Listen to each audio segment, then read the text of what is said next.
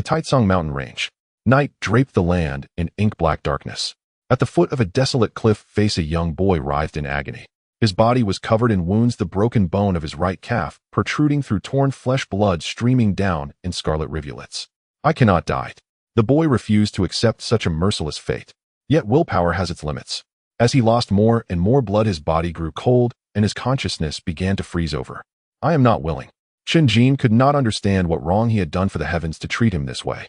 Born without father or mother, his earliest memories were of wandering the streets, begging to survive.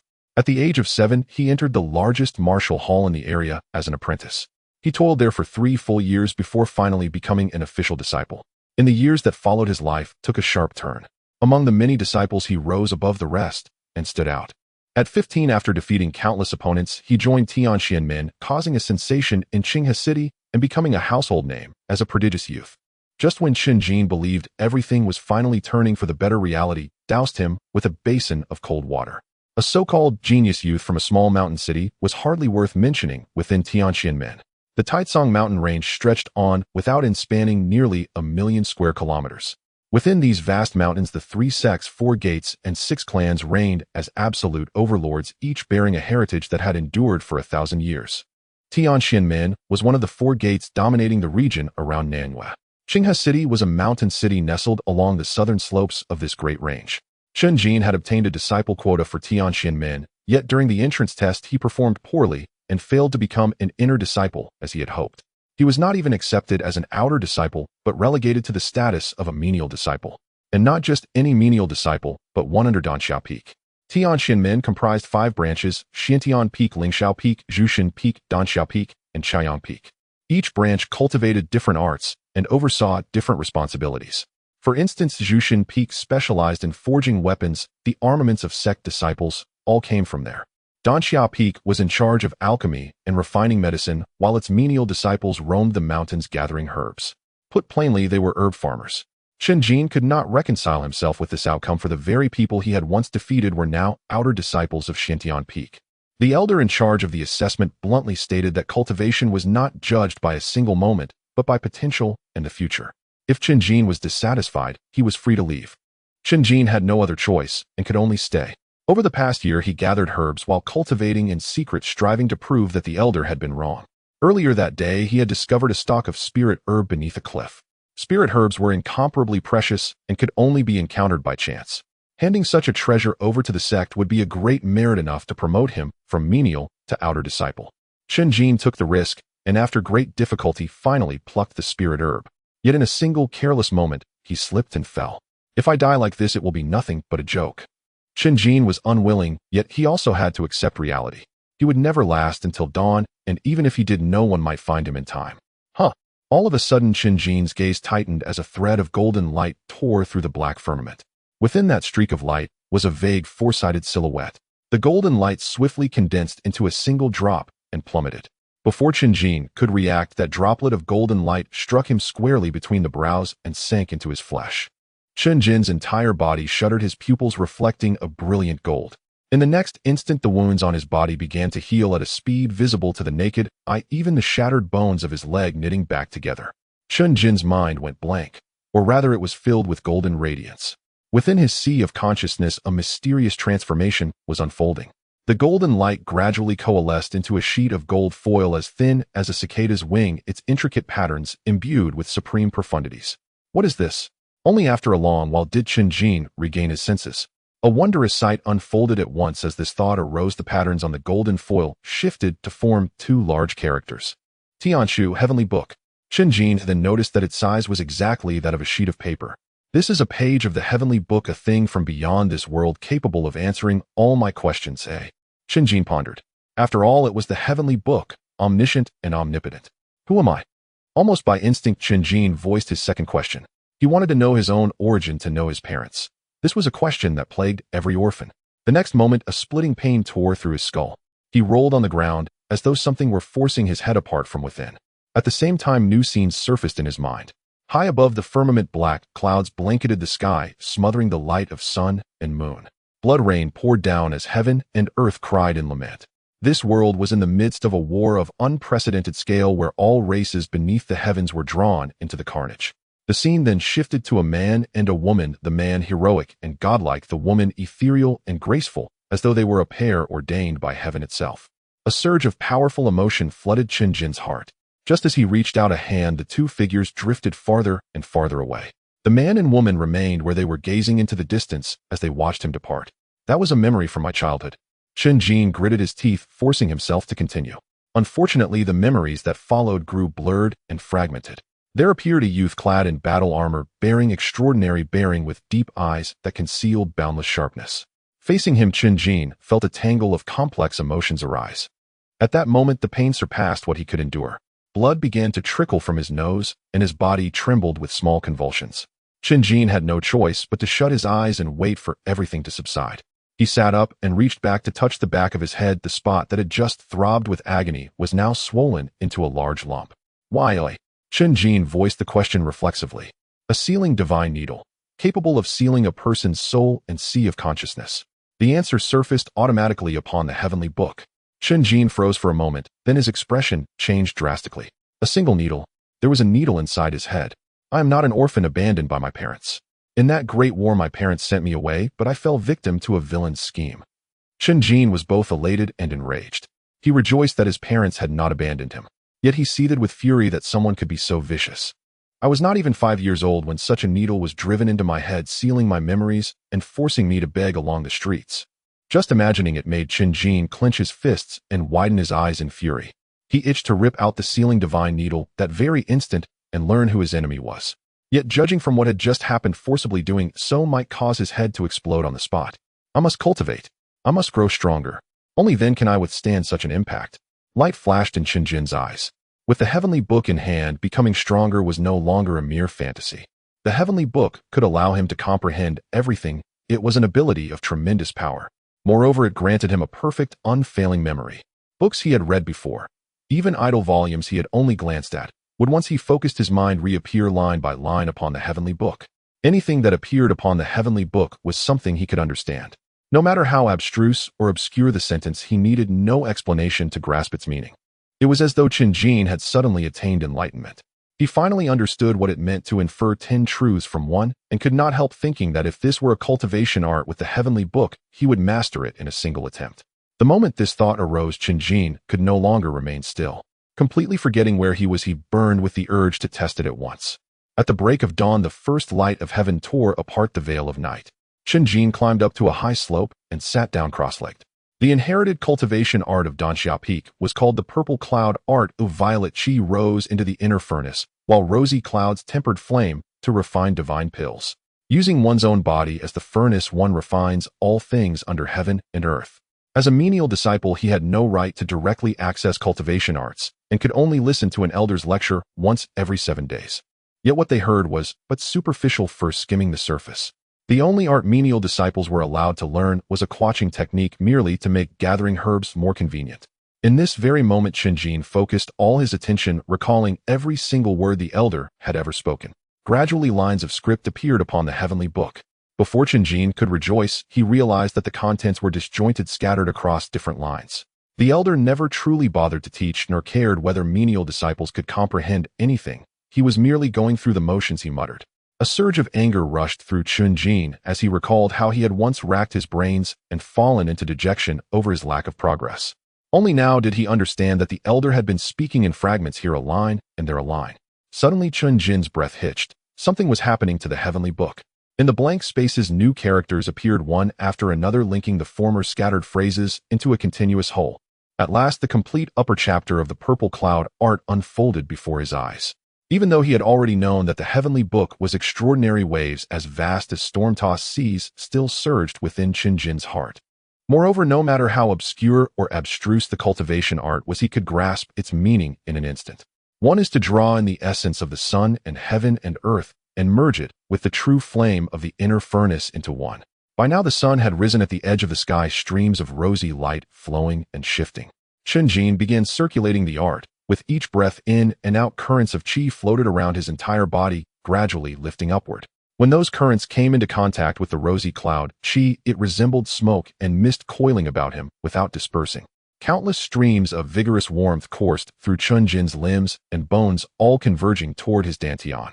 To enter the art was to use rosy cloud chi to gently nourish the dantian, and only when primordial fire was ignited there could it be called true cultivation. The genuine realms that followed were the origin fire realm, earth origin realm, heaven origin realm, scarlet sun realm, and yang spirit realm. Before the origin fire realm, there was in fact the body tempering realm divided into 9 stages.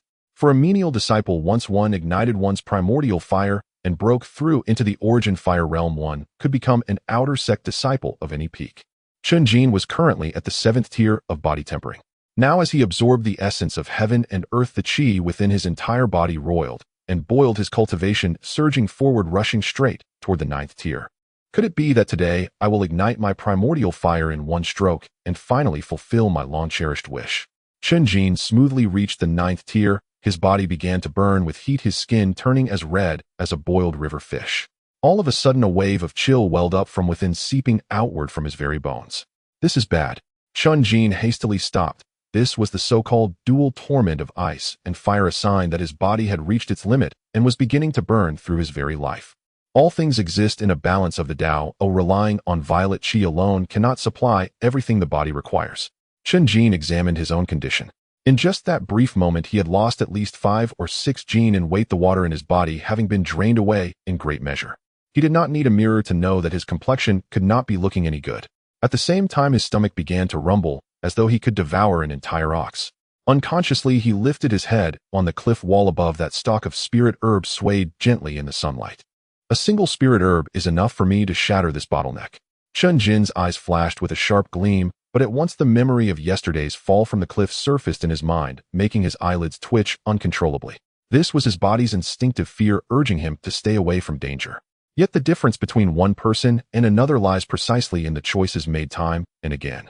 The heavenly book could not conjure food out of thin air, while a spirit herb such as this was a chance one might never encounter again. To refuse what heaven offered was to invite one's own misfortune. Chen Jin no longer hesitated and began to climb. The spirit herb grew 40 to 50 meters above the ground, where the cliff face was at its steepest, nearly vertical. Fortunately, after his recent cultivation, Chen Jin's hands and feet had grown far nimbler, his body lighter. In the end, after thrills, but no real danger, he successfully plucked the spirit herb and landed safely on the ground. The spirit herb was about the size of a palm, its entire body a faint purplish red. Its petals were long and narrow, their edges curled like tongues of flame dancing in mid-burn. In the dead of night, one could clearly see crimson gold flame patterns upon it. This was the scarlet cloud flame blossom. In daylight, it was all too easy to mistake it for an ordinary shortcalyx flame flower. Yet at night, its crimson gold flame patterns could be clearly seen. To draw out the greatest value of such a spirit herb, one would naturally bring it back to Danxia Peak and hand it to an elder to refine into pills. Chen Jin had no intention of doing so. The merit I gain in exchange might be enough to promote me to an outer sect disciple, but it will never be as reliable as breaking through by my own strength. Cradling the spirit herb in both hands, Chen Jin once more sat down to cultivate. Cold struck him immediately, the hunger gnawing at him growing ever more intense. Just then the stamen of the spirit herb released a wisp of faint rosy light, like fire, yet not fire, like smoke, yet not smoke, spiraling upward and pouring entirely into Chen Jin's mouth and nose. All discomfort vanished at once. His blood and chi surged violently, and his bones crackled like beans frying in a pan. In his dantian rosy cloud, chi piled up without cease, causing his lower abdomen to begin swelling outward. At last a tiny flame flickered into being, igniting all the rosy cloud chi. A thunderous boom resounded. Within his dantian, primordial fire blazed fiercely. An overwhelming power was thereby conceived, flooding every single cell of his body. I've done it. I have become a Yuan master. On Chunhai Peak, in the quarters of the menial disciples, the Tianxuan Sect sprawled across the entirety of Tianxuan Mountain, dividing it into inner peaks, outer peaks, and Chunhai Peak. The inner peaks encompassed less than 100 li, yet each was a blessed land favored by heaven, overflowing with spiritual energy. Next came the outer peaks, 72 spirit peaks in total. As for Chunhai Peak, it referred to the peripheral lower regions at the foot of the mountain, where not only sect disciples lived, but outside merchants as well. Beyond the 9 walled cities, there were also numerous bustling markets. The very first thing Chen Jin did upon returning to his small hut was draw water to bathe and throw away his tattered bloodstained clothes. After finishing all this, he noticed it was unusually quiet. The menial disciples of Danxia Peak all lived together. His nearest neighbor was less than 10 meters away. Yet he had been gone the entire night without a single person noticing. Could they have gone into the mountain to look for me? After asking around, he discovered that today was the entry assessment for new disciples, and everyone had gone off to watch the excitement. No one knew that Chen Jin had been gone for a night, and had walked along the very edge of the ghost gate. No one knew that he was no longer who he once had been, having already ignited his own primordial fire. An indescribable feeling welled up within Chen Jin, a kind of wistful emptiness, but he quickly recovered. That's right, today Qing Yao and the others are coming to Tianxuan Sect. Chen Jin recalled the letter he had received half a month earlier sent from his hometown Qinghe City. This year 5 people from Qinghe City were joining Tianxuan Sect, all of whom he knew. Qinghe City had only a single martial hall, and back then Chen Jin had been one of its outstanding disciples. Among the 5 were the 2 sisters, Shen Qingyao and Shen Qingran, who had always been close to him. The letter had been written by Shen Qingyao asking that today Chen Jin guide them around and help them become familiar with Tianxuan Sect. When he first received the letter, Chen Jin had felt deeply torn, for the status of a menial disciple was truly nothing to be proud of. At the end of the letter, younger sister Shen Qingran had added a single line. She wondered whether brother Chen, who had braved the spirit road to enter Tianxuan Sect, might now be an inner sect disciple, and asked him to show off properly and lead them in style when they arrived. It was precisely this sentence that had made Chen Jin decide to avoid meeting them and to deliberately forget today's date. Now, judging the time, he changed into the garb of a menial disciple. He was still not an inner sect disciple, yet his state of mind had already undergone an earth-shaking transformation. The Tianxuan Square, located at the center of Dust Sea Peak, is also the mountain gate of the Tianxuan Sect. The vast square is teeming with voices, bustling with activity. Thousands of young boys and girls from various regions of the mountains have gathered here. In one corner of the square, 2 beautiful young women are becoming the center of attention. Their skin is as delicate as sheep fat jade, their figures tall and slender, and their temperaments outstanding. Though their appearances are similar, their styles are distinctly different. One is graceful and elegant, the other is vibrant and lively. They are Shen Qingyao and Shen Qingran from Qinghe City. Accompanying them are 3 male companions guarding their sides to prevent anyone from getting too close. There are so many people, how will Brother Chen find us? Shen Qingran tips on her toes, stretching her neck occasionally. Brother Chen might not even know we are here. After all, we haven't received a reply. The boy speaking is named Zhang Yu, with a well-proportioned figure and handsome appearance, his sharp eyes strikingly clear. He must not have received the letter. With Qinghe City so far from the Tianxuan Sect, who knows if the messenger even did his job? Shen Qingran said, let's proceed with the test first. Shen Qingyao agreed. The others had no objections, but soon they were faced with difficulties. With nearly 1,000 people in the square, it was chaotic, and they could not see the progress at the front of the line. Let's go check ahead, Zhang Yu suggested. The 5 began to push forward, only to be informed that no one was there to guide them, and they would have to wait until the afternoon to take the test. Let me tell you, the Tianxuan Sect has a strict hierarchy. Everything is classified into different ranks. Even lining up is a matter of status. If someone you know from the inner sect comes to guide you, you can take the test directly. An overweight boy boasted loudly. Just as he finished speaking, a disciple from the Tianxuan Sect, dressed in dark blue, approached. His clothes seemed to possess some kind of magic, parting the crowded square to create a path for him. Dark blue represents an inner sect disciple. Brother, the chubby boy exclaimed excitedly.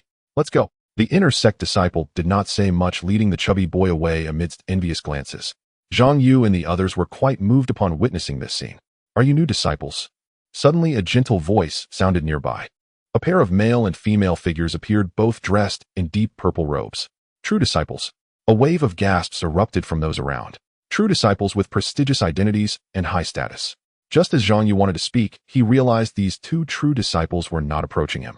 Yes, we have met the senior brothers and sisters. Shen Qingyao stepped forward and spoke sweetly. I am Yang Zhan, a true disciple from Xiantian Peak, and this is my junior sister Lu Ruashi. The young man said. The 5 were somewhat at a loss. Is nobody here to guide you? Yang Zhan inquired. Just as Shen Qingyao was about to speak, her sister Shen Qingran jumped in and said, we wrote to brother Chen Jin, but we don't know if he received it. Senior brothers and sisters, do you know him? Yang Zhan and Lu Ruashi exchanged glances, unfamiliar with the name. There are more than 10,000 disciples in the Tianxuan Sect. Even among true disciples, once you leave your peaks, it's hard to remember names. Lu Ruashi remarked. How about this? Let me take you over first, Yang Zhan offered. That would be much appreciated, senior brothers and sisters, Zhang Yu quickly replied. Even knowing it was because of the 2 sisters' beauty, good looks certainly had its advantages. Just then Shen Qingran's eyes lit up as she dashed towards a certain direction. Brother Chen Jin.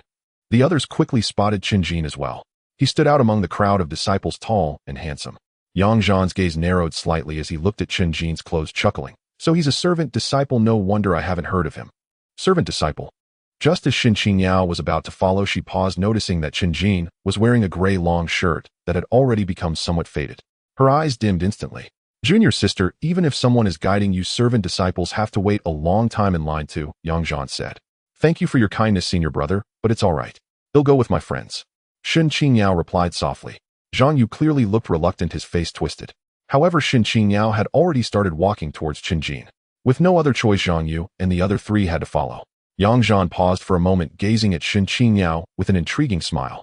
Even senior brothers can make mistakes, Lu Ruashi teased. Mistakes? I hardly think so. Let's go. Yang Zhan appeared unconcerned, never once casting a glance at Chen Jin. He, being seasoned in matters of the heart, knew that Shen Qingyao was not as simple as she seemed. Chen Jin looked at the five before him, seemingly returning to the days in the martial arts school. Shen Qingran was as vibrant as ever, chattering nonstop. However, when he met Shun Qingjiu's autumn water-like gaze, his heart trembled. Back in the martial arts school, whenever he and Shen Qingyao appeared together, others would tease them. Shen Qingyao would not run away from him, but rather bow her head like a budding flower, her cheeks slightly flushed. That was the nature of their relationship. In the past year, the person Chen Jin missed the most was her. Now, standing face to face, the feelings and emotions they once shared seemed like a dream, as if they had never existed. Chen Jin knew that all of this originated from the servant disciple's clothing he wore. Brother Chen, long time no see, Shen Qingyao said politely and courteously. Sister, after such a long time, without seeing Brother Chen, are you shy? Shen Qingran teased. Stop talking nonsense, this is not home, don't make people misunderstand. Shen Qingyao said seriously.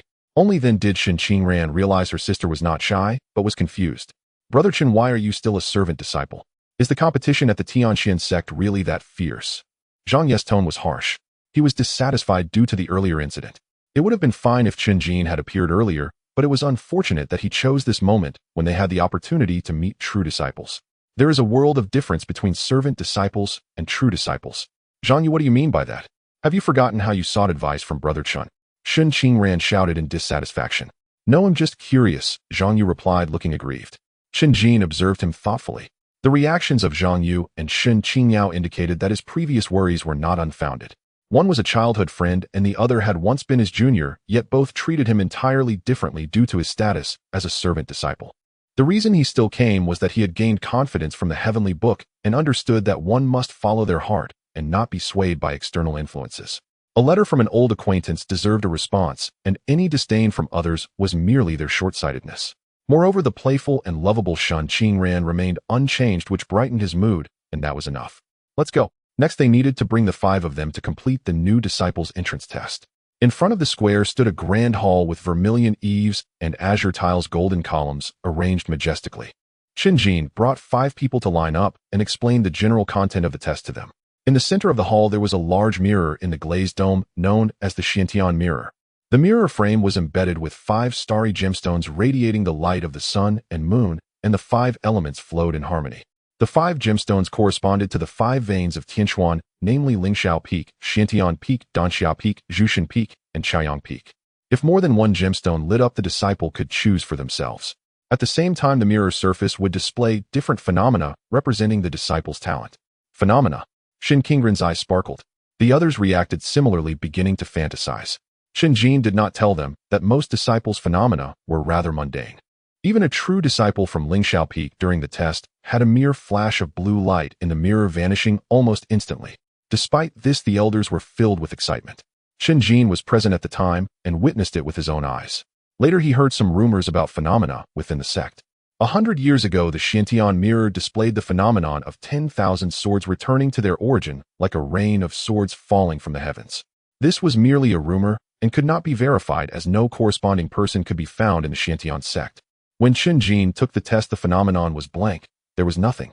He had always doubted this result, and now he knew he was right. The God-sealing needle was the culprit. The God-sealing needle not only caused him to lose his memory, but also prevented him from cultivating. Why are there always people cutting in line? At this moment, Zhang Yu muttered. The line was long, and there were occasionally inner disciples, even true disciples, cutting to the front. Those who were cut had to start all over at the back. Zhang Yu couldn't help but worry whether they would be wasting their time when it was their turn. Half an hour later, Chen Jin and the others reached the front. Wait, it's not your turn yet. Just as they were about to enter, an outer disciple strode over, loudly reprimanding them. A beautiful young girl followed closely behind, beaming with pride at being able to cut in line. What are you still doing? Get to the back. This outer disciple, named Huang Chong, glanced at Chen Jin's clothes without any courtesy. The five from Qinghe City felt embarrassed, but having witnessed the manner of the Tianxuan Sect earlier, they could say nothing. If I had known, I would have come by myself to avoid such humiliation. Zhang Yu, unable to tolerate it any longer, spoke his mind. Senior brother, there's just one of you. Do all five of us need to go to the back? Another person spoke up. What nonsense. Get lost. Huang Chong, quite irritable, reached out to grab Chen Jin at the front. Suddenly Chen Jin turned around, his gaze sharp as a blade.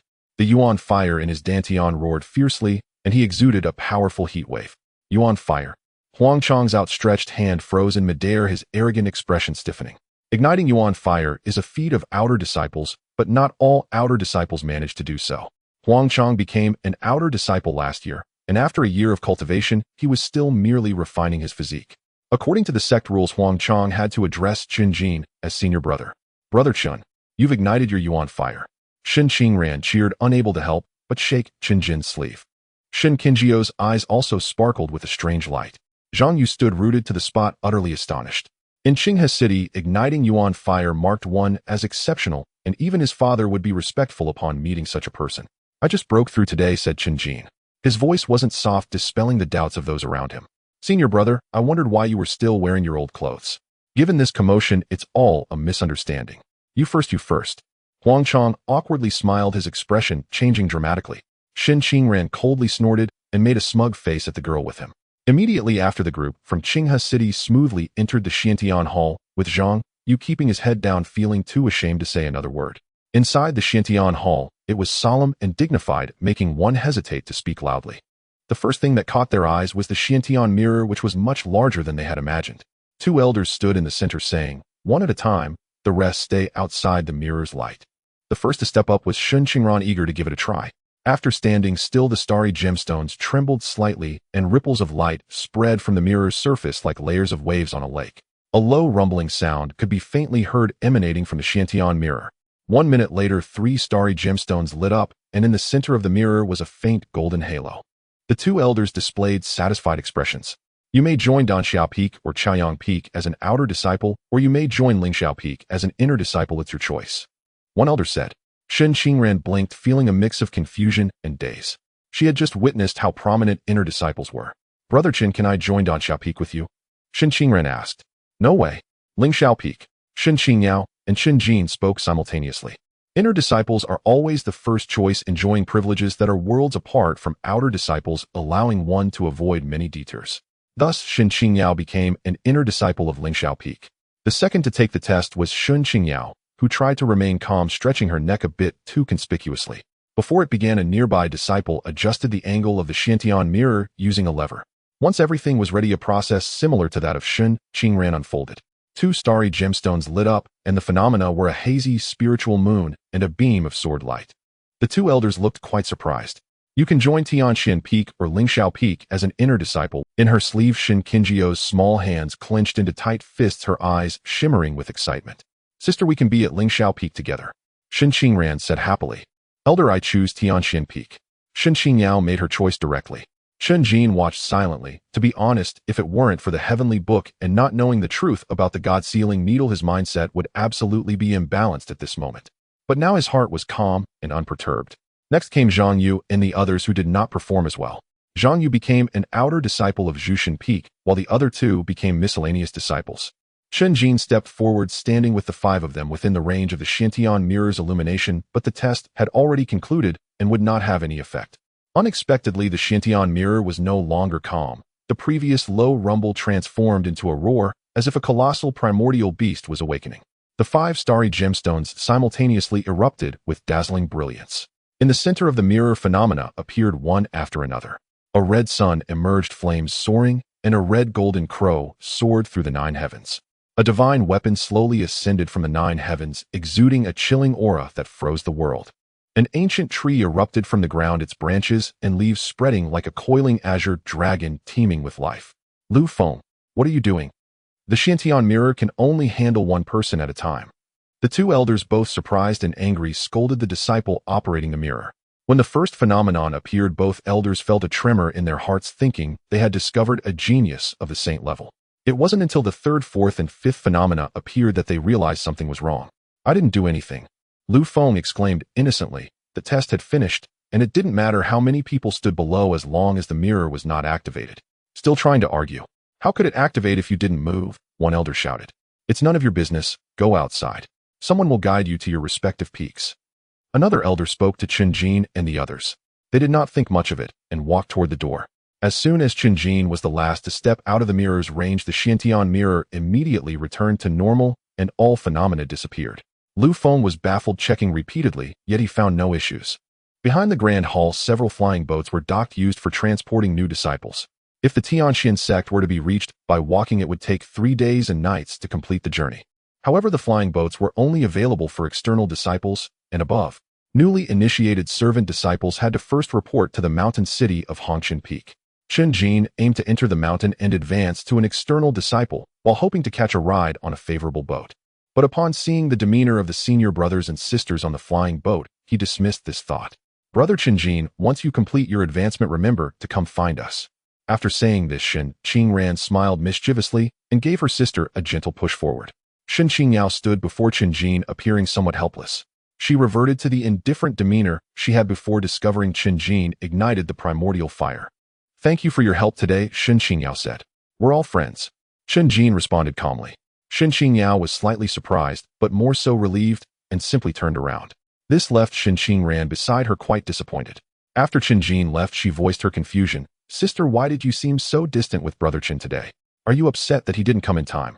She had long regarded Chen Jin as a brother-in-law and was always the most enthusiastic in teasing him. One was a biological sister, and the other was a respected older brother. Yet the two of them today were completely different from her imagination. There is no distance at all. Shen Qingyao glanced at the senior brothers and sisters on the flying boat, unwilling to discuss this topic. There is. It started the moment you saw Brother Chen's clothes. Although Shen Qingran was straightforward, she often reflected on many details afterward. For instance, the conversation between her sister and that senior brother Yang Zhan, and Shun Qingjiu's reaction upon meeting Chen Jin. Also, her sister chose Xiantian Peak, where senior brother Yang Zhan was as well. Brother Chen ignited the primordial fire and is already an external disciple. His cultivation level surpasses ours. Shen Qingran sought to persuade her sister against feeling this way. Are you talking about that servant disciple just now? To be honest, he can ignite the primordial fire, ranking among the top among servant disciples, but that is his limit. You two are internal disciples, not comparable. The one speaking was a senior sister on the flying boat who had noticed Chen Jin and couldn't help but interject upon hearing the sisters' conversation. Shen Qingyao did not wish to argue and remained silent. In Qinghe City, Chen Jin was exceptional, highly praised by the adults. She enjoyed the interaction between the two of them as well as the attention from others. On her way to the Tianxuan Sect, she had fantasized about Chen Jin making a name for himself in the sect, becoming a figure of prominence. Reality was harsh, and what she witnessed today at the Xiantian Square made her realize how narrow her previous perspectives had been. As that senior sister said, she was an internal disciple of Xiantian Peak. She deserved better. 2 hours later, Chen Jin arrived at the foot of Danxia Peak. It was not his first time here. Every 7 days, servant disciples had to deliver the required herbs to the External Affairs Hall. Today was not the submission day, and the External Affairs Hall was very quiet. The main door was half open, but no gatekeeper was seen. What are you doing here? Who let you in? As soon as Chen Jin stepped inside, he heard a reprimand. A middle-aged man sat behind the long table closest to the door, casting a sidelong glance at Chen Jin. Elder Feng. Chen Jin recognized this external elder and explained his purpose for coming. You ignited the primordial fire. Elder Feng assessed him with a glance, slightly surprised, but that was about it. You shouldn't be here. Go, go, go. Where should I go? Chen Jin inquired. To the Internal Affairs Hall. Elder Feng waved his hand impatiently. Chen Jin knew that the Internal Affairs Hall was halfway up the mountain, but shortly after starting his ascent, he was stopped by a disciple from the Law Enforcement Hall. You must have a pass to ascend the mountain issued by the Miscellaneous Hall. Since this is your first offense, you will not be penalized. The law enforcement disciple was strict and uncompromising. Chen Jin had no choice but to turn back, only to find that the door of the Miscellaneous Hall was already locked. It was now dusk and no affairs were being processed. Chen Jin frowned tightly, not expecting this development. Igniting the primordial fire and advancing to an external disciple is a great joy for me, yet merely a nuisance for the elder.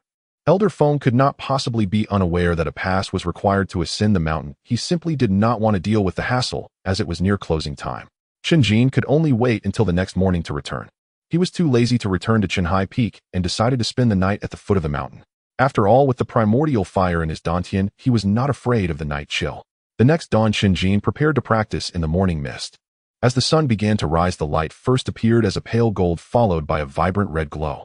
The thin mist gradually evaporated in the light, and a purple haze surrounded Chen Jin with a brilliant golden aura at the edges. During this cultivation, Chen Jin felt completely refreshed.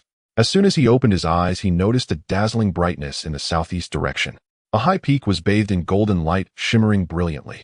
It took Chen Jin a while to realize that it was the sound of others cultivating. The master of Danxiao Peak, Xiaoyang.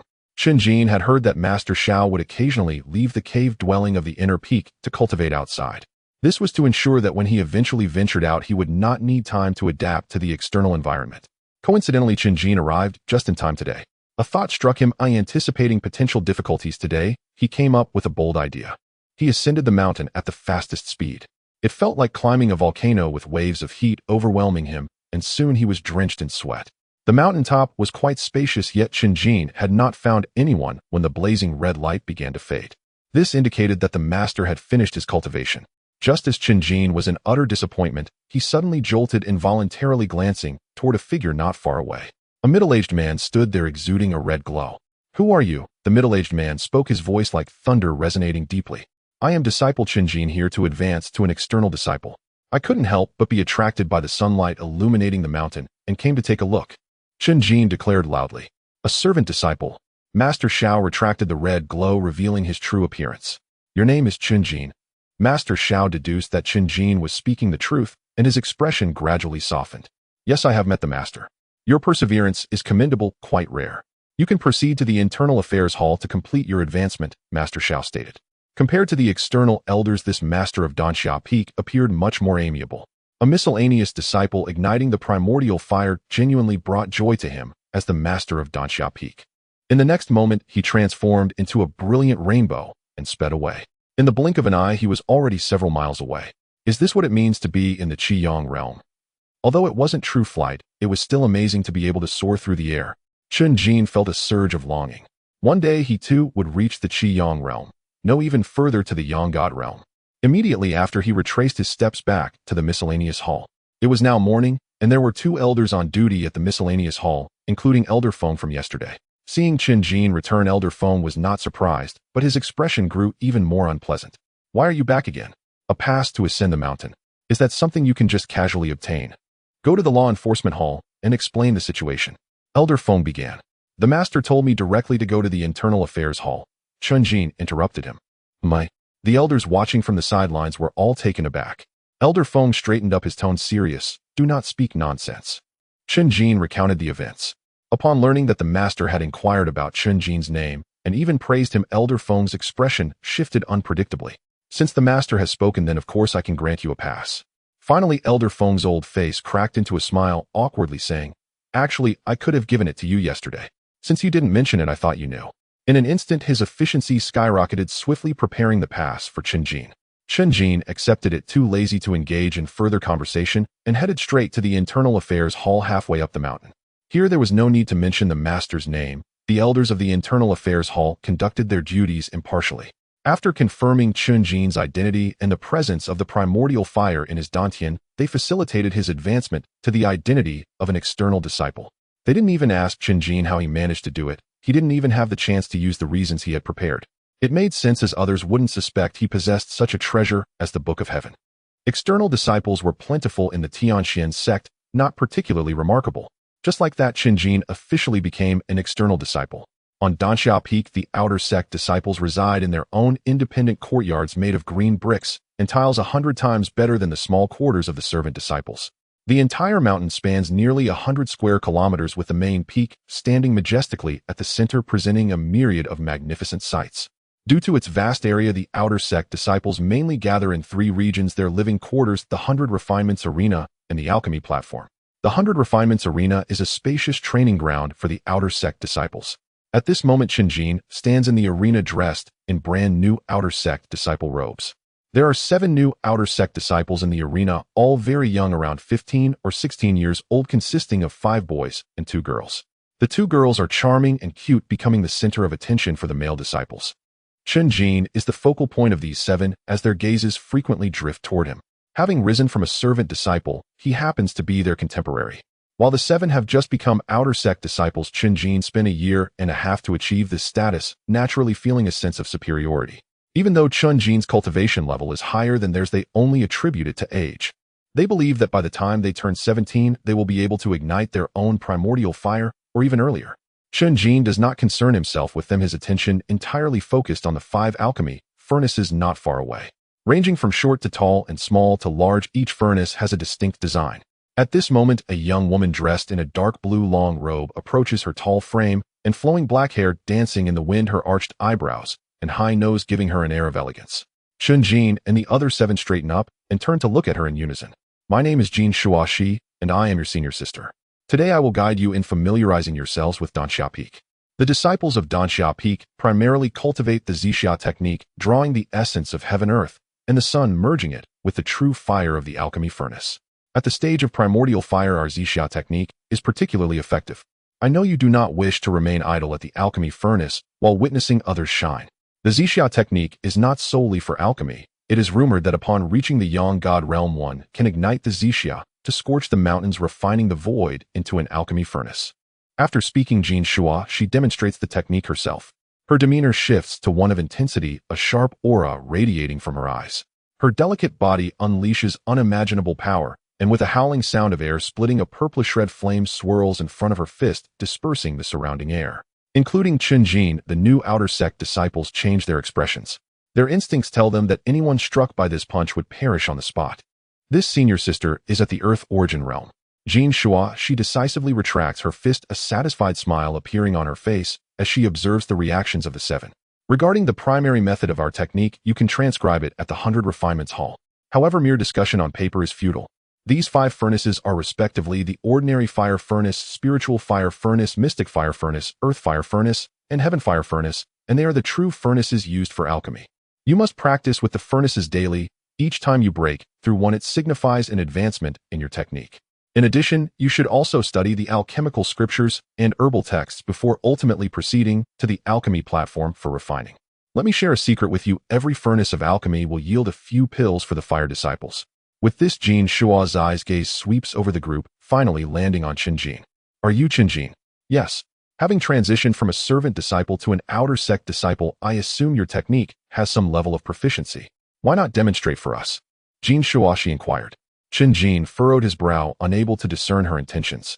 Chen senior brother, you are our only one at the primordial fire realm. Let us witness your skills. One of the 7, a boy named Xiangzhan Wang, spoke up. He has a handsome face, and his broad smile reveals a set of bright white teeth. Most striking is his hair, which is recently shaved and now just beginning to grow back. Chen Jin pondered for a moment and stepped forward. Jin Shuaxi forcefully slapped the smallest ordinary fire furnace, and fierce flames erupted from beneath instantly, turning the furnace bright red with the lid rattling. Unfazed by the intense heat, Jin Shua, she activated her technique, her hands moving gracefully in the air. The flames within the furnace gradually calmed, resembling a furious beast being soothed. After about a quarter of an hour, Jin Shua, she stopped lifting the lid to retrieve a pill from within the furnace. It resembled an egg, and it was hard to imagine how it remained intact under such flames. The furnace is connected to the earth fire, which can be activated through techniques. This is a fake pill used for testing. In true alchemy, a moment of carelessness can turn an entire batch of pills into waste. After finishing, she placed the fake pill back into the furnace, signaling for Chen Jin to have a go. Chen Jin no longer attempted to discern the senior sister's intentions. His attention was on the heavenly book. The actions of senior sister Jin Shuaxi from earlier had clearly appeared in his mind, accompanied by the specific name, fire control technique. It is one of the techniques belonging to the Zixia technique. Every technique has its method, a way to harness the power cultivated. The fire control technique is one of the core and most important techniques of the Zixia technique. The original first part of the heavenly book did not include any techniques. Now, having witnessed it firsthand, the heavenly book undergoes a completion. Do not be nervous. Jin Shuaxi smiled as she noticed he had not moved. Chen Jin nodded. Xiangzhan Wang and the others gathered closer, eager to see how Chen Jin would perform. Chen Jin ignited the primordial fire within him, and following Jin Shua's example, forcefully slapped the alchemy furnace. The earth fire surged violently, roaring flames engulfing it. The scorching heat felt like a fiery tongue licking Chen Jin's cheeks, making it difficult to even open his eyes. Only as he activated the Zixia technique did it become a bit more bearable. Immediately after, Chen Jin observed the rhythm of the earth fire retracing senior sister Jin's movements in his mind as he reached toward the furnace. The others held their breath, even those merely watching could not help but feel tense.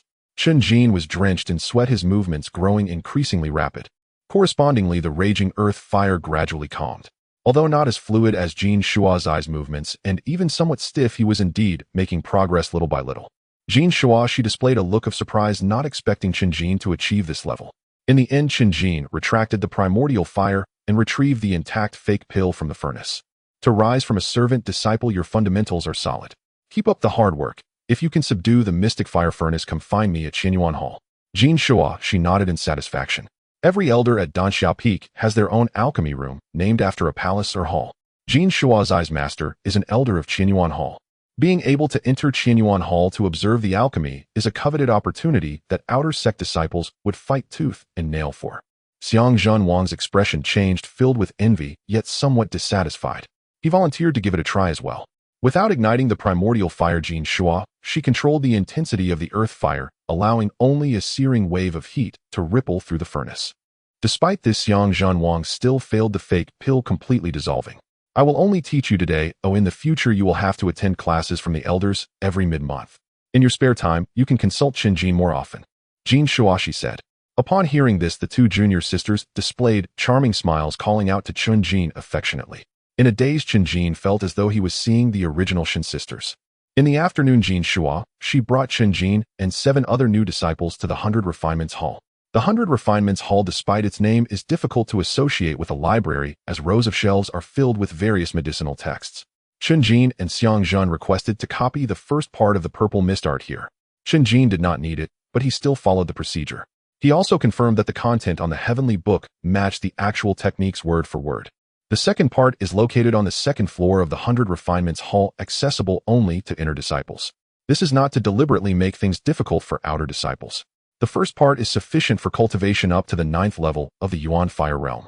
Only when reaching the Earth Origin Realm would one require the second part, and by then they would naturally become inner disciples. After copying the first part, Chen Jin focused on the Yuan techniques. The purple mist art not only includes fire control techniques, but also combat skills that piqued Chen Jin's interest. Most techniques involve striking with fists and palms, and the purple mist art is no exception. The Ziyang palm, also known as the 6 Yang palm, consists of 6 distinct palm techniques. The moves are not complicated, in fact they can be considered simple, but the challenge lies in controlling the Yuan fire. To maintain an unbroken flow of palm force, one must grow stronger with each battle until unstoppable. Chen Jin approached senior sister Jin Shua, she expressing his desire to copy this Yuan technique. Outer disciples do not need to engage in combat. Your fire control talent is quite good, don't waste your energy, Jin Shua, she said. Just in case, senior sister, Chen Jin replied. There's no need for such precautions. Danxiao Peak is not a perilous place, Jin Shua, she lightly laughed. Didn't you directly become an inner disciple? Chen Jin retorted. How did you know? Jin Shua, she blinked a bit puzzled. Chen Jin did not elaborate further, merely standing in place. All right then, focus on fire control in your daily practice, Jin Shua, she advised.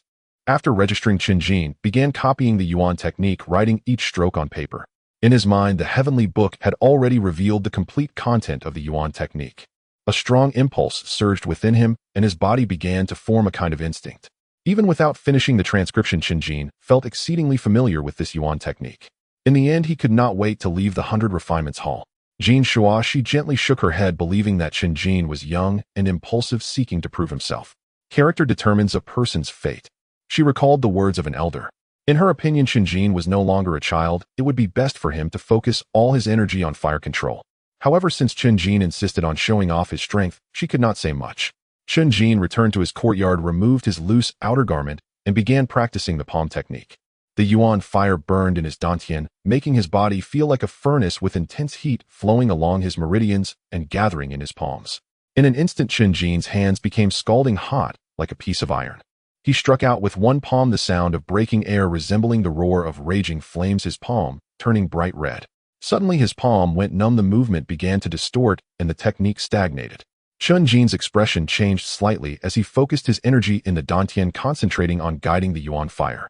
Gradually the palm force surged like a wildfire, overwhelming everything. The second palm, the third palm, the sixth palm. In the span of a single incense stick, he mastered all 6 of the Ziyang palms. The first palm was too forceful due to excitement, other than that there were no obstacles. Chen Jin was greatly excited as this once again verified the power of the heavenly book. It also made him realize that while the heavenly book allowed him to learn techniques at a glance, his body still needed to go through the familiarization process. Knock knock. A knock on the door sounded. When Chen Jin opened it, he found two junior sisters. The one with twin ponytails was named Fong Lan, while the other with a bob haircut was called He Ying. They had just returned from the 100 Refinements Hall. Fong Lan said, "Senior brother, we plan to go explore the mountain city. You've been at Tianxuan Sect for a year, can you take us around?" Chen Jin understood that the two junior sisters wanted to build a good relationship with him. He politely declined and closed the door. Fong Lan and He Ying exchanged glances, leaving in low spirits. The next day Chen Jin practiced his skills facing the morning sun. After about an hour he arrived at the 100 Refinements Square to practice fire control. The Yuan Fire Realm is divided into 9 levels with a hurdle every 3 levels. The 5 alchemical furnaces in 100 Refinements Square have firepower ranging from weak to strong. The Spirit Fire Furnace's power exceeds that of ordinary fire furnaces by several times, and until his realm is reached, the Heavenly Book cannot allow Chen Jin to master it directly. Through this repetitive practice, his cultivation level would gradually improve. After fire control training, Chen Jin thought of continuing to refine the Ziyang palm. However, his stomach protested, and a strong feeling of hunger threatened to overwhelm him. The higher the talent, the greater the consumption. Oh, my consumption exceeds that of outer disciples and even true disciples. Without sufficient spiritual essence, there would be no improvement. The sect understands this principle, which is why outer disciples can receive 3 Longhu Dan and a bottle of spirit liquid each month. Longhu Dan is remarkably effective for those in the body refinement realm, enhancing vitality and strengthening bones, proving equally effective for those in the Yuan Fire realm. The value of the spirit liquid surpasses that of the medicinal pills. A small sip ensures 3 days of rich vitality. Chen Jin originally planned to finish practicing the Ziyang palm before collecting them. Now feeling extremely hungry, he had no choice but to change his mind. The collection point is at the Dan Hall, located on a cliff at the main peak. A cluster of buildings formed by dozens of alchemical rooms bustled with activity. One might think they had entered a blacksmith shop. The Dan Hall was situated at the front. When Chen Jin arrived, he encountered 2 fellow disciples who seemed to be in some trouble, their heads hanging low. Upon seeing him, their expressions turned strange, and they avoided his gaze. Chen Jin did not dwell on it, and directly entered the Dan Hall. Using his identity token as an outer disciple, he successfully collected the Longhu Dan and spirit liquid. Just as he stepped out, 2 outer disciples appeared on either side, swiftly closing in. Chen Jin quickened his pace only to find a disciple blocking his path ahead. Tall and strong with a square jaw and aggressive eyes, this outer disciple had already ignited his Yuan fire, judging by his aura. "Senior brother Shu wants to see you." "I don't know any senior brother Shu," Chen Jin replied. "Don't be so ungrateful. Are you the only one in the Yuan Fire realm among outer disciples?" This outer disciple pointed a finger at Chen Jin's nose, shouting angrily. Chen Jin's gaze sharpened, and after a moment, he shifted his focus from the finger. "Lead the way." "That's more like it." The 3 of them sandwiched Chen Jin in the middle, leading him to a secluded corner near the Dan Hall. There were quite a few people here, including some Chen Jin recognized. Xiang Zhen was bruised and battered, having been knocked to the ground by 2 outer disciples. Junior sisters He Ying and Fong Lan huddled together like frightened little rabbits. A slick-haired youth leaned beside them, saying, "If you call out something sweet, we won't take your medicinal pills and spirit liquid." He Ying and Fong Lan, having never encountered such a situation, dared not respond. Just then Chen Jin appeared. "Senior brother Shu, this is the last one," said the disciple leading the way. Senior brother Shu's displeasure was evident as he glanced over coldly. "My name is Shu Wanyu. My sister is about to break through to the Earth origin realm and needs spirit liquid and medicinal pills. Just borrow them. I rest assured once my sister becomes an inner disciple, I'll return tenfold." "What did you think this was?" "It turns out to be extortion," Chen Jin said with a cold smile. Chen Jin was unfazed. Among the miscellaneous disciples, there were far worse things than this. Yesterday, he heard senior sister Jin say that the sect did not require one to possess a particular skill to become an inner sect disciple. Looking down from above, all he saw were smiling faces. "If you want lend it, then don't. There's no need to speak so harshly. Oh, as a senior brother, it's necessary to spar with the junior brothers." Shu Wanyu smiled with a feigned friendliness and pointed towards the injured Xiang Zhenwang beside him.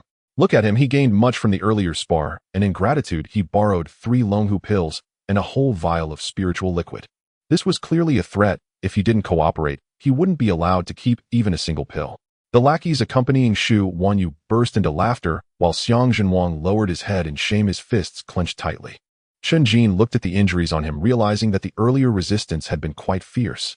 He He did not gloat over it. Instead, he regarded him with newfound respect. Then a cloth bag appeared in Chen Jin's hand containing 3 Longhu pills. Not bad, pick one to keep for yourself, Xu Wanyu said with a satisfied smile. Unexpectedly, Chen Jin directly stuffed 2 Longhu pills into his mouth. Then please, senior brother, enlighten me. With his blood surging, Chen Jin's eyes sharpened. Xu Wanyu had a total of 6 people, but only 2 had ignited their yuan fire. Regardless of who it was, their realm was higher than Chen Jin's, and not just by a single layer. Chen Jin did not resist unless he was absolutely certain. Resistance was not a choice, but a matter of character. Li Lai, Xu Wanyu exclaimed in indignation. Li Lai was the outer sect disciple who had accompanied Chen Jin. He had been displeased with Chen Jin earlier as he had just advanced from the ranks of miscellaneous disciples and dared to act presumptuously. Without a word, he threw a punch. Chen Jin was taken aback. The yuan technique of the Zixia art hadn't been applied to his punch. Upon closer inspection, he found it amusing that Li Lai had not used any yuan technique relying solely on brute force. As someone at the yuan fire realm, that punch could knock Xiang Zhenwang and the others down. Unfortunately, he was up against Chen Jin. In an instant, Chen Jin sidestepped the punch, and in one fluid motion raised his palm, causing a gust of wind to swirl beneath him. Bang! Li Lai's chest took the brunt of the blow, his nearly 200-pound body rapidly retreating until he could no longer support himself, rolling onto the ground. Moi!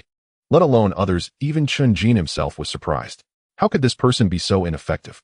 So you've learned the Ziyang palm? No wonder you're so cocky. Senior brother, let me see if your skills are truly up to par. Xu Wanyu let out a cold shout, and his expression turned violent in an instant. A powerful palm strike came at him with great force. His yuan fire surpassed Chen Jin's, being at the 3rd layer. He had diligently practiced the Ziyang palm, otherwise he wouldn't have become a dominant figure among the outer sect disciples. Chen Jin's blood surged, feeling that real combat was a completely different sensation from training. He cast aside all distractions, ignoring the disparity in their realms, and focused entirely on the contest of palm techniques. The Ziyang palm emphasized control and endurance rather than explosive power. The 2 figures were entangled in combat, their movements becoming increasingly rapid, each surrounded by a faint glow. Xu Wanyu's lackeys initially cheered loudly, but soon fell silent. They sensed something was amiss right away. In terms of momentum, Chen Jin was superior. The 6 Ziyang palms in his hands transformed into various forms, stacking upon one another. Xu Wanyu had no choice but to adopt a defensive stance, retreating step by step. Chen Jin slowed his offensive, feeling puzzled. Why is he so weak? Is he pretending to be injured, planning to swindle me afterward? If Xu Wanyu were to hear his inner thoughts, he would faint on the spot. He had already exerted every ounce of effort. Did this person practice his palm techniques while he was still a miscellaneous disciple? He hadn't reached the 4th layer yet, and there was no significant gap between him and Chen Jin. The limits of force and speed had not surpassed what a single yuan technique could compensate for. Precisely because Chen Jin's yuan techniques were impeccable, seeing no chance of winning, Xu Wanyu seized the moment when Chen Jin hesitated, retreating to escape the combat range. Moi! Chen Jin then realized the true situation. The opponent was genuinely weak. They'll give you credit. Well, see how this unfolds. Xu Wanyu dropped a harsh remark and intended to leave. Stop. Return what you took, Chen Jin said. Xiang Zhenwang, initially astonished by Chen Jin's yuan technique, trembled at these words. You don't take my sister seriously at all, Xu Wanyu shouted. I don't know who your sister is. I only know that you stole from others. Chen Jin replied. Since they had already become enemies, there was no need for any reservations. Xu Wanyu, enraged, subtly signaled to Li Lai, contemplating a joint attack with the others, believing they still had a chance. However, Li Lai avoided his gaze, his expression evasive. He hadn't learned any yuan techniques and only knew how to control fire. He was basically useless. Xu Wanyu cursed inwardly and reluctantly returned the Longhu pills and spiritual liquid. Only then did Chen Jin allow them to leave. Thank you, senior brother Chen. Xiang Zhenwang, holding his own pills and spiritual liquid, sincerely called out, Senior brother. Senior brother Chen is truly impressive. He Ying and Fong Lan cheered as they saw Chen Jin drive off the bullies. Be careful of these people in the future. Next time we'll collect the pills together. Chen Jin thought for a moment and then spoke. Since they had already made enemies, he should try to unite those around him. Xu Wanyu walked away sulkily while Li Lai and the others hung their heads. Why the long faces? Can't my sister handle him? Xu Wanyu said irritably. He indeed had an elder sister named Xu Wangqing who was at the 9th layer of yuan fire and preparing to break through to the earth yuan realm. It just so happened that he borrowed the 3 random items, all of which were his own ideas. Li Lai, give me a punch in the face, Xu Wanyu said. He wasn't injured, but if you want to find his sister like this, he might still get scolded. Huh. Li Lai didn't dare to hit him. Stop being so wishy-washy, Xu Wanyu said. You were willing to throw caution to the wind and knock him down earlier, Nothing happened then. Senior brother Shu, I'm starting now. Less chatter. Ouch. Why are you hitting so hard? Shu Wanyu hadn't finished his sentence when he unexpectedly received a punch, instantly seeing stars and blood streaming from his nose. The effect was indeed good. His sister saw him like this, both angry and frustrated. You can't even defeat a new outer sect disciple. Oh, don't you put in any effort usually? Shu Wanyu gritted her teeth.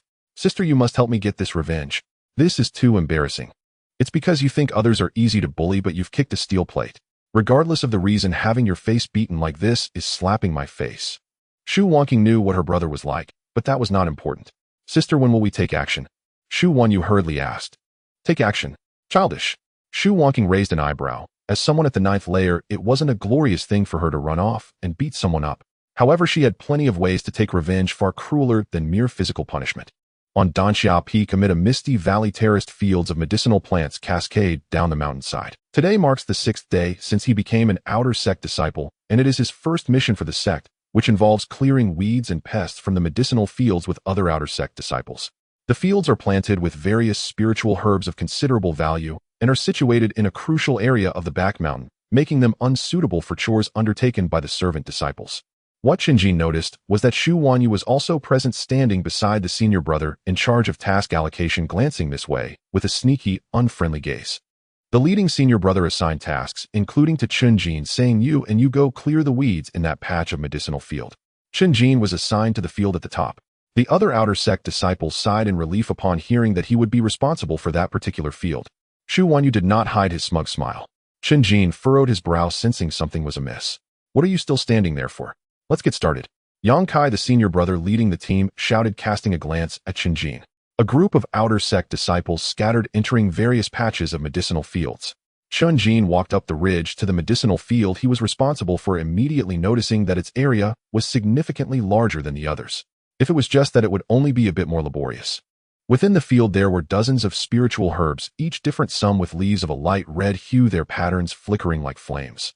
At that moment, Xiang Zhenwang jogged up to him and whispered, Senior brother, this is the medicinal field of an elder.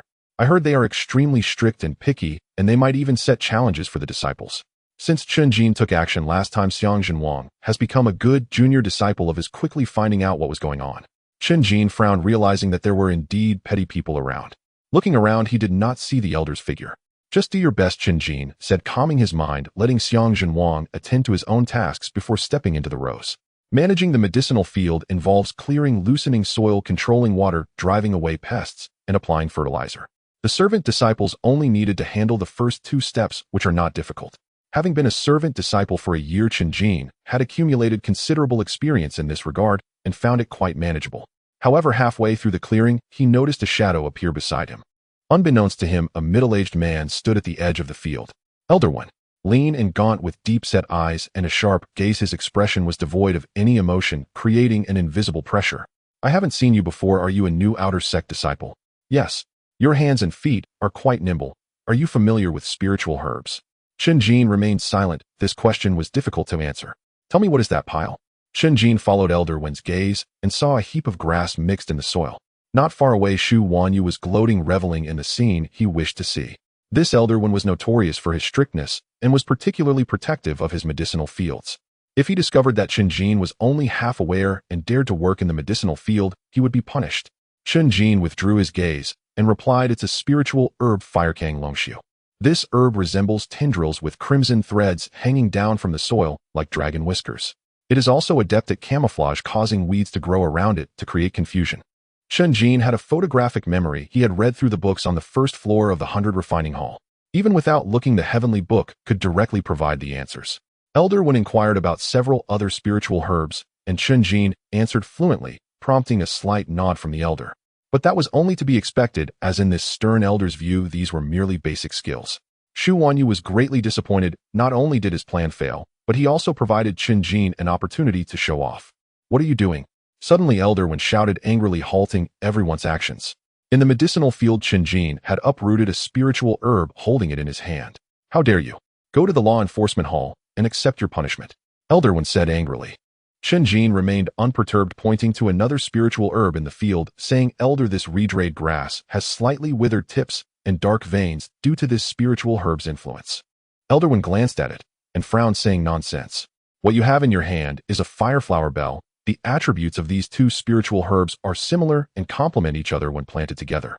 However, the fireflower bell has a characteristic: it is greedy and can mutate into a green fireflower bell, releasing cold air at night that interferes with the soil's fire essence, preventing the redrayed grass from absorbing the fire nourishment.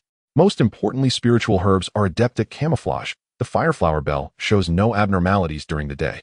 Chen Jin discovered the anomaly through the heavenly book.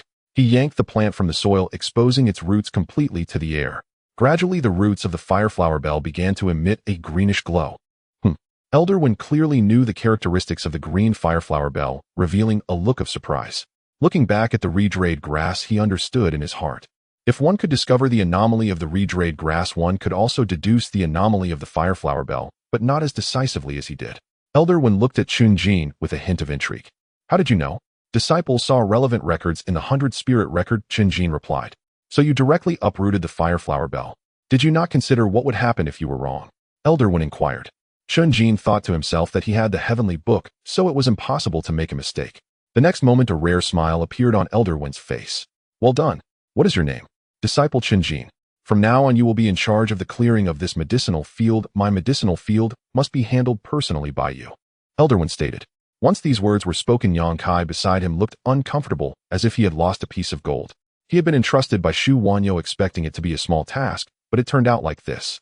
Don't be deceived by just assigning work. Even the smallest authority is still authority. Some disciples would curry favor to do less work. Some female disciples who loved cleanliness were unwilling to wade barefoot through the mud and would charm their way into his embrace. Now, however, it was all gone in an instant. Xu Wanyu didn't even dare to look at Yang Kai's reproachful gaze. But that was not the end, perhaps because of Chen Jin. Elder Wen became interested and began to randomly check each outer sect disciple, asking them about the spiritual herbs in their medicinal fields. Xu Wanyu was the first to be questioned, only able to name one spiritual herb. I thought the level of outer sect disciples had improved, but it seems it's just an exception. Elder Wen was extremely disappointed and inquired about Chen Jin's background. Upon learning that he had been a servant disciple for over a year, often foraging for herbs across the mountains, he nodded.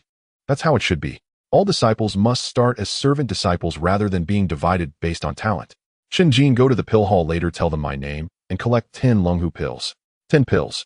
That's the allotment for an outer sect disciple for 3 months. If they had known that memorizing books would be so useful, they would have worn out the books in the 100 refining pavilion long ago. 10 Longhu, Dan distributed all at once.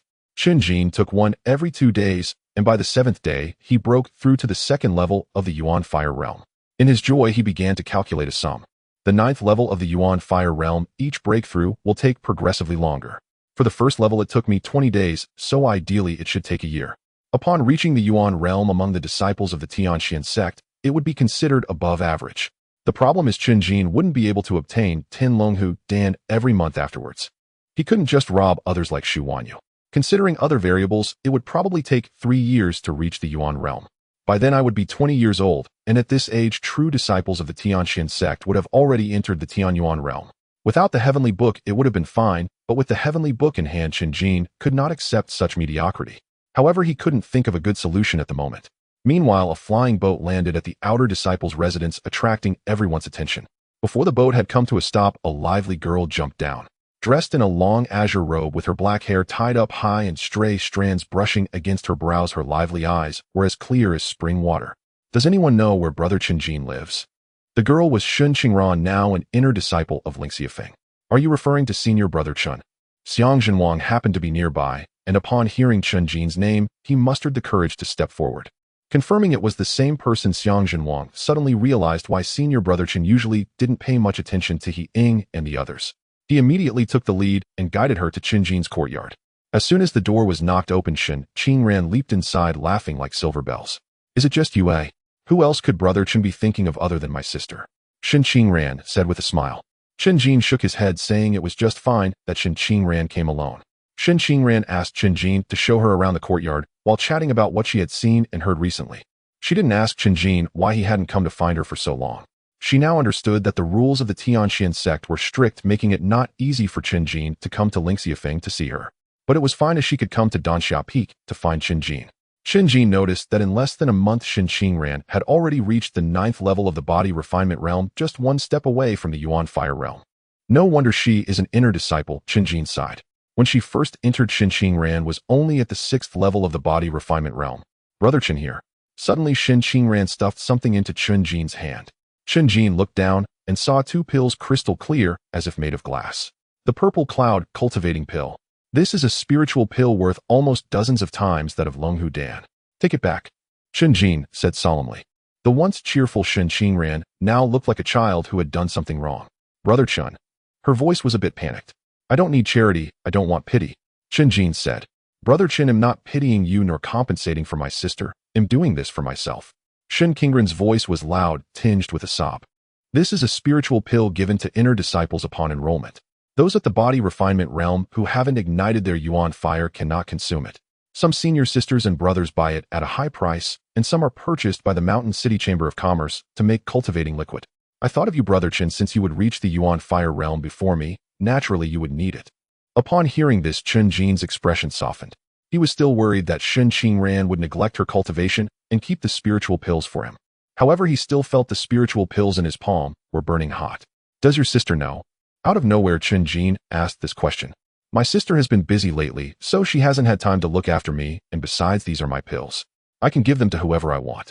Shen Qingren observed Chen Jin's reaction, her expression softening. It's not giving, it's borrowing, Chen Jin said. Although you can't use it, the pills can sell for quite a bit of money. I can't take yours for nothing, you'll consider it a loan. He couldn't just take a young girl's belongings without a thought. Okay, it's a loan. Shen Qingren's eyes curved into crescent shapes as she nodded repeatedly. No matter what, as long as Brother Chen was willing to accept it, that was enough. In the end, Shen Qingren left contentedly, taking the flying boat back to Lingxiafeng. As soon as she landed on her own spiritual peak, she saw a familiar figure. Her sister Shen Qingyao. Shen Qingyao was at Xiantian Peak, and the sisters did not meet very frequently. So Shen Qingren was quite happy to see her sister. Did you meet Chen Jin? However, her sister's words immediately displeased her, as the tones sounded like she was talking about a stranger. You don't recognize Brother Chen, but does that mean I can't? It's not about recognition, but about status. We must keep our distance, Shen Qingyao defended. I won't listen, Shen Qingren said, running away. She hated this kind of reasoning. Shen Qingyao shook her head helplessly, deciding it was necessary to have Qingren interact more with the sect's senior brothers and sisters. The more she got to know true talented youths, the more Chen Jin would lose his former brilliance in her sister's eyes. At Danxia Peak, Chen Jin held the cultivating pill in front of his eyes, examining it carefully. Finally, forcing himself to resist the impulse, he placed the pills back into the bottle. 2 cultivating pills would be enough for him to reach the 3rd level of the Yuan Fire realm, but then what? It is difficult to transition from luxury to frugality. Chen Jin understood this principle. I can't continue to be passive. I need to actively think of a way to ensure a steady supply of spiritual essence necessary for my entire Yuan Fire realm. Chen Jin closed his eyes, and the recipe for the purple cloud cultivating pill appeared on the heavenly book. The grade of the spiritual pill, the main ingredients, auxiliary ingredients, and the refining steps were all included. Let alone the 3 main herbs, I can't even afford the auxiliary ones.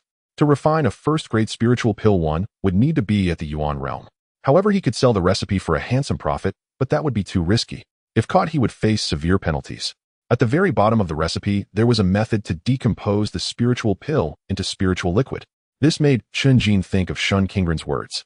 The Mountain City Chamber of Commerce purchases spiritual pills, decomposes them into spiritual liquid, and sells them in portions.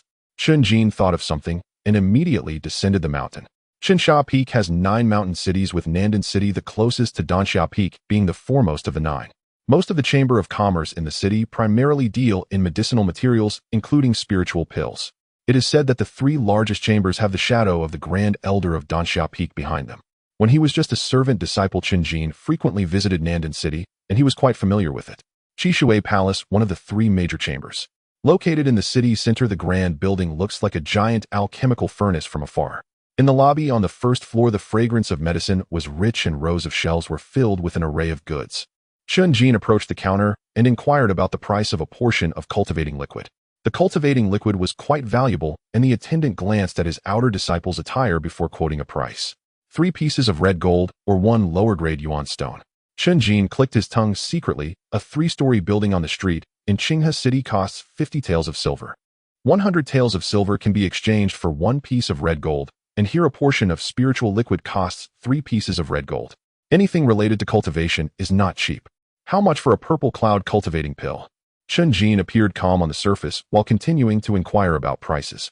The better quality purple cloud cultivating pill was 14 pieces of red gold, while the flawed ones were 12 pieces. Chen Jin walked out of the chamber without revealing his excitement. The method recorded in the heavenly book could convert a spiritual pill into 10 portions of spiritual liquid. One portion of spiritual liquid is 3 pieces of red gold, so 10 portions would be 30 pieces. A single purple cloud cultivating pill only costs 14 pieces. Chen Jin's heart raced, and he visited another chamber to ask about prices which were not significantly different. The decomposition method used by the Chamber of Commerce is surely different from that in the heavenly book. It can't produce 10 portions, at most 7. I can't be too happy too soon, or I need to confirm whether the quality of the spiritual liquid I decompose is the same. As long as it is at the same level as the Chamber of Commerce, it will be my cash cow. Chen Jin returned to Qishui Palace and sold a Peiyuan pill to use as capital for his plan. He was greeted by the same attendant who wore a look of sudden realization. Senior brother, our buyback price is absolutely fair. After all, reputation matters here. Chen Jin nodded, which was also the reason he came back. The attendant went to the back of the hall and called over an alchemist. The man, nearly 30, was of average build with pale skin and narrow, elongated eyes. The alchemist took the Ziyun Peiyuan pill while sizing up Chen Jin. Is this your own spirit pill, eh? Chen Jin frowned, disliking the other's tone. The alchemist smiled mysteriously and walked to a corner of the counter to begin examining the pill. Chen Jin noticed that this side of the counter was higher, similar to a pawn shop, obscuring the contents inside. After a while, the alchemist finished the examination without acknowledging Chen Jin and returned to his original position. Chen Jin had no choice but to follow. This is a defective product only worth 8 pieces of red gold. The alchemist's tone was as if stating a fact. I'm not selling it. Chen Jin's face darkened. He had come for the Qishui Palace's reputation and did not expect to encounter such a situation. The alchemist said nothing and placed the Peiyuan pill on the table. Chen Jin's gaze sharpened. Without needing a heavenly book, he could tell it was not the same pill. Both the color and fullness were different. This is not my spirit pill. Chen Jin looked at the attendant beside him, who stood there without any reaction. I didn't know you were going to exchange it for a Peiyuan pill. Why was a defective one prepared for you? The alchemist retorted. In reality, he just happened to have a defective Peiyuan pill and was harboring ill intentions. This is not my spirit pill. Chen Jin emphasized the point. It simply wasn't. If you won't exchange it, take your spirit pill and leave, said the alchemist. As many customers turned to watch, the alchemist remained unabashed. As Chen Jin was about to say more, he noticed 3 tall figures approaching. What's your name? He fixed his gaze on the alchemist's face. Zhang Song, come find me next time you have spirit pills, Zhang Song provoked with a smile, completely dismissing him. All right. Chen Jin restrained his impulse, knowing that saying anything now would be futile. Just this Zhang Song alone was at the 7th level of Yuan Fire Realm. Chen Jin pushed the defective Peiyuan pill forward and coldly said, exchange it for gold. Zhang Song was slightly surprised, thinking this young man would storm off in anger and not even want the spirit pill. Unexpectedly, he quickly adjusted and was willing to continue the transaction. This indicated that the boy harbored resentment towards him, waiting for a day to settle the score. Soon Zhang Song felt indifferent. An outer sect disciple could stir up little trouble. Given the exchange, Zhang Song said. In the end, Chen Jin left Qishui Palace with 8 pieces of red gold and ran to another merchant association to purchase materials. With everything prepared, Chen Jin returned to Danxia Peak. Decomposing the spirit pill required a special potion. He followed the heavenly book's instructions step by step. Afterward, Chen Jin placed a Ziyun Peiyun pill into an iron pot, added an appropriate amount of water, and heated it until boiling. The Peiyun pill gradually melted, creating a brilliant purple hue in the water. No wonder it's called Ziyun Peiyun pill, Chen Jin exclaimed while pouring in the potion. The spiritual liquid was not as simple as mixing spirit pills with water. Once the spirit pill dissolves, its medicinal properties will dissipate in a very short time.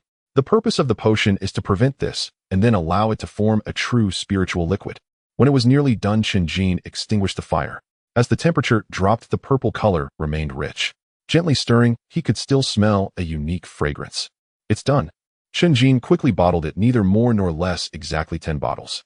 Then he held a bottle of the spiritual liquid he had decomposed in his left hand and a bottle of the liquid he had bought from the merchant association in his right. Chen Jin first drank the purchased spiritual liquid in one gulp. It was his first time consuming such a high-grade spiritual liquid, and immediately warmth surged from his forehead with the yuan fire and his dantian blazing fiercely. For a full quarter of an hour, he was in an excited state. Once he calmed down, Chen Jin consumed his own spiritual liquid. He was still thinking that his body might adapt to the spiritual liquid, affecting his judgment. However, as soon as the spiritual liquid entered his stomach, the reaction was even more exaggerated than before. This indicated that the quality of Chen Jin's spiritual liquid was superior. Chen Jin felt much better laughing out loud. However, joy turned to sorrow as his entire body began to tremble with blood vessels prominent in his eyes. After consuming 2 bottles of spiritual liquid without practicing to digest it, his body could not handle it in such a short time. There was no choice. Chen Jin practiced the Ziyang palm, practicing it all night long. No wonder its senior brother Chen. The new disciples, including Xiang Jun, listened to the commotion and felt genuine admiration. Just this perseverance alone was something they could not compare to. The next morning, Chen Jin took 10 bottles of spiritual liquid and returned to Nandan City. Passing by Qishui Palace, his expression suddenly darkened. The grudge from yesterday felt like a thorn in his back. Chen Jin would not let it go just like that. Wanbao Tower, the first merchant association of Taiwan Mountain, with branches in the 3 sects, 4 gates, and 6 factions doing business in every town in the mountains. However, Wanbao Tower in Nandan City could not compete with the other 2 merchant associations. The other associations focused on medicinal materials and pills, while Wanbao Tower had a wide variety but faced a natural disadvantage in Nandan City. Recently, Wanbao Tower has been actively recruiting alchemists to change this situation. Inside Wanbao Tower, there was an elegantly decorated room. They are just here to kill time. None of them are competitive. The speaker was a young woman in the bloom of youth with a charming appearance, her long skirt making her look like a jade orchid. Even with slightly furrowed brows, she had a certain allure. Fang Qiong was not a disciple of the Tianxuan Sect, but she was well known on Tianxian Mountain. First, her father was the master of Wanbao Tower. Second, her brother Fang Qing was a true disciple of Lingxiao Peak and one of the top 10 disciples of the Tianxuan Sect. With these advantages, managing Wanbao Tower was like child's play. Fang Qiong was not satisfied with this and wanted to compete with the other 2 merchant associations. The idea was good, but reality was harsh. In recent days, none of the alchemists who came to her were satisfactory. Alchemists are not pill masters. The requirements for realms are not high, but experience and talent are important, ideally with 1 or 2 exclusive formulas. At that moment, the steward knocked and entered looking troubled. What is it? A boy around 17 or 18, an outer sect disciple from Danxiao Peak, says he wants to discuss business with Wanbao Tower regarding alchemy. A boy? The steward chuckled awkwardly. I thought it might be an elder from Danxiao Peak behind him, so I came to inform you, miss. A boy? Fang Qiong thought it over and decided to meet him. After all, he was a disciple of Danxiao Peak. Soon Chen Jin walked into the room. Fang Qiong straightened her slender back. The other alchemists were either gloomy old men or self-important middle-aged men. Chen Jin was full of vitality and handsome, making a striking impression. Brother cultivator, shouldn't your focus be on cultivation at this moment? Fang Qiong said with a graceful smile. Before the age of 21, must devote oneself wholeheartedly to cultivation. Only then may one chart one's future path according to attained realms and accomplishments. Take herself and her younger brother as an example. Though 7 years apart in age, their cultivation realms were identical. Thus, her brother remained cultivating at the Tianxuan Sect, while she managed the family's commercial affairs. Chen Jin was roughly the same age as her brother. This is part of cultivation, Chen Jin replied deliberately, his words veiled in ambiguity. Then what precisely did you wish to discuss, eh? What did you have in mind? Fang Qiong asked, curiosity alight in her eyes. Chen Jin remained silent, instead producing a vial of foundation-nourishing spirit liquid. Fang Qiong did not reach for it. She merely instructed him to place it upon the table and summoned the steward for inspection. This is foundation-nourishing spirit liquid. Exceptional quality. The steward's final remark rang out loudly. Exceptional. Fang Qiong regarded the claim with cautious skepticism. In this trade, terminology was precise. Exceptional was no casual epithet. The steward hurriedly handed the vial to her. Though Fang Qiong's discernment fell short of the steward's, she was a Terran origin realm cultivator who had consumed countless spirit liquids. A single delicate inhalation confirmed the steward's assessment. No exaggeration had been made. How many portions of spirit liquid, of this caliber, can be extracted from a single Ziyun foundation-nourishing pill? Fang Qiong cut straight to the heart of the matter. If only 1 portion could be derived per pill, the proposition would hold no merit whatsoever. The client might as well swallow the pill directly. Chen Jin did not rush to answer. Fang Qiong smiled faintly, finding the youth intriguing. You may step outside for now. Once the steward departed, only the 2 of them remained in the chamber. 10 portions, Chen Jin replied. What a... Fang Qiong's almond eyes widened in disbelief, her composure utterly shattered. Before asking, she had already speculated. Perhaps 3 portions, ideally 4, only then would profit be assured. Yet Chen Jin's figure exceeded her expectations by a full 2-fold. Each portion possesses this exact quality. Indeed. Then, brother cultivator, would you kindly demonstrate the process yourself? Certainly. Chen Jin carried no foundation-nourishing pills on his person, but Wanbao Tower lacked none. Wanbao Tower maintained an apothecary chamber specially designated for alchemists' use. Fang Xiong left him alone inside while she waited just beyond the threshold. Fully equipped with all necessary tools, Chen Jin effortlessly extracted a basinful of spirit liquid. He deliberately waited several extra minutes before inviting Fang Xiong back in. She gazed upon the steaming, luminous liquid, and her delight broke forth unreservedly. There could be no mistake. I ought to address you as Master Chen, but that would feel overly formal. Since you are the same age as my younger brother, may I call you Brother Cultivator? Fang Xiong's smile bloomed like spring blossoms, her voice soft as silk. The apothecary chamber was small, standing so near Chen Jin caught the faint elusive fragrance clinging to her. Either title suits me fine. Chen Jin replied simply. Brother Cultivator, how precisely do you envision our collaboration? Fang Xiong wished to purchase the extraction technique outright at a premium, but since such a proposal might seem abrupt. Profit-sharing partnership. I retain 40% of all spirit liquid revenue, Chen Jin stated. This arrangement reflected deep deliberation. Had he sought maximum profit alone, he could have monopolized the entire operation. He could procure foundation-nourishing pills himself and rent a stall to sell the spirit liquid independently. Yet such a path demanded his undivided time and energy, and entailed inevitable risk. Should 40% accrue to you, Brother Cultivator, Wanbao Tower's net profit must still surpass that of the other two guilds, meaning the spirit liquid's price must exceed theirs by 20%. Granted, spirit liquid of this caliber justified such a premium. Yet not all buyers prioritize quality. Price remained invariably the strongest competitive lever. In this trade, only someone responsible for procuring the foundation-nourishing pills would possess the standing to negotiate profit-sharing. Fang Xiong recognized Chen Jin's inexperience in commerce. Not confronting him directly, she guided him gently instead. Brother Cultivator, consider this for the coming month. Serve as an alchemist within Wanbao Tower, extracting spirit liquid for us. We shall supply the Ziyun foundation-nourishing pills. This arrangement would enable Wanbao Tower to undercut competitors' pricing. With you presiding over the extraction, we shall capture at least 80% of clientele. Once our enterprise expands, Wanbao Tower's share will exceed 30%. And that 30% may well surpass your proposed 40% in absolute value. A merchant's mind truly moved in labyrinthine ways. Chen Jin felt a faint throb behind his temples. I shall serve Wanbao Tower as an alchemist for 1 month to aid its competition. Yet Qishui Palace is a venerable institution in Nandan City. What if progress proves sluggish? Chen Jin had little time to waste here. Qishui Palace's spirit liquid has long since declined in potency. Their alchemists surely dilute each pill into 7, even 8 portions, relying solely on reputation to sustain them. Chen Jin recalled Zhang Tsong of Qishui Palace, a man entirely capable of such deception. Within 1 month, that golden reputation will crumble to dust, he declared. Fang Xiong affirmed it with unwavering certainty. Chen Jin's eyes gleamed. Those were words he cherished.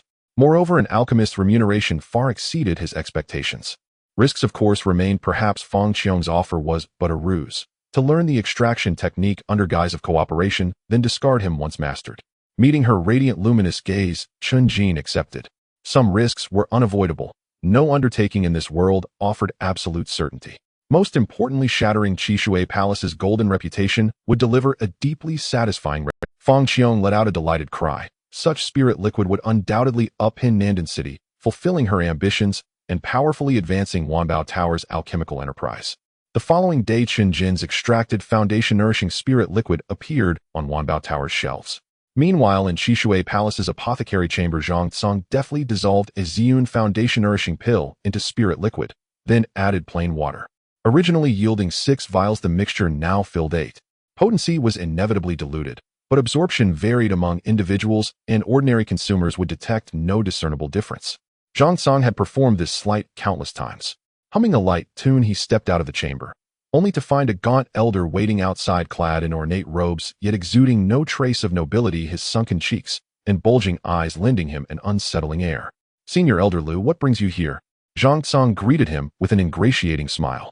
This elder wielded real authority within Qishui Palace. "Master Zhang, what is your assessment of Wanbao Tower's new foundation-nourishing spirit liquid launched today?" Foundation-nourishing spirit liquid.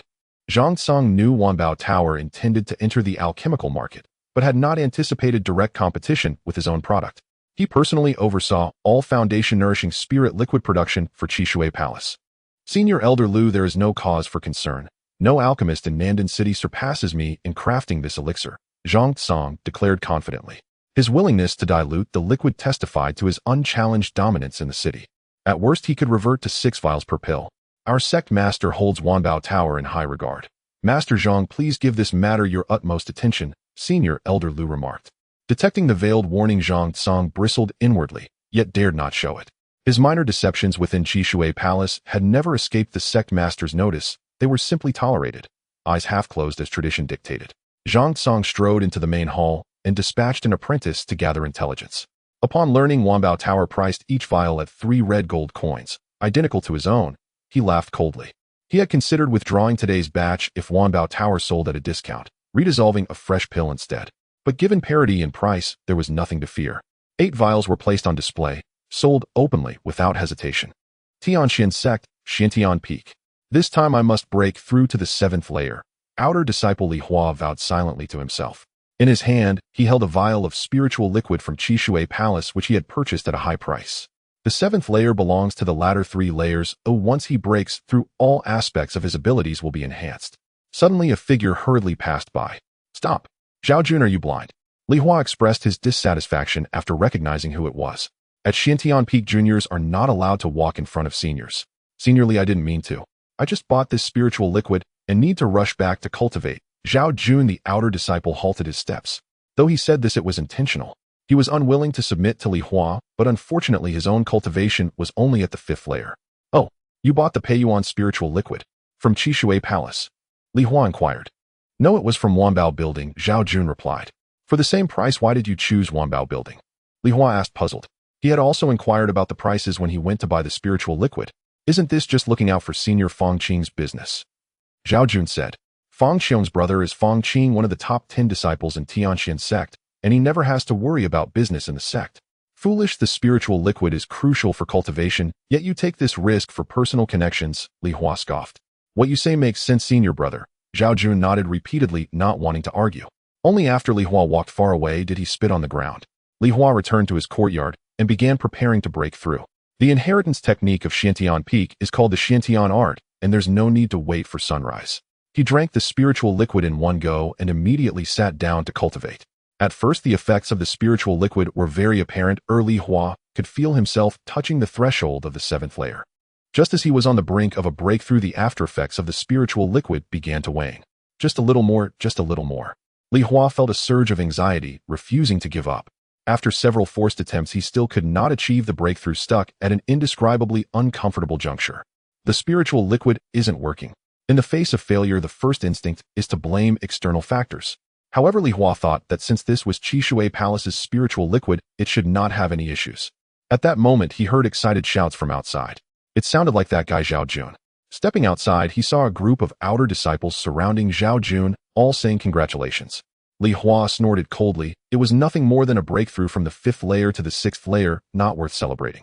Senior Zhao burst through from the 5th layer to the 7th layer in one go. It's simply unbelievable. Upon drinking the liquid, I felt a fire burning fiercely inside, and it couldn't be extinguished. Zhao Jun exclaimed, his eyes sparkling, as he himself had not expected the effects to be so remarkable. Li Hua realized he was indeed at the 7th layer, and feeling imbalanced, he rushed over to ask, Zhao Jun, are you sure you bought the Peiyuan spiritual liquid? Zhao Jun, seeing him, grinned and countered, Junior brother Li, what should you call me? Senior brother. Li Hua's face turned beet red as he squeezed those 3 words out. The incident between Li Hua and Zhao Jun was not an isolated case. Similar events were happening throughout Tianxuan Sect. The reputation of Wanbao Building's spiritual liquid was established overnight. Some disciples simultaneously consumed the spiritual liquids from both places, and the effects were clearly contrasted. Naturally, the golden signboard of Qishui Palace came under scrutiny. Zhang Tsang once again encountered Elder Lu at Qishui Palace, his face full of displeasure. Elder Lu, Wanbao Building must have concentrated 6 portions of spiritual liquid into 3 portions to achieve such results. They are losing money to gain fame. Zhang Tsang asserted this point strongly. Elder Liu's expression softened slightly. There was a possibility of this. I will do my utmost for the next batch of spiritual liquid. There will be no flaws. Zhang Tsang was serious as he said, in a month's time Wanbao Building will crumble without a fight. I hope so, Elder Lu replied. Half a month passed in the blink of an eye, and the situation still did not improve. Wanbao Building was determined to pour money into the venture. Even if Zhang Tsang did not dilute the spiritual liquid, he could not sell it. This day marked the auction of Peiyuan Dan at Danxia Peak. Each merchant association's Peiyuan Dan was not collected piece by piece, it was procured by the furnace at Danxia Peak. Zhang Tsang arrived at Danxia Peak and found an inner disciple from Ziyun Hall. Brother Zhang, this time Wanbao building is involved, so things cannot proceed as usual. No problem, I don't plan to accept any inferior products this time, Zhang Song said. As it turns out, Zhang Song was also using subpar goods for the supplies, benefiting both ends. But you still need to help me by letting me know Wanbao building's bidding price, Zhang Song added. That's no problem, the inner disciple readily agreed. The rules stated that each merchant association only had one opportunity to make a bid, and they did not know each other's bids in advance. The one with the highest bid could select the best quality spiritual pills. I doubt Wanbao building can offer too high a price. After all, both places sell the spiritual liquid at the same price, and I firmly believe Wanbao building is operating at a loss, Zhang Song speculated. No matter how rich they are, they can't waste money like this. The manager of Wanbao building wrote the bid on paper and sent it through a disciple to Ziyun Hall. Soon Zhang Song saw the signal from that disciple and was taken aback. Is this for real, eh? If the signal was correct, Wanbao building's price exceeded any previous bids. Zhang Song felt a toothache. The amount he wanted was not small, which unexpectedly increased his expenses. No worries, even if I split it into 6 portions, I can still make a profit. On the contrary, Wanbao building will suffer heavy losses. Zhang Song thought, stealing his resolve and offering an even higher price to secure a furnace of Peiyuan Dan. The next day in Qishui Palace's pharmacy, Zhang Song was earnestly separating the spiritual liquid, conducting a long-awaited quality inspection. No matter how good Wanbao building's quality is, your costs are higher. Zhang Song proudly walked into the main hall, intending to put the spiritual liquid on the shelves. However, an ominous message arrived. A shop assistant informed him that Wanbao building was selling the spiritual liquid at a lower price. A portion of spiritual liquid only costs 2 blocks of red gold. This is impossible. Zhang Song was dumbfounded. Wouldn't he lose everything? Quick, go buy a portion. Zhang Song became agitated again, convinced that Wanbao building had tampered with the spiritual liquid. After a stick of incense, the assistant brought back a portion of Wanbao building's spiritual liquid. Without a second thought, Zhang Song took a light sip immediately. He had initially felt a sense of anticipation, but the next moment, he stumbled back several steps, his face pale. Impossible, this can't be true. The discounted Wanbao building's spiritual liquid was still of better quality than his undiluted version. Undoubtedly, Wanbao building's spiritual liquid was selling like hotcakes, and there were no limits on quantity. Zhang Song was in a frenzy. If he followed suit and lowered his price, he wouldn't even be able to recover costs. This furnace of Peiyuan Dan would be a total loss. Zhang, sure, the palace master wants to see you. To make matters worse, Elder Lu appeared like a ghost, his expression devoid of emotion. Zhang Song's entire body shuddered, his heart sinking to the depths. Busy. This has been Chen Jin's greatest feeling these days. Practicing on the mountain during the day and working at the Wanbao building in the evening. If it weren't for the hardships endured since childhood, he might not have been able to withstand it. Fortunately, the Wanbao building provides a free bottle of Peiyuan spiritual liquid every day. It is likely meant to ensure the quality for Chen Jin. In less than a month, his realm has reached the 5th heavenly layer of the Yuan Fire realm. Such a speed of cultivation can be said to leave the outer disciples far behind. However, with only 1 bottle of spiritual liquid a day, his bodhi's absorption of the liquid began to weaken. Upon reaching the 3rd heavenly layer of the Yuan Fire realm, the effect of the spiritual liquid became minimal. Chen, sure, the young lady wishes to see you. As he emerged from the medicine room, he saw the steward of the Wanbao building waiting outside. Chen Jin arrived at Fang Qiong's room, and as soon as he entered, he saw a dark robe hanging on the hanger. The fabric shimmered with a soft luster, subtly flowing like waves. This robe is made of water and fire silk, warm in winter and cool in summer. You should try it on to see if it fits. Fang Qiong walked over gracefully, her face adorned with a bright smile. No need, it doesn't suit me. Chen Jin shook his head in refusal. This outfit was intentionally designed for outer disciples. The Tianxuan Sect has strict regulations, and clothes cannot be worn indiscriminately.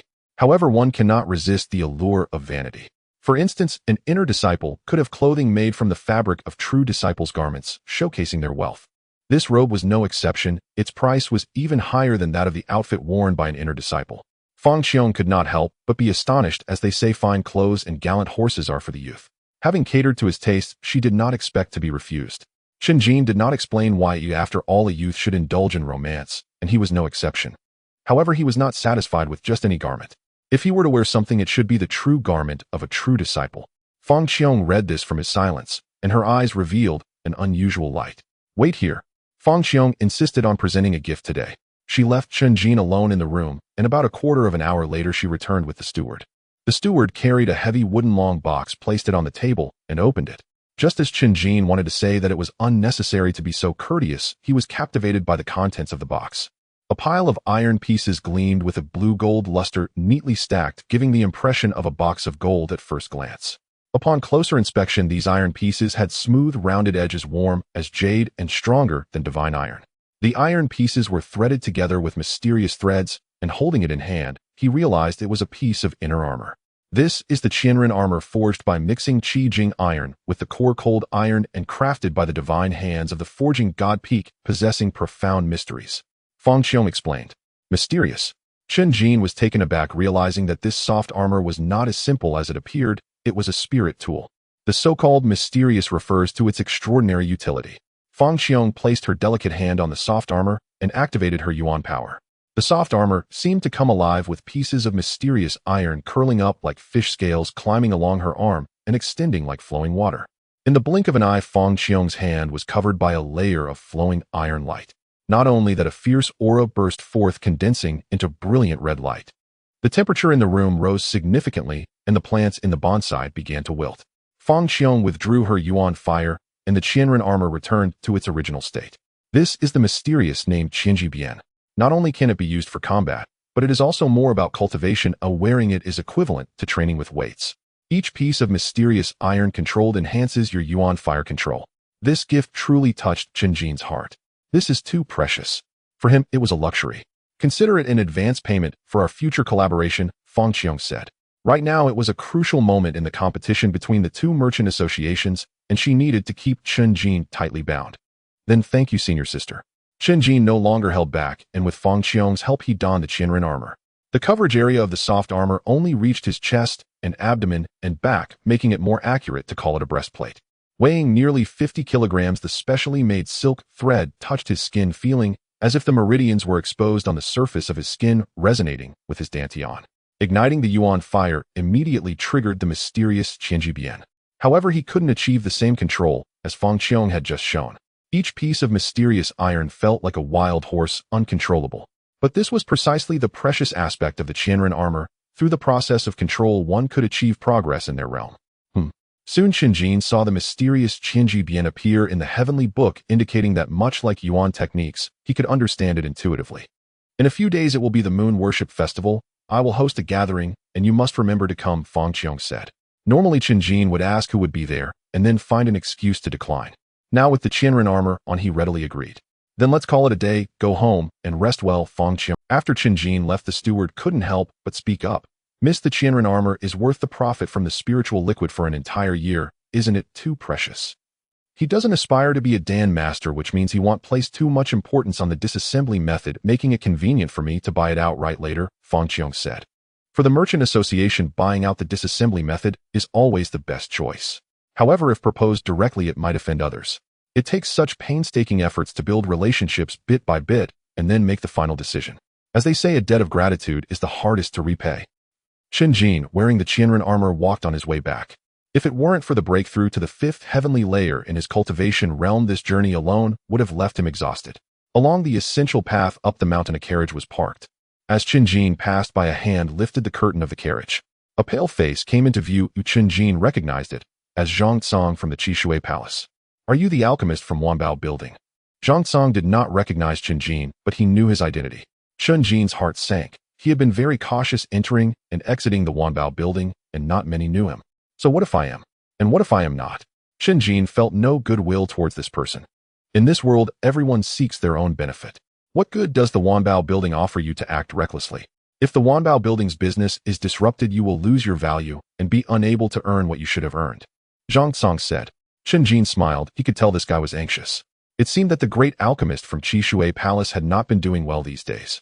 Trust me, do not act like this. Zhang Tsang continued. Trust you? Zhang Tsang, take a good look at who I am. Chen Jin interrupted him. Zhang Tsang frowned tightly. Inside the carriage, due to the angle, he could not see Chen Jin's face clearly. Now looking closely, he realized how young Chen Jin was. Initially, he only felt a sense of familiarity, but a few seconds later his pupils suddenly constricted. It's Yue, the outer disciple who had swallowed a complete Peiyuan Dan. How could he be an alchemist from Wanbao Building? This doesn't make sense. Do you still think there's anything to discuss between us? Chen Jin scoffed and strode away. Zhang Tsang's expression was as dark as water, with veins bulging on his arms. He never expected this outcome. The master of Qishui Palace had issued him an ultimatum. If he did not resolve the issue of the Peiyuan spirit liquid, he would have to pack his things and leave. Not only that, but he also had to compensate for the losses incurred by Qishui Palace. Coupled with the Peiyuan pill spirit liquid he had in hand, his years of effort would turn out to be in vain. With no other choice, he bribed a worker at Wanbao Tower to find out that this alchemist hailed from Danxia Peak and passed through this road every day. He initially thought of coercion and temptation, even offering generous rewards, hoping that this alchemist would refrain from malicious competition. Little did he expect that this person would be Chen Jin, making all negotiation impossible. Is it just because of that one Peiyuan pill? Zhang Song was puzzled. Was everything done out of revenge against him? Was it really necessary? He could not comprehend the reasons behind it, but knew that it all stemmed from Chen Jin. Suddenly his eyes turned bloodshot, filled with rage. Chen Jin felt a surge of alertness, preparing to lunge forward. However, his movement was a beat slow, and with a swish a sharp blade tore through his clothing from behind.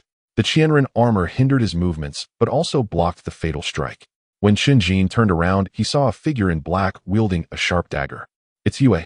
Despite the mask, he could recognize Zhang Song by his eyes. Zhang Song was neither flustered, nor did he deny it. His disguise was not to deceive a dead man, but to avoid being recognized by witnesses. You are truly heartless.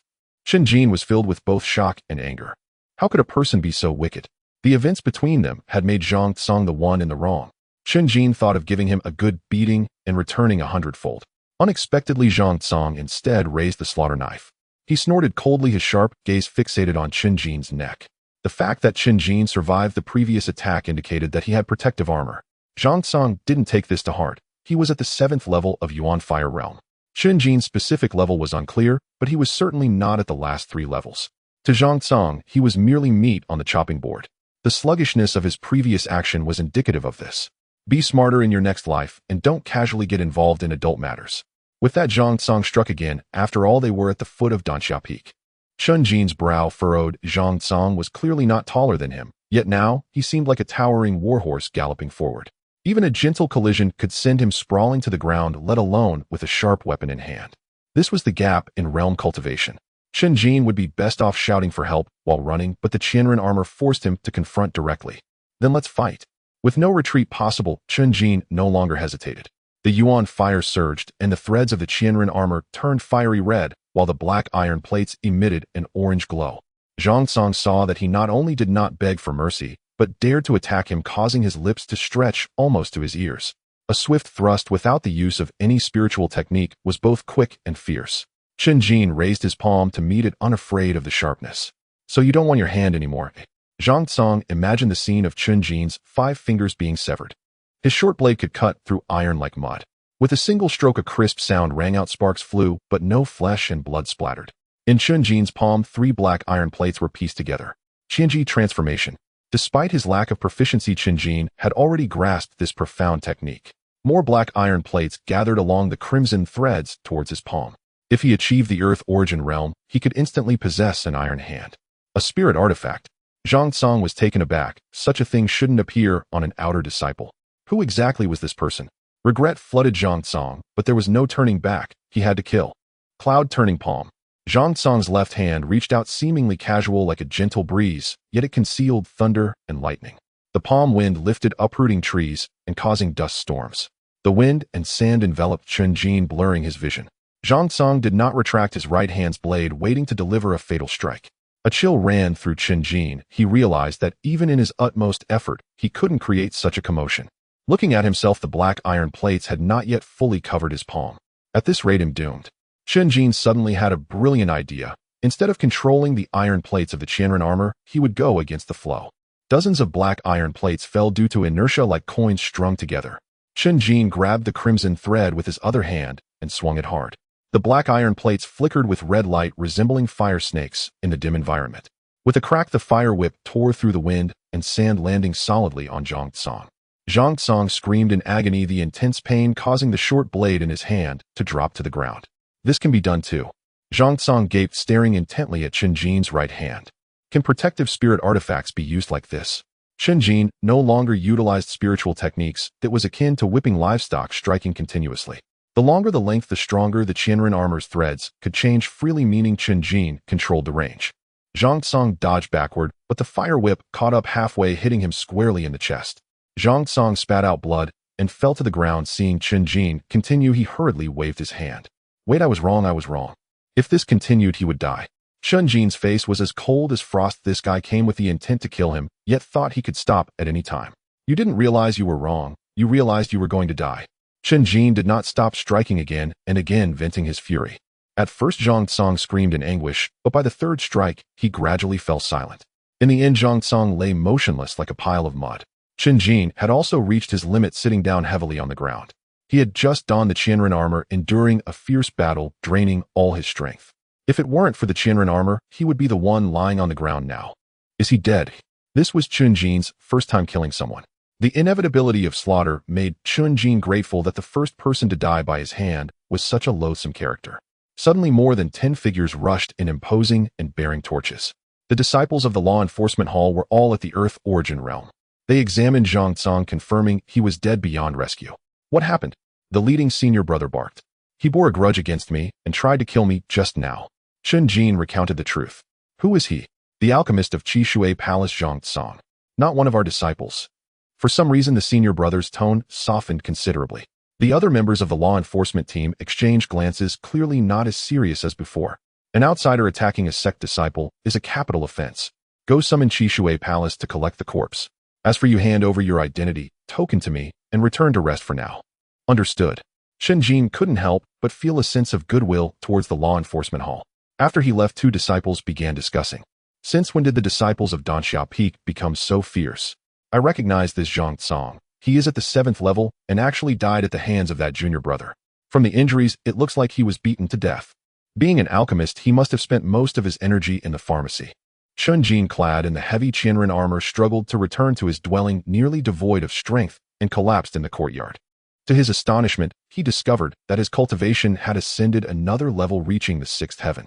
It was astonishing, as he had only recently broken through the 5th heaven. Such a rapid advancement was unexpected. No wonder some venture into perilous forbidden zones to hone their skills. The brink of life and death can unleash immense potential.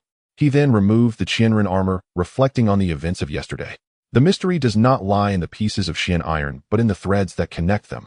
These threads were incredibly resilient, resembling exposed meridians linking to his dantian. Given this characteristic, the Qian iron pieces could not be separated from the human body. Chen Jin's actions yesterday were unconventional.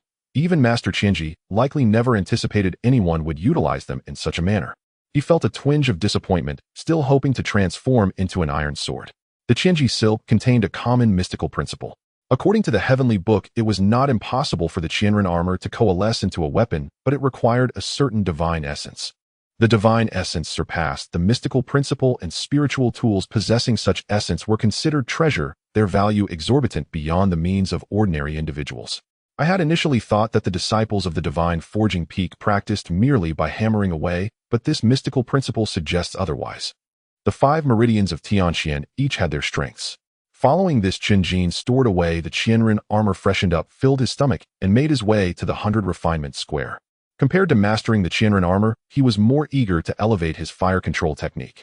5 furnaces arranged from tall to short stood orderly. Chen Jin had already subdued the common fire furnace and the spiritual fire furnace, and this time he approached the Xian fire furnace directly. Senior Sister Jin Shua, she had mentioned that mastering the Xian fire furnace would grant entry to the Qianyuan Hall. Chen Jin's body tensed. The firepower of the Xian fire furnace was several times that of the spiritual fire furnace. During his first attempt with the spiritual fire furnace, he had nearly suffered burns. Fire is the most primal and ferocious energy of heaven and earth. Chen Jin's gaze gradually steeled as he activated the earth fire. With a resounding boom, the lid of the Xian fire furnace flew into the air, and flames erupted violently from the furnace. It resembled a towering fire giant over 5 meters high looking down at Chen Jin. The flames were exceedingly intense, and Chen Jin finally understood why the ground around the Xian fire furnace was charred black. In the next moment, he activated his fire control technique, attempting to pacify the Xian fire furnace. The process was far from smooth, and he made little progress. However, Chen Jin remained undeterred, for he saw hope. It was merely a matter of time and proficiency. I will master it in 3 days. Chen Jin set a small goal for himself. At that moment, Xiangjun Wang hurried over, saying that the law enforcement hall disciples were looking for him. Senior brother, what's happened? Xiangjun Wang asked anxiously. For the outer disciples being sought by the law enforcement hall rarely boded well. No need to worry. Chen Jin was not surprised. It was likely a conclusion regarding yesterday's incident. Upon returning to his dwelling with Xiangjun Wang, they found a large crowd gathered at the courtyard gate, all there to watch the spectacle. Among them was Xu Wanyo wearing a gloating smile.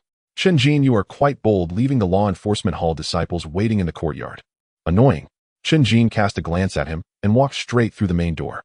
Xu Wanyu smirked and immediately approached the entrance. In the courtyard stood the leading disciple from the law enforcement hall, tall and well-defined with sharp features. This is your identity token. Oh, we have clarified the matter.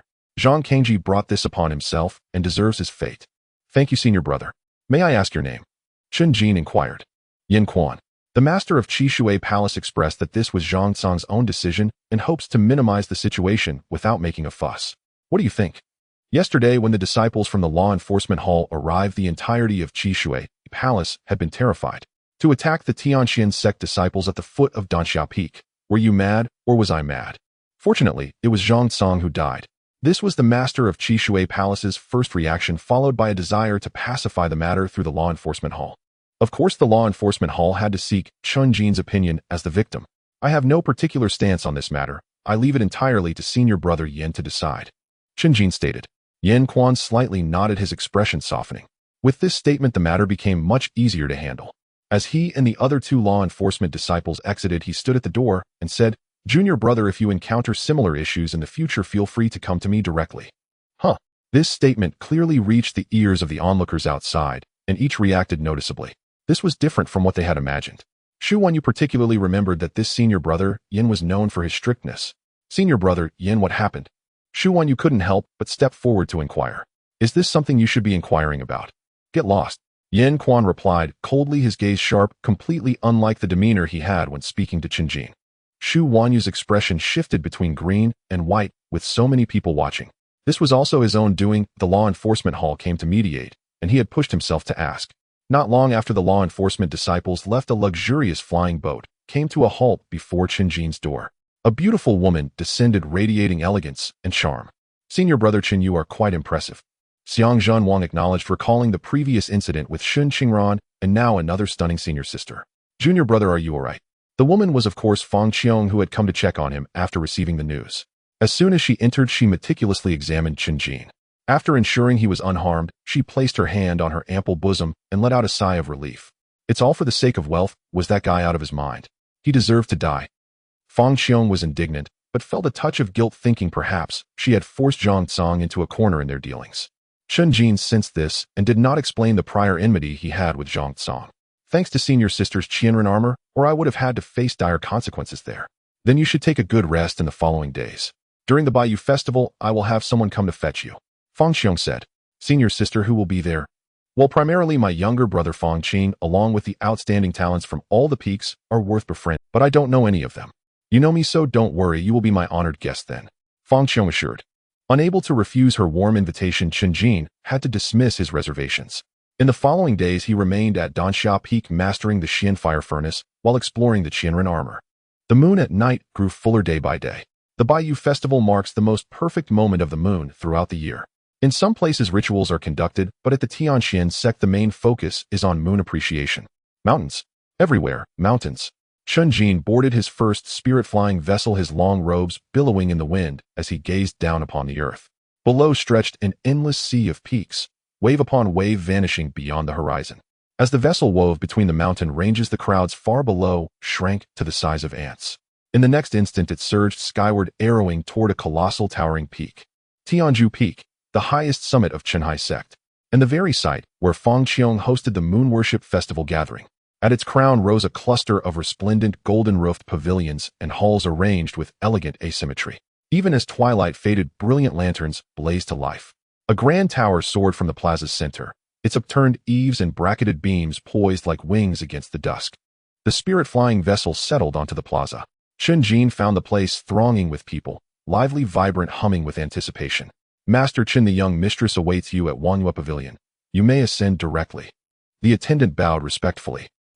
Thank you. You are too kind, Master Chen. Descending the vessel, Chen Jin did not hasten toward the tower. Instead, he paused at the plaza's edge and gazed into the distance. He tried to locate Danxia Peak, but soon gave up. The Tianxuan Sect was simply too vast. An ordinary person might wander its mountains for a lifetime and never find their way out. Only cultivators could truly master such terrain. At the Qiyang realm, one unleashed full primordial energy, charging forward to carve broad, unimpeded paths through the wilds. Brother Chen Jin. A soft, melodious voice rang out behind him. He turned and met a round, radiant face, dimples dancing at the corners of her smile, luminous and warm. It was Shen Qingran. Today dressed not in sect robes, but in her favorite water blue gown, her skin glowed with a delicate rosy translucence. "You've come to Tianju Peak. How wonderful," she exclaimed. Before Chen Jin could reply, she continued eagerly, "My elder sister insisted I attend. Otherwise I'd have gone straight to Danxia Peak." A gentle smile touched Chen Jin's lips, not at her words, but at the girl who spoke them. "You've gained some weight," he finally said. The remark nearly made her leap. "Not at all. It's the ignition of my primordial flame. My body is growing alongside it," she protested hastily.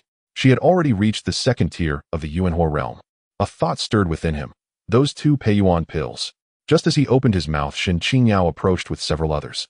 Dressed for the festival, Shen Qingyao radiated a breathtaking, almost unearthly beauty. She had spotted Chen Jin and her sister from afar, and her heart leapt with quiet delight. Now she drew near, accompanied by senior disciples from Xiantian Peak and Lingxiao Peak. Among them were a young man and woman whom Chen Jin had briefly encountered at Xiantian Plaza. Yang Zhan and Lu Ruashi, true inheritors of Xiantian Peak. Also present was Lin Anyu, a true inheritor of Lingxiao Peak. Lin Anyu stood tall and striking, his brows sharp as swords, his eyes bright as stars. "Junior sister Shen, may I ask who is this?" He appraised Chen Jin with measured scrutiny. Both he and Shen Qingran were disciples of Lingxiao Peak, and in his eyes, she was his cherished junior sister. They hail from the same hometown, outer sect disciples of Danxia Peak. "If my memory serves, his name is Chen Jin." Yang Zhan smiled faintly. "Your memory is truly impeccable, senior brother Yang," Shen Qingyao replied. "I still vividly recall how that day junior sister abandoned me for him." Yang Zhan exaggerated, playfully drawing laughter. Shen Qingyao's expression was perfectly calibrated. Just a hint of mock reproach, just a trace of wry resignation. As they spoke, the group arrived beside Chen Jin and Shen Qingran. "Chen Jin, these are true inheritors from Xiantian and Lingxiao Peaks," Shen Qingyao introduced, stepping forward. "Senior brothers and sisters." Chen Jin offered a courteous, dignified bow, neither subservient nor aloof. Yang Zhan, Lin Anyu, and the others gave slight polite nods. "Brother disciple, outer sect cultivators ought to focus their energies on cultivation alone," Yang Zhan remarked. He knew Shen Qingyao's subtle inclinations and tailored his words accordingly. "Junior sister Qingyao entered the sect after you, yet she has already reached the 3rd tier of the Yuanhua realm, surpassing you entirely." Yang Zhan continued. Shen Qingyao lifted her chin ever so slightly and cast a knowing glance toward her sister. But Shen Qingran ignored her completely, beaming triumphantly. "Senior brother Yang, you're mistaken. Brother Chen Jin is now at the 6th tier of the Yuanhua realm." She had learned his current realm during their earlier conversation. The 6th tier. Yang Zhan's brow furrowed, suspicion flickering across his face. "It's only been a month since we last met. How could he possibly have ascended so swiftly?" He himself had never achieved such speed in his youth, nor had any of the other true inheritors standing there. They each weighed the claim in silent appraisal. "Qingran, did you give all your Peiyuan pills to Chen Jin?" Shen Qingyao demanded, voice rising. "I didn't need them last month," Shen Qingran mumbled. "So he relies on another's pills," Lin Anyu observed. "Brother disciple, overuse of medicinal pills depletes latent potential. It is reckless, unsustainable cultivation," Yang Zhan added. These people were utterly insufferable. Chen Jin felt inexplicably vexed and chose not to engage further. He turned toward the tower. "Chen Jin, now that Qingran has reached the Yuanhua realm, do not ask her for more Peiyuan pills," Shen Qingyao said firmly. "Elder sister, I lent them," Shen Qingran began. "Rest assured, I intend to repay those 2 Peiyuan pills in full." Chen Jin did not glance at Shen Qingyao as he said, "Qingran, come to Wanbao Tower tomorrow. I'll give you 20 portions of Peiyuan spirit fluid." Peiyuan spirit fluid. All present froze, including the true inheritors already at the Diyuan realm. Lately, Peiyuan spirit fluid had become the hottest topic across the Tianxuan Sect. Before Wanbao Tower began selling the fluid, consensus held that cultivators with means would always choose spirit pills over liquids, spirit fluids being deemed suitable only for outer sect disciples. Wanbao Tower's fluid shattered that assumption by solving a critical flaw inherent in spirit pills.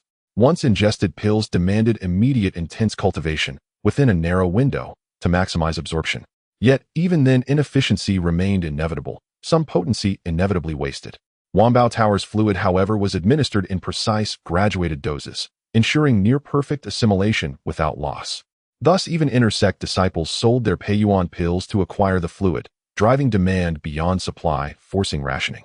Some speculated this scarcity was merely a prelude to price hikes, especially after Qishui Palace abruptly withdrew from the Peiyuan spirit fluid trade days earlier. In truth, the real reason was simple. Chen Jin had taken a few days' rest. 20 portions? You boast with astonishing audacity. No preparation, no restraint, Lin On Yu scoffed. Perhaps Brother Chen possesses extraordinary talent. After all, even I managed only 5 portions. Yang Zhan mocked. He required no spirit fluid himself. It was meant as a gift for Shen Qingyao. But Lu Ruoxi thoughtful noticed Chen Jin hadn't said go to Wanbao Tower, but come to Wanbao Tower. Shen Qingyao shook her head disappointed. Once Chen Jin had never resorted to such hollow posturing. Very well, I'll go tomorrow. Shen Qingran agreed instantly. Junior sister Shun, don't believe him. Senior brother Fong Qing's elder sister oversees Wanbao Tower. Let me inquire for you right away, Lin On Yu interjected quickly. No need. Shen Qingran refused outright. Qingran. Shen Qingyao caught the flash of displeasure on Lin On Yu's face, and shot Chen Jin a sharp reproachful look. Must you lack self-awareness? Must you persistently entangle yourself with Qingran? At that moment, a collective gasp erupted across the plaza. Chen Jin and the others instinctively looked upward. Against the deepening indigo of the night sky, a blinding incandescent sword light cleaved like a shooting star. It soared towards the tall building, revealing a figure just before impact. A youth with a face like jade and lips red as a flower. Dressed in black, he exuded an aura of elegance. He walked gracefully through the air, unerringly, making his way to the top of the building. The astonished gasps from the crowd spoke volumes about their reaction. The chief disciple of Lingxiao Peak, one of the top 10 disciples of the Tianxuan Sect, Fong Qing. Following him, like the moon returning to its place, figures began to appear one by one. One disciple had wide wings soaring through the night sky. Only upon closer inspection could one see that those wings were crafted treasures. That is Wei Yin from Zhuxian Peak. The Ziyun wings were personally forged by him, featuring a mystical ability known as Lin Tian, someone remarked. In the next instant, flames soared into the sky, illuminating much of the mountaintop. A graceful figure emerged from the flames, her snow-white bare feet lightly treading upon the crimson flames, exuding calm and composure. The true disciple of Danxiao Peak, Kai Yuan. Afterward, the true disciples from Chaoyang Peak and Shantian Peak arrived. Only after these individuals entered did the crowd gradually make their way into the tall building. Those without invitations paused to watch, their faces filled with envy. Let's go in, Yang Zhan remarked, feeling that competing with an outer sect disciple was rather ridiculous after witnessing the earlier scenes. Lin On Yu shared similar thoughts. They should look up. However, as they ascended the steps of the tall building, they discovered Chen Jin was following closely behind. Yang Zhan frowned, tightly, feeling too lazy to mock him. Chen Jin, those without invitations cannot enter the tall building, Shen Qingyao stated. Chen Jin paid no mind, walking in unperturbed. Yang Zhan exchanged a glance with Lin On Yu, not minding watching Chen Jin embarrass himself. Shen Qingran disregarded her sister's tugging and followed closely behind Chen Jin. The steward of Wanbao Building had been standing at the entrance and noticed this commotion immediately. He was already familiar with Chen Jin and greeted him warmly. The young lady has urged me several times, if you do not come soon, she will personally go to Danxiao Peak. The few people at the entrance doubted whether they had misheard. This was not right. Soon after, they saw Chen Jin following the steward upstairs. The interior of the tall building was hollowed out, with each floor arranged in a circular manner. Those seated below had to stretch their necks to look up. Chen Jin ascended layer after layer, heading straight for the topmost floor. Shen Qingyao forced herself to remain calm, unknowingly walking ahead of others, her gaze fixed on Chen Jin's figure. On the 7th floor, Fong Qiong voluntarily came down from the 9th floor to greet him. I thought you weren't coming considering how long you took, Fong Qiong chided, her gaze naturally falling upon Shen Qing. Who is this? I am with Brother Chen Jin, Shen Qingren interjected. Fong Qiong smiled knowingly, saying, then let's go up together. At the top of the tall building, the space was vast, yet there were few seats. Those who could sit were all the true disciples of the earlier Tianyuan realm. Though puzzled by Chen Jin and Shen Qingren's arrival, they said nothing. Fong Qiong arranged one of the main guest seats. This clearly indicated the host's regard, and the guests were certainly aware of it. At this moment, Shen Qingyao and the others were seated on the 8th floor. This seat was already quite good, yet the few of them felt an indescribable strangeness. Especially for Shen Qingyao, this was considered an honor for a newly accepted disciple. However, she had to stretch her long neck to look up at Chen Jin and Shen Qingran. Yet Shen Qingran even made a face at her, unaffected by the environment. It seems those 20 portions of spiritual liquid were not mere boasts, Lu Ruoxi remarked. Yang Zhan's eyes were deep, yet he felt helpless. His good sisters simply liked this. Lin On Yu recalled what he had said earlier and felt a burning shame on his cheeks. The Peiyuan spiritual liquid. Shen Qingyao lowered her eyes as she too needed it, as a third-layer Yuan Fire Realm cultivator. Suddenly bright moonlight streamed in through the window, causing everyone to pause their actions. Unbeknownst to them, a full moon hung high in the sky as clear as a wash. "So beautiful," a female disciple exclaimed, announcing the start of moon gazing. The maidens entered in succession, holding trays with exquisite food and wine. Fang Xiong was quite adept at hosting such banquets, and several female musicians in white appeared, their graceful hands touching the strings. The melody was beautiful, clear, and cold, drawing everyone's ears to listen intently.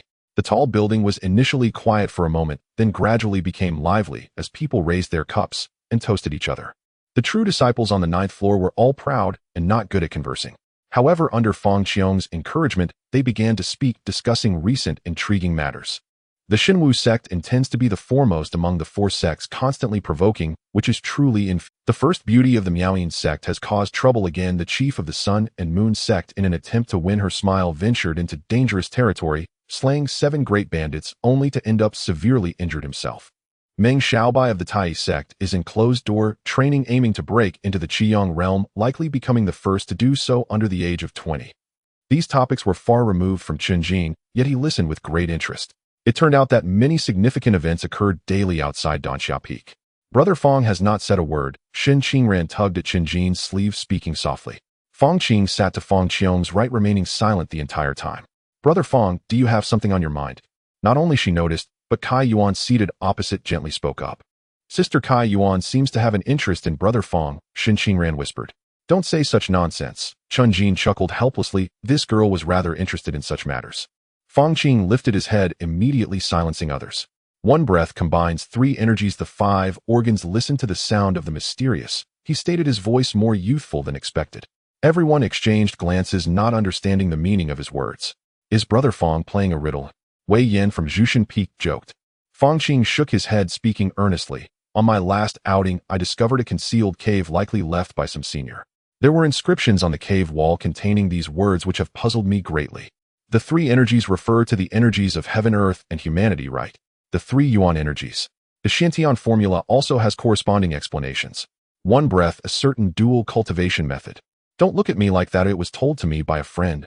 They were quite confident in their own talents, yet this cryptic phrase left them only to speculate. No one noticed Chen Jin's subtly complex expression. It was precisely this phrase that elicited a reaction from the heavenly book. This phrase came from the Tai Xian Huanxi Ju. One breath combines 3 energies with the mind's 3 powers in harmony. The 3 powers refer to true essence, heart strength, and divine soul. Watching the true disciples racking their brains, yet drifting further away from the topic, Chen Jin felt the urge to stand up and astonish everyone. Of course, reason prevented him from doing so. Seeing Fang Qing's furrowed brow, he realized that they were similar people, both fervently dedicated to cultivation. All right, let's enjoy the moon tonight." Fang Qiong interrupted, as the discussion seemed to yield no conclusions.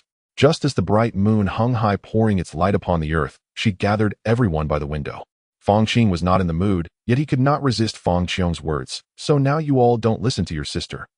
Fang Qing had no choice but to stand up obediently. Chen Jin felt a stir within, secretly wetting his fingers with wine, seizing the moment when no one was paying attention to make a small move. The moonlight spilled down, coating the earth in a layer of cold, jade-like sheen. The mountains and rivers fell silent, all things holding their breath in the moonlight. The crowd gazed at the scene for a good while before gradually returning to their seats. Fang Qing was the first, entirely disinterested in the beautiful scenery.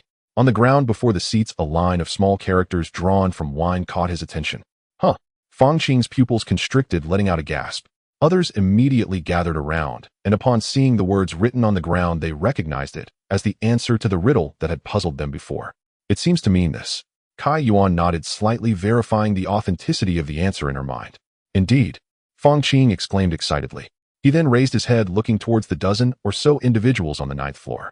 Others reacted and looked at each other, curious to know who had written it. "No more pretending, I'm coming clean. This was written by me." Wei Yan spoke up. Everyone turned to look at him in unison, then collectively shifted their gaze away. "What do you?" No one answered, and Chen Jin had already returned to his seat. There was no need for disguise. Others would never consider that a Yuan Fire Realm cultivator could possess such insights. No one answered, and Chen Jin had already returned to his seat. There was no need for disguise. Others would never consider that a Yuan Fire Realm cultivator could possess such insights. Chen Jin was relishing this hidden joy that no one else knew of. He saw Chen Jin cradling her face in her hands, her eyes sparkling with excitement, her lips curved into a bright smile. For some inexplicable reason, Chen Jin felt a bit bashful, though he still forced himself to maintain his composure. In the end, not even those on the 9th tier could discover who had written that line. It only became a curious anecdote of the day, and surely by morning tongues would wag about a mysterious figure who had unraveled the moral puzzle that had baffled Fang Qingdu. In the dead of night, as the banquet drew to a close, flying boats departed Tianxuan one by one, and the mountain fell into a hush. Chen Jin and Chen Jin left aboard the same vessel. "Stop!" Chen Jin called for the boat to halt, and before the pale moon, she and Chen Jin bathed in its light. The two fell into a tacit companionship, saying nothing and savoring the fragile beauty of the moment. Suddenly a weight settled on Chen Jin's shoulder. As Chen Jin's head leaned close, a faint, delicate fragrance drifted to him. His heart fluttered with unease, unsure how to respond. He began Xingran as for, but before he could finish, he sensed something amiss. Looking down, he discovered Chen Jin's eyes closed. She had fallen asleep. Her face was flushed, evidently from the cup of wine and the chill that followed. "It was only one cup," Chen Jin said with a rueful smile, half amused at himself for having imagined more than the truth. He chased after the flying boat bound for Tianxuan and found Shen Qingyao. Seeing the situation, she boarded his vessel, and together they set off for Lingshaofeng. The atmosphere between them was subtly charged. Shen Qingyao glanced at Chen Jin's profile, without leaving a trace, several times on the verge of speaking, yet falling silent. Earlier in the high hall, she and Yang Zhan had discussed a possible explanation. Perhaps Chen Jin, a disciple of Dan Xiaofeng, had gained an elder's favor and thereby forged ties with Wan Baolu. A disciple of Dan Xia who excelled in pillcraft would have boundless prospects. When the boat touched down at Lingshaofeng, Chen Jin watched as Shen Qingyao helped Chen Jin into her quarters. He waited outside. Since Shen Qingyao lived on Tianxuan and had used his boat, he could not simply depart and leave them behind. Soon Shen Qingyao emerged alone. Seeing Chen Jin standing at the bow upright and composed, her eyes flickered with a momentary emotion. It seemed she found the whole matter troublesome. She boarded the boat and said softly that her earlier words had been spoken out of excessive concern for Qingran, and that he should not take them to heart. Chen Jin responded with a quiet "Hm." Chen Jin nodded without further comment. The flying boat shot off like an arrow. Startled for an instant, Shen Qingyao nearly lost her balance. After steadying herself, she watched Chen Jin's retreating figure with a look of suspicion, uncertain whether his action had been deliberate. He kept his back to her, a faint smile touching his mouth. In a low, lingering tone, she asked why he had never written during the year he spent at Tianxuan and how he had been living there all that time. In former days, Chen Jin might have felt guilty, but after his enlightenment, he perceived another layer to her question. Shen Qingyao was trying to shift the responsibility for their present state onto him. It was not that Shen Qingyao was calculating, he had been the one to withdraw. "Letters cost money. I have none," Chen Jin replied, refusing to fall for her ploy. Shen Qingyu's eyes darkened with wounded grievance. Along the remainder of the journey, she several times took the initiative to speak, attempting to smooth their relationship, on the condition that Chen Jin first admit that he had been at fault. If he did so, she might resume her former manner. Chen Jin could not help smiling. True maturity, he thought, was not merely the comprehension of many truths, but the calmness of mind with which one met such moments. He recalled how helpless and dependent he had once been, how easily he had fallen for Shen Qingyu's ways. Now such behavior struck him as childish and tedious. After several fruitless attempts, Shen Qingyao grew truly angry. As Tianxuan loomed ahead, she cried, "Chen Jin, turn and look at me." Chen Jin turned to face her. "Qingren has been sulking, convinced there is a rift between us. If you think so, go and make it clear to her. There is nothing between you and me the way she imagines," Shen Qingyao demanded. For a moment, Chen Jin truly wondered if he was at fault. Then he could not help but marvel at how feelings and facts in a woman could diverge so starkly. Stared at him. For a moment, Chen Jin truly wondered if he was at fault. Then he could not help but marvel at how feelings and facts in a woman could diverge so starkly. "I will go and clarify things with Qingran," Chen Jin said. "Chen Jin," Shen Qingyao cried in a sudden snarl, "don't imagine yourself so remarkable today. Whether an alchemist or a pillmaster, they all cling to power. True strength is in wielding authority." The boat was still a dozen meters above the ground and had not yet come to rest, but Shen Qingyao would not linger. She leapt down without hesitation. She twisted her ankle as she landed, gritted her teeth, and hurried away. Chen Jin felt little in the way of emotion and murmured to himself, "Womenette." In truth, he found her words not without merit, yet his ambitions extended beyond pillcraft alone. Chen Jin returned to Dan Xiaofeng late into the night. With less than 2 hours until dawn and too restless to sleep, he began to leaf through the Tai Xianhu and Shiju. It was not to practice. His realm was far from sufficient, but merely to stave off boredom. He soon discovered that many profundities in the method could not be fully comprehended. It was not that the book withheld them, rather it protected him. Without the proper training, prematurely grasping such truths would bring him harm rather than benefit. This also explained why the celestial tome could not indiscriminately reveal everything, but instead responded to Chen Jin's own thoughts. If endless information were poured in without restraint, he would quickly lose himself. No haste, the path is walked one step at a time, Chen Jin told himself, setting the Tianxuan Sect aside. He would not touch it again until he reached the Tianyuan realm. At dawn, he went early to Wanbao Lu and had 20 portions of spirit elixir prepared for Shun Qingran, arranging for them to be sent to Ling Xiaofeng. As he emerged from the apothecary, he found Fang Qiong waiting. Junior brother business is booming and demand far outstrips supply. I must trouble you to work harder. This will not interfere with your cultivation, will it? She asked. Fang Qiong had returned late the previous night and drank much, yet now she appeared radiant and more beautiful. At last she had arrived. Chen Jin detected the probing tone beneath her words. From the merchant guild's perspective, she naturally wished to secure exclusive rights to his decomposition method. In truth, Chen Jin was surprised Fang Qiong had borne with him this long, not to mention the sincerity she had shown in public. He too felt tempted. Over time, he had come to see that the old profit-sharing arrangement would not work. After all, Zhang Cong, approaching 30 and still stuck at the seventh heavens, had a reason. Time was a decisive factor in advancement. Of course, Chen Jin did not agree outright. Instead, he said that he planned to enter Qianyuan Hall in the near future and that afterwards he might no longer have the time. Qianyuan Hall, one of Dan Xiaofeng's 6 great halls. Well done, junior brother. Do you need my assistance? Fang Qiong asked. No need, I have confidence, Chen Jin replied. Then I wish you success, she said. They never mentioned the transaction aloud, yet both understood each other perfectly. At Danxia Peak, Qianyuan Palace. It is not merely a simple palace, but an entire spiritual peak. Chen Jin arrived at the spiritual peak, experiencing the world's difference for the first time. Entering Danxia Peak from Dust Sea Peak, he felt the fresh and invigorating air. Here, just taking a deep breath made him feel refreshed and his blood invigorated. A person's vitality becomes more vigorous, not easily fatigued, and full of energy in everything they do. On this spiritual peak, whatever one does can yield twice the result with half the effort. At Tianxian Gate, only inner disciples are allowed to dwell on the spiritual peak. Even if Chen Jin successfully entered Qianyuan Palace, he still needed to return to his residence. He climbed the steps and arrived at the mountainside. A magnificent hall stood proudly in the center of the square, uniquely connected to the mountain walls on both sides. The sound of the flowing fire vein was incessant, occasionally rising with rolling waves of heat. The temperature in the square was scorching, like standing next to a raging fire in midsummer. The disciples of Danxia Peak had already grown accustomed to it. At this moment, there were still quite a few people in the square, with outer disciples gathering in groups.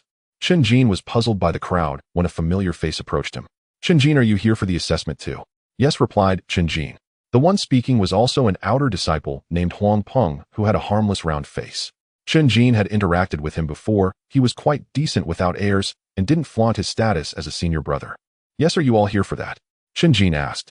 That's a bit exaggerated. You've only been an outer disciple for less than 2 months. Do you really think you can handle the Xuanhua furnace? Huang Peng was astonished. He informed Chen Jin that Qianyuan Palace would eliminate the worst-performing outer disciples every month and that new recruits would be brought in, giving all outer disciples the chance to participate in assessments. The requirement was to skillfully control the fire in the Xuanhua furnace. Chen Jin happened to coincide with this assessment. Originally, he intended to find Senior Sister Jin Shuaxi, but now he had changed his mind. Finding Senior Sister Jin also requires showing fire control skills. It might be better for me to pass the assessment directly, so I won't make it difficult for her. Thus, Chen Jin walked forward together with Huang Peng. The outer disciples in the square were all at least at the 6th level, with many at the 7th. To Chen Jin, they were all unfamiliar faces, as he rarely encountered them in daily life. At that moment, there was a stir in the square caused by the arrival of a single person. A girl exquisite in appearance had a pair of narrow phoenix-like eyes. She walked with her head held high, as if the square beneath her feet belonged solely to her. Her clothing was of the outer disciple style, but the material was clearly more luxurious. It's by you this could mean one less spot available, Huang Peng remarked. Is she really that formidable? Chen Jin asked, puzzled. She is impressive, but not in the way you might think. Huang Peng found it hard to explain, simply showing a knowing smile.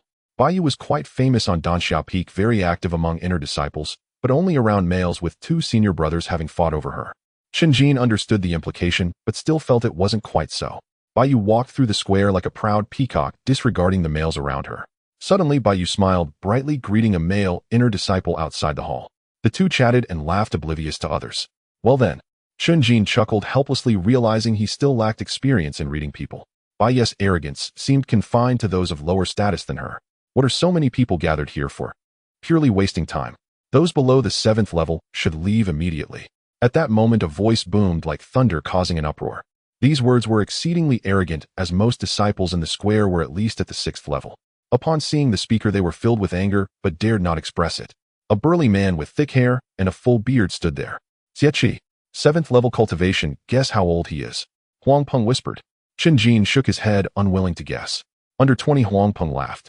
Chen Jin was taken aback. He had thought the man was nearly 30, only to find he was just 1 or 2 years older than himself. The disciples in the square were dissatisfied with Xie outburst, yet no one left. Tianxuan Palace focused on fire control skills, not cultivation level. Xie snorted a few times, but did not dare to truly drive anyone away. As the hour approached, the senior brother who had been joking with Baiyu straightened up and walked to the entrance of the hall.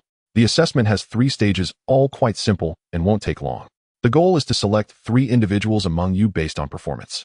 Chen Jin learned from Huang Peng that this inner disciple was named Luo Jie and was at the 9th level of Yuanhou realm. Nearly 30 people followed Luo Jie into Tianxuan Palace. Inside, the hall was very spacious, with pillars wide enough for 2 people to hug, intersecting and supporting a massive dome. In the center stood a gigantic Dan furnace, its upper half embedded in the layer above. The lower half of the round-bellied furnace resembled a room with fire gates on all sides releasing heat, the flames blazing fiercely. This is the Tianxuan furnace, opened once a month, and it has been 3 days since the last time. Inside the furnace are iron beads which serve to protect the furnace's chamber, with Dan fire chestnuts buried beneath them. Each person has 1 chance to find a Dan fire chestnut to pass the first stage. Luo Jie said. The disciples were astonished, although it had been 3 days since the fire was lit. The high temperature released by the Tianxuan furnace still made it hard to breathe. Now they were being asked to enter through the fire gates to find chestnuts. If the gates closed, they would be cooked alive inside.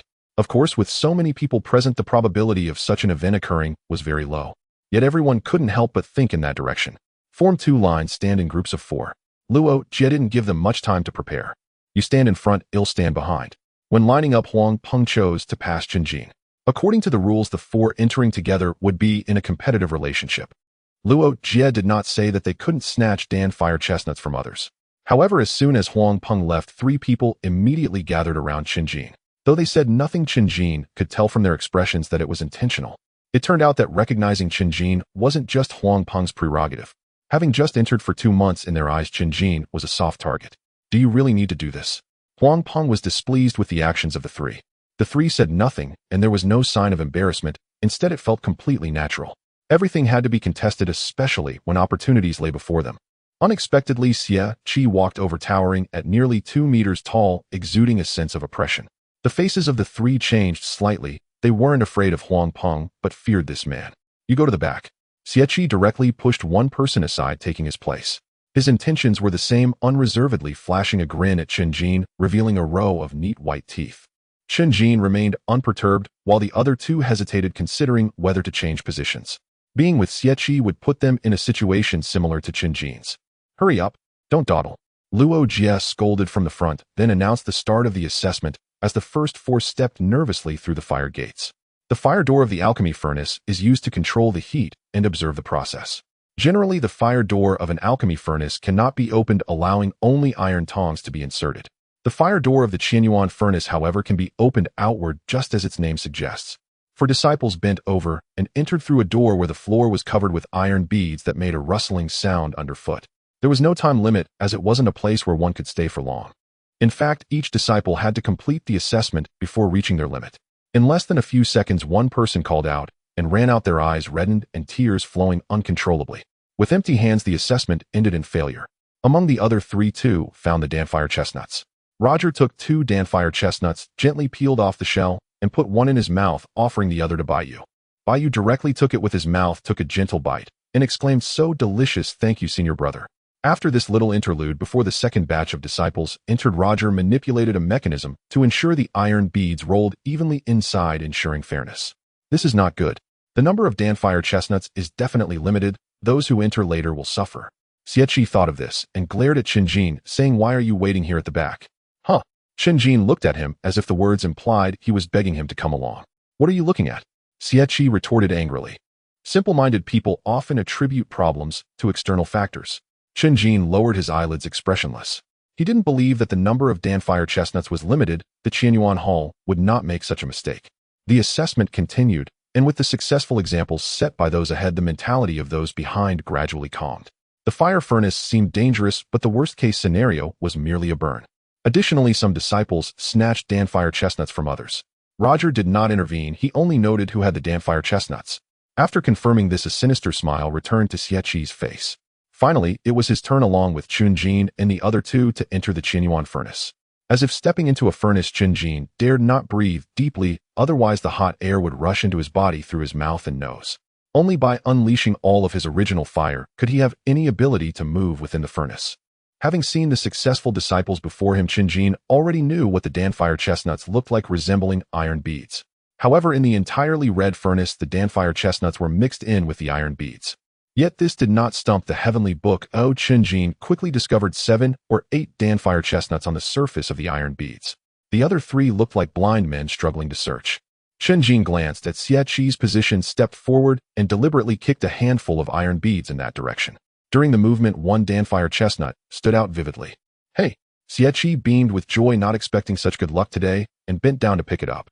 Unexpectedly, the iron beads suddenly clattered as Chen Jin dashed forward and delivered a powerful palm strike.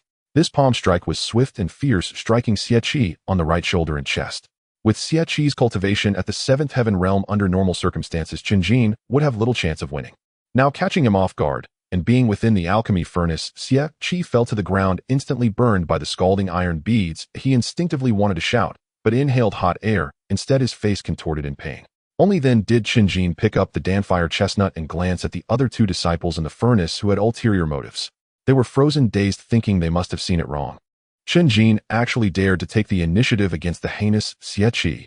The 2 who had originally aimed at Chen Jin exchanged glances and obediently began searching for danfire chestnuts on the ground. Chen Jin then walked out, becoming the first among the 4. Xie crawled out, rolling and tumbling, utterly ignoring the danfire chestnuts. "Water, give me water." After finally getting some relief, he immediately sought out Chen Jin to retaliate. He had only ever bullied others, and no one had ever bullied him. "Those who fail the assessment leave," Roger said coldly. He was responsible for the assessment and did not wish to see a brawl unfold. "You wait for me." Xie spat out a threat and left in a huff. "Brother." "Awesome."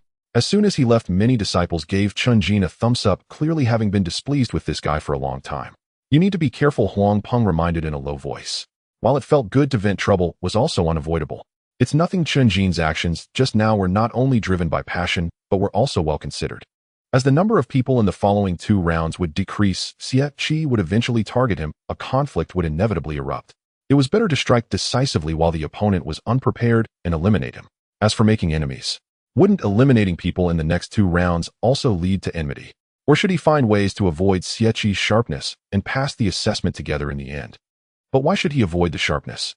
Not fearing to offend others and embracing conflict was the only way to qualify as a strong person. Finally, the first round of the assessment ended with half the participants eliminated. The second round required completing 10 questions, all concerning medicinal pills, testing the disciples' fundamentals. If one knew nothing about the properties of medicines, even the best fire control skills would be useless. This posed no difficulty for Chen Jin. Even with questions he had never seen before, merely reading the descriptions would prompt the heavenly book to provide the answers. Chen Jin was confident he would have no issues, yet he only scored 9 points. This was already the highest score among the disciples in the second round. Chen Jin was puzzled. Could the heavenly book actually make mistakes? The 10th question is already recognized as an unsolvable mystery. No need to force an answer, Roger said. This was directed at Chen Jin, as he was the only one to attempt that question. Without an answer for comparison, it could only be marked wrong. Chen Jin was at a loss for words and had no grounds to argue. 9 points was 9 points. After all, he was first. By the third round of assessment, only 8 people remained, including Chen Jin and Huang Peng.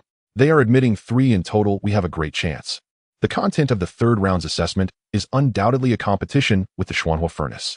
Since you are all here, it means you can achieve a certain level, but the Tianxuan Hall seeks the best. Generally, the test ensures that the false pills do not break. Now the requirement is for you to refine false pills. Roger's words left the 8 disciples in silence.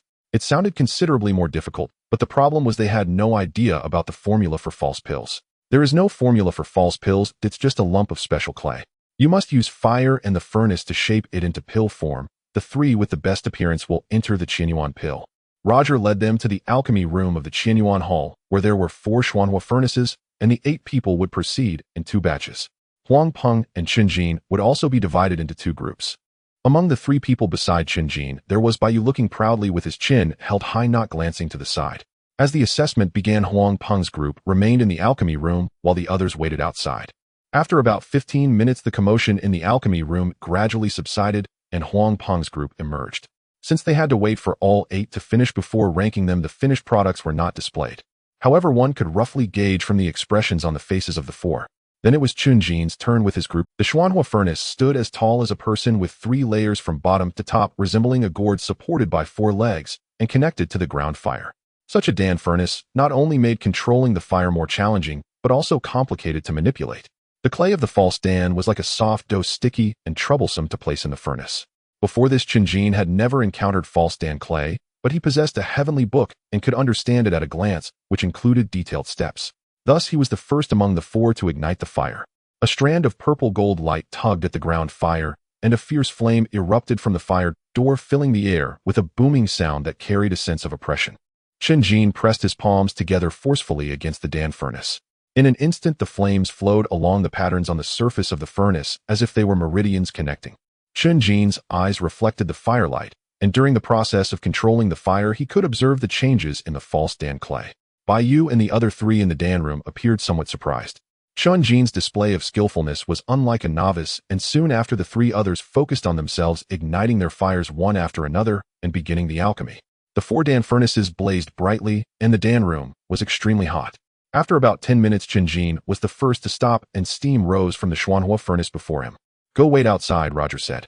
Chen Jin had not been out long when Baiyu finished second and glanced at Chen Jin as she exited. This was her first time looking directly at someone carrying a hint of provocation, treating Chen Jin as a competitor. The remaining 2 soon emerged, both looking anxious and lacking confidence. In the Dan room, Roger opened the furnace lids one by one, inspecting the false Dan within. The results of the last 2 disciples were not ideal. One had not formed properly, and the other was cracked. When Roger opened Chen Jin's Xuanhua furnace, his eyes lit up. The false Dan was round and full, its surface gleaming, a true masterpiece. He then opened Baiyu's Xuanhua furnace. Although the false Dan had taken shape, it had 2 cracks, making it a substandard product. Roger frowned and took out the false dawn from the previous 4 disciples, including Huang Peng. Only one of the false dawn was deemed acceptable, which was made by Huang Peng, while the other 3 were substandard products. The issue was that one of the substandard ones had only a single crack. Based on the rankings, Chen Jin's false Dan was first, Huang Peng second, and the 3rd place was occupied by a disciple whose false Dan had a single crack. The Tianxuan Hall only accepted 3, meaning Baiyu would be eliminated. Roger sighed, looking helpless, yet continued his actions, swiftly swapping Baiyu's and Chen Jin's false dawn. After all, Baiyu was quite charming, and by doing this today, he could enjoy her company tonight. Logically, it would have been more prudent to swap Baiyu's false Dan to 3rd place. However, there was no choice. The 8 individuals participated in 2 batches, causing differences in temperature and color among the false dawn. Most importantly, Roger was not concerned about Chen Jin at all. Thus, he brought in all 8 individuals and arranged the false dawn in order. 1st place, Baiyu. 2nd place, Huang Peng. 3rd place, Song Hong. 4th place, Chen Jin, but this ranking held no significance. "Ha, I knew it." Baiyu laughed triumphantly, unaware of the underlying details, genuinely believing in her superior skills. Chen Jin looked at the false Dan representing 4th place, which bore 2 clearly visible cracks. "Just a bit more, it's already quite good. You've only been here for 2 months, Huang Peng consoled. "I refuse to accept this." Unexpectedly, Chen Jin spoke up suddenly. "This is not the false Dan I refined." A stone stirred 1,000 waves and gasps filled the room. Huang Peng urged him to calm down and not act impulsively, as such matters were impossible to prove. "This is the face of the weak," Baiyu mocked. She appeared detached, being the 1st place and not believing it concerned her. "What are you refusing to accept?" Roger roared, angrily scolding him. He had anticipated that Chen Jin would cause trouble, hence his intense reaction. As they say, those who are guilty often raise their voices. "I want to compete again. This is not my level," Chen Jin stated. "Ridiculous. Even alchemists can make mistakes." "Oh, what right do you have to say that?" Roger replied. "Even if you succeed in the next round, it won't prove anything about this failure," Roger asserted. This was indeed the case, hence his confidence. "Go cry somewhere else. Don't cause a disturbance here," Baiyu said impatiently. "I want to see senior sister Jin Shuashi." Chen Jin remained unmoved, appearing extremely stubborn. Roger had intended to kick him out directly, but unexpectedly Chen Jin brought up senior sister Jin. Although they were all inner disciples Jin Shua, she was a disciple of Elder Chen Yuan. Roger was initially startled, but soon dismissed it. Chen Jin could prove nothing. Fine. They'll go fetch her for you. But you must know the consequences are yours to bear. Roger appeared very angry. If you make a big deal out of this, the Tianxuan Sect halls won't accept you later, Huang Peng said anxiously. Bai Yu and the others did not leave, all waiting to watch the drama unfold. Chen Jin, however, was resolute and undeterred. Huang Peng could only sigh helplessly. Chen Jin. Jin Shua, she was on Lingfeng when she heard about this matter, looking puzzled. After pondering for a moment, she recalled having met him 2 months ago. He can master the Xuanhua furnace so quickly. Jin Shua, she was surprised by her junior brother's progress, but upon learning the details, she felt troubled. Alchemy inherently carries risks with both successes and failures. It was impossible to arrange for Chen Jin to compete again, as that would be unfair to the others. They'll go talk to him, she decided, intending to let Chen Jin return next month. Making too much of a scene would be detrimental to Chen Jin. Thus Jin Shua, she arrived at the Dan room, her long and shapely legs stepping through the door. Huang Peng and the other disciples were momentarily taken aback. Senior Sister Jin, he tampered with the assessment. Chen Jin exclaimed. Don't push your luck. I am an inner disciple, and if you defy me, I can take you to the law enforcement hall. Roger shouted angrily. Jin Shua, she waved her hand to stop the arguing, saying, Junior brother Chen, I understand your feelings, but to compete again. Sister, there's no need for another competition. Unexpectedly, Chen Jin interrupted her, a mysterious smile appearing on his face. He walked towards the 8 false dawn and picked up the one that represented first place. What are you doing? Bai Yu was extremely angry. That was her false Dan, and she couldn't believe he would claim it as. Roger shouted in alarm. How did Chen Jin know he had swapped it for this false Dan? Could he really discern the quality of the Dan before opening the furnace? Chen Jin remained silent, gathering the original fire in his palm. As the temperature rose, the false Dan began to melt from the outside. There are characters on it. As the outer layer completely shed away, Huang Peng was the first to notice a distorted symbol on the false Dan. Upon closer inspection, he recognized it as the character Chun. Sister, this is my false Dan. As the saying goes, one learns wisdom from setbacks. After suffering a loss at Qishui Palace, Chen Jin became particularly vigilant about such matters. Upon seeing Huang Peng and the others finish their alchemy, he immediately grew alert, unable to ascertain the results in the first instance. Roger could easily carry out the swap without anyone noticing. Therefore, regardless of whether Roger would do such a thing, Chen Jin marked the fake pill, and to his surprise it truly came in handy. This was also thanks to his proficiency in fire control techniques. He branded his surname onto the fake pill, then wrapped it in another layer. Initially, he chose not to mention it, suggesting a rematch, instead not wanting to alert the snake and risk Roger ruining the fake pill. Additionally, he was curious if Senior Sister Jin Shuashi would come. If she didn't show up, Chen Jin might consider giving up. After all, one's arms cannot twist against one's thighs. Since Senior Sister Jin Shua, she was present, there was nothing more to say. The alchemy room was filled with silence, while the expressions of those watching Chen Jin's predicament were particularly vivid. Huang Peng was overjoyed, genuinely happy for Chen Jin. Impossible. That's the fake pill, I refined its. Suddenly Bai Yu shouted. She firmly believed this and could not accept it, revealing a disgraceful demeanor. Roger's face turned ashen. He had never anticipated that Chen Jin would have such a trick up his sleeve. Who would mark a fake pill? Was this foresight anticipating that he would swap it? Jin Shua's eyes expression darkened. Unlike Roger's feigned reaction, she was genuinely angry. The Tianxuan Hall was her master's legacy, so to speak, it was her family's property. Roger was similar to an outer sect disciple, merely doing tasks within the Tianxuan Hall, yet to do such a thing right under her nose. What do you have to say for yourself?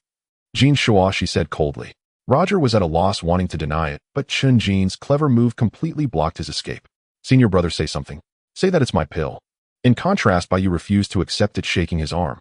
Get away. It's all because of you. Roger pushed her away, effectively admitting it. At this moment, Bai Yu's face turned pale, as if possessed. She looked at the fake pill placed forth. 2 cracks particularly glaring.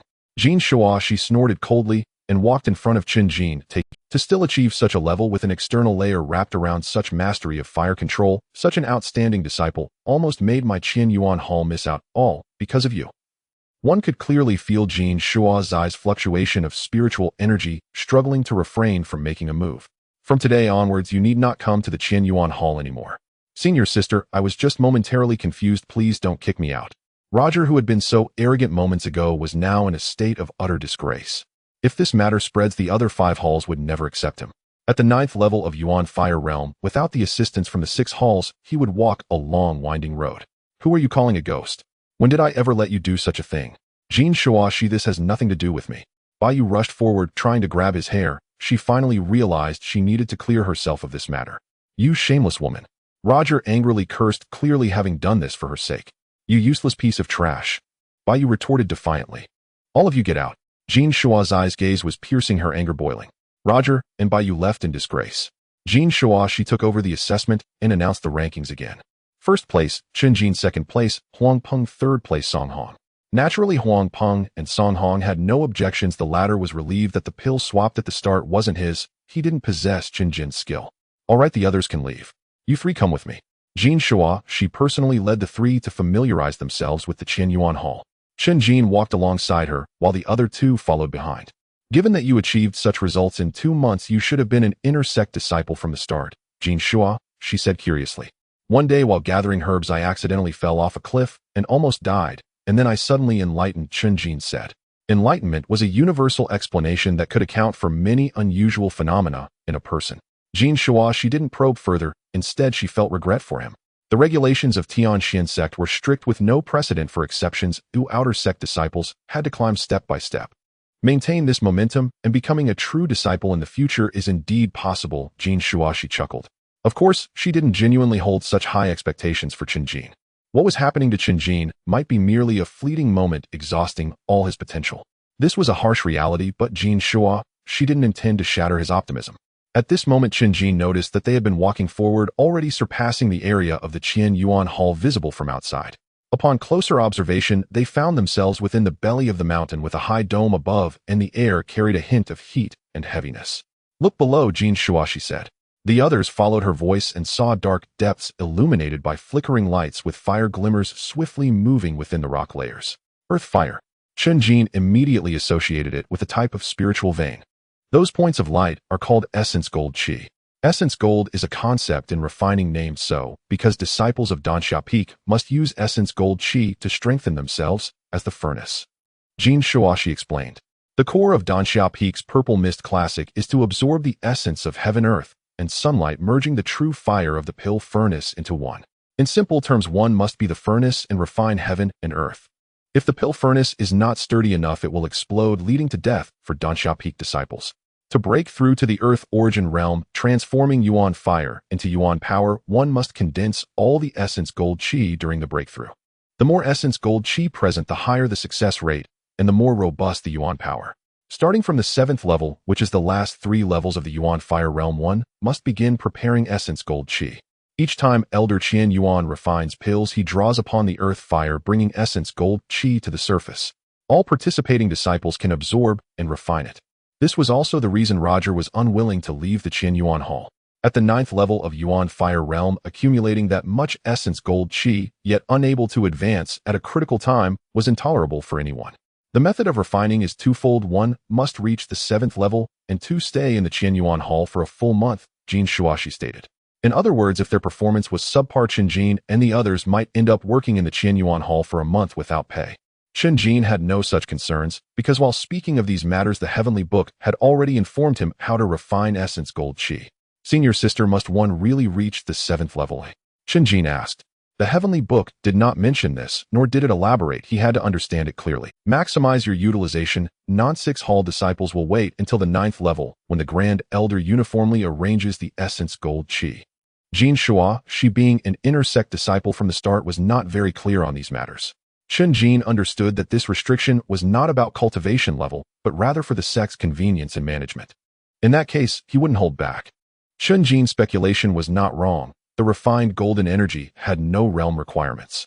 A new disciple could access it as soon as they entered acquiring refined golden energy, while still in the body refinement stage. The problem was that refined golden energy would only reach the surface when Elder Qianyuan began refining pills. Chen Jin could not go down to the valley. If he did, the underground fire would mercilessly consume him. There should be more than one method. True disciples cannot be this troublesome. Of course, Chen Jin was not anxious. At most, he could wait until next month. Next, Jin Shua, she led the 3 to familiarize themselves with the daily operations of the Tianxuan Hall, allowing them to return to rest. Chen Jin, there is a balance in the world, though everything exists in gain and loss. At the entrance of the Tianxuan Hall, Jin Shua, she said this. Chen Jin pondered for a moment and realized it was a reminder to be cautious of Roger's retaliation. Today he successfully entered the Tianxuan Hall, eliminating Xie Qi and Bai Yu, and even forcing Roger out. It could not just end like this. Chen Jin also thought about how he had profited greatly from the cultivation liquid, which had led to Zhang Song's attack, so there was indeed some truth to this.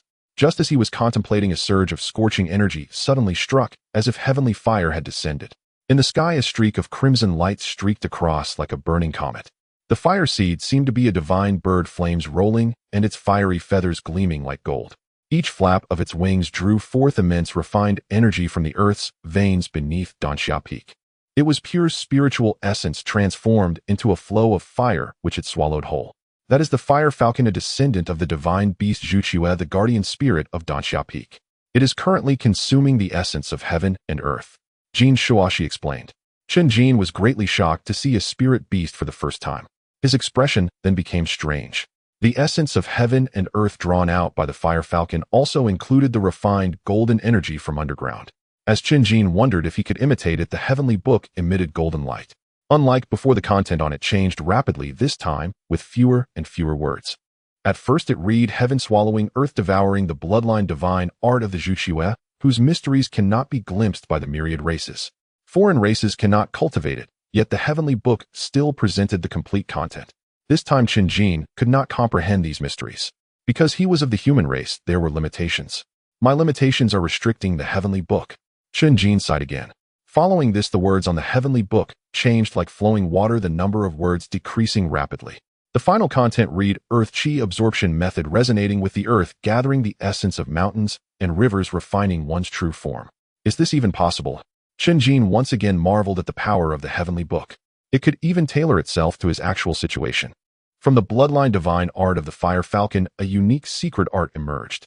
This reminded him of those legendary geniuses who observed the heavens and the earth opening up pathways. Could they also have had a heavenly book? What do you mean this is possible? Jin Shuashi asked. The fire falcon dashed past and vanished from their sight. It's nothing. Thank you for your help today, senior sister. Chen Jin hurriedly returned to his residence, activating the earth chi absorption method, eager to refine the refined golden energy. As a result, nothing happened. It was like drawing water with a bamboo basket, yielding no results. Chen Jin thought the heavenly book was playing a joke on him, but suddenly realized the true reason and shook his head with a bitter smile.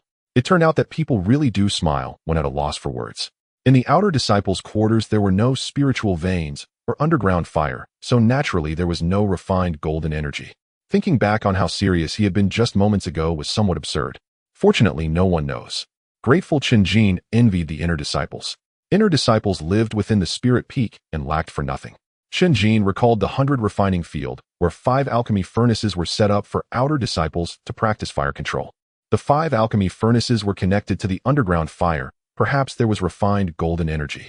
The 100 refining field was not far from his residence and had no restrictions for outer disciples. When Chen Jin arrived, there were quite a few outer disciples present. Senior brother Chen. Upon seeing Chen Jin, they all straightened up, showing utmost respect. Most of the outer disciples were at the 6th layer of heaven or below, and they all knew about what had happened at the Tianxuan Hall today. Chen Jin did not expect the news to spread so quickly. He nodded to his junior brothers and sisters and approached the Xuanhua furnace. He activated the underground fire, making the Xuanhua furnace blaze, and then focused on 2 things at once, inhaling and exhaling the earth chi. There really is. Chen Jin immediately felt golden light sparkling in the underground fire continuously entering his body. This refined golden energy was like fire oil pouring into his dantian, causing the primordial fire to erupt instantly. So much refined golden energy, is there really no distinction between the spirit peak and outer peak underground? Chen Jin was both surprised and delighted. He thought that even if the 100 refining field had refined golden energy, it would be pitifully little, but he did not expect there to be so much. However, the fact was that there was indeed not much refined golden energy in the 100 refining field. This place was located at the edge of the earth's veins. The reason Chen Jin had so much was that the earth chi absorption method was too powerful, equivalent to having opened a hole in the earth's veins, gulping it down. Naturally, there was an impact. During this time, the inner disciples cultivating at Danxia Peak noticed something was off. Where is my refined golden energy? Inner disciples received a certain quota of refined golden energy each month. Now in every cultivation room, the inner disciples felt not a hint of refined golden energy. Elder, the refined golden energy is gone. They all rushed to complain to the elders. But the elders could not figure out the reason for a while. Damn it. Roger was among them, his expression extremely ugly, understanding what it meant for misfortune to not come alone. He had been kicked out of the Tianxuan Hall, and the treatment of refining refined golden energy every 3 days was also gone. Inner disciples could enter the cultivation room once a month to refine refined golden energy. Compared to the Tianxuan Hall, it was simply a drop in the bucket. But Roger had no choice. As soon as he entered the cultivation room, he discovered that the refined golden energy had completely vanished. The elders spent half an hour checking and found no results. Chen Jin. Roger gritted his teeth, blaming everything on Chen Jin. What he did not know was that this was indeed caused by Chen Jin. Roger did not wait any longer and left the cultivation room. As soon as he walked out, the refined golden energy returned to normal. He thought about going back and only to be told that his quota for this month had been used up. Roger was furious, and instead of protesting with the other affected inner disciples, he left in a huff. Half an hour later, he found Xie, who was also furious. Do you want to take revenge? Xie already knew about what had happened at the Tianxuan Hall and could not help but gloat in his heart. Compared to him, Roger was even more unfortunate. Of course, he wanted to see Chen Jin suffer misfortune. Yes. Xie's face was full of ferocity. Go ahead, or I'll take the blame, Roger said coldly. Xie was already planning revenge, and upon hearing this, his eyes sparkled. Regardless of anything, Roger was an inner disciple. With an inner disciple backing him, there was nothing to worry about. Incredible. On the training ground, Chen Jin felt a lingering satisfaction as the refined golden energy filled his entire being for half an hour. I wonder how my refining level compares to the inner disciples. Chen Jin was somewhat curious. Without comparison, one cannot know their own level. Am I average, above average, or perhaps even exceptional? What he did not know was that Danxia Peak had descended into chaos. After the grand elders of each peak conducted an investigation, they found that the refined golden energy lost during this half hour was enough to keep all the training rooms operational for 3 days and nights. Is it fire kite practicing? That shouldn't be the case if she does not require such a large amount of refined golden energy. Could there be other spirit beasts underground stealing the refined golden energy? It can't be that some disciple has consumed it all alone. Various speculations arose, but none could be verified. The situation underground was incredibly complex, with some areas that even the elders dared not descend into. However, the refined golden energy, a derivative of the spiritual vein, an underground fire like the spiritual energy of heaven and earth, would not cease or be exhausted. At this moment, the training rooms had already returned to normal. Let's wait and see. If it's just this one time, then it's fine. The elders held a better safe than sorry attitude. If some spirit beast passed through the underground and felt tempted, that would not be a concern. The Tianxuan Sect was quite generous and willing to form a good relationship. However, the elders of Danxia Peak soon realized how naive they had been. For several consecutive days, the refined golden energy would deplete for half an hour, and even the Tianxuan Sect halls were affected. The inner disciples were in despair, hoping not to encounter this unfortunate half hour. The elders were determined to conduct a thorough investigation. Yet before they could begin, the refined golden energy had returned to normal, leaving them with no leads. Chen Xixiang, have you heard? There was a strange rumor circulating within the inner peak saying that the refined golden energy would disappear for no reason, and there was a terrifying presence underground stealing the Earth's energy. I heard that an ancient divine beast has awakened underground, consuming the essence of the spiritual veins. In the outer disciples' quarters, Xiang Zhenwang and He spoke mysteriously. After these days, the rumors had become increasingly exaggerated. Chen Jin observed with a detached demeanor, his expression one of indifference.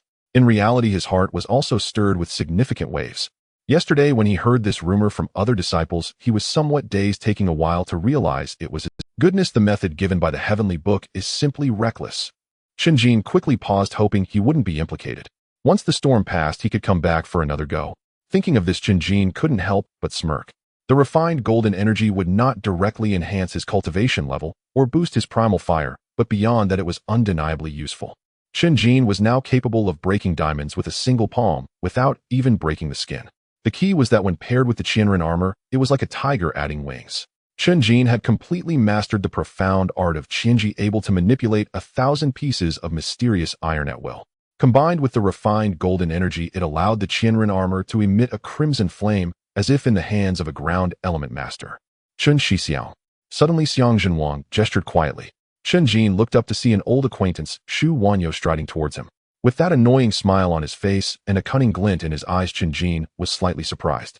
Ever since his realm had advanced rapidly, this guy had been avoiding him in the outer peak. Today, however, he was strutting around with an air of arrogance. Upon closer inspection, his cultivation level was only at the 4th layer. Who gave him such courage? Suddenly, Chen Jin showed a look of realization. There was another person besides Xu Wanyo, with a rough black beard and a fierce expression. It was none other than Xie. Behind Xie and Huang Peng were two outer disciples, all at the 7th layer of the primal fire realm. Chen Jin raised an eyebrow, sensing that the newcomers did not have good intentions. Go find senior brother Yan Quan at the law enforcement hall, Chen Jin whispered. All right. Xiang Zhenwang immediately ran off in another direction. Xie and Xu Wanyu did not care, thinking that Xiang Zhenwang had simply run off. Their target was clear. They were coming for Chen Jin. Chen Jin, Brother Luo's Crimson Sun Heart Jade is missing. We need you to help us search. Xie shouted coldly. After just a few days, this is the best excuse you can come up with it. Chen Jin replied. Xie and Xu Wanyu had not expected him to react this way. Stop wasting time. Someone saw you with the Crimson Sun Heart Jade. I suspect that person is you, Chen Jin said, looking at Xu Wanyu. What are you putting on a show for? Are you daring to act without the courage to do so? I know you all. Before entering the Tianxuan Sect, you were a beggar on the streets. Your hands are definitely clean. Xu Wanyu yelled coldly. Chen Jin's expression darkened and his gaze grew stern. Xu Wanyu's heart sank and his eyes flickered. Previously, the people of the Tianxuan Sect only knew that Chen Jin had risen from a servant disciple and did not know his background. Since the arrival of the Shin sisters and the other three, this had changed. However, Chen Jin was not angry about his past miserable experiences. A helpless beggar wanting to survive could not rely solely on others' charity. When starving, a hot bun was enough to make him risk his life. That was all for the sake of survival. Xu Wanyu, such a person, was destined to not understand, yet he put on such a face. Hey, if it was you who stole it, just let us in to search, and well, no. Xie saw him getting angry and became smug. Good. Unexpectedly, Chen Jin readily agreed. He opened the door and walked directly into the courtyard. Xie and Xu Wanyu followed closely behind, appearing impatient. Chen Jin, you can leave, otherwise you're affecting our search, and you'll need to keep those people outside at bay. Xie said. Chen Jin turned around, not saying a word, and walked past the three of them. Pretty honest, huh? A disciple who came with Xie grinned at how smoothly it was going. The Crimson Sun Heart Jade was right in front of him, and next was to pretend to find it from Chen Jin's house. Crack. Unexpectedly, as Chen Jin reached the door, he did not go out, but instead closed the door and set the latch. The sound startled Xie and the others, leaving them frozen in place, exchanging glances. According to the rules of the Tianxuan Sect, accusers will face consequences, and thieves will have their hands and feet severed. Chen Jin turned to face them again, his voice calm to the point of indifference. Chen Jin, until it's clarified, what right do you have to accuse? I think you're the one who's guilty. Xie shouted angrily. Whether I did or not, my heart is clear. Chen Jin replied. Whether he stole or not, he clearly knew. There was no need to go through the process of proving his innocence or exposing the conspiracy. He could fast forward to the severing of hands and feet. The law enforcement hall hadn't arrived. Then let him execute it himself. As soon as he finished speaking, Chen Jin charged towards Xie and the others, taking the initiative to strike first. Xie was somewhat unsure, looking at his two companions. Surely they had more people and higher realms, so why did it seem like they were the weaker side? Charge! Xie roared. The two outer sect disciples called by Xie are not to be trifled with. They are notorious on Danxia Peak. The one named Yang Jie, nicknamed Skinny Monkey, has a gaunt face devoid of flesh with gleaming eyes. He is responsible for framing others, originally planning to find evidence beneath Chen Jin's bed. Now he has changed his mind, intending to knock Chen Jin unconscious and then search him. This would be more persuasive. Thus Yang Jie took the lead, emitting a hideous screech. Every outer sect disciple at the sevenfold heaven knows the 6 Yang Palm, and he is no exception. Charging forward, he summoned his primal fire, dramatically swinging both hands, stirring up a gust of wind. Blazing Sun. This is the most forceful strike among the 6 Yang Palms, and its power erupted instantaneously. Yang Jie sensed this as well, and curled his lip in disdain. With his sevenfold heaven cultivation, he was confident in breaking Chen Jin's finesse with brute force. However, at the moment their palms collided, a crimson radiance erupted from Chen Jin's. Yang Jie sensed this as well, and curled his lip in disdain. With his sevenfold heaven cultivation, he was confident in breaking Chen Jin's finesse with brute force. However, at the moment their palms collided, a crimson radiance erupted from Chen Jin's entire arm. With a thunderous crash, Yang Jie's right arm undulated like waves and snapped at the shoulder. His hideous screech turned into a wretched cry as he knelt on the ground, carefully clutching his severed right arm with his left hand. You! His face contorted in rage, his eyes filled with malice. Just as he was about to curse, Chen Jin did not stop. He darted forward, came behind him, and forcefully broke his left arm. The sound of cracking bones mixed with Yang Jie's heart-wrenching screams, causing Xie and another person rushing over to halt in their tracks. So ruthless.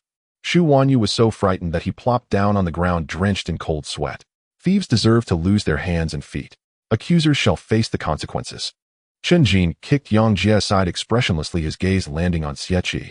In the next second, Chen Jin leaped into the air, both palms striking out. Spirit artifact. Finally, Xie beheld the Qianren armor on Chen Jin's hands perfectly molded to it. The crimson flames trailing behind him released a plume of white smoke slicing through the skies like a blade of the sun. Don't meet force with force. Attack him from the sides. Xie made the call, who being fierce and brutal was second nature to him, and he was experienced. The other person, named Li Qing, was also a tough character, showing neither fear nor hesitation. Both of them simultaneously activated their primal techniques akin to hungry wolves and ferocious tigers, launching a pincer attack from left and right. The strategy was sound, but they could not match Chen Jin's level of mastery. Golden Sun. Chen Jin unleashed his fifth palm, strike the palm force sprawling forth with primal fire swirling incessantly. This was the most challenging strike of the 6 yang palm. Although its power wasn't the strongest, it was balanced in both offense and defense. Combined with the essence of golden energy, it only made Xie and Li Qing groan in distress. Chen Jin's palms resembled red-hot tongs, and after a round of exchanges they burned their hands. How could this kid possess a spirit artifact? Xie puzzled, thinking that even inner-sect disciples like Roger couldn't afford a single spirit artifact. Extreme Sun. Seizing the moment of Li Qing's daze, Chen Jin executed the 6th move. Above the utmost sun, he burst forth. The primal fire and golden energy exploded almost instantaneously, sending Xie flying. How could this be? Li Qing's eyes widened as he quickly halted, spreading his arms in surrender. It's a misunderstanding, all a misunderstanding. I was called here by him. How could this be? Li Qing's eyes widened as he quickly halted, spreading his arms in surrender. It's a misunderstanding, all a misunderstanding. I was called here by him, and I knew nothing. Chen Jin coldly regarded him. Could such matters be resolved with a mere misunderstanding? I will clarify the situation for you. They intended to frame me. Li Qing spoke. Just then, chaotic footsteps sounded from outside the door. In the next second, the law enforcement hall disciple, Yan Quan, led a team and burst in. Everyone stop.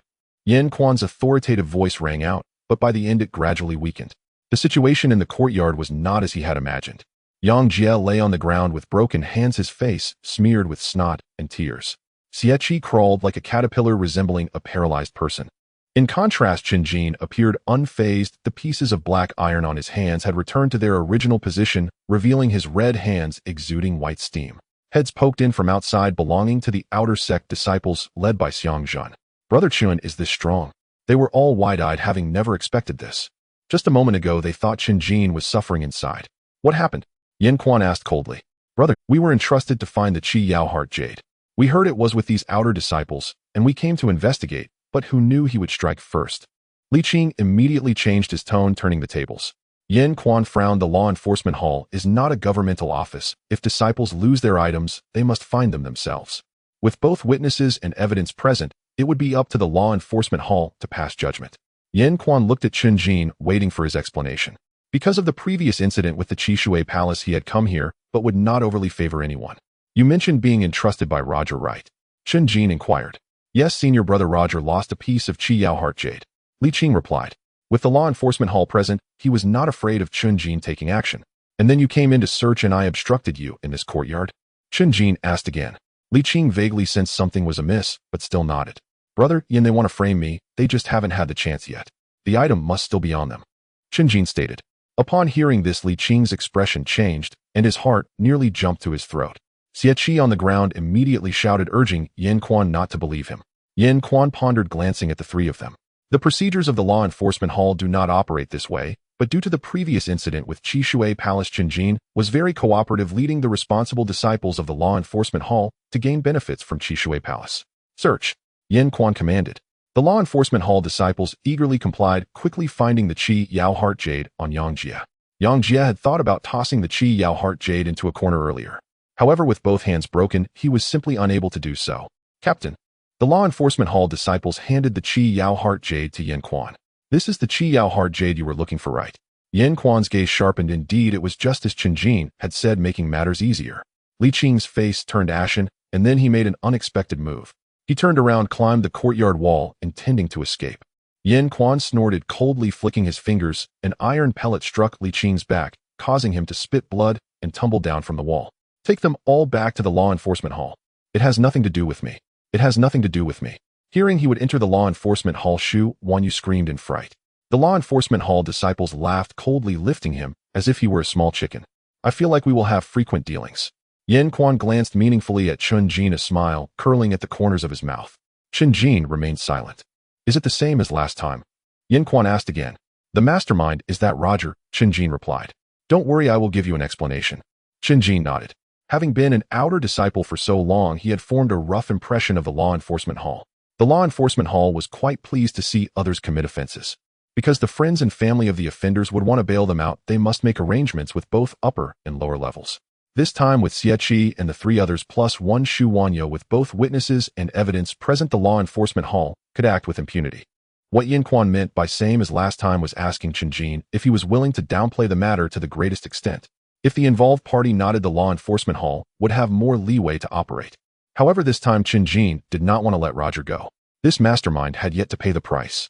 Yen Quan understood his feelings and assured him that saying he would provide an explanation was not just empty talk, bringing him to the law enforcement hall. However, the subsequent developments were unexpected. Yang Jie took all the blame on himself. He claimed to have found the Qi Yao heart jade in a certain forest and was momentarily overcome by greed. It just so happened that Shu Wanyu had grievances with Chen Jin and proactively approached Xie Qi to frame Chen Jin, seizing the opportunity for revenge. There was absolutely no evidence of Roger plotting all of this from behind. In fact, Yang Jie and Shu Wanyu had indeed never met Roger. Xie Qi was the key witness. Just now, during this brief moment, Xie Qi had unified their statements with the two. Even so, it won't lessen their crimes, it will only clear Roger of guilt. Xie Qi and the others will be demoted to servant disciples, never to enter Danxia Peak again. Shu Wanyu took the opportunity to falsely accuse, resulting in broken limbs. No one intervened. Everything was handled according to the rules of the sect. Chen Jin witnessed law enforcement hall disciples break Shu Wanyu's limbs, during which this fellow even wet himself. If the person behind you were to plead for you, the probability of retaliation would be low because doing so would only worsen your situation. But now no one has shown up, so you need to be cautious. As a disciple of the law enforcement hall, Yen Quan immediately recognized the severity of the situation. I understand. No, you don't understand, but it's far more serious than you imagine. Prepare yourself mentally. Hearing Yen Quan say this, Chen Jin also felt a sense of urgency. Roger's ability to manipulate Xie Qi and the others so well certainly indicated he had other means. As for Shu Wanyu's sister, Chen Jin had heard of her long ago, but had never met her. However, he would soon encounter her. Upon returning from the law enforcement hall, he found a woman standing at his doorstep. She possessed a striking appearance. While her features were not stunning, they were refined and proper. Especially her eyes, which had a fierce glint when she was angry. Her figure was slender with a soft waist. My brother has already fainted from pain and has a high fever. Even if his limbs are reattached with black jade paste, he will need to lie in bed for over half a year. Upon seeing Chen Jin, Shu Wanyu coldly spoke. If your brother succeeds, it will be me lying down. How would you react then? Chen Jin retorted. If it weren't for you constantly opposing him, how could he be utilized by someone like Xie Qi? Shu Wanyu's eyebrows shot up as she spoke rapidly. Utilized? I see he is enjoying himself, Chen Jin said. Shu Wanyu stared at him wide-eyed, fixing her gaze on him. My brother had previously asked me to teach you a lesson. I didn't take it to heart, but I didn't expect you to bite so hard. You should have had all your teeth pulled out by now. Shu Wanyu said. You can still do that now. Chen Jin originally wanted to say something like, I'm not the one biting now, to counter, but he didn't want to argue with the woman. Shu Wanyu was at the 9th level of the heavenly layer, not far from the earth origin realm. The odds were slim, but so what as long as he wasn't killed? Shu Wanyu pursed her lips, her long hair rising as though stirred by the wind, poised for action. You just wait. In the end, she still held back. If she struck back directly now, the law enforcement hall would definitely take the initiative. She then stormed forward, attempting to shove Chen Jin aside. Chen Jin reacted quickly, preventing her from succeeding. The two brushed past each other, catching a whiff of the perfume on one another. The next day at dawn, Chen Jin practiced martial arts against the rising sun. Just as he was halfway through his thoughts, he immediately smelled a pungent odor. Opening his eyes, he saw thick black smoke outside the courtyard wall. Stepping outside, he discovered a charred piece of wood at the corner, still emitting thick black smoke. The smoke was pitch black and viscous with a faint purplish hue. Black wu wood. Chen Jin immediately recognized what it was, a type of charcoal whose black smoke would affect the disciples of Danxia Peak in absorbing the Qiaxia. At Danxia Peak, this was a type of charcoal that everyone avoided at all costs. There was no doubt that this was an act of revenge. Chen Jin looked around, but found no suspicious figures. With the time wasted, the sun had fully risen and the purple clouds had already passed. Chen Jin frowned as he went to the 100 refinements field, intending to practice fire control. As a result, just as he arrived in front of the Xian fire furnace, two outer disciples at the 8th level appeared. Chen Shidi, let's work together. Chen Shidi, I heard you join the Tianxuan Hall. Why not guide us a bit?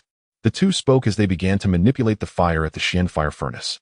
This also caused Chen Jin to be unable to achieve his training goals. Was it you two in the morning? Chen Jin asked. What is Chen Shitty talking about? We were all still asleep this morning, one of them answered with a strange laugh. Chen Jin furrowed his brow tightly. This was purely disgusting. I want to see how long you can persist. The next day there was no black smoke rising outside the courtyard wall, but a cold rain began to fall. Thinking it was due to the weather, he stepped outside only to find that it was only his courtyard that was raining. A very regular dark cloud floated in the sky. Rain summoning talisman. Talisman technique. This talisman serves no purpose other than to summon rain, but it can disrupt Chen Jin's training. Chen Jin arrived at the 100 Refinements field expecting to see those two from yesterday. To his surprise, the 100 Refinements field was overcrowded with more than a dozen outer disciples at the third level occupying all the furnaces. Upon seeing Chen Jin, each of them wore knowing smiles. These acts of revenge continued for over 10 days. They didn't occur every day, but every 2 or 3 days, which was precisely the most annoying. Chen Jin was not only affected in his cultivation, but the duties of an outer disciple also became heavy and trivial. After several days, the atmosphere among the outer disciples turned strange. Originally, Chen Jin had good relations among disciples below the third level, but now they all kept their distance. Only a few, including Xiang Zhenwang, were still willing to approach, but they too faced exclusion and isolation. The most tormenting thing was that this situation was uncertain in duration. This isn't something a single outer disciple like Xu Wanyu could accomplish. She must be in cahoots with that Roger too, Chen Jin speculated. However, the situation was worse than he had imagined. Xu Wanyu was the younger sister of a certain inner disciple from Danxia Peak. The status of inner disciples is very special. Unlike inner and true disciples, which are classified by talent, their parents are all elders within the sect. The situation was more complicated than expected, and Chen Jin sought advice from Fang Qiong at the Wanbao Tower. This is not the worst outcome. If Xu Wanqing and Roger were to turn the tables with her being an inner disciple, it could get even worse. After understanding the full story, Fang Qiong began to analyze the situation. Chen Jin felt a heavy weight in his heart. Could it really get worse than this? Roger holds a grudge against you, and the loss is in the interest. That's why he would think of framing you. Xu Wanqing with her brother's severed limbs could directly cripple you, or even kill you if she were an inner disciple. Fang Qiong said this not to scare Chen Jin, but because it was a genuine possibility. To put it bluntly, outer disciples were not considered human in the Tianxuan Sect. If Xu Wanqing were to become an inner disciple and cripple him, the punishment would merely be facing the wall for 3 months at the reflection cliff. If she killed him, it would only be 3 years of wall facing. Chen Jin recalled the last time he saw Xu Wanqing. That woman could very well commit such an act. A human life, is it only worth 3 years? His expression darkened. The oppression and exclusion he had faced in recent days had not caused significant impact. At most, it hindered his thoughts, but his cultivation still progressed steadily. But now, hearing Fang Qiong's words and thinking about Xu Wanqing's imminent breakthrough to the Earth origin realm, he felt an intense sense of crisis. Xu Wanqing's older brother is Lu Feng, whose father is an elder of the Danxia Peak, and he dotes on him because he had him late in life. Fang Qiong said, I can arrange a meeting with Lu Feng to try to resolve the enmity. Hearing this, Chen Jin felt a sense of gratitude. This clearly exceeded the transactional content of the cultivation liquid, and Fang Qiong would owe a significant favor for doing this. No need, Chen Jin shook his head in refusal. Even if a meeting were arranged, it would require Xu Wanqing's forgiveness. Would he be bent over in supplication or kneeling to beg? No, he hadn't done anything wrong. I want to break through in front of Xu Wanqing and become an inner disciple. Only by becoming an inner disciple would he not be at the mercy of others. Fang Qiong was not surprised that after spending some time together, she had gained an understanding of Chen Jin and noticed his resilient and unyielding personality.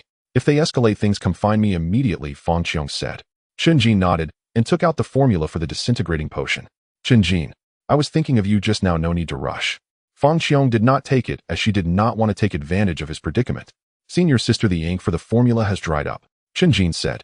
Fang Qiong was momentarily taken aback, but quickly realized the implication. Chen Jin had already written the formula before their meeting.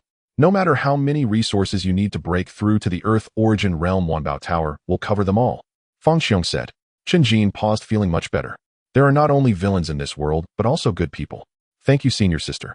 Chen Jin left the Wanbao Tower and headed back to Danxia Peak, making his way directly to the Qianyuan Hall. Today was the day for Elder Qianyuan's pill refining, which took place every 3 days, and all disciples were required to attend. During this time, the Qianyuan Hall was his sanctuary where no malicious actions would occur. Unfortunately, he could only stay there for a few hours each day. In the Tianxuan Hall, all disciples took their positions according to the 8 trigrams centered around the Tianxuan furnace. Elder Tianxuan was above the pill furnace. The disciples could not see him, but could feel the intense aura emanating from him. In the next moment, the massive Tianxuan furnace blazed, and through the fire door, the ground fire resembled an enraged fire dragon. The ground energy permeated the Tianxuan Hall, containing the essence of fine gold. Prepare. The tall Jin Shuashi loudly reminded those at the front as Elder Tianxuan completed the first step of pill refining. The next phase, which would be time-consuming and laborious, would be controlled by all the disciples together. The 8 trigrams represented different sequences. Chen Jin stood in a designated spot with Huang Peng and the other disciples operating the fire control technique at a specific time. Thus, the cycle continued, and the disciples of the Tianxuan Hall successfully completed the fire control. From the Tianxuan furnace came a rich medicinal fragrance the same grade as the Peiyuan pill known as the Tianxuan pill. The furnace held several hundred pills, most of which were the monthly allowance for inner disciples. Soon the internal affairs elders of the 4 peaks each took away 100 pills, followed by the Mountain City Commerce Association, which purchased the majority of the spirit pills, with the remainder rewarded to the many disciples who participated in the fire control. Chen Jin obtained 1 pill, bringing his total to 3. Chen Jin, you don't need to come tomorrow. Unexpectedly, a tall young man approached and coldly informed him. Zhu Sun, a disciple of the Tianxuan pill and a senior brother of Jin Shuashi. Chen Jin was taken aback and instinctively glanced at Jin Shua, she who was not far away. During this time, he had not approached senior sister Jin, thinking that frequently troubling others would only increase their dislike. Senior brother, why is that? Chen assured his performance has been exemplary. Jin Shua, she also approached. You need to ask him. Tomorrow we are heading to the Fire Mountain, and I need to supplement the manpower in advance, otherwise we will be 1 short in 3 days. Fire Mountain. Chen Shidi, is that true? Jin Shua, she asked in confusion. Fire Mountain. What is that place? Chen Jin was bewildered. Seeing his lack of knowledge, Zhu Sun looked utterly surprised. There must be some misunderstanding here, Jin Shuashi said. It doesn't matter, I just need to ensure there are enough people in 3 days. You all handle the rest, Zhu Sun stated, and left without another word. Then from Jin Shua's mouth, Chen Jin learned what the Fire Mountain was. It was the training ground for Danxia Peak disciples to break through to the Earth origin realm. The Zixiao art requires using oneself as a furnace to refine the heavens and earth-forming pills within one's body. When the Yuan pill takes shape, it transforms into Yuan power, integrating into every part of the body, allowing the breakthrough to the Earth origin realm. The spiritual essences of heaven and earth needed for the Yuan pill cannot be cultivated and must be sought outside. Fire Mountain is a dangerous place within the mountain, home to many fire-attributed spiritual plants and herbs, making it the best place to go. Every year, elders take disciples at the 9th level of Yuan Fire Realm to train in Fire Mountain. For some reason, Chen Jin was also on the list this time. Jin Shua, she believed there must be some mistake. Chen Jin was only at the 6th level, and the essence of fine gold was far from enough to transform himself into a fire furnace. Most importantly, you have not yet gone through the Elder Kaiming's approval. Each disciple practicing the Zixiao art has a unique Yuan pill requiring different formulas. The method to clarify one's pill formula is recorded in the latter part of the Zixiao art. Outer disciples cannot access it, which is why the Elder Kaiming's approval exists, serving as a means for the sect to strengthen control over outer disciples. Without a Yuan pill formula, an insufficient cultivation level going to Fire Mountain would be in vain. Jin Shua, she brought Chen Jin to the Internal Affairs Hall to check the situation, and it was confirmed that Chen Jin's name was indeed on the list. Why was this happening? Chen Jin already had an answer in his heart. Shitty, just because you're registered doesn't mean you have to go, you can give it up. Is it that easy to just not go? Chen Jin felt it wouldn't be that simple. Sure enough, if he gave it up, he would not be able to go to Fire Mountain the following year. Every outer disciple only has one opportunity. This meant that by the time Chen Jin met the conditions to break through to the Earth origin realm, he wouldn't even have the chance to go. How despicable. Chen Jin seemed to see Shu Wangqing's smug face. Then he made a bold decision. He is going to Flame Mountain. Without the Grand Elder Qiming, he is unaware of the pill formulas. No matter, he has the Heavenly Book. Just now, when he heard about Qiming and the Yuan Dan, the Heavenly Book reacted. Furthermore, Chen Jin learned that Yuan Dan has different grades. The more precious the spiritual herbs used in the pill formula, the stronger the Yuan Dan produced, provided one can withstand it. A few days ago, the essence of refined gold he absorbed far surpassed any other disciple, which is enough to prove his superior condition. If the Grand Elder is not attentive, the pill formulas provided will surely be inferior to the Heavenly Book. Chen Jin currently harbors little goodwill toward the elders of the sect. Junior brother Chen, don't act impulsively. Flame Mountain is a perilous place. Even with elders present, casualties can occur. Jin Shuashi said. Sister, rest assured I know what I am doing, it's just a matter of avoiding the limelight, Chen Jin replied. Avoiding the limelight? Jin Shuashi asked in confusion. Thus Chen Jin briefly recounted the events of the past few days. How outrageous. A core disciple actually bullying an outer sect disciple. Jin Shuashi exclaimed angrily. She knew that the previous incident with Roger would bring trouble to Chen Jin, but she didn't expect it to be this serious. Why didn't you come to me? Jin Shuashi inquired. This question left Chen Jin at a loss for words. Perhaps it was intuition thinking that Jin Shuashi would not be able to help rather than having prejudice against her. It was because this senior sister Jin was too impulsive and naive, unable to handle such matters properly. Everything happened in Tianxuan Hall. Without Roger, there would be no framing and no grudges between you and Xu Wanqing. Jin Shuashi insisted on helping, urging him not to act impulsively, and ran back to Tianxuan Hall to find her master. Go find your senior brother Zhu. Elder Tianxuan would not be willing to deal with trivial matters concerning outer sect disciples. Since he is willing to bear the consequences himself, why bother? Moreover, he and the Xu siblings have a long-standing grudge. Zhu Sun was by nature indifferent and reluctant to get involved. Senior brother, it's about our Tianxuan Hall. Jin Shuashi said. Don't start at Tianxuan Hall, didn't let him escalate things to this level. Zhu Sun interrupted her. Senior brother, if you won't handle it, I will go manage it myself, Jin Shuashi said. Come back. Lu Feng is lecherous, are you going to take advantage of him? Fine, I will go take a trip, Zhu Sun said. In the evening, Zhu Sun returned with news that he could arrange a meeting for Chen Jin to prepare an apology. Chen Jin was quite helpless. If he was willing, he could have had Feng Qiong arrange it earlier, which was why he did not inform Jin Shuashi at first. Nothing has changed, yet he owes a favor. Sister, I will not admit to wrongdoing, nor will I beg for mercy, Chen Jin said. Jin Shuashi understood his feelings and did not persuade him to back down. An outer sect disciple still wants to turn the tables. Do as you wish. Zhu Sun said angrily. Jin Shuashi felt quite helpless, but had no way to intervene. Sister, I will handle it myself. Chen Jin left Tianxuan Hall and returned to his residence to prepare for departure. The disciples of Danxiao Peak going to Flame Mountain for training would be led by an elder. Among the disciples this time, there were Xu Wanqing and Roger. Therefore Chen Jin planned not to go together, but to set out alone. These people were so unruly in the sect. Once outside Tianxian Mountain, they might seize the opportunity to harm him. As for the elder leading the team, Chen Jin had even less hope. Flame Mountain is a dangerous place with crises every 5 steps and deadly threats every 10 steps. Without an elder to guide, it would be difficult to reach the core area where spiritual herbs grow. Chen Jin had the heavenly book, so he was not afraid of these, but the real concern was the demons and rogues he might encounter. Alone and unaccompanied, he was putting himself at risk. But should he stay in Tianxian Gate waiting for Xu Wanqing to return and settle accounts with him? With no better choice, Chen Jin's heart actually calmed down. He performed the Qiming technique, and the disciples practicing the Zixia technique would condense their Yuan Dan into grades from 1 to 9 based on their own circumstances. The first grade is the most ordinary, known as the Grey Dan. The 9th grade is the highest, known as the Holy Yuan Dan. Yuan Dan is the foundation of both the Earth Yuan realm and the Heaven Yuan realm, determining a disciple's potential. Once the Qiming technique was activated, an invisible wave spread from within him. The Yuan fire in Chen Jin's Dantian transformed into a fire wheel displaying intricate light patterns resembling the imprints of heaven and earth, solid as gold, with the patterns gradually becoming clearer. 1, 3, 5, 9. With a purple golden hue in the fire, the 9 patterns slowly rotated from the Dan body. 9 grade Holy Yuan Dan. A radiant smile appeared on Chen Jin's face. Although it was expected, he couldn't help but feel joy as he examined the pill formula for the 9 grade Holy Yuan Dan. In the next moment, his expression changed slightly. He needed 9 kinds of precious spiritual herbs. Considering the special nature of the Holy Yuan Dan, this was reasonable.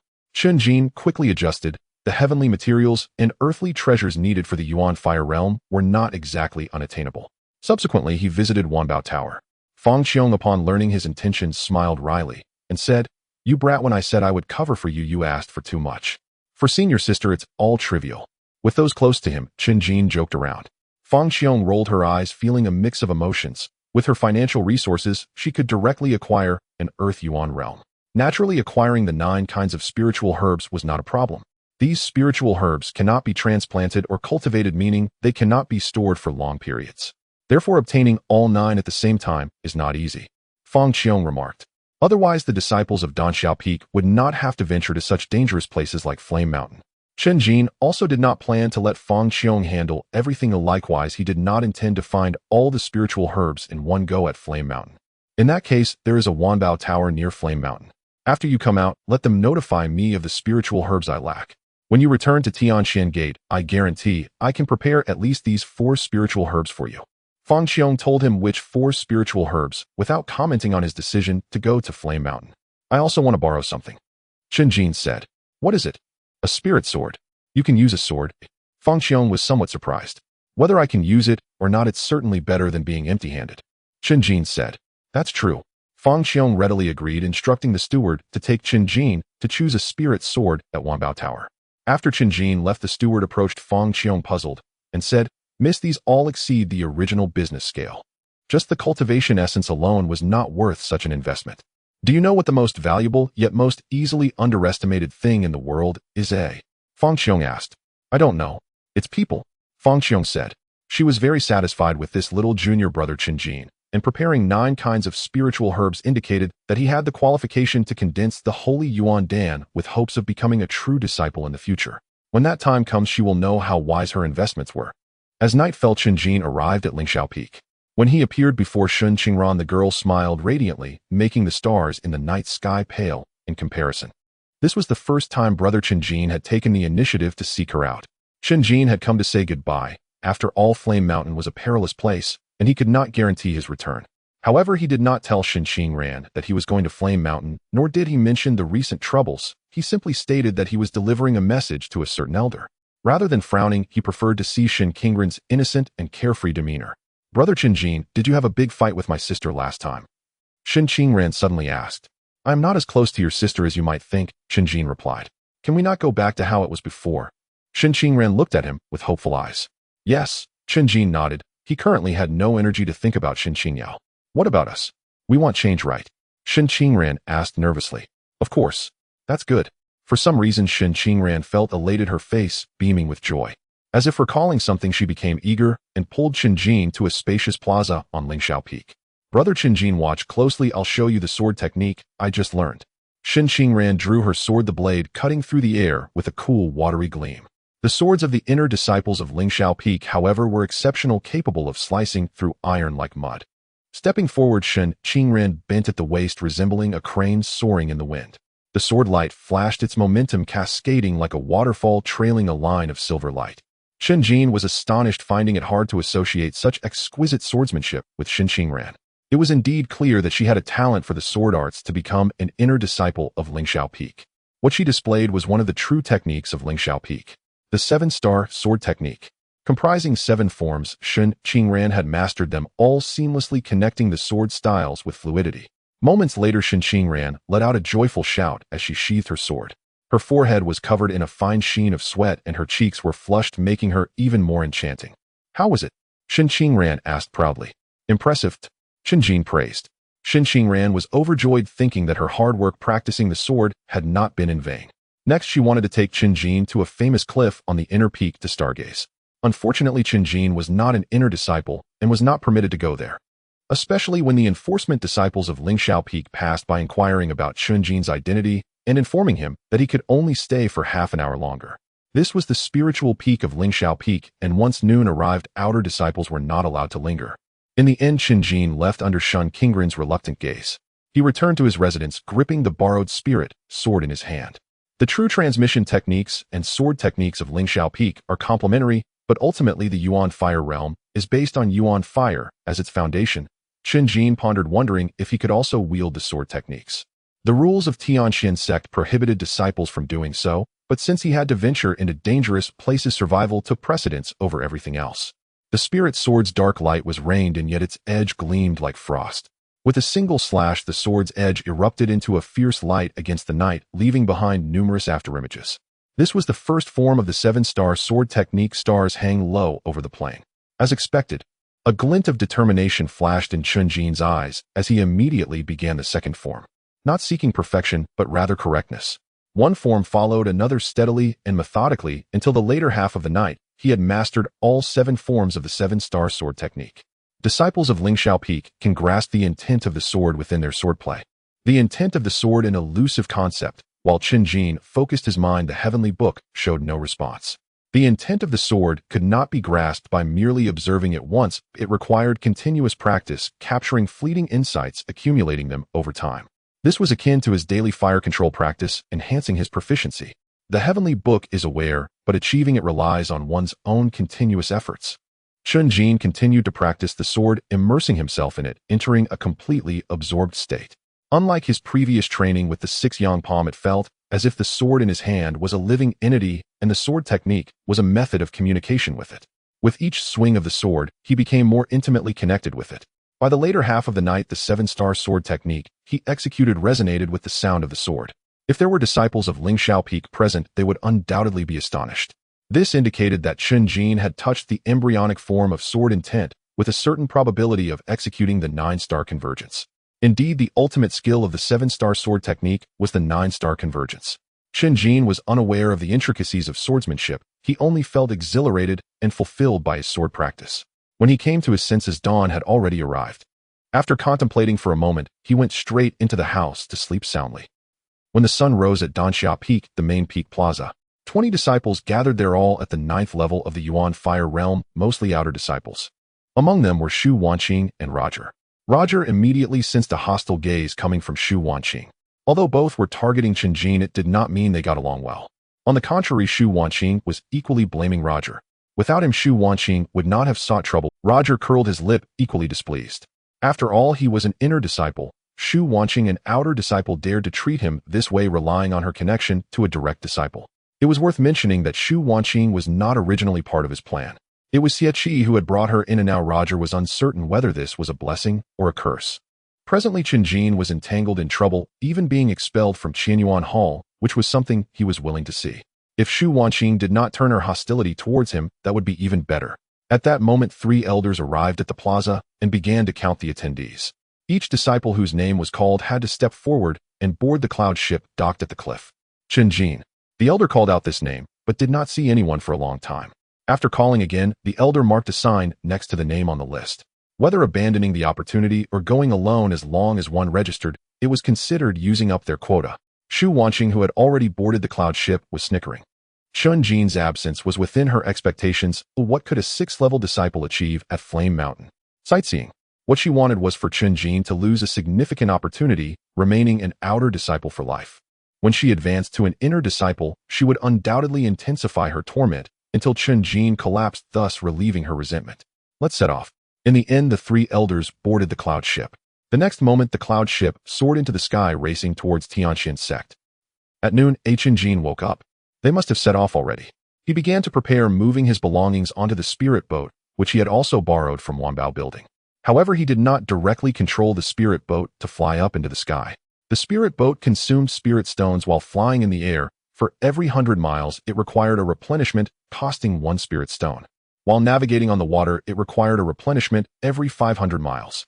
Moreover, its speed was quite impressive. Without oars or sails, it swiftly glided across the water like an arrow released from a bow, creating a long silver wave. The Tianxuan Mountain stretches for countless miles, with peaks winding like dragons. Fortunately, water veins traverse the mountains, gushing down from the clouds, merging into rivers that connect all the mountains. Fire Mountain is located atop Luxia Island, surrounded by water on all sides. Chen Jin followed the river downstream, and after determining the approximate distance, the flying boat rose from the water's surface, sending up a splash. From the sky, it is easy to identify the island, which boasts a magnificent volcano surrounded by steep peaks with a clear lake in the center. Centered around the volcano, Fire Mountain spans 500 miles in all directions. Despite its name, Fire Mountain is not ablaze. On the contrary, it is lush with vegetation and teeming with life. Not long after entering the island's territory, the flying boat began to descend uncontrollably. The sky over Luxia Island has restrictions against flying, and entry is forbidden for those at the Tianyuan realm. The place where the flying boat automatically landed was bustling with activity, with people coming and going, nearly forming a small town. Chen Jin was somewhat surprised. Although Luxia Island is a training ground for disciples from 3 sects and 4 factions, there shouldn't be this many people. Upon listening closely, he realized there was unusual activity at the fire pit. The fire pit is also a mysterious area on the island with raging flames that never extinguish, rumored to harbor a deity. Recently, the fire pit exhibited strange phenomena, causing a stir in the mountains. Outstanding individuals from various sects came to Luxia Island to compete for opportunities. Chen Jin was quite curious about the opportunities within the fire pit, but he was also self-aware, knowing it was out of his reach if those vying for it were all top-tier practitioners at the Diyuan realm. Just from what he had heard, there were Ji Changfeng from the Shenwu Sect, Gu Zhiro from the Miaoying Sect, and Lu Wuya from the Tianxuan Sect. Chen Jin decided to focus on searching for spiritual herbs instead.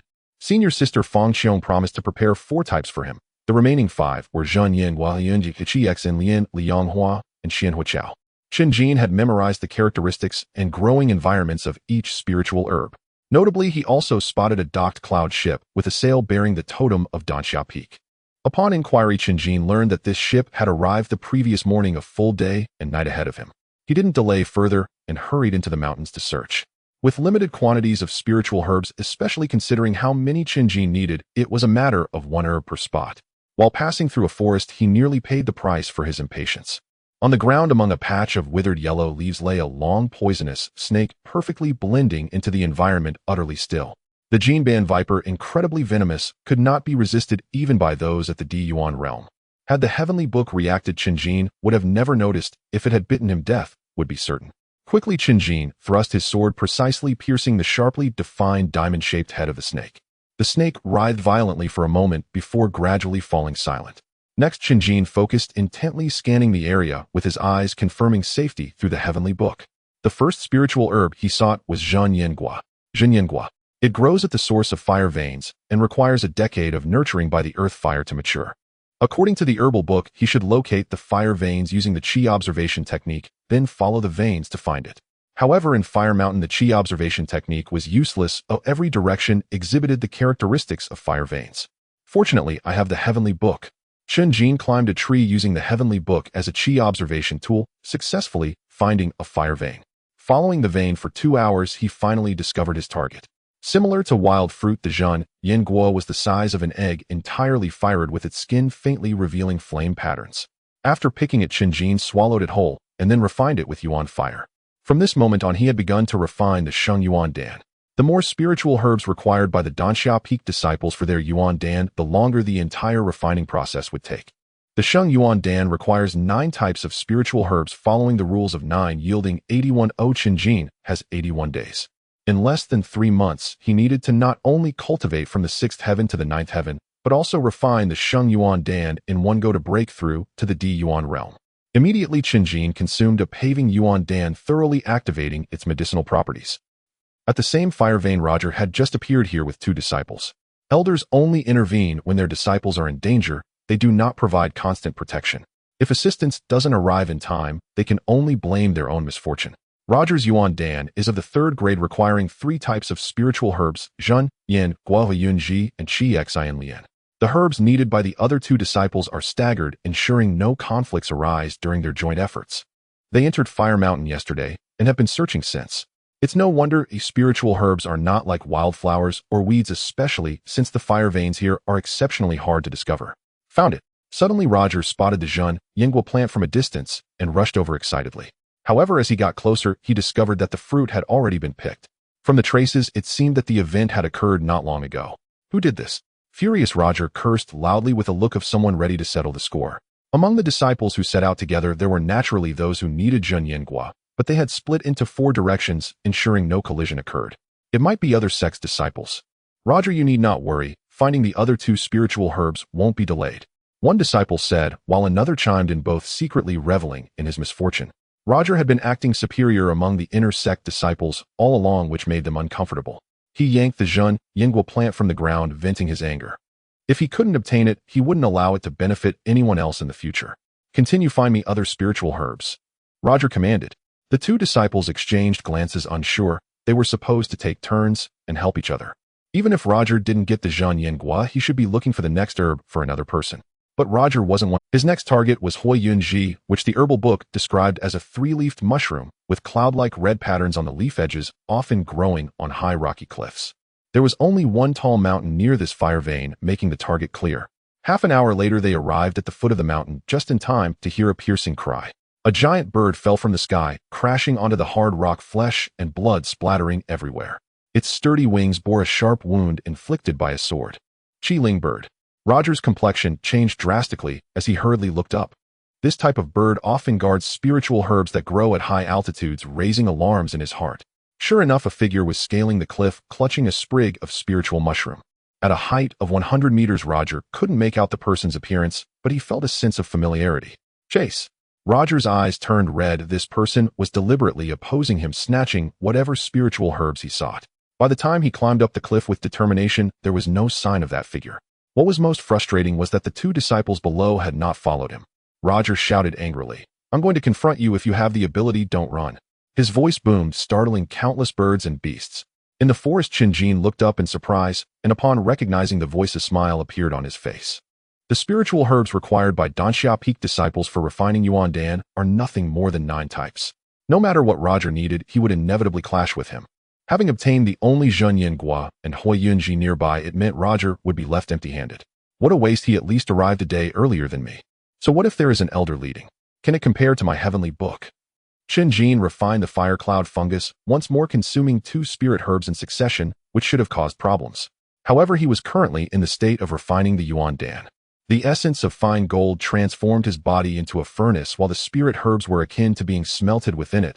Their medicinal properties had yet to truly enter his body. It would only be at the final moment of forming the pill that they would erupt completely. Compared to those disciples of the 9 heavens, the risks Chen Jin bore were far greater. If he failed in refining, not only would he be unable to break through to the Earth Yuan realm, but his foundation would also collapse. Chen Jin did not dwell on the consequences of failure and consumed a bottle of Yuan boosting elixir. Since he was refining pills, the Yuan fire must continue to burn, requiring a substantial amount of spiritual essence. The risks and rewards coexisted, and this approach would aid in his breakthrough. Chen Jin had already touched the threshold of the 7 heavens, just a step away. Suddenly, a thunderous sound reverberated through flame mountain. The earth trembled, and a column of fire shot up into the sky from afar. Chen Jin initially thought it was a volcanic eruption, but upon closer inspection, the volcano was on the other side. It's in the direction of the fire pit. Chen Jin's heart stirred. Judging by this commotion, there was indeed a significant opportunity, and he could imagine a fierce battle raging in the Earth Yuan realm there. It has nothing to do with me. Chen Jin retracted his gaze and sat down to rest on the spiritual boat. The spiritual boat could not fly in Flame Island, but it could hover close to the ground and be used to transport supplies. Setting up the boat cover created a movable tent. After several hours, Chen Jin concluded his training and successfully broke through to the 7 heavens. The entire process unfolded smoothly and naturally without any significant disturbances. This was partly due to the minor breakthrough and partly because Chen Jin's foundation was solid. No wonder they say the latter 3 heavens are different. Chen Jin's greatest sensation was that wearing the Qianren armor felt as if he were not wearing anything at all, sensing no weight whatsoever. If he were to remove the Qianren armor now and engage lightly, it would be a qualitative leap. However, recalling his ultimate goal, Chen Jin continued his quest to find the 3rd spirit herb, Red Heart Lotus, a radiantly red gold flower, its 9 golden flame petals enveloping a fiery red seed. It commonly grows by the water's edge, possesses spiritual nature, and disguises itself as an ordinary lotus flower during the day, only to reveal itself at night. At this moment, the night was deep. However, Flame Mountain was restless, occasionally echoing with earth-shattering roars, signifying powerful demon beasts hunting at night. In the dark night, various unsettling sounds erupted one after another. Chen Jin glanced again in the direction of the fire pit, which remained bright as day and bustling with activity. He then cautiously traversed the mountain, using the heavenly book to avoid danger. Even so, he still encountered a moment of peril. In the quiet forest, he suddenly spotted someone beckoning him from under a tree. A tall figure cloaked in dark. Chen Jin chose to avoid, but after walking a short distance, he looked back and saw that the figure was much closer. It was still waving at him, but with a more frantic gesture. Chen Jin's pupils constricted. This time, it was close enough for the heavenly book to react. That was not a human at all, but a towering black bear. A man-eating bear, a first-tier demon beast. Bears, despite their seemingly clumsy nature, are highly deceptive, appearing dull-witted while being cunning and ruthless. Moments ago, it had been closing in on Chen Jin, preparing to launch a lethal attack once it got close enough. Now both man and bear stood at a dangerous distance. If Chen Jin turned to flee at this moment, the man-eating bear would surely attack. Thus, Chen Jin struck the nearby tree with his sword. The spirit sword was incredibly sharp, cutting through the tree trunk as easily as slicing through mud, severing a thick trunk with a single strike. The tree, towering over 10 meters, toppled to the ground with a significant noise. The man-eating bear paused for a moment, then turned to leave. Chen Jin's taut nerves relaxed. In the jungle, injuries to demon beasts often signal that death is near, leading them to be cautious in choosing their prey. Chen Jin's spirit sword was sufficient to inflict fatal wounds on the man-eating bear, which was why it chose to retreat. Chen Jin too wished to avoid a battle with the bear, wanting to maintain his pace. After the crisis was averted, Chen Jin continued to search and finally discovered a pond in the valley. Within the pond bloomed lotus flowers, among which the red heart lotus stood out, its heart resembling a lamp, extremely conspicuous. As Chen Jin approached, he quickly caught a whiff of a bloody scent. Upon closer inspection, he saw bright red blood in the water. The heavenly book discerned from this blood that it came from a demon beast. Mang frog, a type of giant frog with juveniles the size of basketballs, often guarding spirit herbs growing in the water. Judging by the amount of blood, that Mang frog was already dead, yet the spirit herbs had not been harvested. Chen Jin grew vigilant, gripping his spirit sword tightly. Your nose is quite sharp, huh? A familiar voice rang out as Roger emerged from behind a boulder. Chen Jin, oh Chen Jin, you are quite bold, daring to come here at the 6 heavens level, and even trying to snatch my spirit herbs. Roger grinned maliciously, his gaze icy. It turned out that during the hours Chen Jin spent adjusting, Roger had found the spirit herbs he needed and dealt with the guardian beast. As a disciple of the inner sect of Tianxuan Sect, he indeed possessed some ability. Roger had a sudden inspiration, deciding to use the spirit herbs as bait to lure someone in. Before this, he had no idea that the person who had taken his spirit herbs was Chen Jin. He only knew that there had been a conflict over the herbs. With a mindset of giving it a try, he waited here, not expecting to truly find a surprise. Just like when Chen Jin faced the black bear, he turned to leave, unwilling to engage in further entanglements. Stop! Did I let you go? Hand over those 2 spirit herbs. Roger bellowed, angrily striding forward. Chen Jin felt a wave of scorching heat sweep over him. In an instant, Roger arrived behind him, delivering a powerful palm strike toward the back of his heart, filled with force without mercy. Chen Jin had long been prepared. His spirit sword spun around, sweeping out a crescent-shaped arc. Roger's expression changed. He did not wish to perish alongside Chen Jin and had no choice but to withdraw his hand. Chen Jin, you actually dared to draw your sword against an inner sect disciple. He'll tell you. You're finished, Roger said harshly. Are you joking with that full-force palm? Chen Jin replied coldly. I am an inner sect disciple. Teaching you a lesson is only natural. Do you not understand this logic after all this time? Roger continued. Chen Jin ignored his taunts and looked around. No need to look, it's just you and me here, no one to help you. Noticing his gaze, Roger mocked mercilessly. Little did he expect that upon hearing this, Chen Jin's expression grew increasingly cold as he plunged his spirit sword into the ground, shedding his outer robe and removing the Qianren armor. Stop with the useless talk, hand over the spirit herbs. Roger thought Chen Jin was surrendering to him, impatiently reprimanding him. Instead, Chen Jin raised his sword again, exuding a chilling, killing intent. Oh! Roger was initially taken aback, then burst into laughter. You're quite fired up, thinking you can deal with me just because you have a spirit sword, oi? Do you even know how to use it? Just be careful not to hurt yourself. Chen Jin remained silent. All of this stemmed from Roger, leading to the events that followed. Without a hint of remorse, he instead became more aggressive and vicious. If that's the case, then I shall kill. With such a fierce look, who are you trying to scare? Roger said mockingly, never considering giving Chen Jin a way out. In Tianxuan Sect, an inner disciple killing an outer disciple only required 3 years of wall-facing punishment. In this desolate and treacherous place, he felt no constraints. The most delightful part was that no one knew Chen Jin was here. Under various factors, he had already developed a murderous intent. Although the spirit sword in Chen Jin's hand was quite intimidating, he was not unprepared. With a flick of his sleeve, brilliant light burst forth, revealing a pair of rings in his hands. Cunningly designed with 2 layers, the inner ring had grooves for his hands to slip in. The outer ring had sharp pointed tips at both ends, menacingly gleaming with raised blades along the edges. Thus, Roger could utilize this pair of rings to execute the 6 suns palm. The Dragon Sun ring, originating from the forging god Peak, allows the bearer to unleash the power of a dragon swallowing the sun. Roger grinned smugly as red flames appeared on the Dragon Sun ring, taking on a dragon shape. This spirit tool was borrowed specifically for use in Flame Mountain. At this point, why don't I give you a swift end? Roger said. Chen Jin remained silent, stepping forward, creating a unique rhythm between himself and the sword. Huh. Roger raised an eyebrow, sensing something amiss. Stars hanging over the plains. Suddenly, a cold light gathered in Chen Jin's eyes, sword energy spreading out as the sword light flashed, slicing through the distance between them like lightning. Golden sun. Roger exclaimed in shock, immediately using the 5th form of the 6 harmonies palm, his Dragon Sun ring, glowing crimson. With a crack, the Dragon Sun ring clamped down on the spirit sword in Chen Jin's hand. Chen Jin, you've been secretly learning the sword techniques of Lingxiao Peak. You have some audacity. Roger scolded, a storm of surprise and confusion swirling in his heart. Lingxiao Peak had special requirements for its disciples, mandating a close bond with the sword. Chen Jin's earlier sword strike exhibited a level beyond that of most outer disciples from Lingxiao Peak. If so, why was Chen Jin at their Danxiao Peak? What Roger didn't know was that Chen Jin had learned the sword technique in less than 3 days. Your 6 son's palm is nothing impressive. Chen Jin did not answer, and instead made a sarcastic remark. You're so boastful. Roger naturally dismissed it, transitioning from defense to offense, both palms striking out.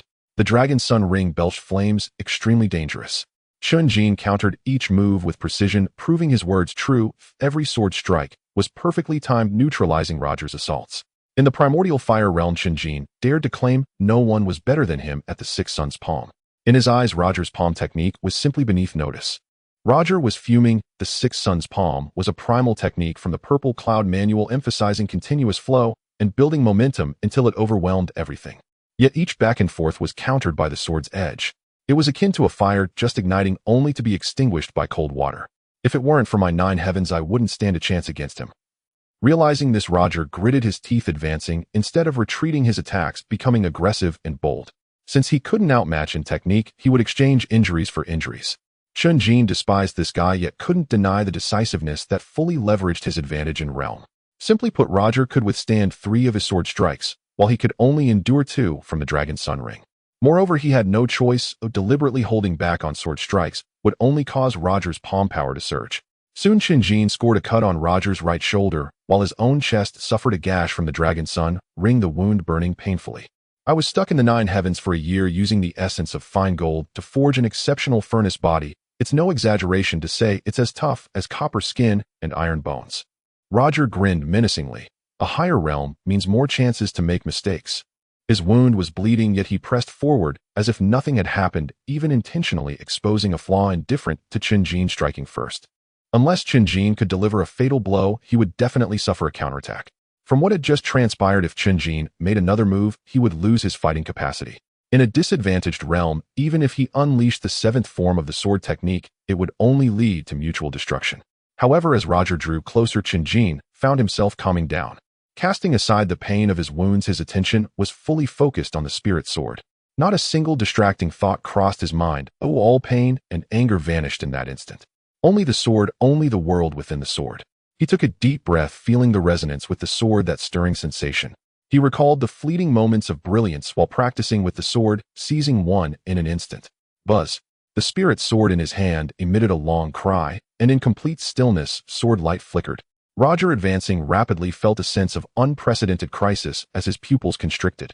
Before he could react, Chen Jin and the sword moved as one vast sword energy, transforming into 9 beams of starlight, each one extremely sharp. The person moved with the sword as the 9 beams of sword light reformed into a single strand.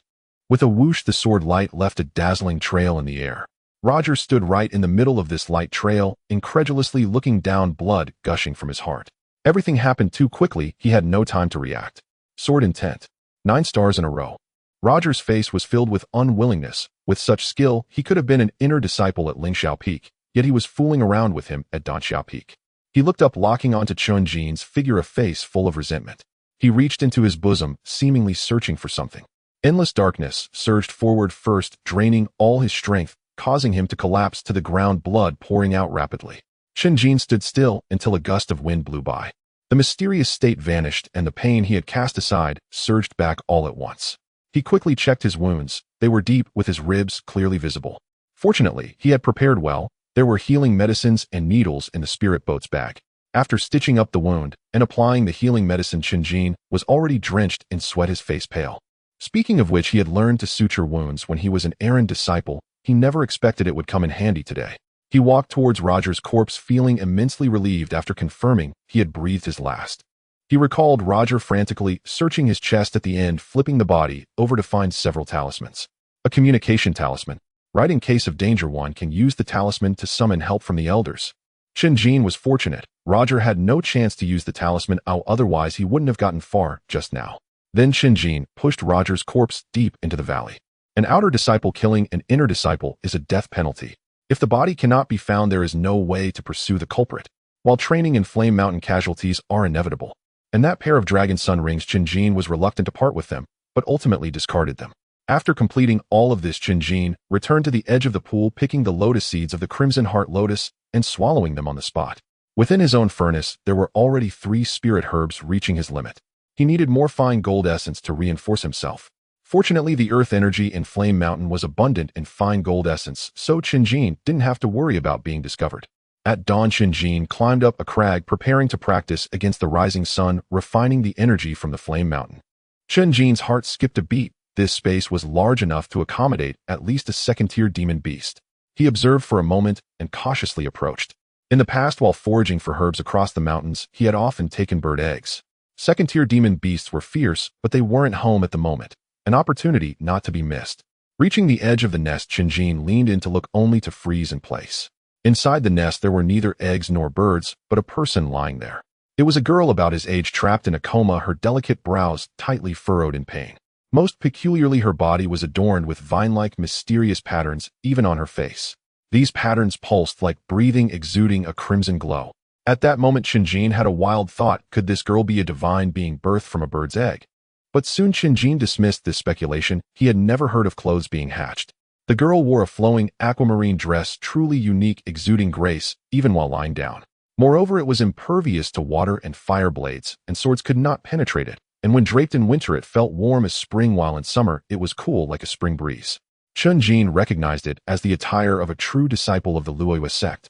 Luoyue Sect, one of the 3 sects of the Tianxuan Mountain. Through the heavenly book, Chen Jin also understood what the vines on the girl were about: the divine quality of the blazing sun originating from the fire pit. Divine beings exist, but they are different from what the world imagines. A tree, a blade of grass, a flower could all potentially become divine.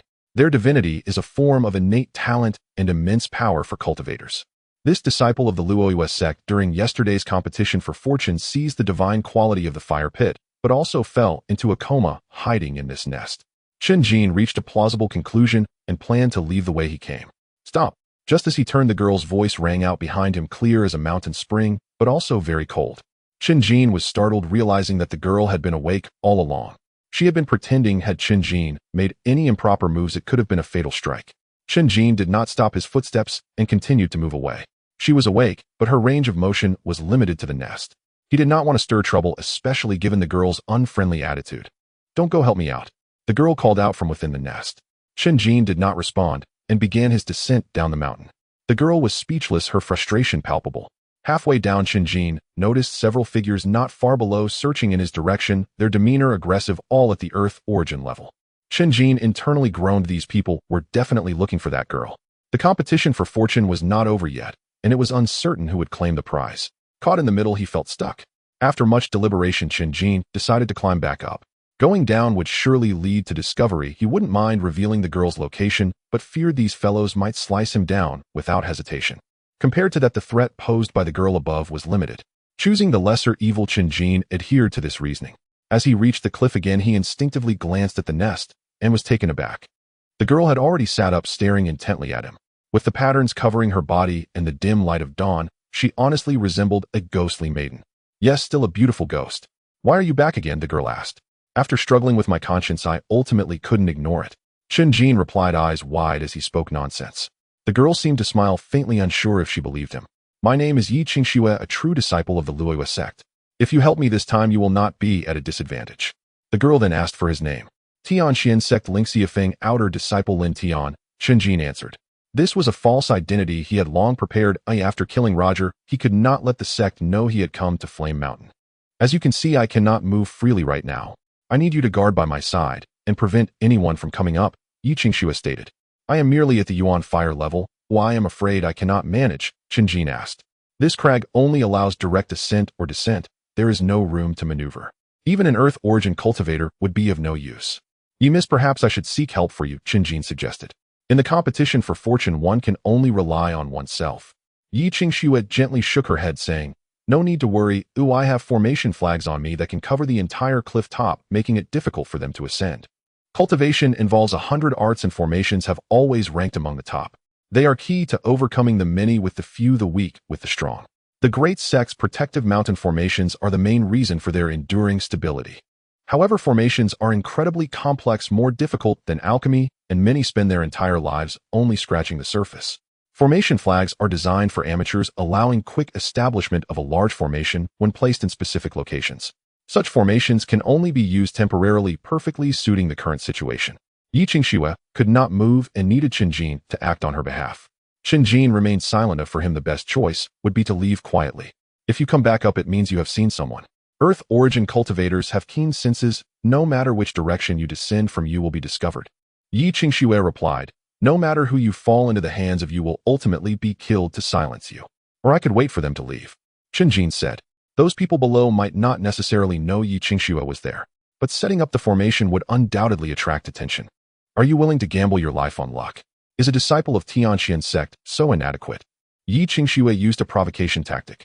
It was ineffective. Chen Jin replied, don't act as if we are in the same boat. I could easily shout that you are here, making it known to everyone, thus eliminating the need for killings to silence anyone. Yi Qingxue opened her mouth, but didn't know what to say. She had considered this point, which was why she kept urging him, to prevent Chen Jin from realizing. Unexpectedly, Chen Jin was much sharper. Then why don't you do that? Yi Qingxue asked curiously. Chen Jin didn't answer, for he looked down on such behavior. Yi Qingxue realized this and couldn't help but regard Chen Jin with a newfound respect. He was a principled person, rare in the mountains, as principles require strength. So are we just going to wait here? Yi Qingxue blinked. Chen Jin thought for a moment and said, show me your formation flag. You understand formations? I know a little, Chen Jin responded. He wanted to see the power of this formation before making further plans. Yi Qingxue's expression suddenly turned strange as she said awkwardly, you come get it yourself. On my hand, the storage bag is in my left sleeve. Just reach and go down. Not from the top. Are you doing this? Unfortunately lacking strength, her voice sounded exceptionally soft. It wasn't intentional, Chen Jin said, standing behind Yi Qingxue, using the bird's nest as a barrier to prevent her from causing trouble. As a result, his vision was obstructed and his hand accidentally brushed against a soft and bouncy area, turning his face bright red. After finally locating the storage bag, he immediately retracted his hand. Is this the storage bag? Chen Jin thought about it. He had only heard of such things, a small bag capable of containing a warehouse. Looking into the bag's opening, it indeed contained a large pile of items, all proportionally scaled down. A spiritual boat occupied 1/3 of the space. The array flags were in the corner, and upon Chen Jin's gaze locking onto them, they automatically flew out. There were 20 array flags in total, 5 colors palm-sized. 5 elements array. The most common and most indicative of an array master's skill, it has almost no shortcomings and is often used for holding a position. Setting up a 5 elements array at the cliff's edge prevents those below from ascending unless they can fly. How long will this situation last? Chen Jin asked. At best a day, at worst 3 days, Yi Qingxue replied. How do I know that after you release your restraints you won't kill me to silence me? Chen Jin questioned. By that time, everything will have settled, those below won't act again. You owe me a favor, why would I kill you? Yi Qingxue responded, puzzled. As a disciple of the Falling Moon Sect, she valued her feathers. That makes sense. Chen Jin approached the cliff's edge, where it was already bright enough to see the previous figures moving closer. Some people occasionally looked up in this direction. The cliff was the highest point in the area, and they wouldn't miss it. Chen Jin, no longer harboring any illusions, began to set up the array. All right, now listen to me. According to the 5 elements, mutual generation and restriction combined with the innate 8 trigrams. Yi Qingxue began to teach him how to place the array flags. Before she could finish speaking, Chen Jin had already placed all the array flags. Yi Qingxue looked around and found no flaws. Some placements were even quite ingenious. It could be said that Chen Jin had maximized the potential of the 5 elements array. You call this a basic understanding? Yi Qingxue said helplessly. Is there a problem? Chen Jin thought something was wrong. He was following what the heavenly book said. Yi Qingxue wanted to say more when the array activated, accompanied by a humming sound intertwining 5-colored brilliance to form a semicircle that turned upside down on the mountaintop. One could clearly feel Yi Qingxue letting out a long breath, revealing a side suitable for her age. She quickly collected herself and said seriously, I will begin refining the divine pattern, you adapt accordingly. Once the array was in place, the two were in the same boat, and their conversation no longer had a deliberative tone. Chen Jin thought of something. Yi Qingxue hadn't mentioned what benefits she would provide him. He shook his head, donned a headscarf and face veil, revealing only his eyes. The 5 elements array transformed the cliff into a beacon, attracting people from the vicinity. Among them, several figures rushed over fast as lightning. Upon reaching the foot of the mountain, they showed no signs of stopping, sprinting up the cliff as though on flat ground. Is this the Earth origin realm? Chen Jin marveled. Typically, those in the Earth origin realm couldn't reach such heights. These individuals were exceptional. However, the 5 elements array made this place as daunting as a celestial wall. The youth at the front sensed something amiss and hurriedly stopped. The ground beneath him began to exert its force, threatening to pull him down. over 100 meters above the ground, even someone in the Earth origin realm would fall to their demise. The young man made a decisive move, soaring sideways towards the peak of a nearby mountain like a wild goose. The others followed suit. One person drove a long spear into the hard rock wall and stood steadily on the spear's shaft. Another stood on a tree at the cliff's edge, the tree not taller than her, lightly tapping her toes on the slender branches swaying with the wind. Jichong Feng of Xinyu Sect, Su Han of Tai Sect, Gu Jiro of Miaoying Sect, Lu Wuyo of Chuanxing Sect. May I know which friend is with Yi Qingxue? I would like to meet you. They announced their names, all prominent young talents from the 3 sects and 4 gates. They knew about Yi Qingxue's situation and assumed someone had gotten there first, setting up the array to block others and seizing the divine power. Among them, the one closest was Jichong Feng. He was atop the mountain with a drop of over 10 to 20 meters from. After much hesitation, Jichong Feng decided against it. Distance was not the issue, height was the key. The most critical part was that one could not exert strength in midair, making it impossible to break through the 5 elements array. Chen Jin couldn't be bothered with them and turned his gaze back to the bird's nest.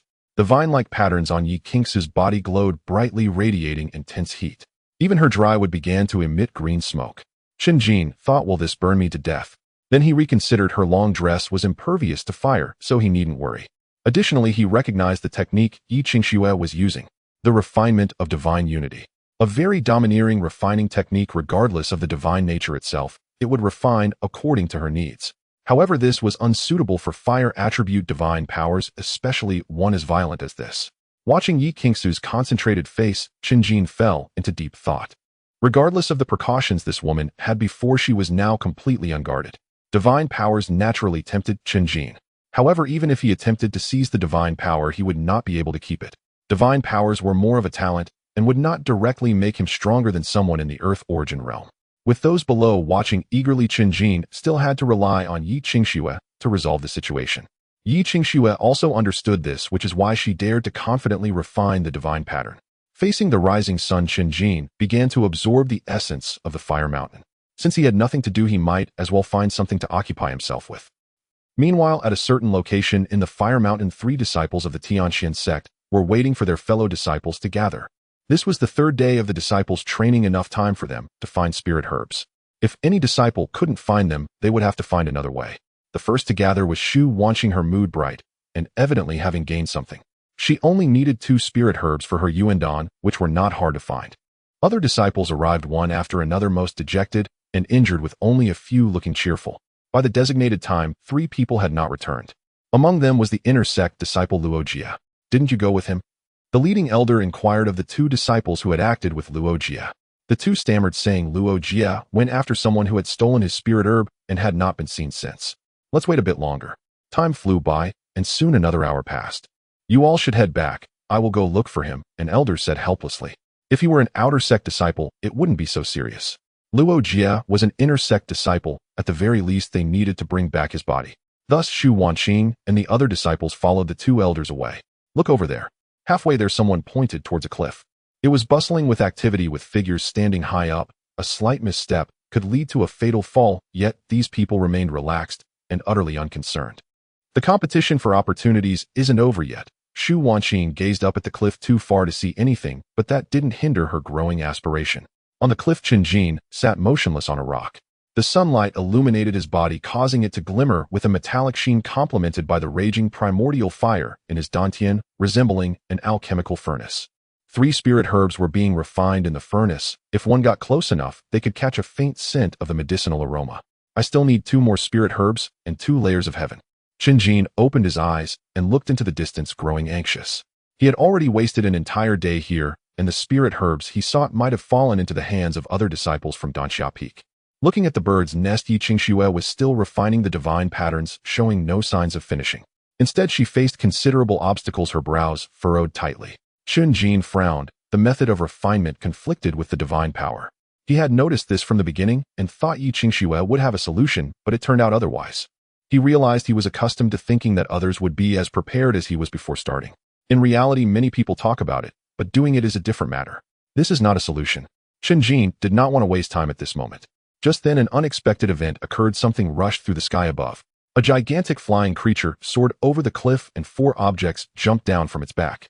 The array above had almost no protection, just a thin layer like a veil, which was immediately deformed under the pressure. When Chen Jin focused his gaze, he saw 4 human-shaped puppets, each with different appearances and uniquely carved faces. Substitute puppets. Chen Jin approached the cliff's edge and saw Suhan Gujiro Ji Chongfeng and Lu Wuya sitting cross-legged below, their eyes tightly closed. They seemed to be listening to something, as if blind. The 4 puppets also bowed their heads, looking at the array inside. This was the puppet technique of the Yuling sect. Similar to the principle of traditional marionettes, the 4 puppets corresponded to the 4 individuals controlled through their consciousness. They had spent the entire day preparing this. Using a flying creature to deliver the puppets from above was quite imaginative. As for why the real people weren't up there, that was of course due to the high risk. There is still a difference between the Earth origin realm and the Heaven origin realm. At this moment, the puppets standing on the array began to push downwards, creating openings in the veil as they fell in one after another. They ignored Chen Jin and headed straight for the bird's nest, intending to interrupt Yi Qingsu's refinement of divine power. Chen Jin stepped forward, sword in hand, blocking their way. Once some matters begin, they cannot be stopped. He had set up the array, and obstructing these individuals had already created enmity. Get lost. Does a Yuan fire realm want to die? A tall puppet made a speaking gesture, yet the voice came from Su Han of the Tianxuan Sect below. Chen Jin would have to wait a moment to hear.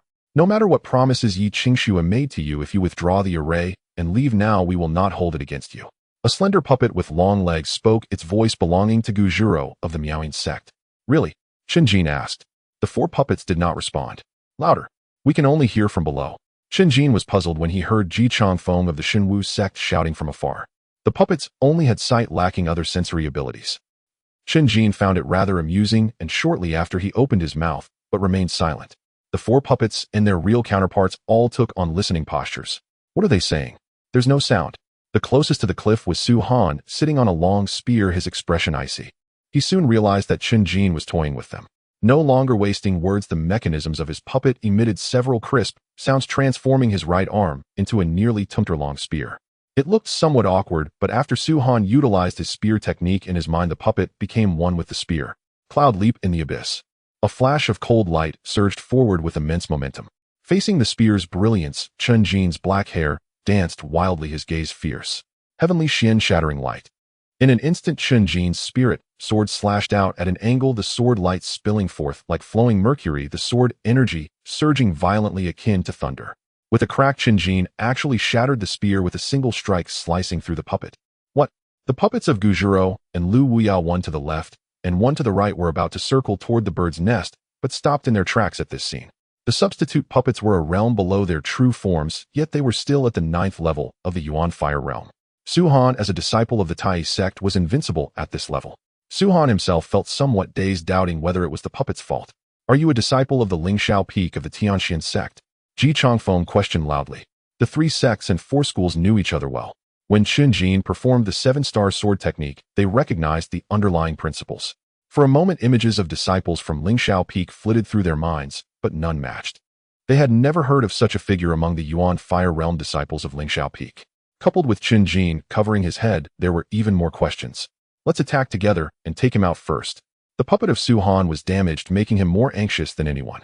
Fortunately, the other 3 understood the stakes. If they allowed Chen Jin to defeat them one by one, there would be no hope. Shatter the void. Step on the stars. Xian Light Seal. The 3 puppets attacked simultaneously, unleashing their respective signature techniques. Gujiro raised both hands, erupting in a dazzling brilliance, revealing intricate hand seals. Ji Chongfeng soared into the air, kicking out with the force of the Shatter the Void technique. Lu Wuya was more cautious. He waited for Su Han to strike before making his move. With 4 individuals joining forces, even Yi Qingxue had never enjoyed such treatment. Even if they were just puppets, they were formidable. Chen Jin showed no fear. On the contrary, he bore a hint of fervor. With a lift of his hand, the starry sword light surged again, weaving a formation of stars that enveloped the 4 within. Audacious. Outrageous. The 4 were both startled and furious. Even the only woman, Gujiro, wore a look of indignation.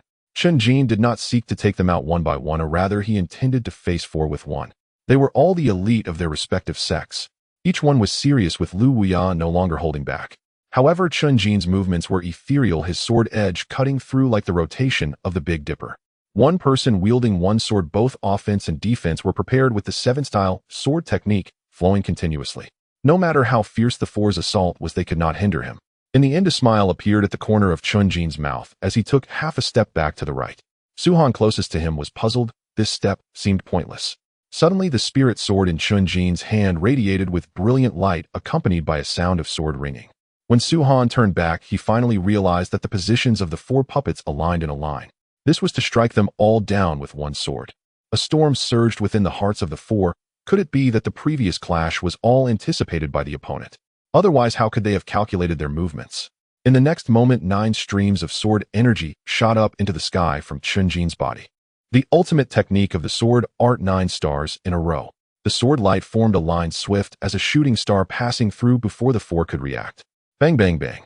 The 4 puppets exploded one after another based on their positions, shattering into pieces amidst the deafening. Su Han, Ji Changfeng, Gu Zhiro, and Lu Wuya opened their eyes simultaneously, their bodies trembling violently. The destruction of the substitute puppet had also affected them. Gu Zhiro let out a soft cry as the slender branch beneath her broke, causing her to fall rapidly. Just before hitting the ground, a white silk ribbon flew from her hand with a golden orb tied to its end. The orb embedded itself into the hard rock wall, causing the ribbon to tighten suddenly. Gu Zhiro gently twisted her slender waist, flinging herself into the air, tracing a graceful arc before landing smoothly. All of this was instinctive, yet her face still bore the marks of shock. Who is this person? The other 3 were also pondering this question. State your name, Su Han shouted coldly. Chen Jin ignored him, still savoring the sword strike from earlier. The way of the sword was indeed mesmerizing. I will personally visit Lingxiao Peak one day. Ji Changfeng shouted. It doesn't matter, I am a disciple of Danxiao Peak. Chen Jin was indifferent. No one from Tianxuan Sect knew he wielded a sword. Friend, there's no need for you to protect Yi Qingxue. No matter what she promises, I will offer double. Lu Wuya said. This was also nonsense. Regardless of whether Chen Jin would agree, a deal was impossible in this situation. Su Han and Lu Wuya would not just stand by. We will each offer double. Su Han immediately spoke up. At this moment, Chen Jin felt a stir within him and loudly declared, Yi Qingxue hasn't promised me anything. Your offers are futile no matter how high they are. The 3 finally heard Chen Jin's voice, younger than they had imagined, and yet he possessed such high swordsmanship. What do you want then? Lu Wuya asked. Chen Jin did not refuse, harshly indicating that there was hope. Throw up your storage bags, I will select, and see if there's anything satisfactory. Chen Jin inquired. It's a deal. Lu Wuya hesitated, but Su Han tossed his storage bag up, of course, having already taken out the valuable items. Lu Wuya and Ji Changfeng followed suit. Chen Jin glanced at Yi Qingxue, showing no reaction. He then dumped the contents of the 3 storage bags onto the ground, forming a small mountain before returning them to the 3. Are you a glutton? Ji Changfeng felt a pang of distress. He was the weakest financially among the 3. Can we remove the formation now? Lu Wuya said coldly. When did I say I would remove the formation? I only said I was very satisfied, Chen Jin retorted. You stubborn fool. Ji Changfeng cursed angrily. Friend, if you continue like this, you won't be able to hold your head high in the mountains later. Su Han said coldly. At your age, and with your swordsmanship, it won't be hard to find someone among the disciples of Lingxiao Peak. Lu Wuya threatened. Chen Jin acted as if he hadn't heard, and began rummaging through the small mountain of items. No wonder the items in the storage bag of a Yuan realm practitioner were impressive. The lowest item was red gold. There were plenty of 3rd and 4th grade spirit pills, not to mention other valuable treasures. However, there were no spiritual herbs that Chen Jin desired. Ordinary spiritual herbs were not worth mentioning for someone in the Yuan realm. They merely took up space in the storage bag. Chen Jin shook his head in disappointment, realizing he had assumed too much, thinking he could gather 2 spiritual herbs all at once. Wait, he inadvertently discovered a bottle of dragon flame pills. 2nd grade spirit pills, a staple for Yuan realm cultivators, requiring dragon flame grass as the main ingredient and 12 supplementary fire-type herbs. The heavenly book indicated that this particular dragon flame pill used 3 Liyang flowers as auxiliary herbs. Among the 2 spiritual herbs Chen Jin still needed was Liyang flower. Could taking dragon flame pills serve as spiritual herbs for the furnace? The heavenly book told him that such a possibility did not exist. The laws of nature cannot be disregarded.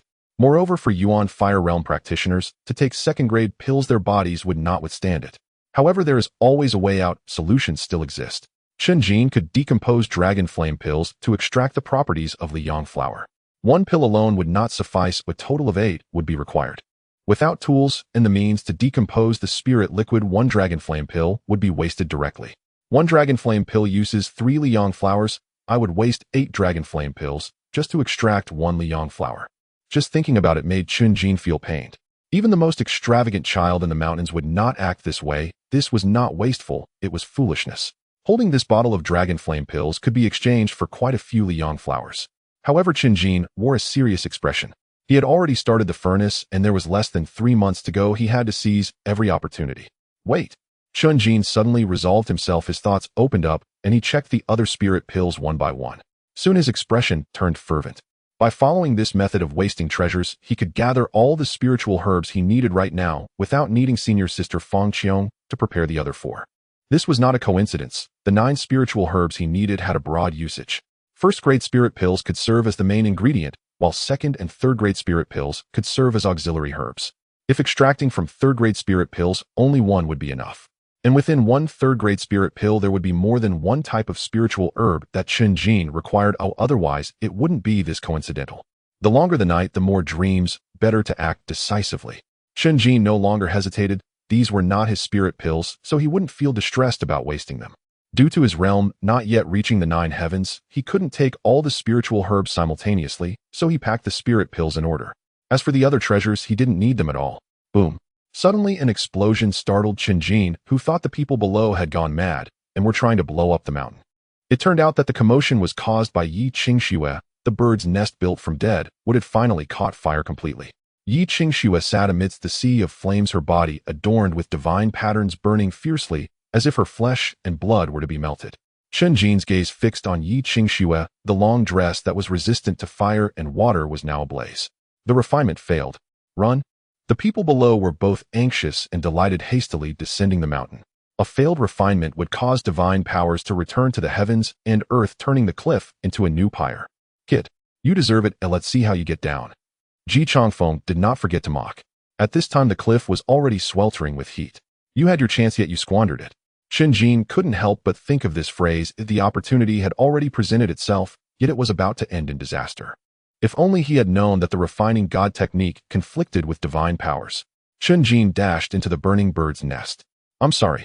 Yi Qingxue opened her eyes, her expression dazed, not expecting this outcome. Slap. Chen Jin raised his hand and delivered 2 slaps to her face. Yi Qingxue was stunned, confused by the situation. They were on the brink of death, and there was no need for slaps. Release your mind, do not resist at all, and do as I say. Chen Jin sat in front of her, taking her hands and placing their palms against each other. In the next moment, Yi Qingxue trembled, and the nearly uncontrollable divine patterns on her body stabilized. The true refining god technique. Said to be the strongest refining technique, yet it had long been lost. Who on earth is this young man? Yi Qingxue relaxed her mind, allowing Chen Jin to guide her. Patterns resembling vines appeared on Chen Jin's body, with flame-like markings emerging on either side of his face. With each breath, scalding white waves were expelled from his mouth and nose. During this process, Chen Jin was refining with the power of the blazing sun continuously acting upon him.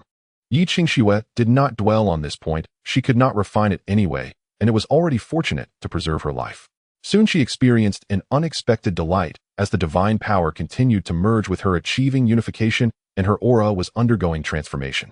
Her method of divine refinement and unification was a true transmission of the Tianxuan Sect, allowing disciples to refine the divine essence within themselves and undergo a transformative rebirth. However, the divine power from the fire pit was excessively violent, clashing violently with the unification method. Now, after Chen Jin took over and refined it, not only did he gain the power of the blazing sun, but he also enabled Yi Qingxue to achieve her own goals. It was a win-win situation, with both parties getting what they needed. This method exceeded Yi Qingxue's imagination as she gazed dreamily at Chen Jin's handsome face.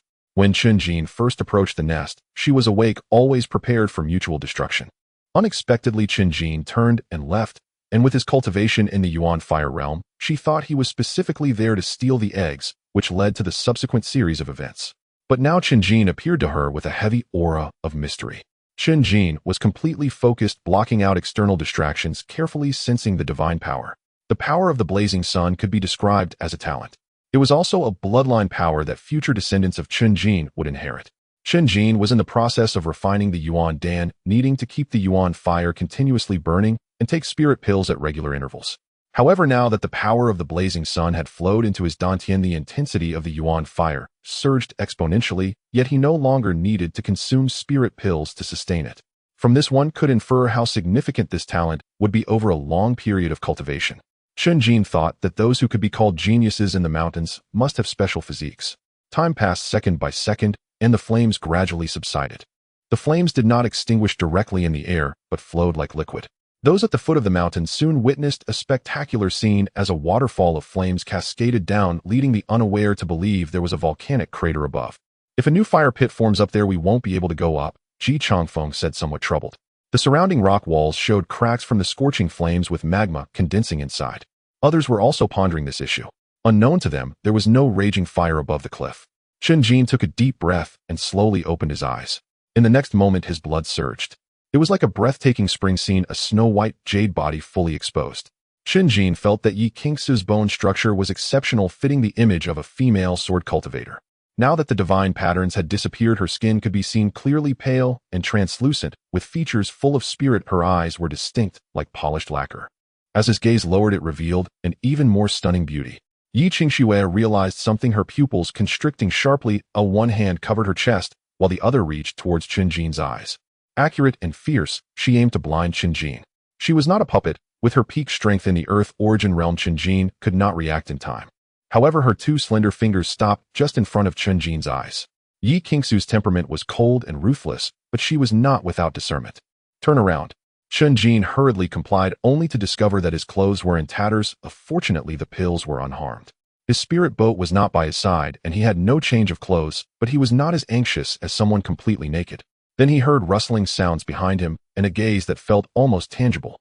Chen Jin experienced what it meant to feel like a thorn was in his back, struggling to resist the urge to flee. Yi Qingxue changed into new garments and walked straight to the edge of the cliff.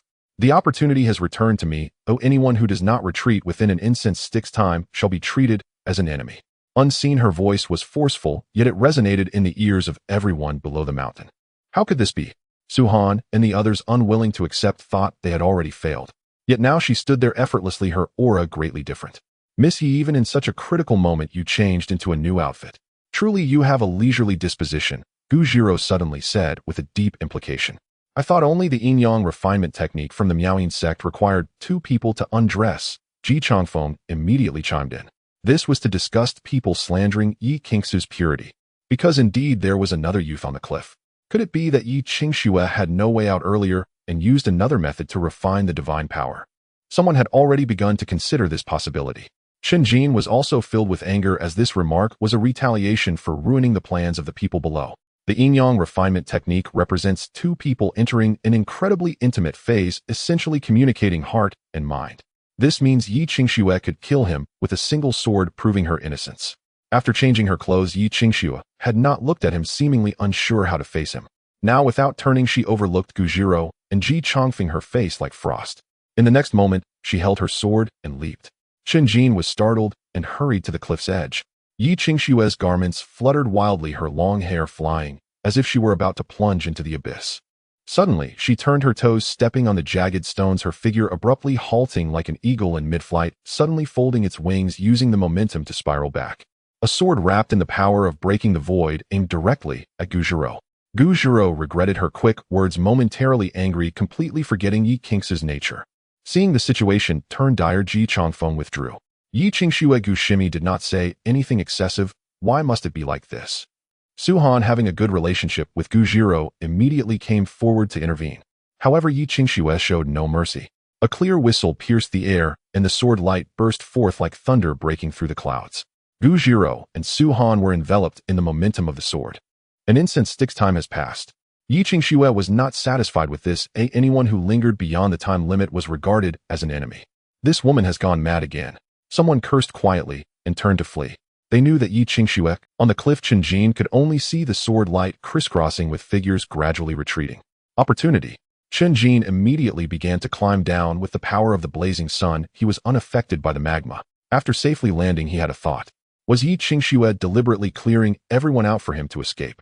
Soon Chen Jin vigorously shook his head. He feared nothing more than being overly sentimental. Not long after Chen Jin left, Yi Qingxue turned back, effortlessly ascending the cliff. It was empty, not a single figure in sight. Yi Qingxue lightly brushed her hand across her cheek, feeling somewhat dejected as she recalled an important question. Why did Chen Jin initially slap her twice? Chen Jin found his spiritual vessel and decided to conclude this journey. After so many events, it was unwise to search for other spiritual herbs.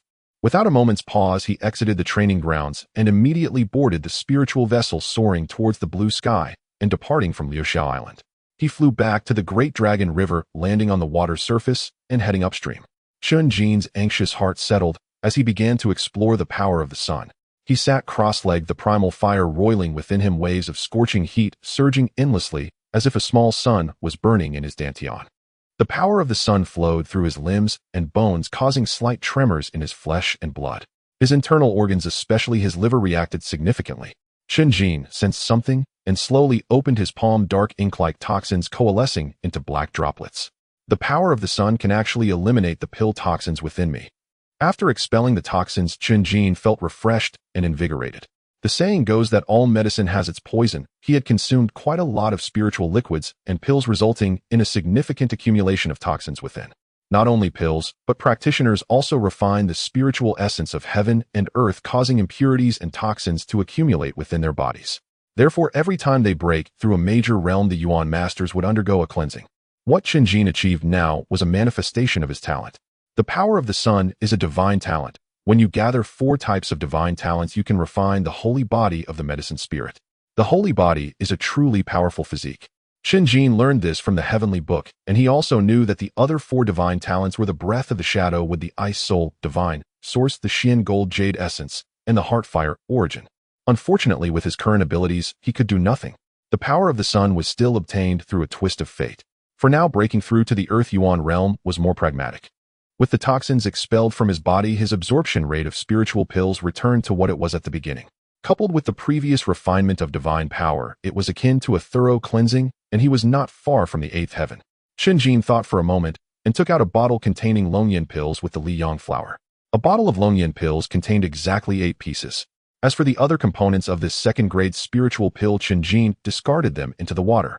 If others saw this, they would definitely say he was short-sighted and did not understand long-term management for greater returns. Chen Jin recalled a time in Qinghe City when many refugees arrived. Oddly enough, that year was a year of good weather. There were neither droughts nor pestilence. These refugees willingly gave up their fertile fields and wandered around, living a life of alternating hunger and fullness. It turned out that whenever it was harvest time, their yields would be targeted. Bandits from the mountains and the grain collection teams of the city lord would leave them with barely enough food to feed a family. Faced with such factors, they gave up farming and left their homes. Chen Jin's situation was similar to theirs. The elements of unrest came from Shu Wanqing and the injustice of the sect. Lacking the conditions for long-term planning, he had to seize every opportunity presented before him. Ironically, if it weren't for the heavenly book, this trait would indeed make it difficult for him to succeed. Chen Jin remembered that the outcomes for those refugees were not very good.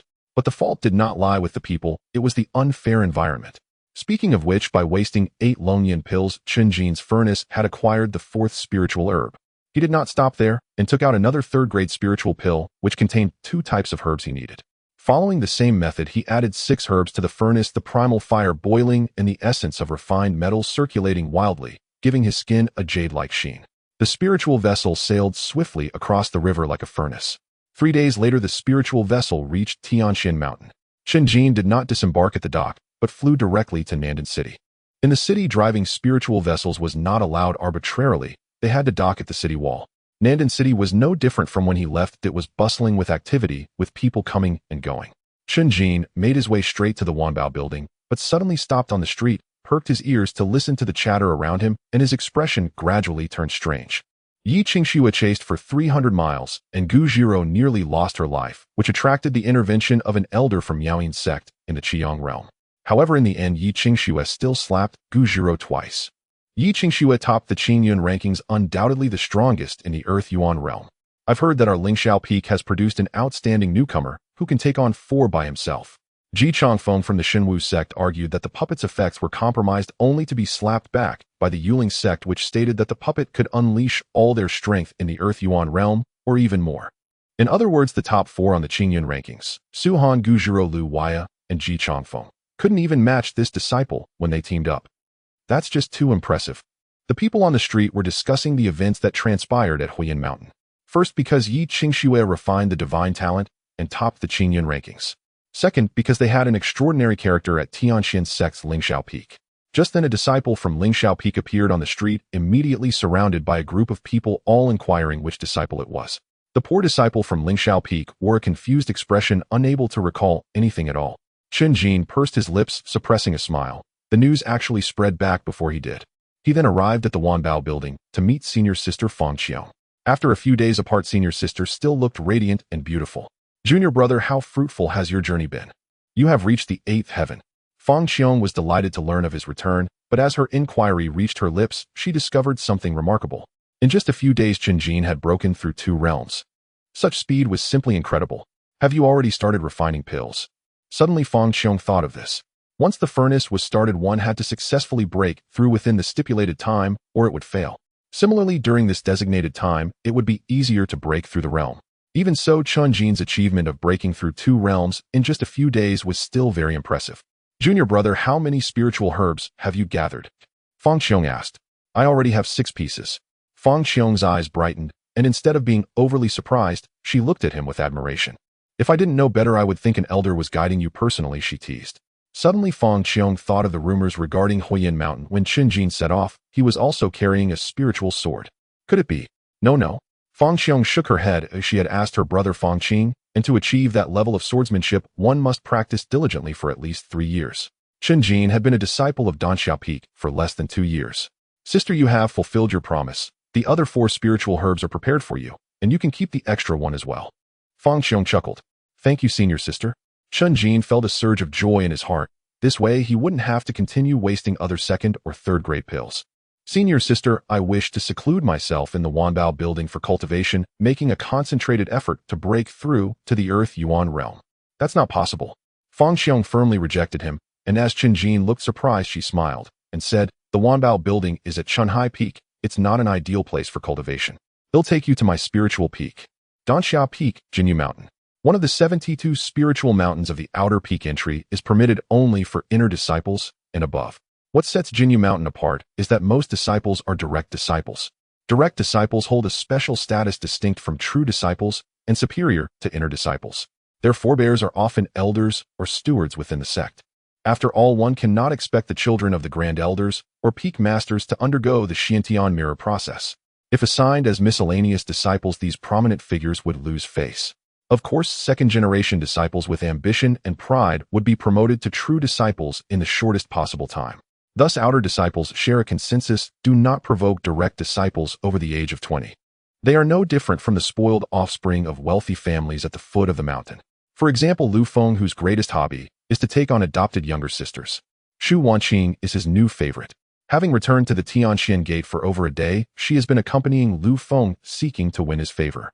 The benefit is that she can break through her realm at Jinyu Mountain and refine her Yuan Dan. Only with the Yuan Dan can one be considered at the Earth origin realm. The moment of forming the Dan is crucial. Every detail must be meticulously attended to, especially the environment. For instance, in an extreme environment devoid of spiritual energy, the inner fire within would extinguish on its own. Conversely, in an environment rich in spiritual energy, the inner fire would flourish. At this moment, a large group of outer disciples followed closely behind Xu Wanqing, shouting and clamoring. Xu Wanqing walked at the forefront, basking in the adulation of her followers. The lower she bowed her head last night, the higher she lifted it now. Soon she chose a spot amidst a fiery red maple forest, which was the perfect place. Others set up a canopy around this area, quietly waiting outside. These individuals are Xu Wanqing's friends, all eager to congratulate her upon her successful breakthrough. Xu Wanyu was also among them, sitting in a wheelchair, his limbs weak and powerless. Sister, you must break through. Xu Wanyu gritted his teeth. Only then could he make Chen Jin suffer as he did. Rest assured. Xu Wanqing looked at her brother's pitiful state, her eyes flashing with a cold light. She felt a twinge of guilt. When Xu Wanyu first sought her out, she was too absorbed in her own cultivation to pay much attention. Little did she expect that the ruthless Chen Jin would batter her brother to this extent. The first thing she would do upon becoming an inner disciple was to repay the injury in kind, breaking both of Chen Jin's hands and feet. Killing him would be too merciful. Xu Wanqing did not wish to spend 3 years in confinement for that. She wanted to torment him thoroughly, making Chen Jin wish he were dead. With this determination, she began to cultivate her energy. Compared to the outer peak spiritual mountains, the inner peak is divided into paradises. The spiritual energy in these paradises is so abundant that one can feel the moisture, and the earth is rich with various spiritual essences. The scenery is breathtaking, akin to being in a fairyland. Is this your spiritual peak, senior sister? Chen Jin asked in astonishment. He had expected it to be the outer peak spiritual mountain, but it turned out to be an inner peak paradise. Fang Qiong smiled gently. Her brother is Fang Qing, one of the top 10 disciples, and her father is the master of Wanbao Tower. Naturally, the Tianxuan Gate knows how to treat guests. Suddenly, Fang Xiong noticed that Chen Jin seemed hesitant to speak, as if he wanted to say something, but felt shy. Do we still need to be polite between us? Fang Xiong chided lightly. Senior sister, can I freely cultivate here? Chen Jin asked. What kind of question is that? If you want to break through to a great realm, of course you should not hold back. Fang Xiong did not quite understand the crux of his question. The noise might be a bit loud, Chen Jin replied. Fang Xiong's smile grew even more radiant, finding this little brother endearing. It's akin to a poor boy stepping into a wealthy family worried that his meal might ruin them. Go ahead and unleash your power. I want to see just how great it can be. As she spoke, Fang Xiong realized the double entendre in her words, and a flush appeared on her face. Though she was 23, she was still an innocent young woman. Fortunately, judging by Chen Jin's reaction, he hadn't thought of it that way. He was indeed a pure-hearted young man. Sister will leave you here. The rest is up to you. Fang Xiong felt too shy to stay any longer. The scope of the paradise encompassed an entire mountain, and Chen Jin could choose a location that pleased him. Once the senior sister left, Chen Jin quietly let out a sigh of relief. He had almost said, I'm quite big, don't be surprised, sister. Growing up on the streets, he knew all sorts of crude language. Fortunately, he held back. Otherwise, he would have slapped himself twice, filled with gratitude and respect for senior sister Fang Xiong. Putting these thoughts aside, Chen Jin used the Tianshu to locate the spring in the paradise. The spring refers to the holes through which water gushes from underground. The spring in the paradise is a similar concept. It is the area where the spiritual essence of the entire paradise is most abundant. Just standing atop the spring, one can feel the spiritual energy flowing from head to toe. Based on the strength of the spiritual energy here, the preparations he made, and his own mastery of cultivation techniques, Chen Jin estimated the results of his closed-door training through the Tianshu. On the 3rd day, he would break through to the 9th heaven. On the 7th day, the success rate of refining the Yuan Dan is 70%. On the 10th day, the success rate is 100%. On the 13th day, the success rate is 90%. This means that a longer duration is not necessarily better. The optimal time for producing results is between 10 to 11 days. The prerequisite is to unleash oneself, ravenously absorbing everything the paradise has to offer. Since senior sister said so, Chen Jin was not going to be polite. Fang Xiong returned to her residence at the foot of the mountain, a beautifully crafted courtyard. She was still pondering Chen Jin's earlier words, finding them amusing. If the paradise is sufficient for her Earth origin realm cultivation, how much commotion could she cause during her breakthrough? Just as she thought this, a violent wind howled. Fang Xiong was taken aback. The paradise is typically serene and would not suffer from any harsh weather. Looking up, her expression suddenly became vibrant. What was happening was not a tempest, but rather the spiritual energy within the paradise swirling into a vortex centered around a single point. Moreover, she felt the ground tremble slightly with the earth's energy surging forth. Fang Xiong's cherry lips parted slightly, her ears filled with Chen Jin's earlier words. This commotion was indeed extraordinary. It even alarmed the Grand Elder of the Inner Peak, who oversees the paradises, and promptly sent someone to investigate. Elder, this is the Yujing Paradise where Fang Xiong from Wanbao Tower is located, a steward quickly reported. Oh, it seems she is hiding her talents. To cause the spiritual energy of the paradise to flow backward indicates exceptional cultivation talent. The Grand Elder said. Should we take any action? The steward asked. What action?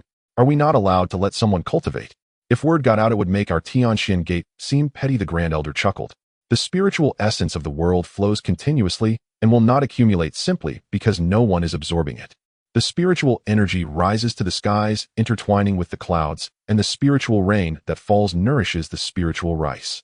However, the earth's energy might affect other paradises, but it is expected that Fang Xiong will not last long. At most 1 or 2 days, that is not a concern. However, by the 3rd day, Yujing Paradise still showed no signs of calming down, with nearby true disciples already feeling the effects. On the 3rd day, Chen Jin pierced through to the 9th heaven of the Yuan fire realm. The Yuan fire boiled within him, surging up his spinal channels. His sinews rang like struck metal, and his blood felt like scalding lava. At that moment, Chen Jin was hotter than any furnace. For 5 zhang around him, waves of heat rolled outward, painting the air crimson. His mind was lucid and his body suffused with ease. The final step remained, to complete his furnace body entirely. He began to employ the method of absorbing earth qi to refine the essence metal qi. Instantly, the effect spread for 100 li. To distill the essence metal qi from the earth qi, Chen Jin first had to gather every trace of earth qi nearby. Disciples who had inherited the true teachings of Tianxuan Sect did not need the essence metal qi itself, but they craved the other spiritual essences contained within it. Those well-informed true disciples learned the disturbance originated from the Yuqiong Fudi and dragged other disciples to petition the Grand Elder. Whatever the case, they could not allow an outsider to disrupt the cultivation of sect disciples. The Grand Elder found himself in a dilemma. To intervene would make him seem petty. At most a few days' work. Normally you do not seize every second, now you fret, because someone else cultivates. Seeing the elder's predicament, the steward stepped forward to scold them. Liu, the disciple's feelings are understandable. The Grand Elder gripped the steward and put on a gentle face, soothing the disciple's emotions and dismissing them. After the disciples left, the Grand Elder's brows knit into a deep crease. This could not go on. Suddenly his eyes brightened as a plan formed in his mind. He reversed course, concentrating the spiritual essence of most of the inner peak into the Yuqiong Fudi. There is a saying about overfilling a guest's cup. Pouring it full signals that the guest should take their leave. The Grand Elder simply poured his essence into the Yuqiong Fudi. He could hardly be accused of stinginess by the sect. If the place could not bear it, then it would know to stop. Unpleasant though it might be, the problem would be solved.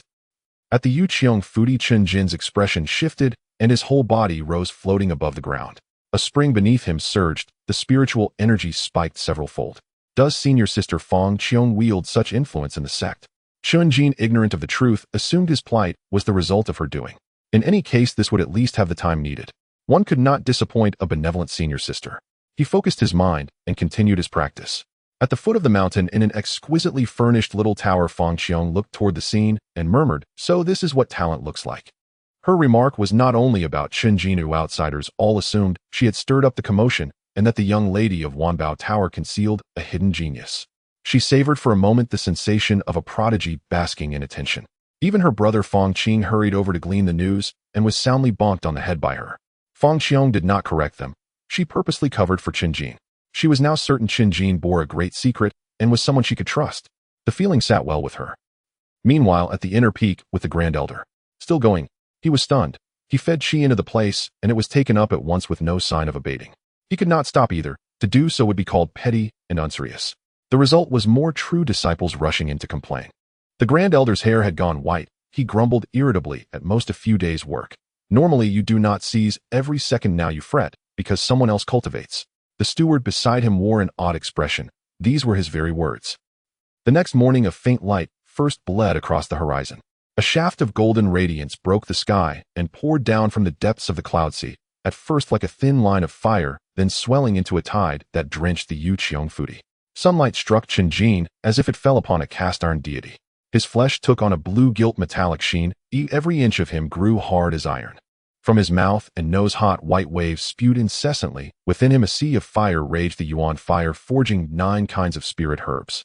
He was at the precipice of pill formation. Not a whisper must leak out. Then at a certain instant the dantian suddenly contracted, the yuan fire within vanished without a trace, and his body fell into an endless absolute stillness. That single moment left an indelible mark on Chen Jin. Rumbling filled the air. The next heartbeat the dantian erupted. The flame and shockwave burst outward from him in a thunderous expansion. Rocks split inch by inch, trees toppled, birds and beasts scattered. Chen Jin's chi soared, launching him skyward. He threw his eyes open. The rising sun shone within his pupils like twin golden discs, his gaze burning bright. He rose to his feet, and his flesh rang with metallic resonant sounds suffused with boundless force. The Dun realm. Chen Jin's heart swelled. Though his goal had always been clear, standing here now felt surreal. He now understood the dantian was the yuan dan, the yuan dan was the dantian. The secret of Qi Xia Ju Qi Xia technique lay in becoming one's own furnace to refine heaven and earth. Congratulations to junior brother on breaking through. Fang Qiong was the first to arrive with felicitations. When she saw Chen Jin, an unusual light danced in her beautiful eyes. After breaking into the Dun realm, Chen Jin's posture became even more upright. The handsome planes of his face sharpened. He bore both youthful innocence and a composed, steady charm. Fang Qiong, who had always regarded Chen Jin as a little brother, felt her heart stir. "Fang Qiong, what are you thinking? You're the same age as his brother," she chided herself inwardly. Chen Jin asked whether anyone from the sect had come to inquire. He knew the recent disturbance had been significant. This breakthrough differed from his previous ascent through the Yuan Fire realm to outer disciple. Then the sect had paid him no mind. He had refined a 9-rank sacred Yuan Dan in such a short time, you elders would surely investigate. No matter how he concealed it, word of his visit to Flame Mountain would leak out. "Don't worry, oh, everyone thinks I made the fuss. If you remain low-key, no one will know." Fang Qiong detected his worry and offered a faint smile. At her words, Chen Jin's face lit up, and he longed to throw his arms around her. An outer disciple who breaks into the Dun realm is automatically promoted to inner disciple. "Give me your token, and I'll have people complete the procedures." Fangxiong said. This would minimize any impression left upon the elders of the Internal Affairs Hall. Has Shu Wanqing broken through yet? Chen Jin asked directly. His hostility toward his enemy showed with no disguise. She broke through at the same time as you. Most likely today, as well, Fangxiong replied. She's still breaking through. Chen Jin's expression turned cold and grave. That meant Shu Wanqing remained an outer disciple. Where is she now? Jinyu Mountain, the outer peaks, Lingshan, Fangxiong answered. Junior brother, if you make a scene you will invite unnecessary attention. I know. Though he spoke calmly, Chen Jin moved with haste and boarded the spirit boat. Senior sister, may I borrow your spirit boat for a while? No sooner had the words fallen than the spirit boat set its course for Jinyu Mountain. Their plan had been to avoid elders' scrutiny as far as possible to prevent trouble. Such trouble was needless. But to take revenge on Shu Wanqing and vent his anger. This was something Chen Jin was determined to do. Jinyu Mountain, Red Maple Forest. In the area enclosed by curtains, Shu Wanqing reached a critical moment, his body as solid as bronze, exhaling a breath that resembled high-temperature steam. Outside, the gathered disciples were more numerous than on the first day. According to the schedule, Shu Wanqing was to refine a Yuan Dan today and break through to the Earth Yuan realm. Zhongshan, haven't you seen that guy yet? You wouldn't believe it, this kid is quite good at hiding. I've searched everywhere. Clever indeed, as being on the list for Fire Mountain doesn't count as leaving the sect without permission. I guess he's hiding in that ravine, scared out of his wits. Suddenly 4 people spoke loudly, deliberately ensuring Shu Wan could hear them. They wanted to curry favor with Shu Wanqing, so among those who targeted Chen Jin earlier, they were the most eager. Now that Shu Wanqing was on the verge of a breakthrough, the 4 could hardly contain themselves and began recounting their exploits. Remember when I ignited Blackwood outside his wall? He rushed out looking frantic. It was truly hilarious. Zhongshan had a sneaky rat-like appearance that became even uglier when he was proud. During this time, going to the 100 refining field every day has greatly benefited my fire control technique. The speaker named Yang Qing had previously disturbed Chen Jin's fire training at the 100 refining field. The other 2 were women, one named Yin Ting and the other Lin Lin. Despite one being beautiful and the other delicate, their actions were equally malicious. He Ying and Fong Lan, who were in the same cohort, as Chen Jin, suffered bullying from these 2 women for not isolating themselves. The 4 recounted their deeds, eliciting waves of laughter. As the saying goes, birds of a feather flock together. When the mood was high, someone even suggested bringing Chen Jin over to witness Shu Wanqing's breakthrough to the Earth Yuan realm. It's a pity he's hiding like a turtle, Shu Wan said fiercely. He was the happiest to hear those words. At that moment, a spirit boat swiftly approached. Which senior brother or sister is it? Everyone ceased their discussions and straightened their posture. This was the inner peak, and inner sect disciples were everywhere. The spirit boat shot forward like an arrow, showing no signs of slowing down as it crashed down. The crowd scattered, some fell to the ground, of those about to curse hesitated, fearing the identity of the newcomer. It's Yue. Once Zhang Sen recognized who was on the spirit boat, he exploded with anger. Bastard, are you looking for death? Only inner sect disciples may pilot spirit boats. How dare you act recklessly in the inner peak? No more nonsense. Just take him down. On the spirit boat stood Chen Jin, his expression emotionless and his gaze icy. Among Zhongshan's group, some sensed something was off, but could not withstand the excitement of others and did not think much more. Just days ago they had been bullied and felt powerless. What could they do now? Break his legs. Shu Wan saw his enemy, his eyes turning bloodshot. Chen Jin proceeded calmly, stepping off the spirit boat, his gaze sweeping over Zhongshan and his group. They're all here, saving me the trouble of finding them one by one. What the hell? Zhongshan, a tough character, took the lead and raised his hand to slap Chen Jin. A cold glint flashed in Chen Jin's eyes as he responded with a punch. The disparity between the Earth Yuan realm and the Yuan Fire realm was akin to an adult bullying a child. A cold glint flashed in Chen Jin's eyes as he responded with a punch. The disparity between the Earth Yuan realm and the Yuan Fire. Zhang Sen was left disfigured, bloodied. Damn it. The second was Yang Qing, overwhelmed by shock and anger, could think of nothing but to charge at Chen Jin with more ferocity. Chen Jin kicked, striking precisely between Yang Qing's legs. Yang Qing experienced firsthand what it meant to be utterly defeated and the greatest pain for a man collapsing to the ground wailing. Yin Ting and Lin Lin finally realized something was wrong and hurriedly ceased their attacks. Zhongshan and Yang Qing were both at the 9th layer of the Yuan Fire realm. Wait. Their halt didn't mean Chen Jin would stop. Chen Jin strode forward, raising his hands to slap the 2 women, sending them flying on the spot, their faces swelling grotesquely. Earth Yuan realm. He had already reached the Earth Yuan realm. At this moment, the others finally reacted and scattered in panic. However, to Chen Jin, their speed was as slow as that of snails. He was not a magnanimous person and did not plan to spare any of them. Holding a metal rod, he dashed forward, knocking down each disciple who had bullied him. In the blink of an eye, over 30 disciples in the red maple forest were screaming in agony. Shu Wan stood up from his wheelchair. Had the doctor who treated him seen this, they would have gasped in disbelief. However, after taking just a few steps, Shu Wan fell to the ground. The heavy footsteps nearby came to a halt, and with all his strength Shu Wan turned over to see Chen Jin, standing backlit, his face indistinguishable, but his sharp gaze was palpable. In the next second Shu Wan screamed, nearly going mad. He did not understand. When Chen Jin was promoted to an outer sect disciple, a conflict had already occurred between them. How much time had passed since then, and how had he already ascended to the Earth Yuan realm? Chen Jin lost interest, unwilling to dirty his hands, and walked straight into the area behind the curtains. Shu Wanqing sat under a tree, his skin resembling a layer of bronze, emanating a soil-yellow radiance. Chen Jin snorted coldly. For 2 spirit herbs Yuan Dan, the most ordinary yellow bronze furnace, why did it take so long to break through? He continued forward, and when the two were less than 3 meters apart, Shu Wanqing opened his eyes. Initially puzzled as to how someone intruded, his pupils suddenly constricted, breathing out a wave of air tinged with crimson. This startled the Yuan fire almost to leak out. Shu Wanqing quickly stabilized his fire furnace while intensely glaring at Chen Jin, filled with warning. She couldn't speak, but her eyes conveyed her meaning. Anyone daring to disrupt her breakthrough would face a relentless end. Interesting. Chen Jin understood, then raised his hand and punched Shu Wanqing on the head. With a thud, Shu Wanqing's whole body shook, the fire furnace cracking. In that moment, she knew Chen Jin was serious. Don't do this. What are the outsiders doing? Ironically, Shu Wanqing did not realize that Chen Jin had already reached the Earth Yuan realm. She believed he was looking for revenge and had come at the right time. Had she known, she would have killed him directly. Shu Wanqing did not regret forcing someone into this state. Instead, she regretted not being ruthless enough. Bang! Chen Jin struck again, completely shattering the fire furnace. Shu Wanqing collapsed to the ground, her body convulsing violently, the uncontrollable Yuan fire burning through her limbs and bones. The path is merciless. Not only was her breakthrough hopeless, but the Yuan fire was also continually weakening.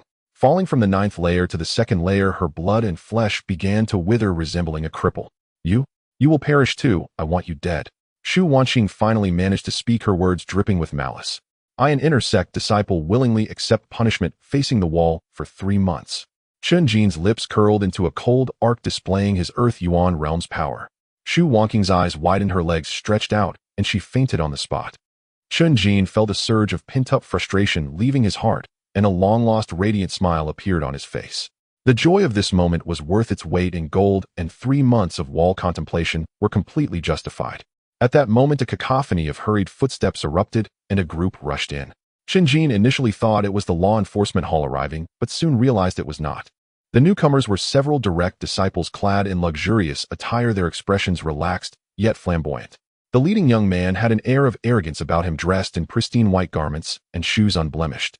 Upon seeing the miserable state of Shu Wanqing, his gaze instantly turned cold. It was Lu Feng who had rushed over upon hearing the news. Did you not know she belongs to me? Lu Feng said coldly. And you are? Chen Jin retorted, implying that he didn't even know who Lu Feng was. However, he had already guessed it was Shu Wanqing's older brother. Unexpectedly, this direct disciple was at the same cultivation level as him, both at the early stage of the Earth Origin realm. Unlike the previous rankings of the 9 heavens, the Earth Origin realm was divided into early, middle, late perfection, and peak stages. You are courting death. Lu Feng was furious, taking a step forward, causing the ground beneath him to shatter, fire erupting from his palm. The intensity of his palm power, the ferocity of the flames, and the overwhelming aura were unlike anything Chen Jin had encountered before. However, he had not engaged in combat with someone at the Earth Origin realm before. After a brief moment of distraction, Chen Jin's blood boiled, and his fighting spirit ignited. Without further ado, he leaped into action, both palms striking out. The air twisted violently beneath his palms, bright red light surged, illuminating the leaves of the maple trees, resembling a sea of fire. In no time, their palms collided, and with a thunderous sound, the red flames scattered. Chen Jin's expression shifted. He realized that he was stronger than he had anticipated. Lu Feng's face darkened. Although their realms were the same, he was a few years older. Chen Jin was still wearing the outer disciple's robes, indicating he had just broken through not long ago. In a fit of rage, Lu Feng resorted to his most proficient abilities as a direct disciple. Let's all attack together. He had no pride, as achieving his goal was all that mattered. The 4 individuals accompanying him were also at the early stage of the Earth Origin realm. They laughed menacingly and charged forward. 5 against 1, they quickly gained an overwhelming advantage. Chen Jin found himself retreating repeatedly, reminiscing about the spirit sword. Swordsmanship was a weapon that could triumph with fewer numbers, easily dispatching 5 people. Of course, if he were to use a sword, the nature of the fight would be different. If he had no restrictions, Lu Feng and the others wouldn't be empty-handed. Chen Jin composed himself, channeling his energy as a brilliant red radiance erupted from his hands. Having reached the Earth origin realm, he could unleash the full power of the 1,000 Ren armor. Lu Feng snorted coldly, exchanging glances with the other 4, each brandishing a spirit weapon. Similar in nature to the 1,000 Ren armor, these were not lethal weapons like knives or swords, but rather tools to assist themselves. For direct disciples, spirit weapons were not rare items. A bunch of useless trash, Chen Jin scolded without hesitation. What did you say? You ignorant fool. Watch me tear your mouth apart. Several direct disciples were furious. The term trash was generally used by them to insult others. And nobody dared to act so arrogantly. However, Chen Jin's actions proved he was not mistaken. The power of spirit weapons lay in their intricacies, akin to Yuan techniques, requiring heartfelt practice. Chen Jin focused on the intricacies of the 1,000 mechanisms daily, achieving an astonishing level of proficiency.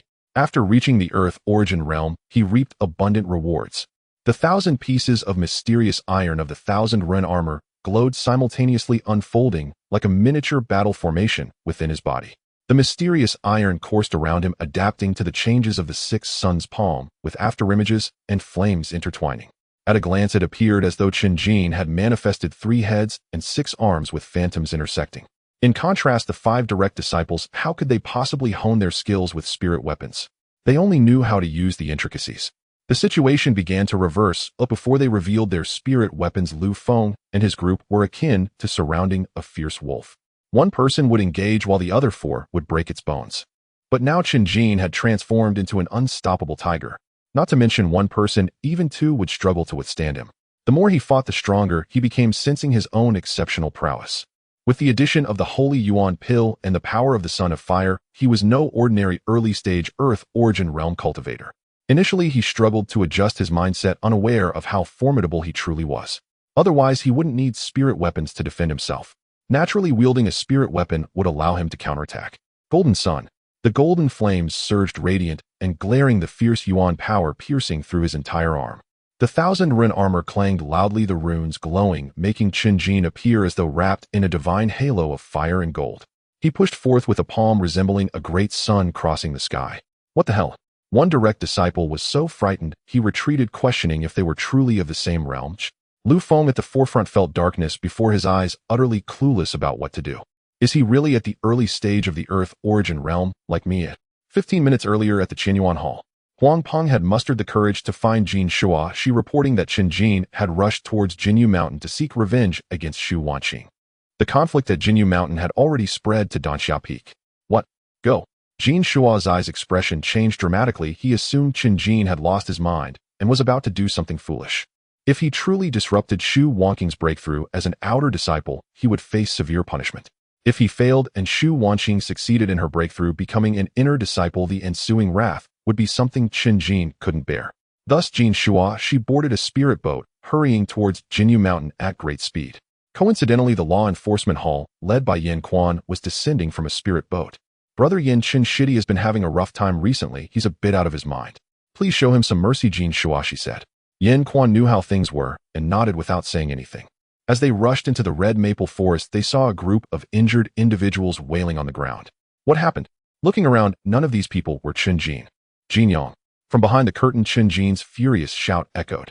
Without a second thought, Yin Quan and Jin Shua, she dashed in just in time to see Lu Feng soaring into the air, then crashing down on the other direct disciples. The force was terrifying. Lu Feng and the others were either spitting blood or had broken bones. Stop! Yin Quan instinctively called out to halt the conflict, but the scene left him bewildered. The only one still standing was Chen Jin. Chen Jin had taken down all 5 of Lu Feng. Wasn't he just at the Yuan Fire realm? Yin Quan glanced at Jin Shua, she beside him, whose expression suggested that this was nothing that needed his intervention. Jin Shua, she blinked, confirming that it was indeed Chen Jin. Chen Shitty, you broke through to the Earth origin realm. Finally, Jin Shua, she exclaimed, his heart finally at ease. As inner disciples, regardless of how tragic the scene appeared, they would not face severe punishment. Yin Quan contemplated, as long as Lu Feng's father did not intervene, it would be a mutual punishment. However, that was highly unlikely. Elder Lu, who had a son late in life, doted on his child immensely. You truly are remarkable. Yin Quan looked at Chen Jin, feeling that such events occurring to him seemed entirely natural. In the courtroom of law enforcement, Chen Jin arrived for the first time and found the yamen of Qinghe City quite similar. He stood in the center. Beside him was senior sister Jin Shuaxi. Yan Quan, who brought them here, was explaining the situation to the elder in charge of law enforcement. Outside the door, disciples gathered to watch, each one chattering excitedly. The incident in the Red Maple Forest had already caused a huge uproar. Chen Jin, an Outer Sect disciple, turned the tables and defeated a direct disciple, which thrilled many Outer Sect disciples. As fellow Outer Sect disciples, they often endured humiliation and wished they could trample the direct disciples underfoot. Is he Chen Jin? I heard he was promoted from a servant disciple. Not only from Danxiao Peak, but disciples from other peaks also rushed over to watch the excitement. Zhang Yu, aren't you his fellow townsman? What's your relationship like? Among them was Zhang Yu from the god-casting. Zhang Yu felt uncomfortable, regretting his previous sycophantic behavior upon entering the sect. Otherwise, their relationship could have been the same as in Qinghe City. If Chen Jin became an inner sect disciple, he would surely take good care of him. Zhang Yu couldn't understand why, after being an outer sect disciple for a few months, he was still at the first level of the Yuan Fire Realm. The Shen sisters had already entered the late stage of the Yuan Fire Realm, allowing him to see the gap between outer and inner sect disciples. The problem was Chen Jin was also an outer sect disciple, so how did he suddenly break through to the Earth Origin Realm? In the courtroom, Yan Quan finally finished explaining the situation. Presiding over the trial was Elder Mo, a stern-looking elder with an expressionless face, occasionally nodding. After a quarter of an hour, Elder Mo raised his gaze to the young man in the courtroom. Chen Jin, you injured and incapacitated 26 fellow disciples, disrupting Shu Wangqing's breakthrough. Is that true? It's true. Chen Jin did not deny it. From the description alone, the situation was quite serious. None of the 20-odd people were able to stand. However, those people were all outer sect disciples, while Chen Jin was an inner sect disciple. Why did you resort to violence? Elder Mo asked. Hearing this, Yan Quan was somewhat surprised and quickly shot a glance at Chen Jin. According to custom, Elder Mo wouldn't concern himself with your motives. He would punish based on the consequences. Asking was merely giving Chen Jin an opportunity.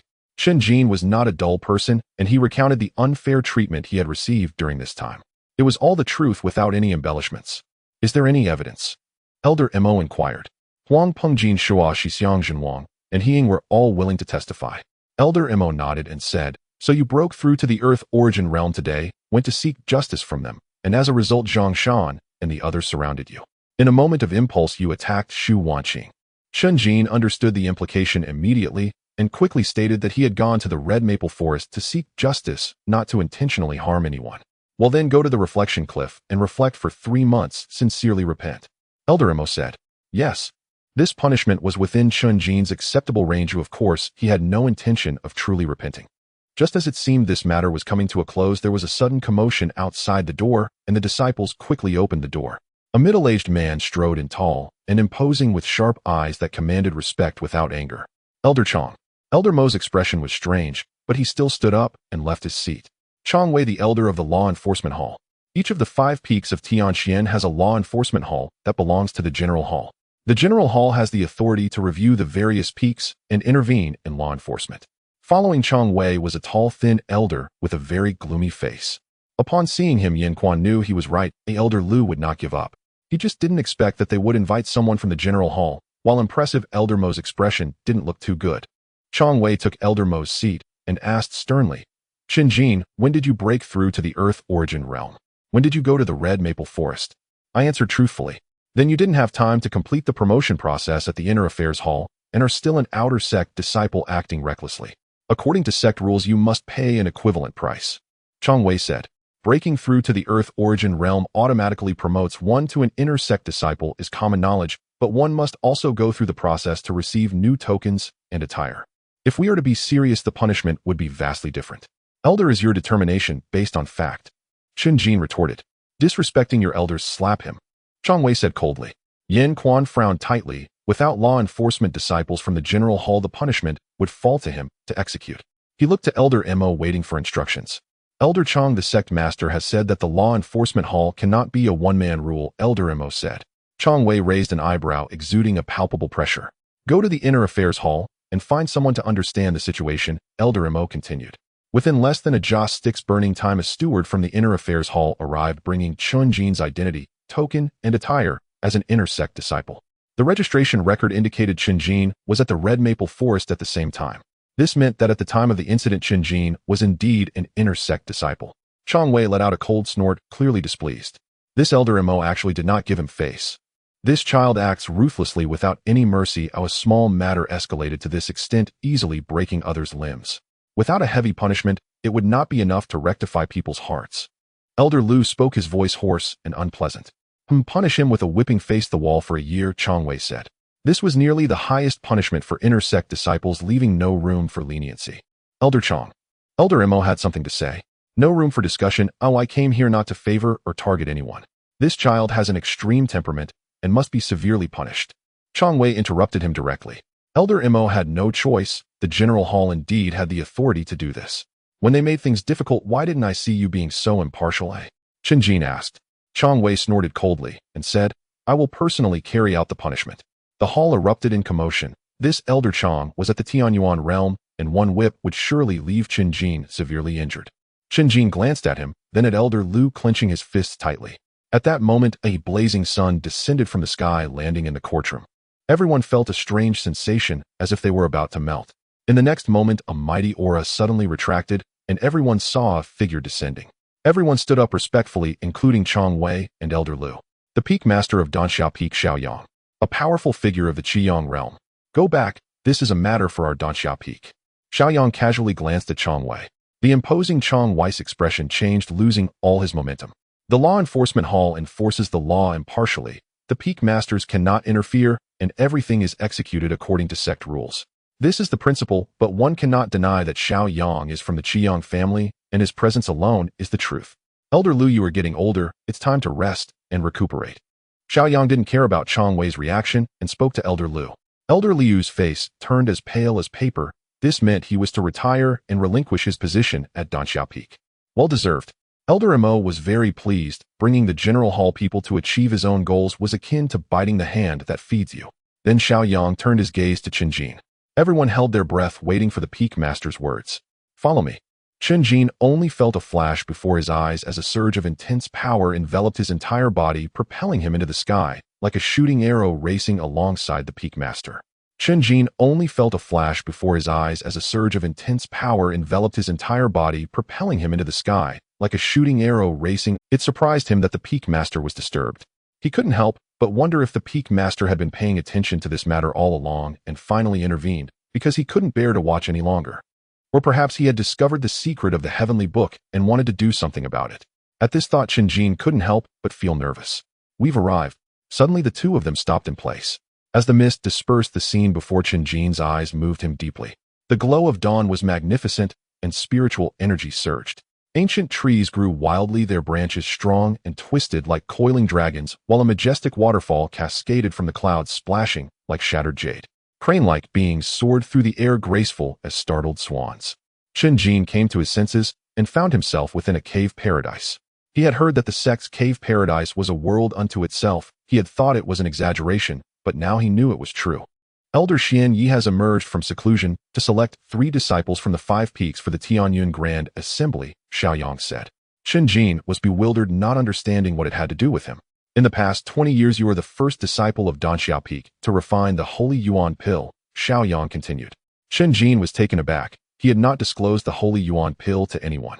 Senior Sister Fang Xiong had only guessed it based on the required spiritual herbs, and they had an unspoken understanding.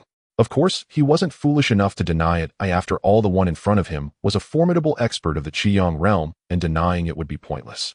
Did the peak master appear in the law enforcement hall because of the Holy Yuan Pill? He asked. Xiaoyang nodded, gently confirming that he had appeared upon discovering someone had condensed the Holy Yuan Pill. Chen Jin realized he had overcomplicated things. Oh, why would the peak master interfere in the matters between outer disciples? He couldn't help but think, if he hadn't refined the 9th rank Holy Yuan Pill, would he have faced the whip of Elder Chang? Even if you are not selected, you will only face 3 months of wall confinement, and there will be no heavy punishment. Seeing his heavy thoughts, Xiaoyang assumed this was his concern. Symbolic punishments were still necessary, otherwise if Elder Chang complained to the sect master, it would become a point of leverage. Selected. Chen Jin finally realized this meant he was to be taken under the Grand Elder's tutelage to participate in the Tianyuan Grand Assembly. The Grand Elder was a pillar of the sect, holding an extraordinary status. Becoming his disciple would mean having a significant backing. Chen Jin would not reject such a boon. However, what exactly was the Tianyuan Grand Assembly? The Peak Master seemed to think it was obvious, as if he believed Chen Jin already knew and thus did not inquire further. The two arrived at the center of the cave paradise where a considerable number of people were present, all prominent figures of the sect. The disciples appearing in the cave paradise were all true inheritors. For the first time, Chen Jin directly experienced what it meant to be in the presence of so many talented individuals. The younger disciples were all at the early stage of the Earth origin realm, while those around his age were at the mid-stage or above. It is worth mentioning that these were all fresh talents. Disciples like Fang Qing and Yang Zhan, whom Chen Jin had encountered before at the true inheritor level, were not present here. He watched others, and others watched him as well. Elder Xian Ye's selection of only 3 people meant that the disciples here were all competitors. Those personally brought by Peak Master Xiao were naturally worthy of attention. Geniuses must have a certain pride, and the glances directed towards him were filled with scrutiny and a hint of confusion. They were unlike Xiao Yang, who could see that Chen Jin had refined the 9th rank Holy Yuan pill and possessed immense potential in the Earth origin realm. The disciples shifted their gazes away, no longer paying attention, and would not engage in ridicule or disparagement. Father, a girl came running dressed in a fiery red gown, her figure curvaceous and beautiful like flames. There were not just Chen Jin and 1 other disciple from Danxia Peak, but a total of 5. Among them was his daughter Xiao Xiao. True inheritors were different from second-generation wastrels like Lu Feng. Is it you who refined the Holy Yuan pill? Xiao Xiao curiously examined Chen Jin. Chen Jin felt somewhat helpless. He had initially intended to keep the Holy Yuan pill as his trump card. Additionally, he began to ponder how the Peak Master had learned about it. If he had been paying attention during his breakthrough, he should have known about the situation in the Red Maple Forest. But the Peak Master had just exhibited an awareness that there was a disciple who had refined the Holy Yuan pill and came to take him away. Xiao Xiao's words made the other true inheritor disciples realize something. In that case, Chen Jin was indeed qualified to stand here. Although he was a bit older, refining the Holy Yuan pill was indeed time-consuming and labor-intensive. Strange, how come I've never seen you before? Xiao Xiao asked curiously. As a true inheritor disciple who frequented Danxia Peak, she should have had some impression of such an outstanding outer disciple. I only became an outer disciple a few months ago. Chen Jin replied. Upgraded. Were you a servant disciple before? Xiao Xiao couldn't help but exclaim in surprise, you outer disciples needed to be upgraded. Wasn't that equivalent to being a servant disciple before? Her reaction was not malicious, but an instinctive surprise. However, it did indeed offend Chen Jin, making him somewhat displeased. Xiao Yang was slightly taken aback, studying Chen Jin's face seriously. Seeing the Peak Master's reaction, Chen Jin forced a smile and said, Peak Master, I saw you on the day I was promoted. You told me to go find the Internal Affairs Hall. It's you. Xiao Yang indeed recalled stating, weren't you just breaking through to the Yuan Fire Realm at that time? Yes. Chen Jin replied honestly. He had initially planned to keep a low profile, but now he had directly drawn the Peak Master's attention. There was no helping it, his strength did not allow for subtlety. Xiao Yang found it hard to believe he had never encountered such a precedent. Peak Master Xiao, are you both working together to hype up this new disciple? The Peak Master of Jushin Peak joked. How could they bring someone over without knowing the details? And how could anyone refine the Holy Yuan pill in just a few months? Even those who were not disciples of Danxia Peak knew how difficult this was. Xiao Yang did not retort. His attention remained focused on Chen Jin. If it were true, it could indeed warrant taking him under his wing. At this moment, a pair of men and women walked out from a golden palace in the cave paradise. The man wore a dark blue long robe, standing tall and straight like a solitary peak amidst heaven and earth. The woman had a gentle and serene face, her delicate brows like paintings and her eyes sparkling with life. She had a gentle and serene face, delicate brows like paintings, and her lips, though not flamboyant, had an exquisite balance. The man's name was Xia Heng, and the woman's name was Yun Shuai. In front of the heads of the various peaks and the grand elders, they displayed a demeanor that was neither arrogant nor humble. Xia Heng was the direct disciple of the grand elder. Although the grand elder was selecting 3 disciples this time, a disciple and a true inheritor were still different. Yun Shuai was the daughter of the grand elder. If everyone is here, we will begin. Let's go over there. Xiao Xiao invited Chen Jin as if they had known each other for a long time. Nearly 30 disciples gathered at the front of the square, standing before Xia Heng and Yun Shuai. Chen Jin found himself amidst them, not sure if it was an illusion, but he felt that Yun Shuai's gaze lingered on him for a moment longer.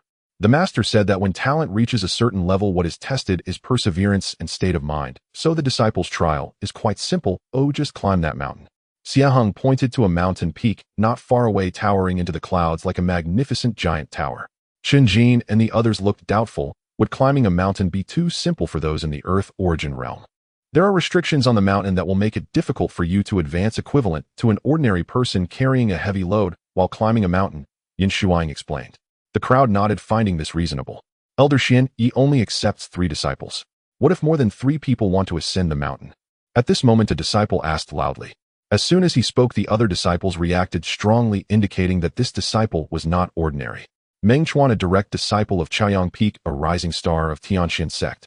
Xiao Xiao said. Chen Jin looked over. Meng Chuan was handsome with sharp eyebrows and starry eyes exuding youthful vigor. If more than 3 people ascend, it will be up to me and senior brother Xie to select. Yun Shuang stated. Selection? Isn't that a further screening? The disciples whispered among themselves, worried that Xie and Yun would choose those they had close ties with. Let's think about how to climb the mountain. It is a Yuan magnetic mountain forged by the previous peak master of my divine forge peak and holds many mysteries. The speaker was a tall disciple, his arms thicker than others' thighs. His muscular build was persuasive. Yuan magnetic mountain does not allow the use of Yuan energy, and the magnetic force would make their legs feel as if his muscular build was persuasive. Yuan magnetic mountain does not allow the use of Yuan energy, and the magnetic force would make their legs feel as if they were filled with lead. There are 5 paths up the mountain. The disciples from the 5 veins can choose for themselves. Yun Shuang said. Immediately the group arrived at the foot of Yuan magnetic mountain and instantly felt their Yuan energy sink like a stone into the sea. Oh, every step became laborious. Chen Jin, Xiao Xiao, and the other disciples from Danxia Peak headed towards one of the paths. It looks much higher from afar. One of the direct disciples looked up, unable to suppress his complaints. The mountain path wound like a gray-white dragon coiling along the ridge, appearing and disappearing, twisting and turning as if it had no end. From the square they could see the mountain peak at a glance, but now entering the mountain they intuitively felt the difficulty. Don't look up, focus on the path beneath your feet. Chen Jin said. Oh, did you come to this realization from your experience as a servant disciple? The direct disciple looked at him with a flippant tone, his smile aggressive. He complained verbally, but inside he was full of determination, deliberately creating an image of a daunting climb that he still wanted to conquer. He wasn't looking to hear Chen Jin's advice. Chen Jin frowned. This was indeed advice drawn from his experiences as a servant disciple foraging for herbs all over the mountain. He thought that since they were all from Danxia Peak, he would remind them, not expecting this outcome. Ironically, the direct disciples from other peaks did not mock Chen Jin's background. Instead, it was the fellow disciples from Danxia Peak who were the first to start. Next, Chen Jin said nothing and took the lead up the mountain. Hui, don't be foolish, Xiao Xiao said, displeased. The direct disciple named Hui shrugged, exchanging an understanding smile with a few others. Xiao Yang and the others waited outside for the results. The disciples in the mountain appeared as small as ants, but they could see everything. Suddenly Yun Shuang approached Xiao Yang and respectfully bowed. Peak Master Xiao, what is the name of the disciple you brought last? Yun Shuang inquired. Chen Jin, do you know him? Yun Shuang smiled faintly as if to say, how could she possibly know him? If I'm not mistaken, he just advanced to an inner disciple and hasn't had time to change his attire, is that right? Yun Shuang said. Yes. I wonder what outstanding qualities he possesses. Yun Shuang continued. He has condensed a 9th grade holy yuan pill. Oh. Yun Shuang seemed a bit surprised, nodded in understanding, and said no more. Xiao Yang, however, seemed to notice something, reflecting that it would have been better to have Chen Jin change his clothes before arriving. Time passed quickly, and in the blink of an eye half an hour had gone by. The disciples on Yuan Magnetic Mountain were moving slower and slower, indicating that it was becoming increasingly arduous. The disciples at the front had barely reached the mountain's midsection. The magnetic force was becoming heavier, as if someone were pulling them down, pressing against their backs. On the path from Danxia Peak, Chen Jin was not at the front. Hui had initially overtaken him. However, Hui was now the most exhausted. His steps were slowing, one hand gripped the mountainside, and he occasionally looked up, seemingly unwilling to continue until he could see the end. How much farther is it? What is the situation with those on the other paths now? Is it possible that climbing up may allow one to become a disciple of the elder? Thoughts swirled in Hui's mind, causing his steps to nearly come to a halt. At that moment, a figure brushed past him from behind, moving forward. It was Chen Jin, equally drenched in sweat, but continuing with steady steps one after another. Hui's pupils constricted. Instinctively, he reached out to grab Chen Jin's shoulder. However, just as he lifted his hand, Chen Jin had already walked several steps away. Hui gritted his teeth and charged forward, squeezing out the last bit of his strength. But he collapsed to the ground, gasping for breath, becoming the first direct disciple to be eliminated. Xiao Yang and the other strong disciples instantly recognized that this was a gap in state of mind unrelated to talent or realm. Of course, the other direct disciples didn't have such a lack of mental fortitude. Only when they reached the last third of the distance did people start to give up one after another. Especially when there were only 3 left on their path, the direct disciples gave up quite decisively. After all, Elder Xian, he only accepts 3 disciples. On all 5 paths, only 3 people remained. In the final stretch, they could almost see the mountain peak, and the 14 disciples made their last adjustments. Chen Jin kept moving forward. A closer look would reveal that from the beginning until now he maintained a consistent pace, neither fast nor slow. As he stepped onto the stone steps, the heavenly book had already calculated the distance to Yuan Magnetic Mountain, as well as how many steps he needed to take to reach the peak. Compared to others, this was akin to cheating. Others gave up due to uncertainty of their goals while he could see the progress of each step. Consequently, in the end, he worried that this might not aid his state of mind and refrained from looking at the heavenly book. Nevertheless, Chen Jin knew he would definitely reach the peak. He had no thoughts of giving up. There is no need to be harsh on oneself. Neither do I see other second-generation disciples practicing humility. Chen Jin did not impose harshness on himself, feeling it unfair to others. At last, Chen Jin stepped onto the final stone step. His vision cleared, revealing the vast expanse of the cave sky, with the azure sky and spiritual energy flowing like ocean waves. The marvel of Yuan Magnetic Mountain vanished here, as the primordial energy surged back into his body akin to a long-awaited sweet dew washing away all his physical discomfort. Chen Jin turned around to find the place empty. He was the only one who had reached the summit of Danxiao Peak. At that moment, several others appeared from different routes. There was Meng Chuan from Chaoyang Peak, who, upon realizing he was not the first to reach the top, gazed at Chen Jin with astonishment. Following him were Hua Yunfeng from Lingxiao Peak and Lei Long from Jushan Peak. 1-2. For people, Lei Long called out loudly, being the last to arrive. Elder Xian, ye only accepted 3 disciples for the Tianyuan Grand Assembly, which meant one of them would be eliminated. At that moment, Xia Heng and Yun Shuang arrived on a spiritual boat. The Peak Master and Elder landed on the summit one after another. Just enough to have one extra. They lamented the coincidence, yet felt it was cruel. Regardless of who was eliminated, it would not be a pleasant experience. The decision lay with Xia Heng and Yun Shuang, who had contemplated this situation. Their devised strategy was to each write down the disciple they wished to eliminate. If they chose the same disciple, there would be no argument. During the ascent, both had already made their decisions and quickly wrote down names. Xia Heng wrote down Lei Long from Jushan Peak. Yun Shuang wrote down Chen Jin from Danxiao Peak.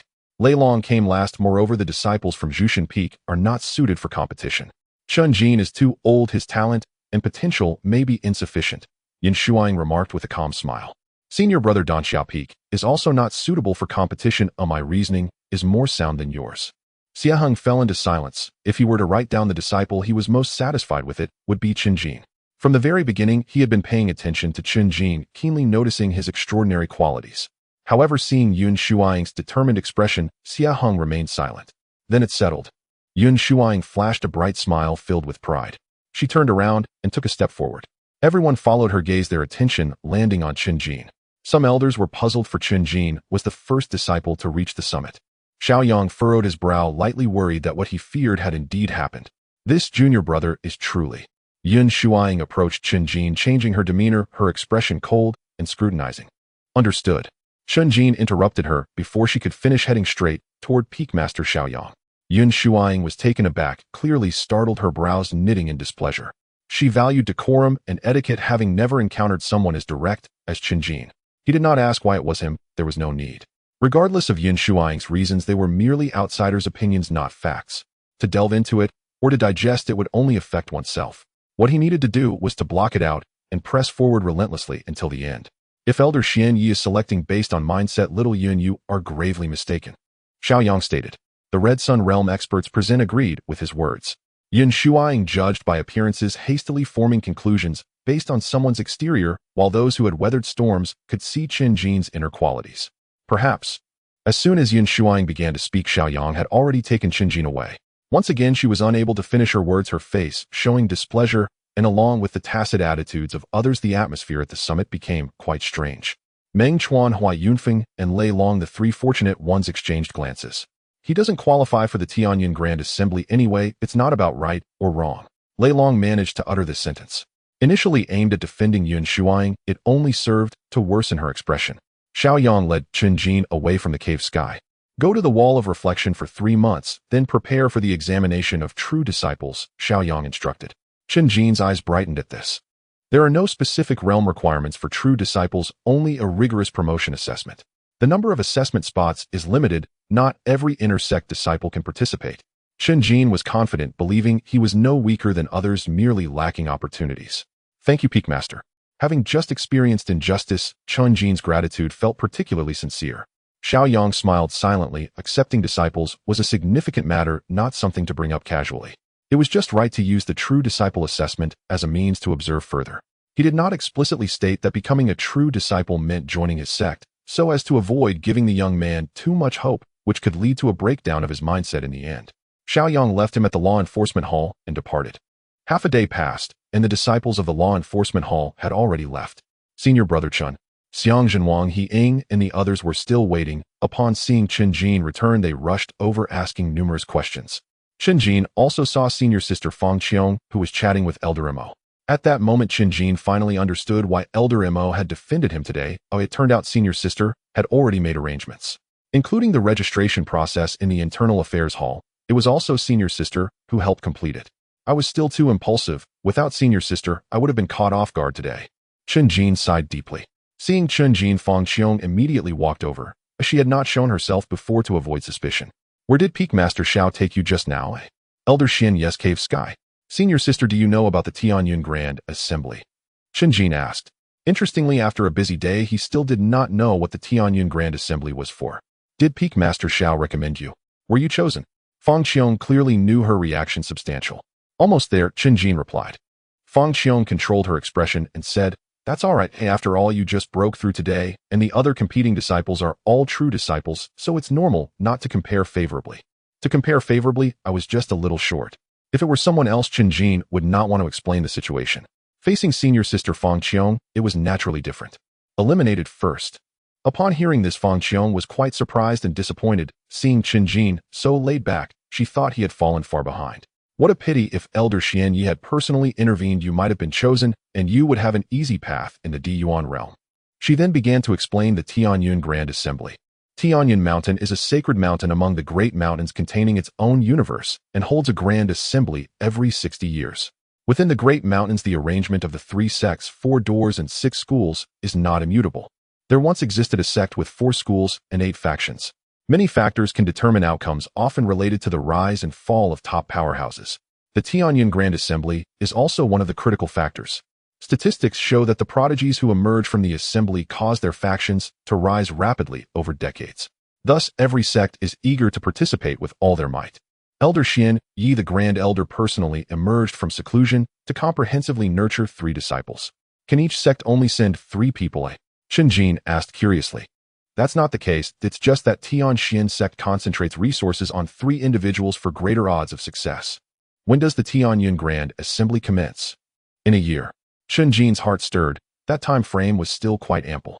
Meng Chuan, Hua Yunfeng, and Lei Long have become the closed-door disciples of the Supreme Elder representing the Tianxuan Sect at the Tianxuan Grand Assembly. The news spread like wildfire within the sect. The disciples were filled with envy. Not only would the 3 perform exceptionally at the assembly, but the treatment and resources they would enjoy this year would be top-notch. They must be true disciples. Many inner disciples sighed, as all 3 were indeed true disciples. I heard that there was another inner disciple who performed well, but unfortunately, they made a crucial mistake. Impossible. That must be nonsense. Few believe that an inner disciple had been the first to ascend Yuan Magnetic Mountain, as the details of the event were scarce. Chen Jin, the inner disciple, had already arrived at the Wall of Reflection. It was a barren mountain devoid of any vegetation, with the bare rock reflecting a chilling light under the blazing sun.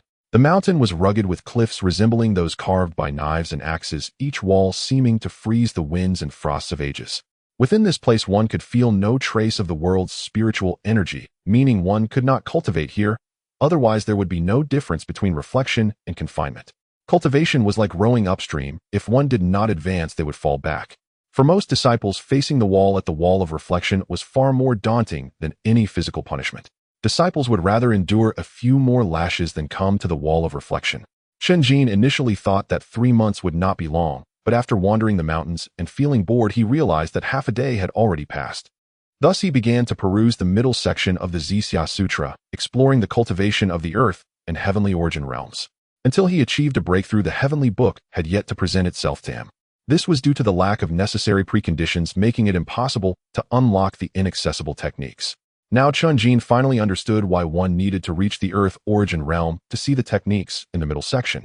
The Yuan Fire realm involved continuously refining the world's spiritual energy to strengthen oneself, and enhance yuan fire, which was why it was divided into 9 heavens, allowing cultivators to intuitively sense their progress.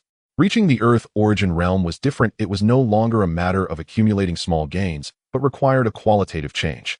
That was yuan life. Yuan life was the root of existence, tied to one's essence. Even in the early to mid stages, such a minor realm demanded the cultivation of the corresponding yuan life. Yuan life was closely related to the 7 luminaries, with each luminary corresponding to 3 types of yuan life, totaling 21 kinds. For example, the Zixia Sutra corresponds to the Sun luminary with the types of Yu Qi and Hung. One must cultivate the Yu and Qi yuan lives in the Earth origin realm to unleash powerful techniques, like the Great Sun Divine Flame and the true form of the luminaries in the Red Sun realm. The Holy Yuan Pill can refine all yuan lives, but at the Tianxuan Sect, even the most outstanding true disciples won't exceed 15 types. Realizing this, Chen Jin had an epiphany. Previously, while at Yuan Magnetic Mountain, disciples like Xiao Xiao were astonished at his ability to refine the Holy Yuan Pill, but that was as far as it went. This was illogical. After all, a Holy Yuan Pill was produced only once every 20 years. Now he understood that this was due to the overabundance of talent required for the Holy Yuan Pill. The 21 types of yuan life, known as the unrivaled Tao Foundation, were something no cultivator in the mountains would stubbornly pursue. First, a single technique could not encompass all yuan lives. Sometimes one needed to cultivate 2 or even a 3rd type. These techniques were the secrets not passed down by the major sects. Second, even if one managed to forge an unrivaled Tao Foundation, its effectiveness was still limited. This was similar to the surplus of the Holy Yuan Pill. Without corresponding divine powers and techniques, the unrivaled Tao Foundation would be of little use. The Holy Yuan Pill can cultivate the unrivaled Tao Foundation, but without techniques, even if one forges the unrivaled Tao Foundation, it would be useless. One could not tell if it was a coincidence, but at every level of the major realms, there were deficiencies limiting a cultivator's potential to ascend further. From this perspective, Chen Jin understood why the Tianxuan Sect had such strict hierarchical levels requiring disciples to rise step by step after entering. Under limited conditions, top geniuses and ordinary geniuses were indistinguishable, leading to a proliferation of talent. The mountains felt like a cage trapping people within. For many, the world beyond the mountains was still just more mountains in endless range with no concept of an outside world. Chen Jin, however, was aware that not only was there a wonderful world outside, beyond the world there was an expansive universe. I must forge the unrivaled Tao Foundation. With these thoughts, Chen Jin was determined. For him, forging the unrivaled Tao Foundation would not take much time. Just like how he refined the Holy Yuan Pill in a few months, perhaps this process would be even faster than others. However, as Chen Jin continued his exploration, he realized he might have been overly optimistic. Yuan life was not a matter of closing oneself off day after day. Timing and favorable conditions were also crucial. Each type of yuan life required a ceremonial breakthrough on the day of the star's manifestation. The shortest manifestation of the 7 luminaries occurred once a day, while the longest could span 3 years. If one was not prepared on the day of manifestation, they would have to wait for the next opportunity. The manifestation day needed to be determined through the art of date selection, which was not recorded in the techniques, but was conducted by the elders of the sect. In Chen Jin's view, this was yet another means to strengthen control over disciples in order to allocate resources. I have the heavenly book. These restrictions do not exist for me. I will surely walk out of the mountains. Thinking of the outside world, his own background, and the divine needle in his mind, Chen Jin questioned himself, who am I? He resolutely asked himself this question once more. The heavenly book quickly reacted, stirring up immense waves in his mind, revealing memories. A sharp pain began at the back of his head, as if his skull were about to burst. In an instant, Chen Jin realized that the Earth origin realm was still insufficient to endure the damage caused by the divine needle. His head would still explode. Just before that, new memories began to surface. Chen Jin gritted his teeth, trying to recall as much as he could. Soon he saw a familiar figure. It was the extraordinary boy he had seen last time, around 12 or 13 years old, clad in a battle robe that shimmered with a golden sheen. This time it was clearer. He could see that the boy was exceptionally handsome, with red lips and white teeth and long black hair cascading down his shoulders. His eyes were pure and clear, reflecting the mountains and stars. Suddenly a spark of insight flashed in his mind, and Chen Jin grasped who the boy was. Chen Changxing, the heir of the Chen clan, his childhood companion, who had taken great care of him. Chen Jin felt his head swell, his skull crackled ominously. He was unwilling to pause, wanting to linger in the memory. Once he and Chen Changxing had entered a forbidden area for exploration, encountering a fearsome beast. Chen Changxing had fought with all his might to repel the beast, but he too had sustained serious injuries. At that time, Chen Jin made a bold decision, cutting his palm. In Chen Changsheng's astonished gaze, a drop of golden blood fell onto his wound. In the blink of an eye, Chen Changsheng's injury healed completely, and within him a low rumble could be heard as his qi and blood surged. Chen Changsheng realized something and stared at him without letting up. At that time, Chen Jin was not yet 6 years old, unaware of the profound meaning in that gaze, still rejoicing at having saved his brother. Xiao Chen Jin was unaware of the true nature of his blood. He only knew it was extraordinary, capable not only of healing wounds, but also of bringing withered trees back to life. His parents, while delighted for him, instructed him not to reveal this in front of outsiders. However, brother Changxing, a fellow clansman, did not flee in the face of the ferocious beast, but instead exerted all his strength to resist, prompting Xiao Qinjin to take action. What Xiao Qinjin did not know was that human hearts are complex and not fixed. As the scene shifted beneath the golden sky, a magnificent building stood on the vast plain. Golden tiles adorned the rooftops, azure columns soared to the heavens, and pavilions and palaces stood in rows. This was a grand clan, a true family of affluence and prestige. Xiao Qinjin darted through it, joyfully running and playing with his peers. But he soon grew bored, finding his peers childish, especially a little girl who kept following him. He wanted to find brother Changxing, yet he could not spot him in the usual places. Then he encountered brother Changxing's father, the head of the Chun family, Chen Tianxing. He was also Xiao Qinjin's foster father. Usually imposing, Chen Tianxing now appeared haggard, his eyes bloodshot. It turned out that his son Chen Changsheng had fallen into a state of obsession while practicing, his vital energy depleted and his life force extinguished. The divine physician had already diagnosed the situation, declaring it beyond remedy. Xiao Jin Changxing told me that your blood can heal injuries and save lives, is that right? Xiao Qinjin was unsure if it was true, but he was willing to give it a try. He was taken to Chen Changsheng's room. Chen Changsheng lay on the bed, his face as pale as paper, his breath faint, resembling a corpse. In the room was a physician surnamed Xiao who looked unremarkable with his narrow, elongated eyes. Physician Xiao used a specially made tube with needle tips at both ends, inserting them into the veins of Xiao Qinjin and Chen Changsheng's arms. When the first drop of blood flowed into Chen Changsheng's body, his breath noticeably improved. It works. This blood is truly miraculous. Physician Xiao exclaimed excitedly. Xiao Qinjin was also pleased, but as he felt his blood continuously drain away, he couldn't help but wonder how much more was needed. Once Changsheng's condition stabilizes, we must ensure Xiao Jin is not harmed. Chen Tianxing instructed physician Xiao, then turned to Xiao Qinjin, saying, Xiao Jin, it all depends on you now. I can do it, foster father, Xiao Qinjin said. The blood flowed rapidly, and during this exchange his lips began to turn pale. A chill gathered along his spine, giving him goosebumps. On the bed, Chen Changsheng's complexion returned to normal, his body emanating a golden glow, yet his eyes remained shut. Foster father, I'm cold. Xiao Qinjin felt it was almost enough, instinctively reaching to tug at the tube on his arm. Physician Xiao, is it done yet? Chen Tianxing placed a hand on his shoulder, restraining his movements, his tone anxious. Almost there, just a little. Physician Xiao paid no heed to Xiao Qinjin's condition, his gaze fixed intently on Chen Changxing, unlike a doctor anticipating the recovery of a patient. Xiao Jin, just a little more, you're doing great. Chen Tianxing's hands rested heavily on Xiao Qinjin's shoulders. Yes, foster father, I can do it. As soon as he finished speaking, Xiao Qinjin felt waves of dizziness, his lips turning blue. In the next moment, his head tilted, and he collapsed onto the ground. At the same time, a thunderous sound erupted from within Chen Changsheng's body. It was the heartbeat reverberating loudly, each beat more forceful than the last. A brilliant golden light surged from within him, resembling a golden statue. Illusions of ancient bells, golden feathers, and a sun hanging upside down appeared in the void. It worked. I did it. Immortal old man. Did you see? I was right.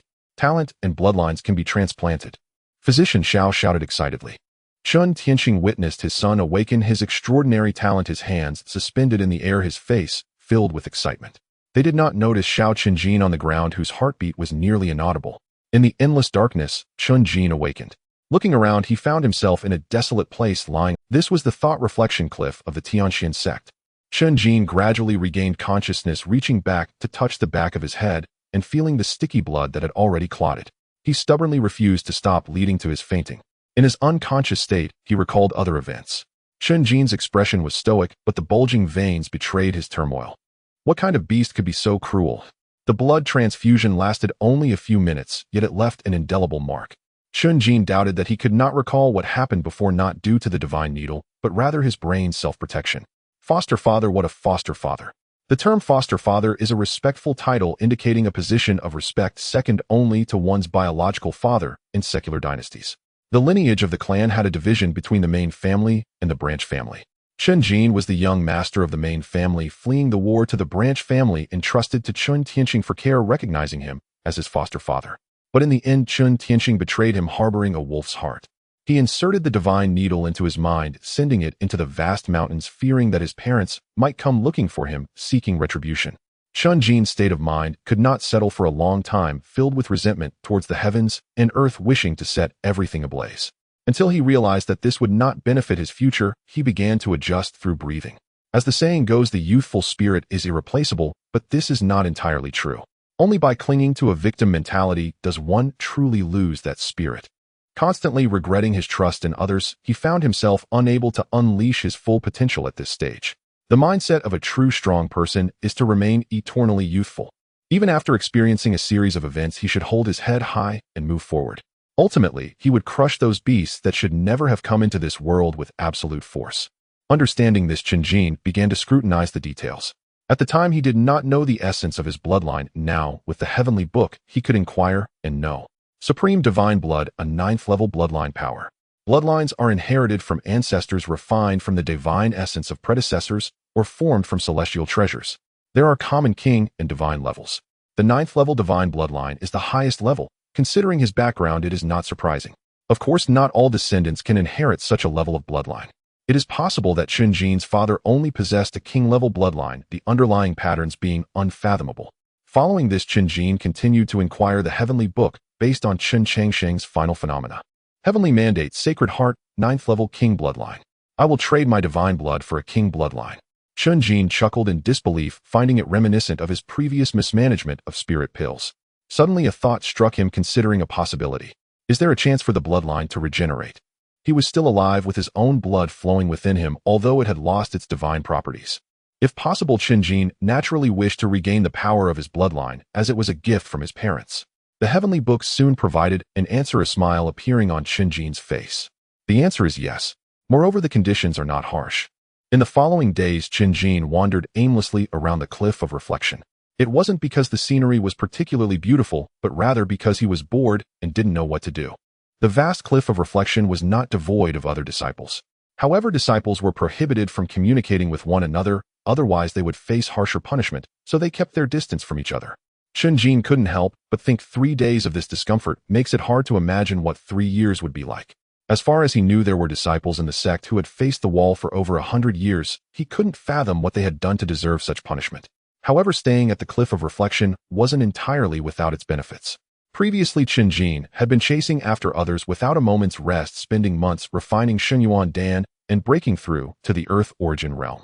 Over time, his spirit had remained tense and his body was exhausted. After getting used to it, he didn't even notice that his condition had begun to decline.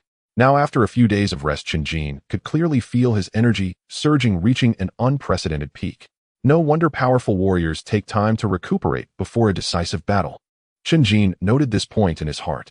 Another advantage was that he was able to organize the information he had acquired using the heavenly book to establish a memory palace in his mind. The heavenly book only provided answers based on what he had seen and thought, ultimately relying on his own further analysis. The richer the content of the memory palace, the stronger his analytical abilities became. Chen Jin also thought about continuously practicing his elemental techniques in his mind to increase his proficiency. For instance, he considered accumulating swordsmanship through the Qi Xing sword technique. However, he was being unrealistic. True understanding required physical practice. Thus, Chen Jin went through everything he could do. Then, looking at the time, he realized that only 8 days had passed. So boring. Chen Jin had once thought that as long as he didn't have to worry about food and clothing, he would be the happiest person in the world. Now he realized that if he couldn't live freely, he was no different from the pigs in a pigsty. Suddenly, while exploring the mountains, Chen Jin discovered a hidden cave. The cave was very small. Even a slightly plump adult wouldn't be able to enter. Had it been outside, Chen Jin wouldn't have given it a second glance. Oh, only someone with a screw loose would crawl into a hole. Since I'm doing nothing, I might as well take a look. Chen Jin turned his back to the cave entrance, first extending his foot inside, followed by his head. After stepping in and turning around, his expression changed dramatically. Inside was not a closed space, but an immense cliff. The spot where he landed was a natural ledge less than half a meter wide. A misstep would spell disaster. Chen Jin wasn't afraid of heights and quickly regained his composure. Looking to the left, he saw that the end of the ledge led to a flat open space. Curiosity piqued, he cautiously approached the mountain. Upon arriving, Chen Jin let out a gasp. Just moments ago, while on the ledge, his view had been obstructed by the sheer cliffs nearby. However, the view here was exceptional. He could see the endless mountains in the distance, magnificent and awe-inspiring. Chen Jin even discovered a table and chairs here, all intricately carved. Chen Jin found a tightly closed stone door. The stone door leads to a room, so this place must be an observation deck. If that were the case, then he had entered as an intruder through the window. Chen Jin wasn't in a hurry to leave. The stone door blended seamlessly with the mountain's color, clearly having not been opened for many years. He was curious about what lay behind the door, but it was made of broken dragon stone weighing thousands of pounds, and he couldn't budge it with brute force. On the stone table, there was a chessboard with black and white pieces arranged in a precise manner, each piece representing a formidable army in confrontation. Chen Jin didn't understand chess. He couldn't even tell whether it was black's turn or white's, much less who was winning or losing. However, he had the heavenly book and knew that the black pieces were in a deadlock. The rules of Go varied, and according to one of them, black had already lost. This game was over. If following another set of rules, a miraculous move could be made. What is a miraculous move? Chen Jin had no concept of it, only feeling that the name sounded grand, absolutely top-notch in terms of elemental techniques. The heavenly book spoke of everything without restraint, and gradually Chen Jin came to understand the rules of Go, realizing that a match between players was no less strenuous than a duel between powerful warriors. But for him, it was not a challenge. He picked up a piece and placed it exactly where the heavenly book indicated. In an instant, the black pieces trapped in a deadlock launched a counterattack resembling a long dormant dragon awakening, charging along the lines of the board with unmatched vigor. The white pieces were in disarray, scattered, and defeated. Chen Jin nodded in satisfaction, feeling a sense of joy akin to sweeping the fallen leaves in a courtyard. However, he soon lost interest in the game. This was a flaw of the heavenly book. It made the process too easy, and the sense of achievement was fleeting. After continuing his exploration and confirming that there was nothing else to discover, Chen Jin returned the way he came. What Chen Jin didn't know was that someone had been watching him from behind the door. Inside, the stone door was pitch black with only a copper mirror emitting a faint glow. The mirror reflected the outside scenery, allowing a clear view of Chen Jin leaving the ledge. What a reckless fool. The owner of the copper mirror spoke with displeasure. Due to the angle, the chessboard was not visible, and he merely assumed it was a new disciple acting recklessly. Forget it, forget it. He shook his head repeatedly, thinking it wasn't worth stepping out for such a trivial matter. He put down the copper mirror, plunging the room into complete darkness. 1 second, 2 seconds. This won't do. Within half a minute, the person abruptly stood up and walked toward the stone door. The thought of his chessboard being messed up was unsettling. Today's disciples truly lack any sense of decorum, fiddling with things that should be left alone.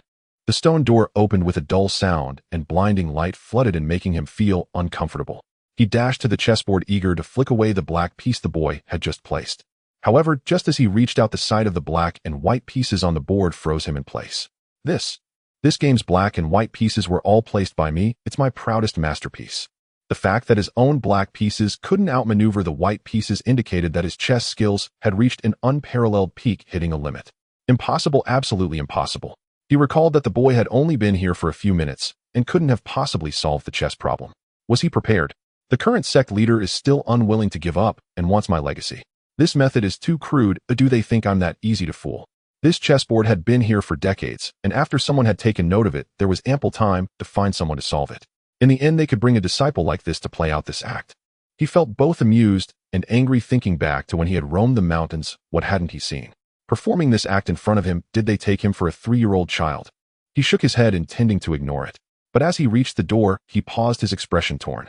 What if? This thought emerged and quickly spiraled out of control. Since I'm doing nothing, I might as well see what kind of medicine is being sold in this gourd. Facing the wall on the 9th day at dawn, Chen Jin arrived at the cliff as the rising sun draped everything in a layer of splendid golden glory, filling the world with vibrant vitality.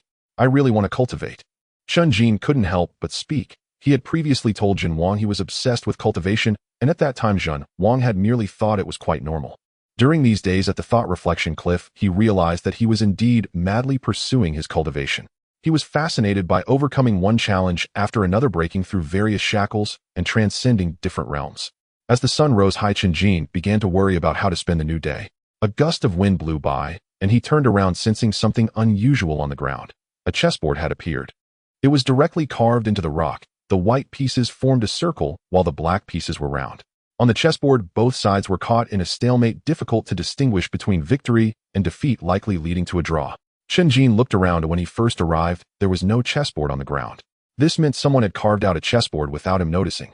There were nearly 100 circles symbolizing the black and white pieces, all arranged according to the chess game. Yet he had felt nothing from start to finish. One must know that those in the Earth origin realm have very keen senses. Even the lightest scratch on the ground could be distinctly heard.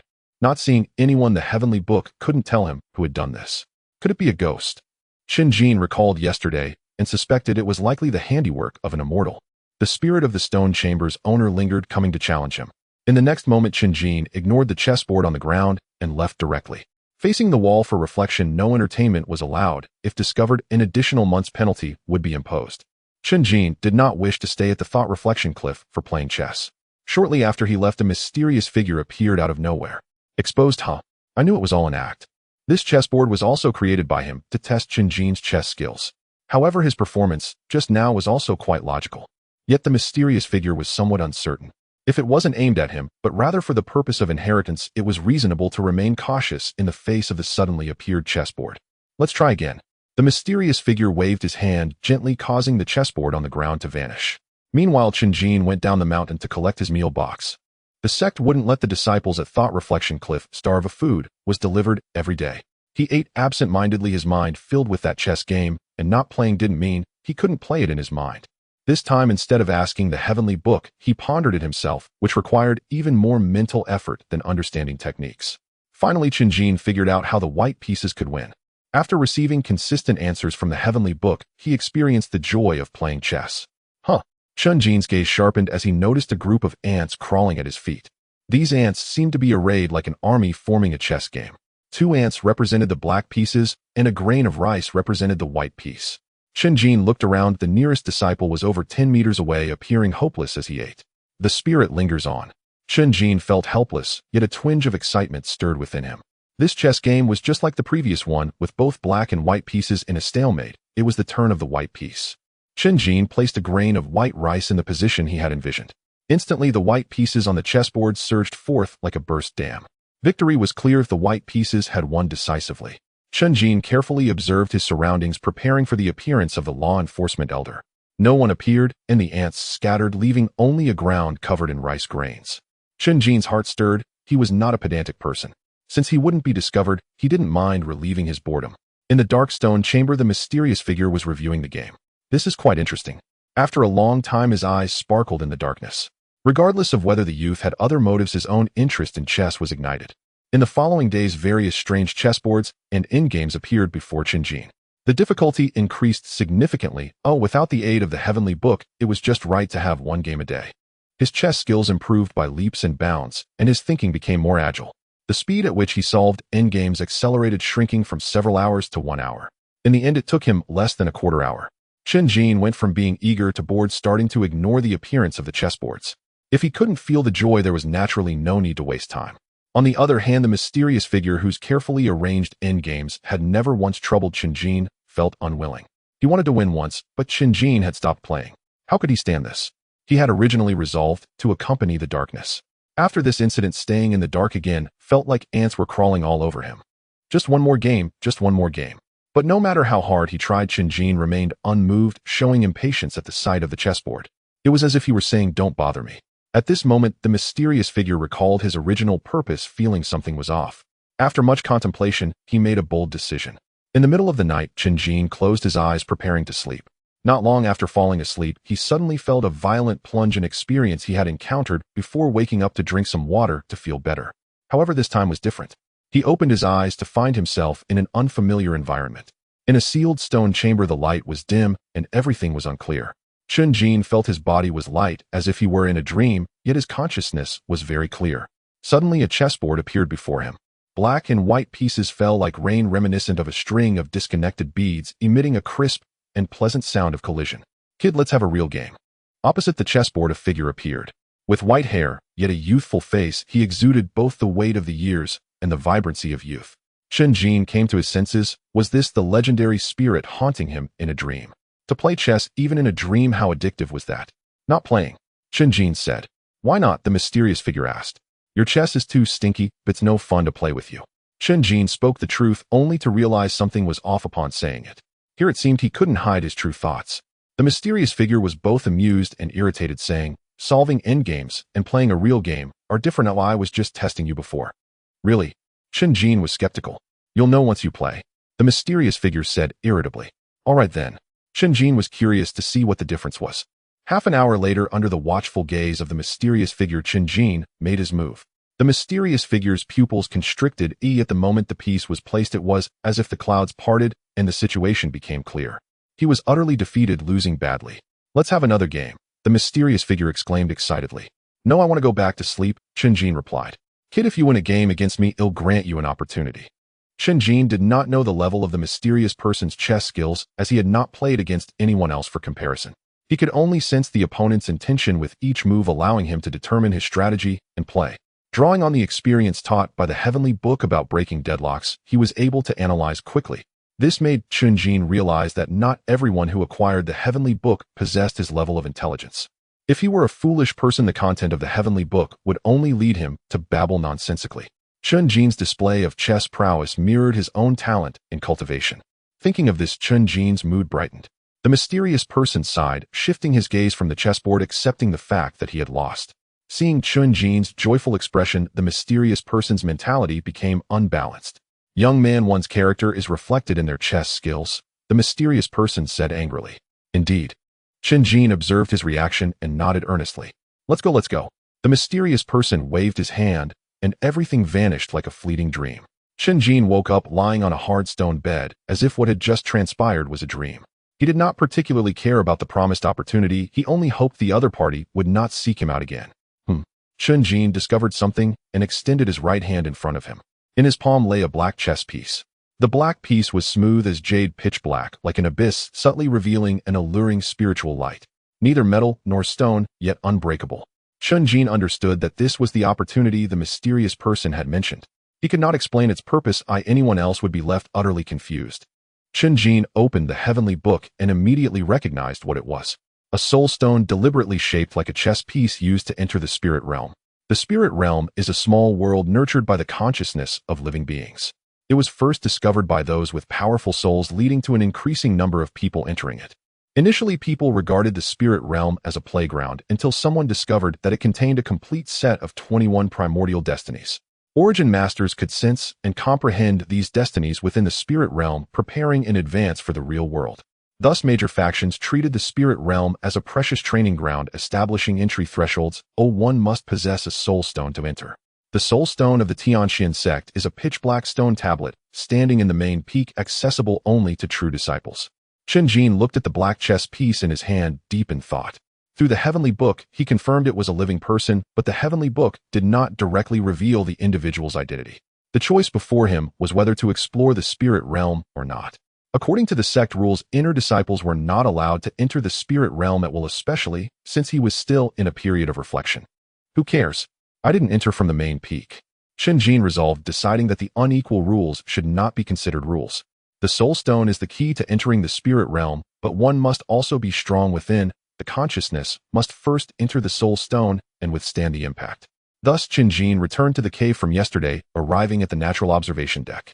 He sat at the stone table holding the soul stone with both hands. Young man, do you know what this is? A voice from behind the stone door came.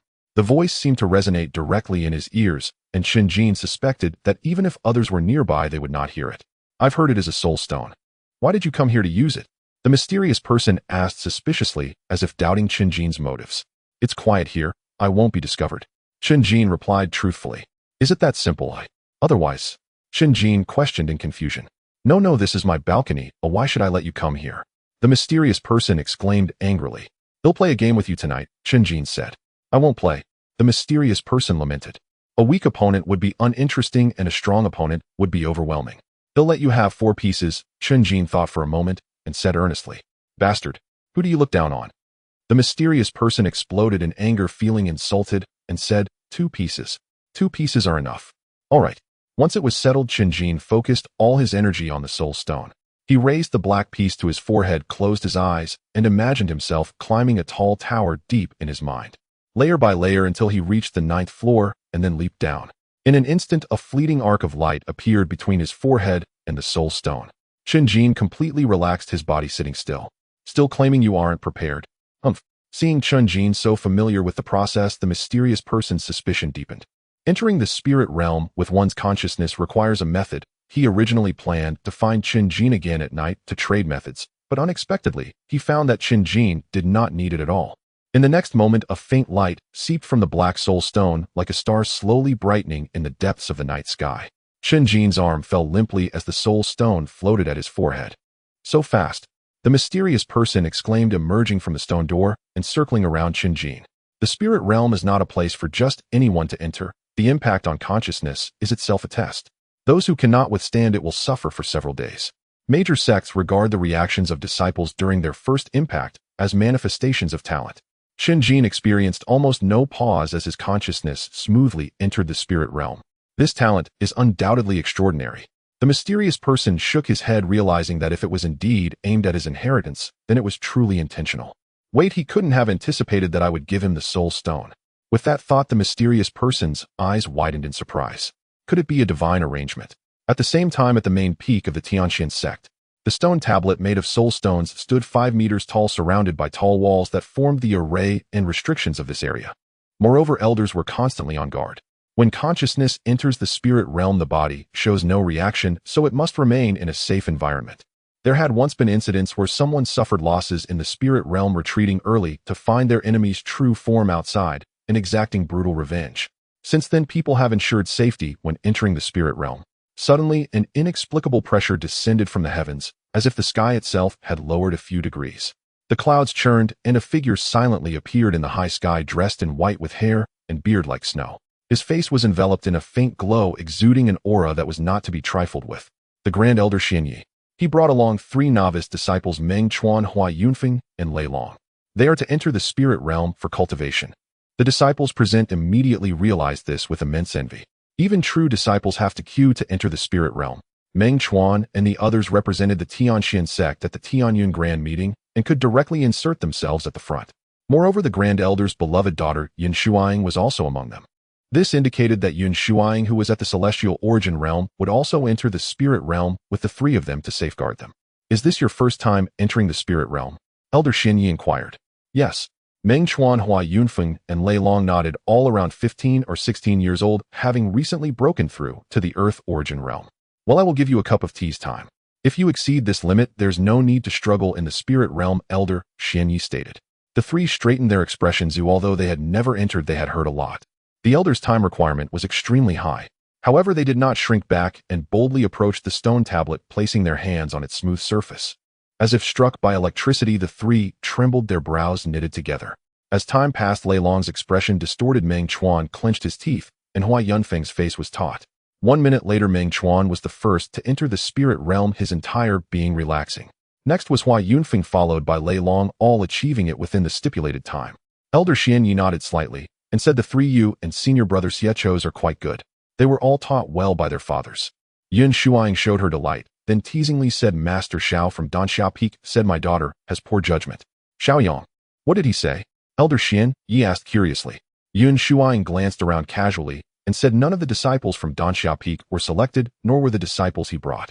Elder Xian Yi was about to ask which disciple, but Yun Shuang stepped up to the stone tablet and entered the spirit realm. Although curious, Elder Xian Yi quickly dismissed it from his mind.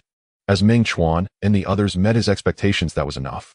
In the mountains, once talent exceeds the passing line, the future achievements are roughly similar due to environmental constraints. Thus, Elder Xian Yi's initial requirement was mental state. In the mountains, the mental state is the key to distinguishing individuals. Is this the spirit realm? Chen Jin floated in the air. Beneath him was a floating continent with jagged mountain ridges lying like giant dragons. The sky was not blue, but rather a flowing mix of colors, occasionally lit by silver lightning. Looking up, 7 rays of light hung at the zenith, each positioned in a different direction. The 7 luminaries are in the sky. Chen Jin's expression shifted as he understood why it was said one could sense their original life here. The spirit realm is akin to the real world, stripped of its shell, directly exposed to the starry sky. The soul of a Yuan master resides within, illuminated by the 7 luminaries. With no external limitations or difficulties, one can freely experience here. Chen Jin, unable to contain his excitement, discovered he could control his descent after forming this thought. The spirit realm is quite considerate. It prepares time for newcomers, ensuring they won't feel uncomfortable due to the sudden unfamiliar environment. Moreover, before officially entering the spirit realm, one can also change appearance and clothing. Chen Jin immediately changed his clothes, followed by his appearance. In the blink of an eye, he transformed into a young man of around 23 or 24 with a well-proportioned, yet unremarkable appearance. Having done this, everything before Chen Jin became like flowing light. When he came to his senses, he found himself in the spirit realm. The lightness he felt vanished, and the ground beneath his feet was no different from the outside world. The sounds of commotion reached his ears as if he had arrived at a bustling marketplace.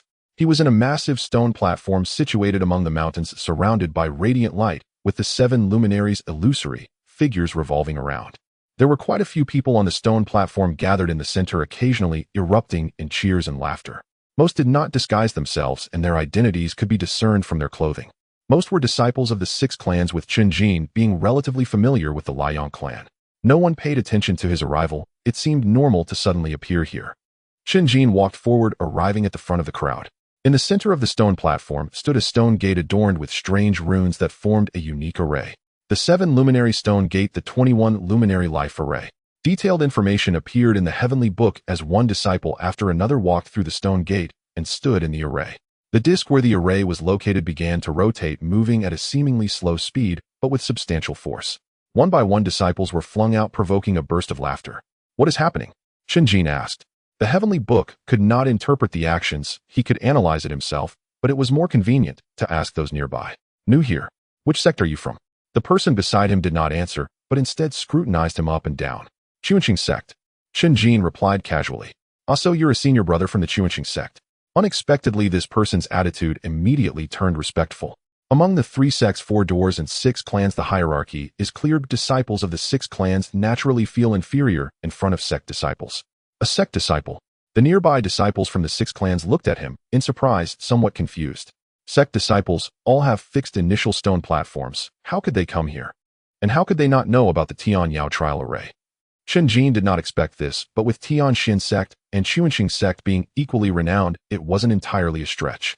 Senior brother, this is called the Tianyao trial array, which can be said to be the first test of the spirit realm. The 7 luminaries form the main ring, and during the 21 luminary life imprinting, there is a soul pillar in the center. The test is to enter the main ring and ascend the soul pillar. The higher the soul pillar, the greater the original life talent. Yuan masters must cultivate their original life from the luminaries.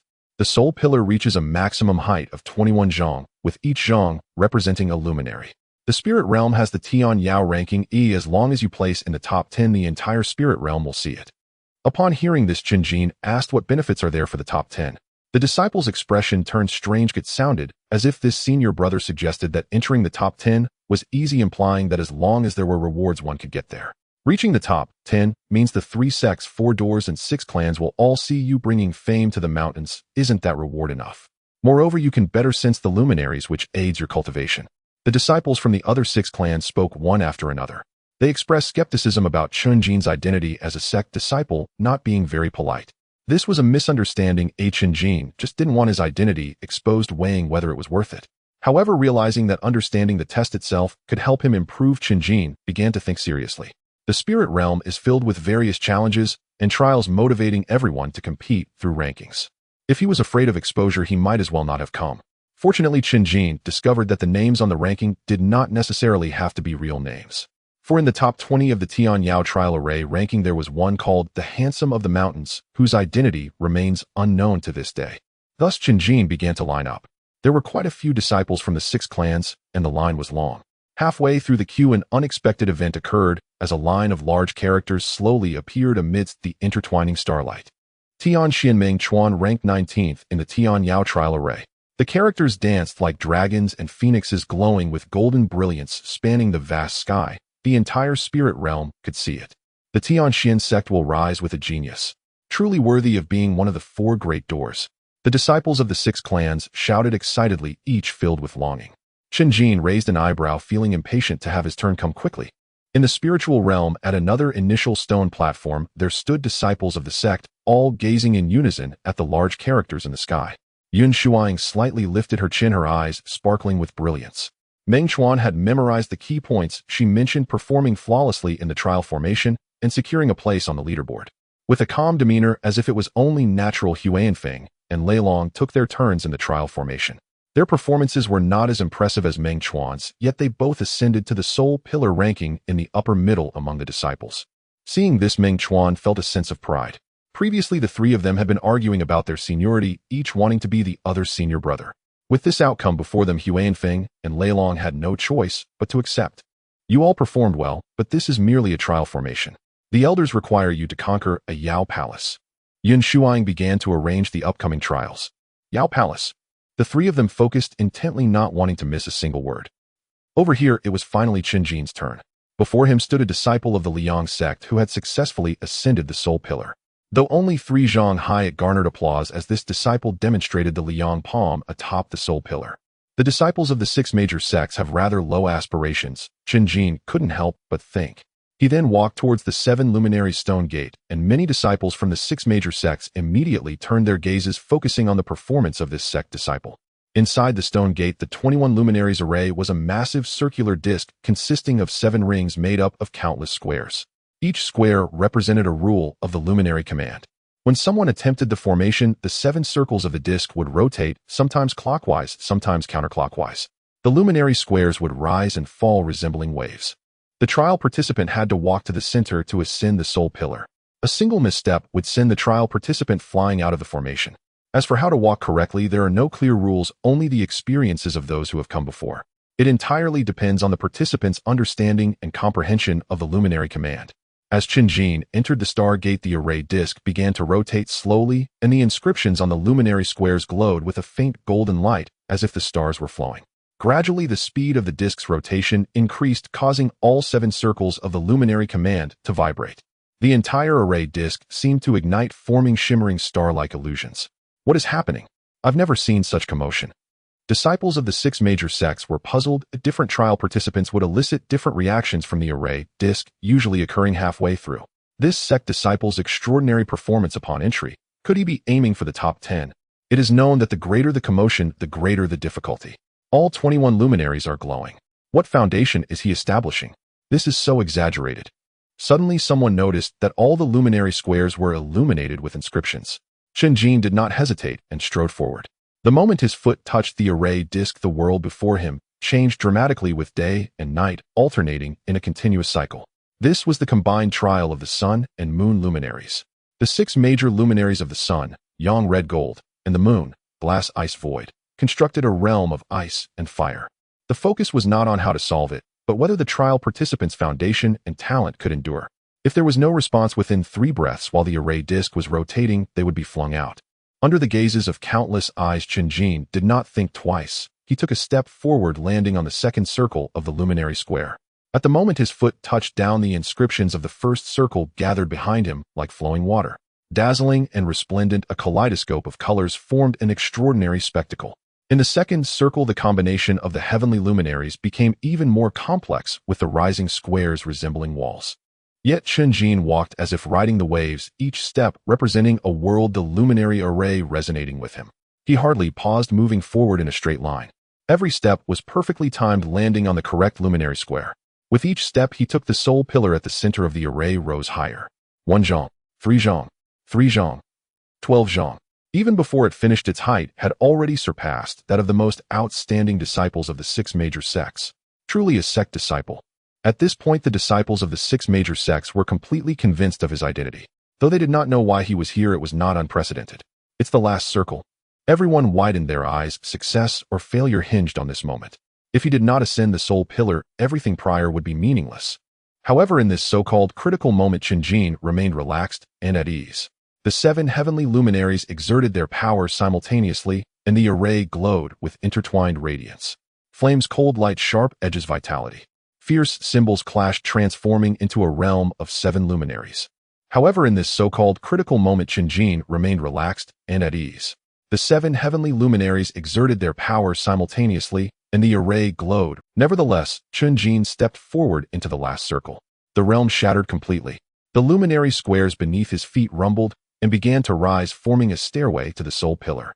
Simultaneously, the array illuminated 7 beams of light, soaring into the sky. As the 7 luminaries ascended, they encircled Chen Jin at the center. The 7 stars gathered around the pole, welcoming the true god back to his rightful place. Is it really this impressive? Amidst such commotion, Chen Jin continued to rise and stepped onto the soul pillar. The moment he stood firm, all present felt a tremendous shock within. The disciples of the 6 major sects looked up at the figure above, and 1,000 words condensed into a single question. Is this a human? On the soul pillar, Chen Jin was immersed in his own world, oblivious to the changes in the array. So this is the 21 luminaries. The heavenly tome could explain the luminaries one by one, but without experiencing it as he just did, one cannot truly empathize. Previously, Chen Jin had pondered how powerful beings could move mountains and fill seas or cleave the heavens with a single sword. Now he understood that the luminaries were one of the rules of heaven and earth, and the foundational life cultivated from them would be the cornerstone for future masters to wield their divine powers. Powerful beings do not shake the heavens and earth, but become one with them. Suddenly, Chen Jin felt a resonance, perking up his ears to listen. The spiritual realm was communicating with him, inquiring about his name. This signified that he had successfully made the rankings, and the spiritual realm was about to conduct the listing. As per tradition, trial participants would have their sect's name prefixed to their own. For instance, the earlier Tianxuan Sect. While waiting in line, Chen Jin had already thought of a name. In the next moment, the celestial dome of the spiritual realm, which had only just returned to calm, underwent another transformation. This time the disturbance was even greater. A golden thunderbolt slashed down from the void, tearing the sky apart. A line of dazzling golden characters appeared slowly in the sky, accompanied by countless glimmers. Heavenly Luminary list top position changed. Eugene, claiming the top spot. Eugene was the name Chen Jin conceived, feeling it resonated well with his identity. They all share the character Jin, which easily evokes associations, but it was intentional on his part. Concealing his identity was to avoid leaving a handle for others, for he was still under the punishment of contemplating his sins. Yet ultimately he was still a youth, so he deliberately left his mark within the name. At the Tianxuan Sect on the main peak, the Soul Stone Monument witnessed Yin Shuang Meng Chuan and others gradually opening their eyes. The 3 of them, being in the Earth origin realm, could not remain in the spirit world for long and had to come out to rest periodically. Father Meng Chuan has ranked 19th on the Tianyao list, and we are on our way to the Yaogong. Yun Shuang said casually, yet her eyes sparkled with pride. Oh, Xian Yi glanced at Meng Chuan and nodded in approval. Suddenly, the surrounding disciples of the Tianyuan realm opened their eyes one after another, their expressions filled with excitement. Elder, the top position on the Tianyao list has changed. A newcomer has claimed the top spot. It's Eugene. We don't know which sect he belongs to. They reported to the elder at the first opportunity. According to the sect's rules, any significant event in the spirit world must be reported immediately. The top spot on the Tianyao trial array had not changed for decades. The previous top contender was a legendary powerhouse from the mountains. The same scene was unfolding across various sects, and both the spirit world and the outside realm would remember this name. Eugene. Yin Shuang raised an eyebrow, feeling somewhat displeased. Why did it have to happen when she was bringing newcomers, stealing her spotlight? She then noticed her father's serious expression. Yun Shuang suddenly came to her senses. All the sects were preparing for the Tianyun Grand Assembly, and this Eugene could very likely be a trump card from another sect. Not revealing his identity was likely to avoid targeting by other sects. Is it the Xinwu sect or the Chuanxing sect? Yin Shuang couldn't help but ponder. If this Eugene were a disciple of the 3 major sects, it would be manageable. However, if he belonged to one of the other 4 sects, they would face immense pressure. Yun Shuang looked at the 3 she had chosen, noting the immense gap between Meng Chuan's 19th rank and the first rank held by Eugene. Notably, she had no suspicion towards Chen Jin. In fact, Yin Shuang did not even know which character in Chen Jin's name was correct. At the Tianxuan Sect on the thinking cliff, Chen Jin opened his eyes in front of a stone table, feeling somewhat listless. He had appeared relaxed during the Tianyao trial array, but had remained mentally tense throughout, deducing and calculating every moment, not to mention experiencing 21 types of Yao Ming in one go. Oh, you completed the Tianyao trial array, how did it go? The mysterious person had been nearby, immediately noticing Chen Jin waking up and the subtle changes in him. Everyone entering the spirit world for the first time would undergo the Tianyao trial array, so it was not difficult to guess. First, Chen Jin replied. Moi. What do you mean first? The person on the stone platform is first. The mysterious person was taken aback. First on the Tianyao list, Chen Jin stated. Oh please. I may not like that fellow, but he truly excels in cultivation. The mysterious person was completely unconvinced. Chen Jin recalled that the previous number 1 was named Li Wuyo. He shrugged, not forcing the other to believe him. The mysterious person's expression changed. Their brief interaction had led him to realize that this youth was not the type to boast. Thus he closed his eyes and entered the spirit world. Chen Jin noticed that the other person's body, in an unconscious state, exuded an incredibly dangerous aura. It seemed that approaching them would result in a ferocious attack. Moments later, the mysterious person reopened his eyes, his expression complicated. When you entered the Xiantian mirror categorized you as an inner disciple. No, Chen Jin shook his head. Oh, then you must be a true disciple who made a mistake and was demoted to an inner disciple. The mysterious person nodded in understanding. That makes sense. He almost thought that this generation of Tianxuan Sect disciples were all exceptional talents, and that Chen Jin was merely an inner disciple. Not quite who I was categorized as a servant disciple, Chen Jin replied. What? The mysterious person's eyes nearly popped out. I'm tired. When people are extremely fatigued, they tend not to want to talk, especially about topics they dislike. He stood up and prepared to leave the viewing platform, heading back along the plank road. The mysterious person hesitated for a moment and said, "What if you lose your footing and fall?" As soon as he finished speaking, the heavy stone door opened. Upon entering, Chen Jin discovered that this was the place where he played chess last night. This time he was truly present, seeing much clearer. The space was more spacious than he had imagined, resembling a four-leaf clover with excellent permeability. That stone chamber has a bed. You can go rest there, the mysterious person said. Chen Jin entered the stone chamber and found the bed to be extraordinarily cool to the touch, as if made of ice essence. As soon as his skin made contact, he felt his fatigue vanish instantly, and he was filled with abundant spiritual essence. This meant he could cultivate within the stone chamber. Are you curious about who I am? The mysterious person stood at the door, quite pleased with Chen Jin's reaction. I won't be a book boy. Unexpectedly, Chen Jin said this very seriously, even with a hint of defiance. What? The mysterious person initially did not react, then said irritably, I have no interest in that. A book boy is a plaything for a young master with a family. Chen Jin had once wandered the streets and nearly got sold to a perverted old man due to his striking appearance. Fortunately, he reacted quickly and avoided disaster. Seeing the mysterious person's reaction, Chen Jin believed him a bit, then closed the stone chamber door and locked it from the inside. The mysterious person thought back to long ago when his master often said he was infuriating. Realizing this was the feeling. Then he stopped concerning himself with Chen Jin wandering around the thinking cliff. Chen Jin didn't mind the silence. He had plenty of ways to find out. At the thinking cliff, a disciple who was bored to the point of counting ants suddenly fell into a daze, slipping into a deep sleep. He began to dream, recalling his experiences at the Tianxuan Sect. Originally, he was a promising youth with a bright future. However, after peeking at his senior sister bathing, he was punished to face the wall at the thinking cliff for half a year. He was indignant, thinking if one didn't want others to see, they shouldn't bathe in the open lake. The mysterious person found no information about Chen Jin in his dreams, and after switching between several disciples, they all seemed the same, unaware of Chen Jin's existence. This clearly indicates he is inconspicuous, or perhaps has only recently entered the sect. The mysterious person, losing his patience, directly sought out the enforcing disciples patrolling the mountains. The enforcing disciples were aware of every disciple's situation on the thinking cliff. Finally, the mysterious person learned why Chen Jin was facing the wall there. He truly did rise from the servant-disciple ranks. Xian Yi actually doesn't want a genius delivered to him on a platter. The mysterious person was genuinely surprised now. He had not expected that beneath Chen Jin's stubborn exterior lay such a tale of unfairness. Initially, the mysterious person had thought that Chen Jin must have made a grave mistake, which is why he was tight-lipped. This is clearly a case of having suffered immense grievances. A young man enduring grievances without uttering a word signifies that no one has protected or cared for him throughout his life. Some weak parents, when their children are bullied, do not dare to confront others, instead blaming their own children. Such children, upon growing up, will be like Chen Jin, never voicing their grievances and always keeping a distance from others.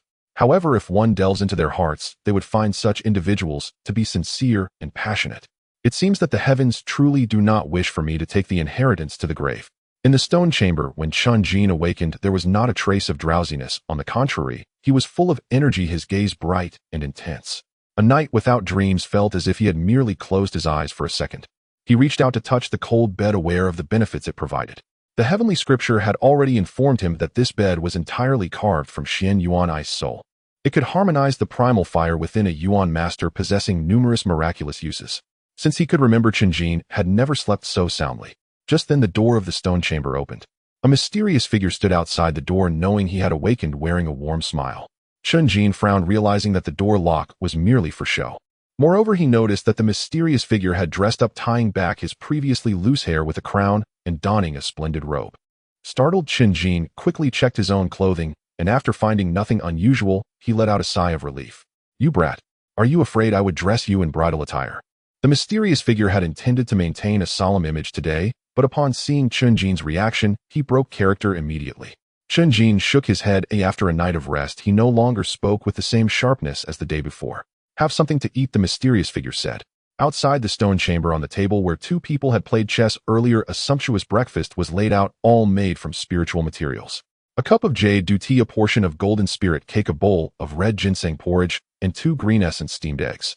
Chen Jin felt a strong desire welling up inside him. It wasn't merely greed, but this breakfast was a tremendous supplement for someone at the Earth origin realm, comparable to consuming a third-grade spirit pill. Eat up, it's all prepared for you, said the mysterious figure. Chen Jin became curious about the other's identity and couldn't help but ask, what about you? I've already eaten, the mysterious figure replied with a gentle laugh. As for what he had eaten, he did not say.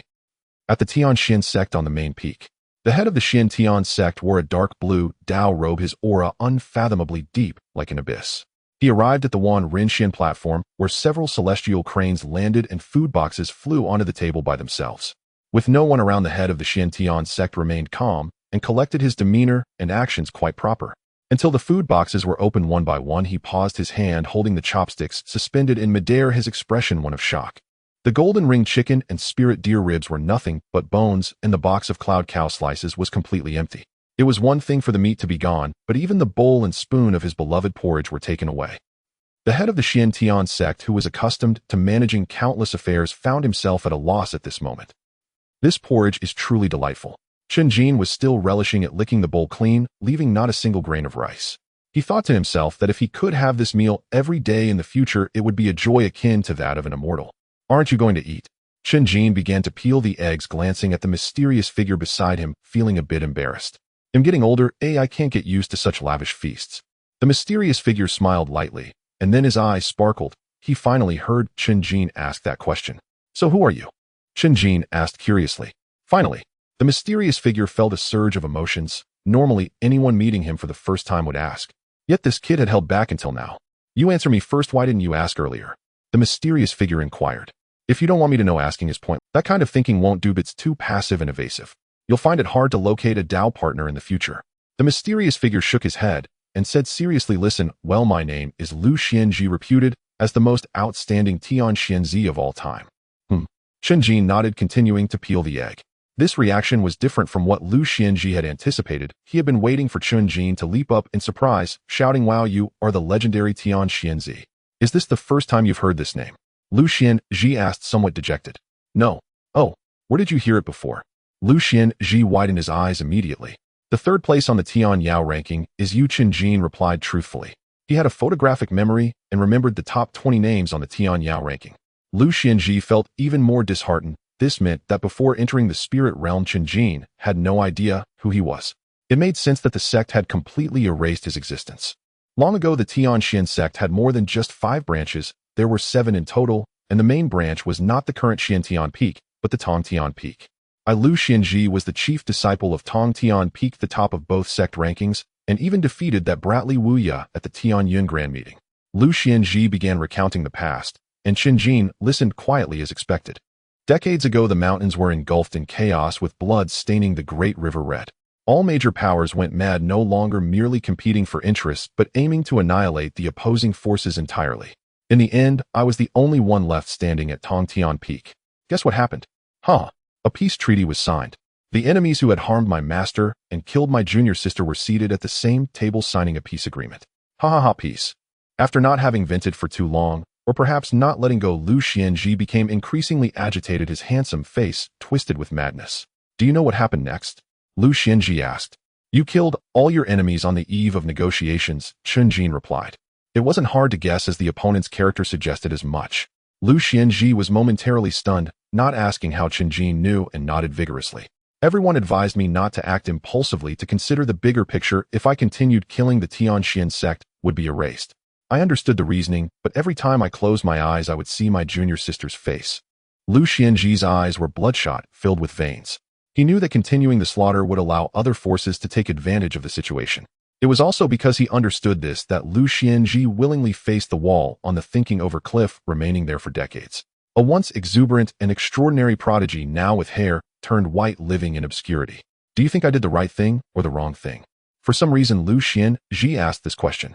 In fact, he never believed he was wrong. Facing the wall was merely for the greater good. But for some reason, he wanted to hear Chen Jin's answer. I don't know.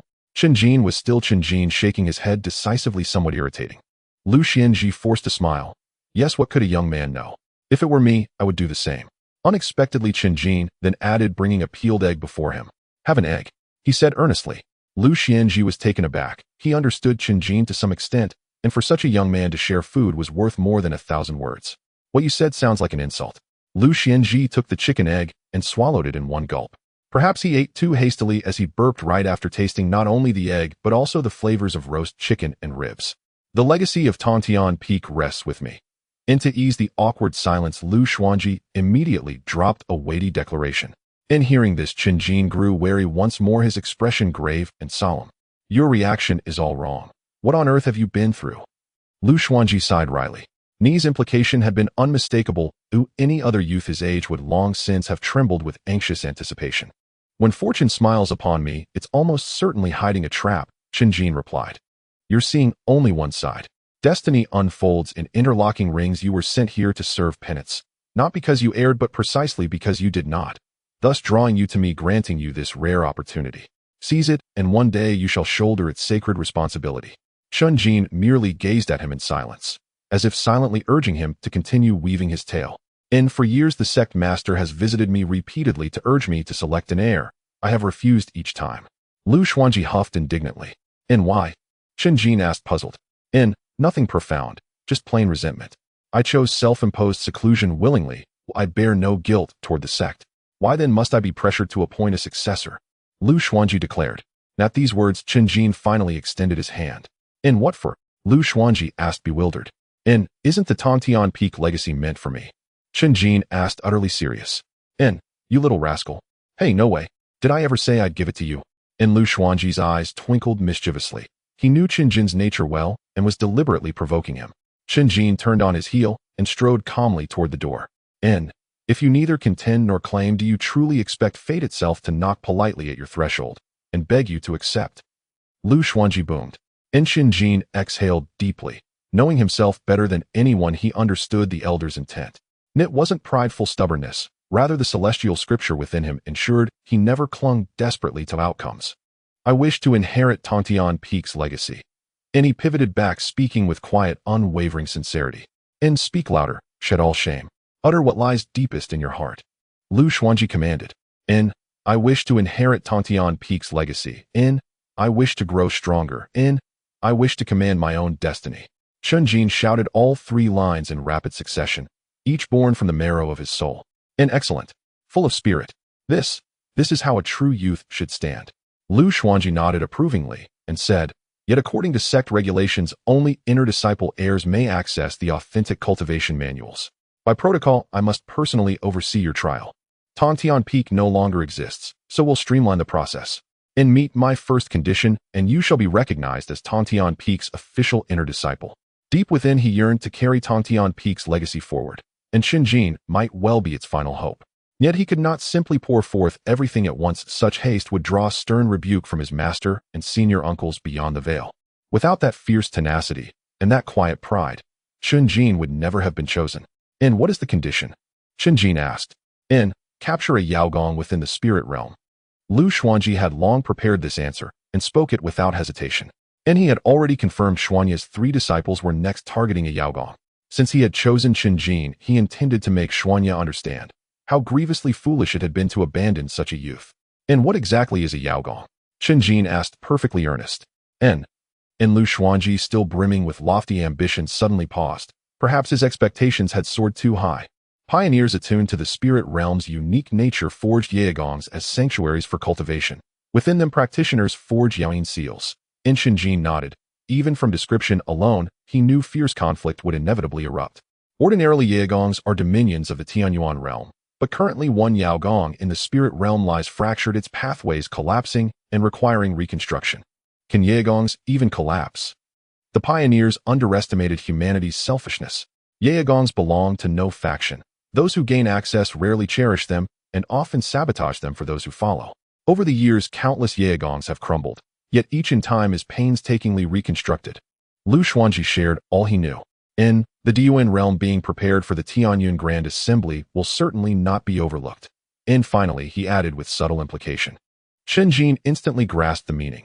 Earlier he'd seen Meng Chuan's name on the list confirming that the Supreme Elder was also cultivating within the spirit realm.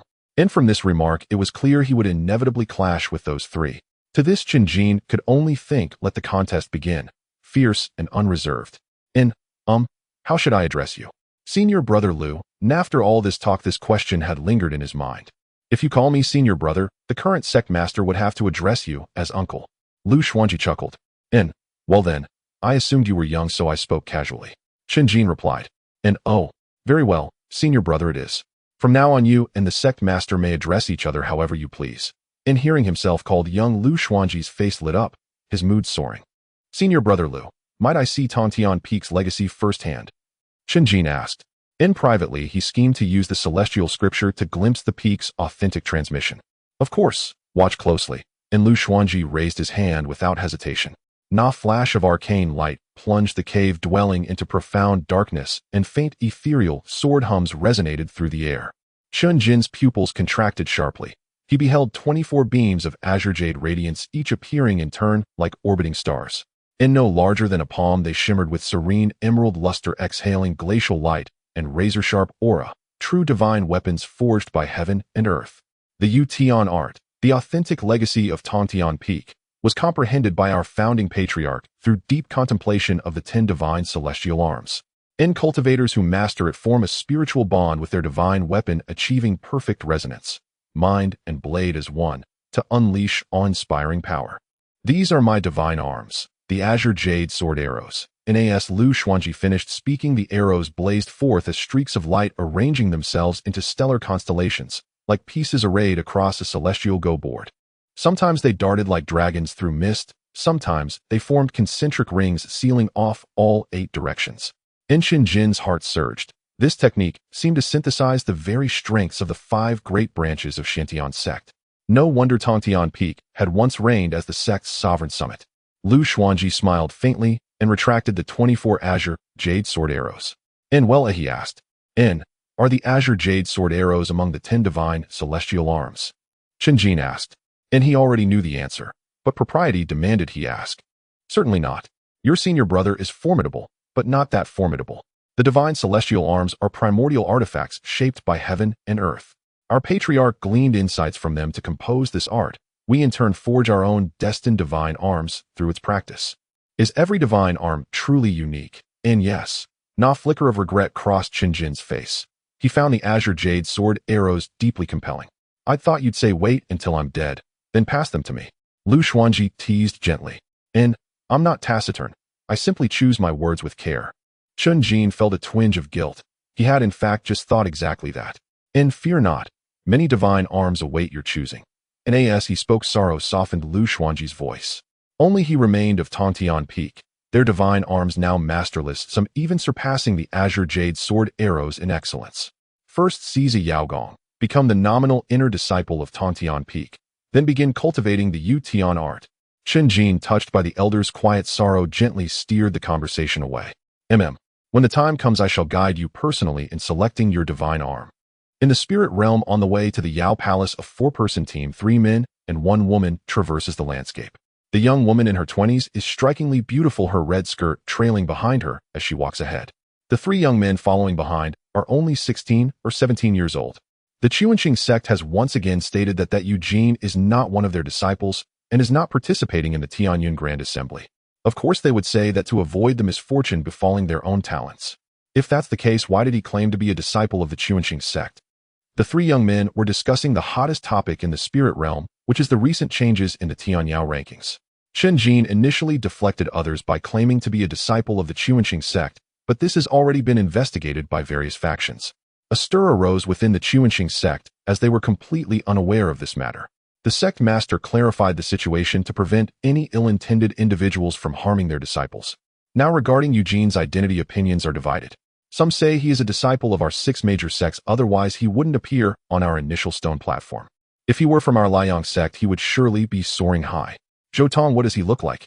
Perhaps we have seen him in our sect.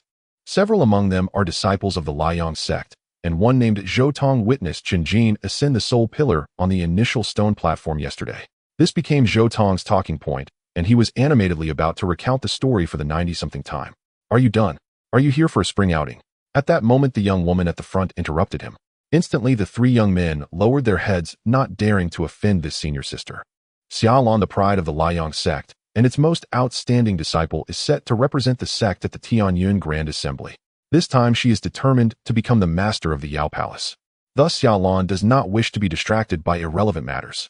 Not long after, the four of them climbed a hillside where a vast open area spread out beneath them. In the center stands a magnificent palace. Though it is already shattered, the fragments float in the air, appearing beautiful and surreal under the radiant light of the seven suns. Beautiful, yet dangerous, not to mention the lurking exotic beasts. The fragments occasionally swirl with turbulent currents. These currents may seem harmless, but can easily shred their bodies apart. Upon closer inspection, one would notice that the floating fragments display 7 distinct trajectories, each bearing the engravings needed to reconstruct the Yao Palace. Xiaolon identifies the positions of the Jin Yao seal and the Ri Yao seal. The techniques of the Liang Sect correspond closely with these two major solar seals, giving them an innate advantage. Oh! Suddenly Zhou Tong's eyes lit up as he pointed to a figure not far away. It's him. Who? The others looked over in confusion. It was a young man of unremarkable appearance with a well-proportioned build. Eugene! Zhou Tong exclaimed excitedly. He had seen him just yesterday and couldn't be mistaken. In an instant, the other three young men's eyes brightened, and even Xiaolon cast her gaze, trying to discern something from that face. Is he planning to collect the engravings alone? The group realized this point, and their expressions changed. Xiaolon lowered her eyelids. Even she needed the assistance of 3 junior brothers. Yet Eugene was all alone, solitary. He's really not a disciple of the Tianxuan Sect, one of the disciples speculated. A sect disciple shouldn't be this destitute. Collecting the engravings alone is tantamount to eating bitter fruit without preparation. He's gone up. That figure, unfazed by the external world, took step after step, moving forward. Soon he had entered the vicinity of the Yao Palace. The exotic beasts had already become alert, stirring restlessly. Xiaolon nodded unconsciously. This mentality was exactly what she aimed to achieve.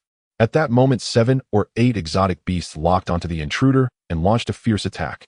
These beasts are not true wild animals, but manifestations of the sinister thoughts of the spirit realms, beings capable of growing stronger by consuming other spiritual bodies. The spiritual body refers to the physical form they inhabit while in the spirit realm. Due to these traits, the number of exotic beasts near the Yao Palace is the highest and the most ferocious. The exotic beasts are not composed of flesh and blood. Their forms are derived from the sources of human fear, resembling the legendary 4 great fiends. The most common type has 6 arms and 8 claws, with a body akin to that of an ox covered in dark gray scales. This creature is known as the Qiongya. Now, the few beasts attacking the top of the Tianyao rankings Eugene have stopped in their tracks, facing the ferocious beasts, calmly executing their elemental techniques. At the same time, Xiaolon and the other Liang Sect disciples changed their expressions. The way this person initiated his attack is very similar to their sect's Liang Palm. Not similar, it is exactly the same. Xiaolon stated with certainty. The top of the Tianyao rankings took a step forward, raising his right arm, and the red sun suddenly blazed forth. The first exotic beast charging in was instantly obliterated in a burst of flames, scattering with the wind. This is just the beginning. One palm follows another, sweeping out in an unstoppable manner with overlapping palm prints. Incredible! Only true disciples can unleash the Liang palm to such a level. The exquisite palm technique and the vigorous elemental energy undoubtedly belong to our Liang Sect disciples. Hearing the exclamations of her junior brothers, Xiaolon felt a tumult within her heart. How come she had never heard of such a talent in the sect? If he were a hidden trump card, why reveal it now, without anyone to protect him? It defies logic. If he is not a disciple of the Liang Sect, it is impossible for him to have cultivated the Liang palm to such a degree. Without the meticulous guidance of elders and extensive sparring among disciples, the Liang palm could not achieve the level of the Qiyang. Qiyang is a concept within the Liang palm, referring to a qualitative change that occurs when the palm technique reaches a certain level. Xiaolon herself could not achieve that level. Since he is one of our Liang Sect disciples, should we act together? Zhou Tong asked. The Yao Palace can accommodate more than one person as long as their attributes are compatible with the palace's master. The top of the Tianyao rankings is heading towards the Jin Yao engraving, which is also their initial target. Well, it seems we don't need to go over there, Zhou Tong replied. After dealing with the exotic beasts, that figure approached the area of the fragments, floating up along with them. The fragments serve as steps, allowing him to walk through the air. However, the turbulent currents between the fragments could lead to his utter destruction at any moment. Additionally, there are winged exotic beasts attacking from the sides.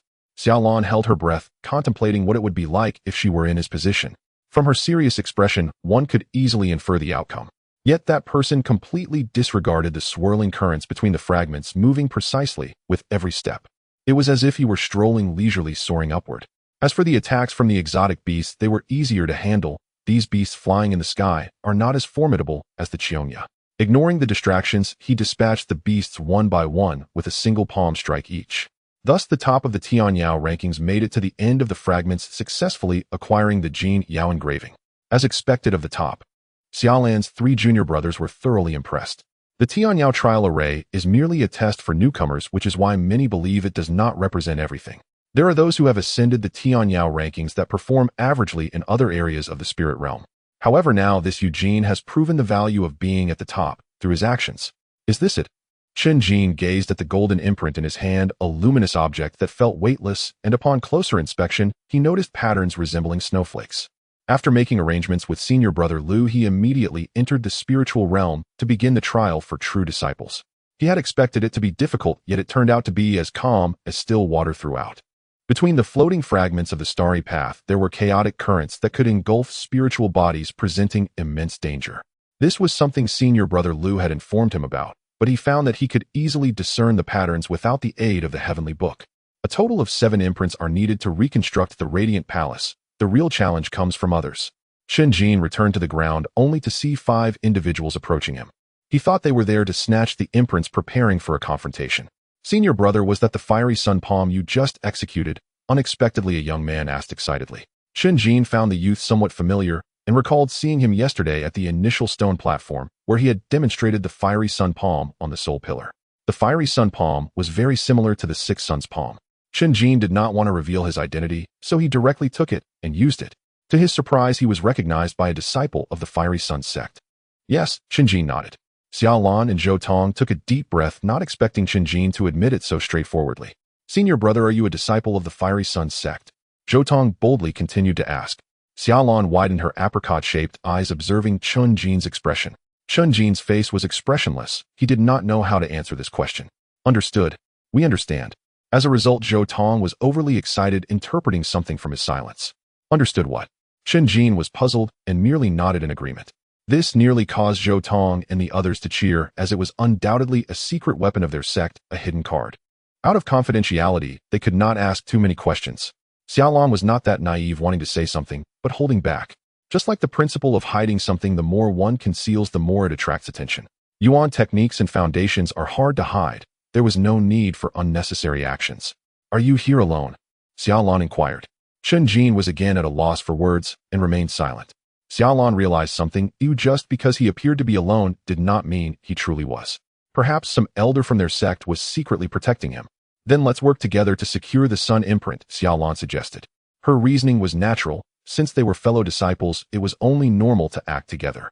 Chen Jin did not mind he was unable to manage it alone, and having companions was certainly better. However, at that moment, another group appeared in the vicinity. Sect disciples. Zhou Tong and the others stiffened, each one becoming tense. Xiaolan frowned, displeased with her junior brother's reactions.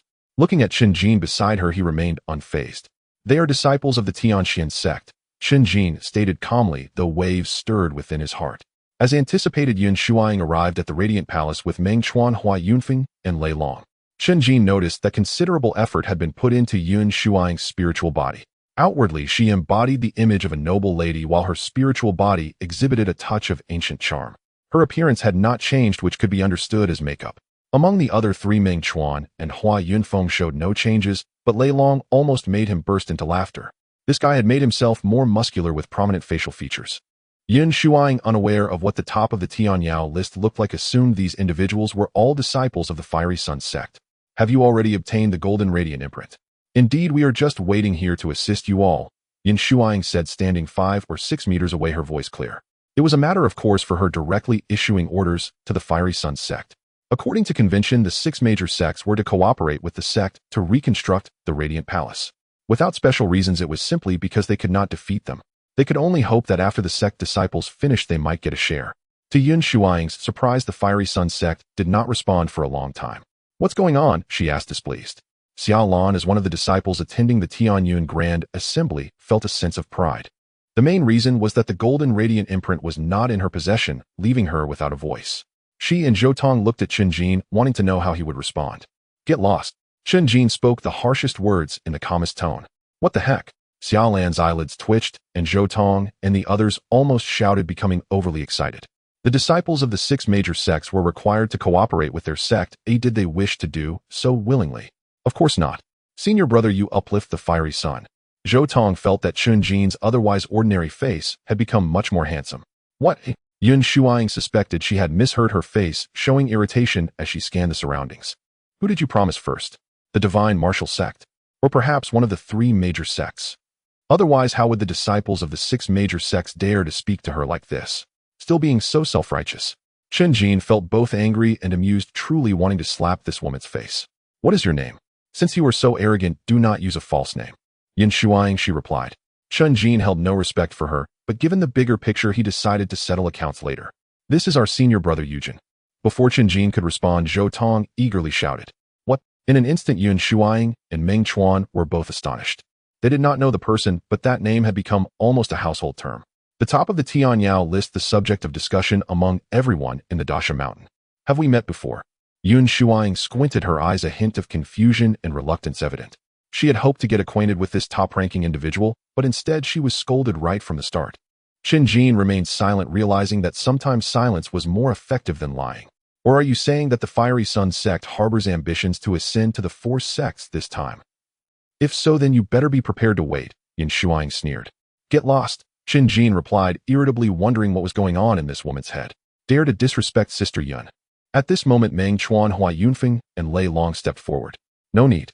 It is beneath our dignity for sect disciples to deal with disciples of the 6 major sects. Oh, let's go.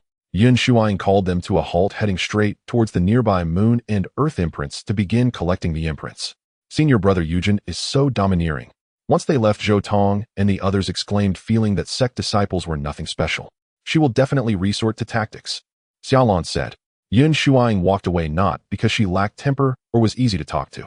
It's nothing, Chen Jin replied, nonchalantly, feeling relieved and comfortable inside. There must be an elder guarding secretly. Seeing his reaction, Xiaolan was even more certain of this assumption. Xiaolan's words soon came to fruition. Yun Shuang's keen perception was anything but ordinary. Within minutes, a team was swiftly approaching them.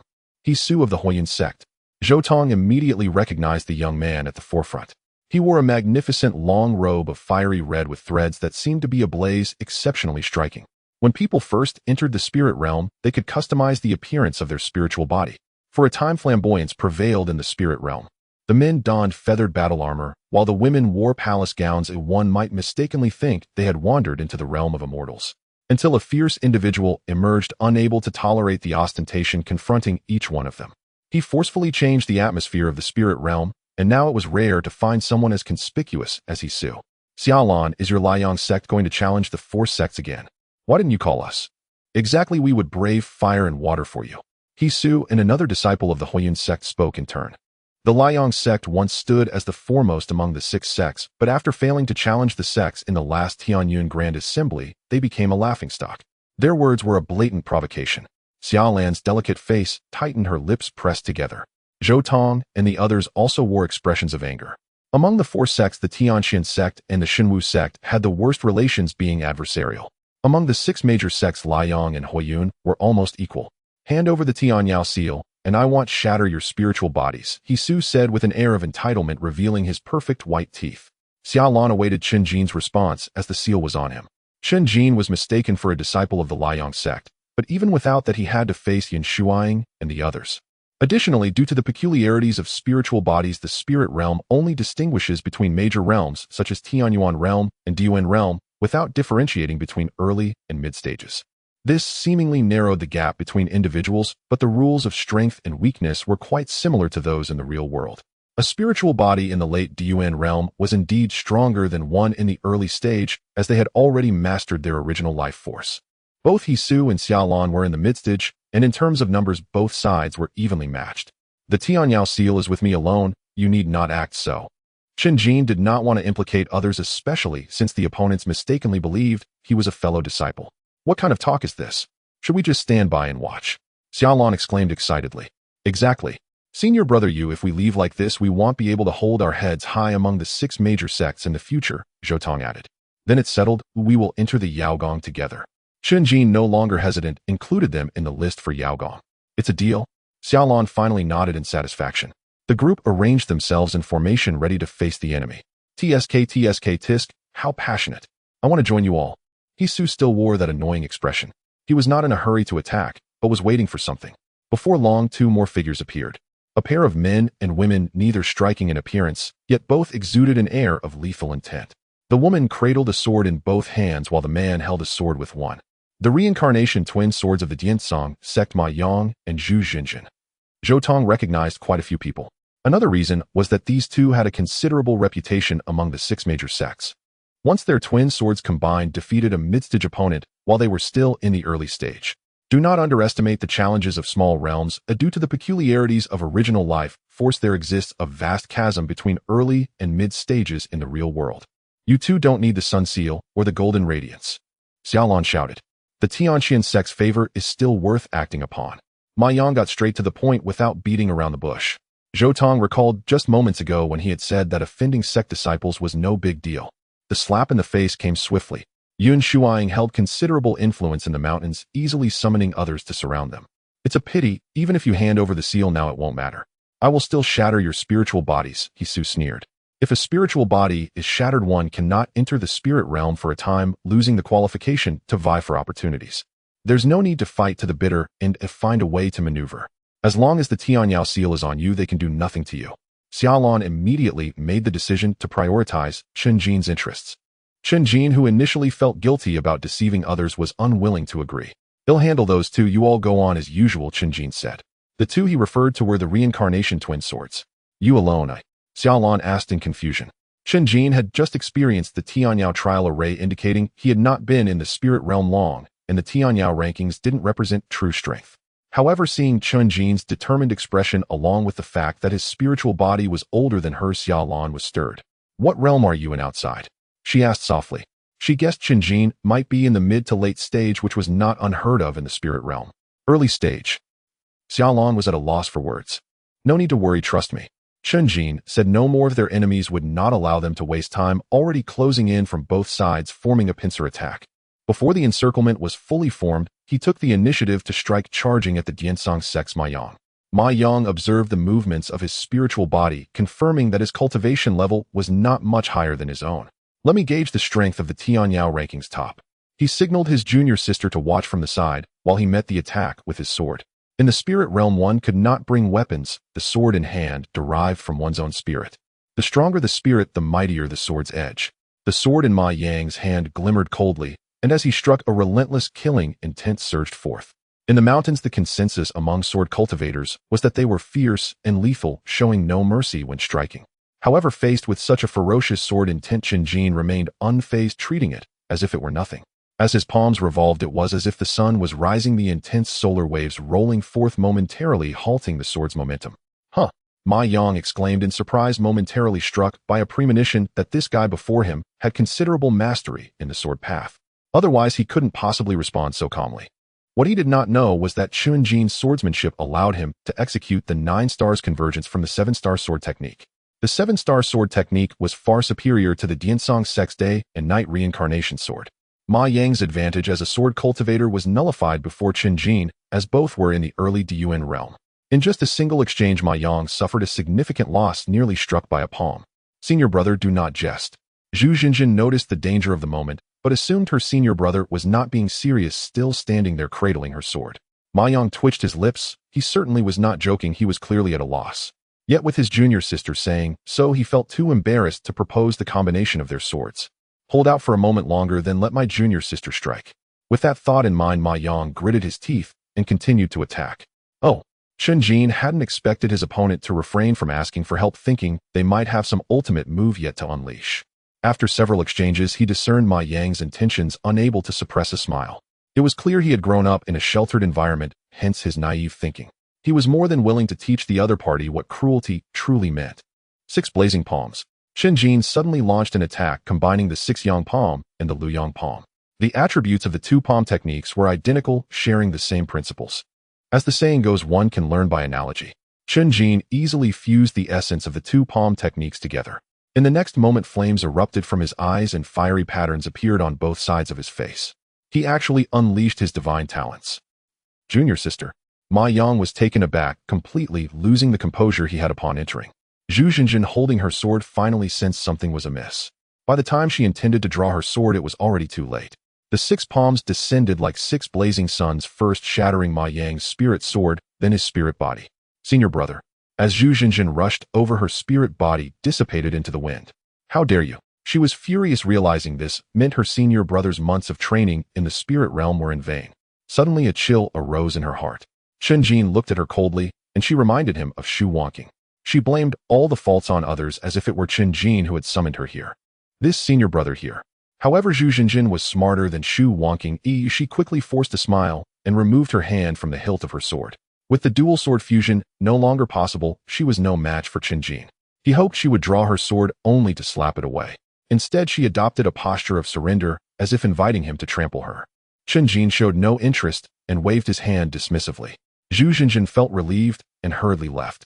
Meanwhile, the battles between the Luoyang and Huiyun sects raged on, oblivious to this side. Hisu was boastful, but was no match for Xia Lan, falling into a disadvantage. Once the reincarnation twin swords are dealt with, Hisu was still being stubborn, attempting to shake Xia Lan's resolve. With the Tsang faction present, the advantage remained on their side. Before he could finish speaking, a figure swiftly approached and struck towards his face. Hisu was both shocked and furious, scrambling to defend himself. It's Yue. Upon recognizing the attacker, Hizu's face was filled with astonishment. The reincarnation twin swords from the Tsang faction had disappeared. Could it be that they were driven away by this person? As he pondered this, the whistling sound of slicing air rang out, accompanied by a torrent of scorching heat.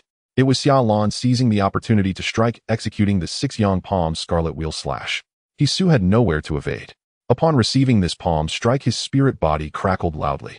2 against 1, how despicable. Hisu gritted his teeth. Against someone like you, there's no need for any rules. Chen Jin stated matter-of-factly, continuing his assault. What do you mean by someone like me, eh? Hisu was infuriated, feeling as if he were being likened to a villain. He raised his hand to block Chen Jin's attack, catching sight of Xia Lan already poised and ready to strike. In that moment, he found it hard to make a choice.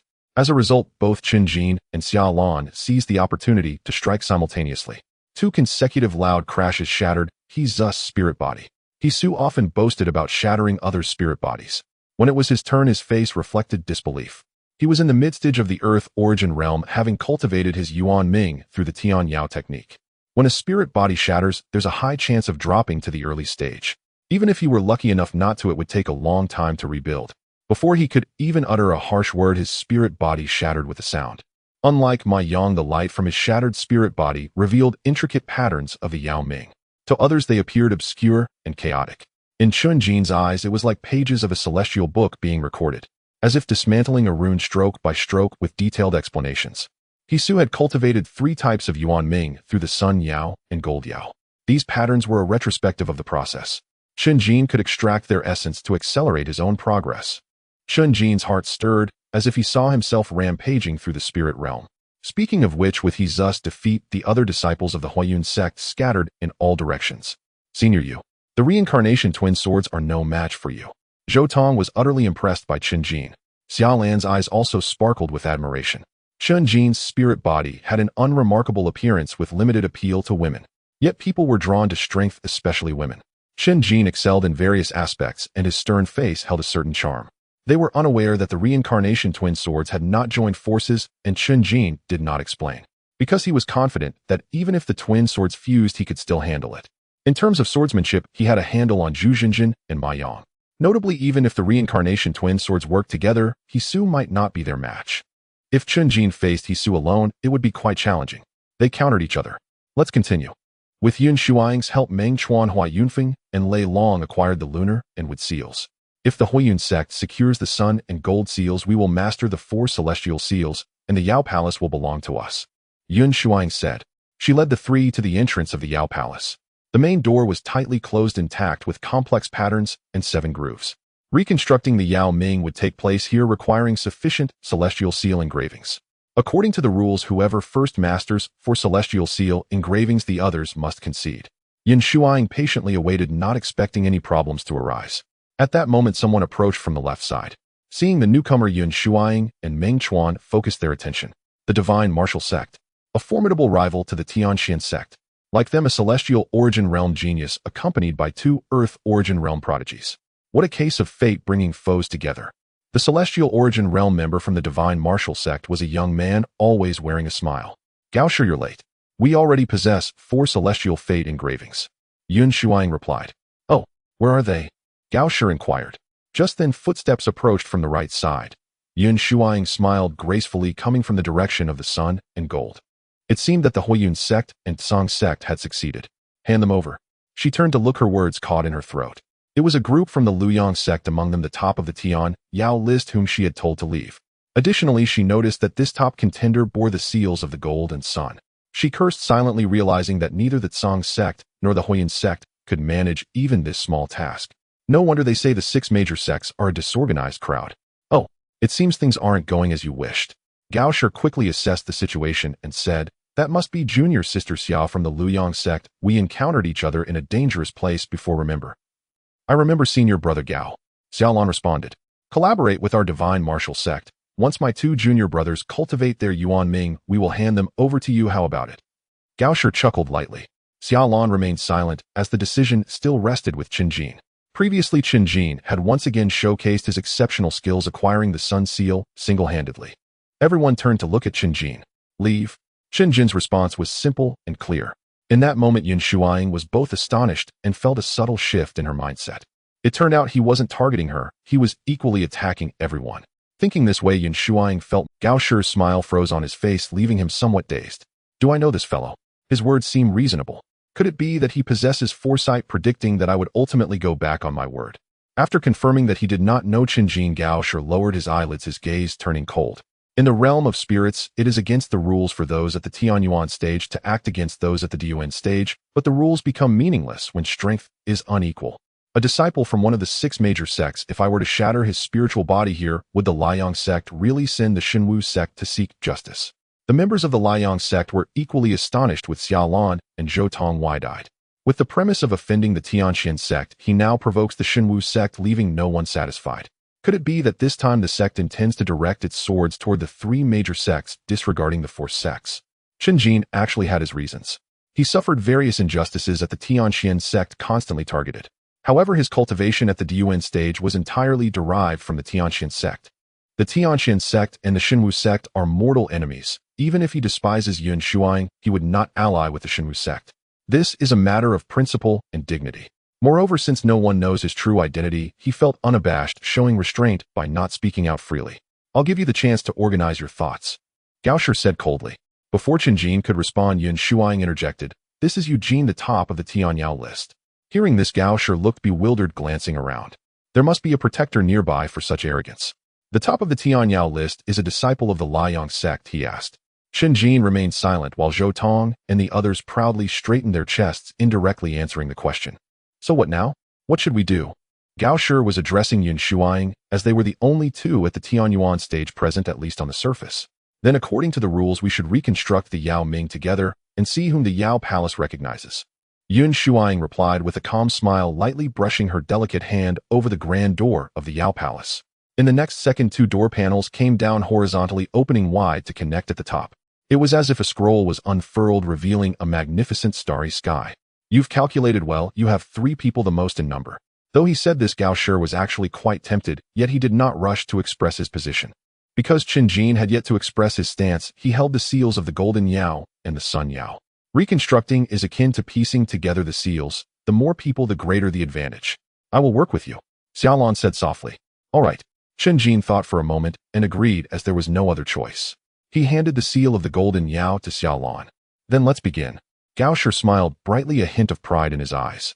Yun Shuang sensed impending trouble and soon saw a disciple of the Xinwu sect approaching, bearing the seal of the 7th Yao. Her expression slightly changed. This was self-deception. The Xinwu sect had 3 people with 3 seals, the greatest advantage. Don't let me down. With no way to retreat, she placed all the pressure on Meng Chuan and the other 3. Meng Chuan, Hua Yunfeng, and Lei Long were serious and spirited. Having ascended to the Yuan magnetic mountain, their mental state was naturally not lacking. Begin. Gao Shi did not give others a chance to backtrack, as the 3 Xinwu sect disciples gathered at the star map's front. Meng Chuan and the others followed closely, with Chen Jin and Xiaolon lagging at the back. As the two held the seals of the sun Yao and the golden Yao, placing them into the star map, their pupils suddenly widened, reflecting a world within. Before Chen Jin, an endless expanse of stars seemed to appear chaotic and tangled. Hidden among the stars were the true constellations, merely disrupted and mixed within, corresponding to the collapsed Yao Palace behind them. If they were to restore order and reconstruct the constellations, they could return the Yao Palace to its original form. The eight began to reconstruct the fragments of the Yao Palace floating in the sky, began to shift, reassembling together. All the nearby monsters were stirred, rushing forward. Yun Shuang and Gao Shi guarded the sides like two gate gods, repelling all the monsters. During this time, Yun Shuang glanced at Chen Jin, lightly snorting. She wanted to know how the Liang sect would resist these monsters without her and Gao Shi both at the Tianxuan stage. Chen Jin was wholly focused, immersing himself in his own world. However, he seemed to make limited progress as the fragments on the Sun Yao side did not budge at all. A quarter of an hour later, Meng Chuan and a Shenwu sect disciple successfully reconstructed the Moon Yao and the Wood Yao. On the star map, the trajectories of the two major Tian Yao bodies were clear, their shapes distinct. The Moon Yao body was naturally a bright moon, while the Wood Yao was a towering tree. Suddenly, the Moon Yao body transformed into a sharp light, slicing toward the Wood Yao tree. This was an attempt to seize the Tian Yao seal, a means to contend for the Yao Palace. The disciples of the Shenwu sect had anticipated this. The Wood Yao body morphed into tendrils of light, entwining the Moon Yao's brilliance. The situation instantly grew tense, and the other two disciples of the Shenwu sect quickened their pace. On the Tianxuan Sect side, Hua Yunfeng and Lei Long teamed up, but instead it backfired due to a lack of synergy, delaying their formation. Meanwhile, Xiaolan's golden Yao body formed first, positioned in the center of the star map. Xiaolan planned to wait for Chen Jin's son, Yao, to take shape before joining forces against the enemy. At this moment, the three major Tian Yao bodies of the Shenwu sect materialized on the star map, and Hua Yunfeng and Lei Long finally succeeded. Unfortunately, their numbers were inferior, and due to the rush, the confrontation of the star bodies appeared particularly strenuous. The Liang sect should join forces, otherwise we will be picked off one by one. Yun Shuang spoke. Xiaolan also recognized this point and did not wait for Chen Jin's response. Since Chen Jin had not successfully reconstructed, he could not hear the voices from the outside. She decisively controlled the large golden Yao body to join the battle between the Tianxuan and Shenwu sects. In a 3-on-3 situation, the Shenwu sect was at a disadvantage. This was because Xiaolan was in the mid-Tianyuan stage, familiar with the Yao Ming star bodies. This does not imply that disciples of the Liang sect were stronger than those of the sect. The key point was age, as Xiaolan was just over 20 in the mid-Yuan stage. Had it been a sect, they would be vying for the complete Yao Palace. Regardless, the Shenwu sect was steadily retreating, and the Wood Yao star body was burned by the golden Yao star body. Gao Shi's expression was grim. He held no goodwill towards the disciples of the Liang sect. During this time, Xiaolan considered slowing down the offensive, waiting for Chen Jin to finish. Because she also did not trust the Tianxuan sect, not wanting to fall into a passive position. Unfortunately, Chen Jin had not taken action. Among the three from the Tianxuan sect, Lei Long took control of the Wood Yao star body. The remaining two disciples of the Shenwu sect were powerless to turn the tide, retreating one after another. This time, without needing Yun Shuang's reminder, Meng Chuan and the others took control of all the other star bodies. The situation was set. Yun Shuang no longer held back, her smile radiant. Seeing the still inconclusive Chen Jin, her eyes revealed disdain. "Leave now, and I won't hold you accountable for what happened before," Yun Shuang said. "You're burning bridges behind you." Xiaolan did not expect her to be so resolute. "If you had started assisting us earlier, there wouldn't have been so many issues," Yun Shuang stated firmly. With a glance, Meng Chuan understood, and the 5 major Yao star bodies launched their attack, pressing toward the golden Yao and the sun Yao. Faced with the 5 celestial bodies, Xiaolan was left with nothing but despair, like a foundation establishment cultivator standing before a golden core cultivator, utterly powerless. At that moment, Chen Jin finally raised his head, signifying the completion of the reconstruction. Unfortunately, even the combination of the sun and gold stars could not rival the 5 celestial bodies.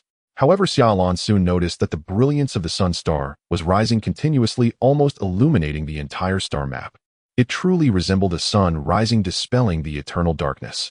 Including the gold star, all celestial bodies were submerged in the sunlight. He actually completed the first transformation. Yun Shuang was in disbelief, completely losing her composure.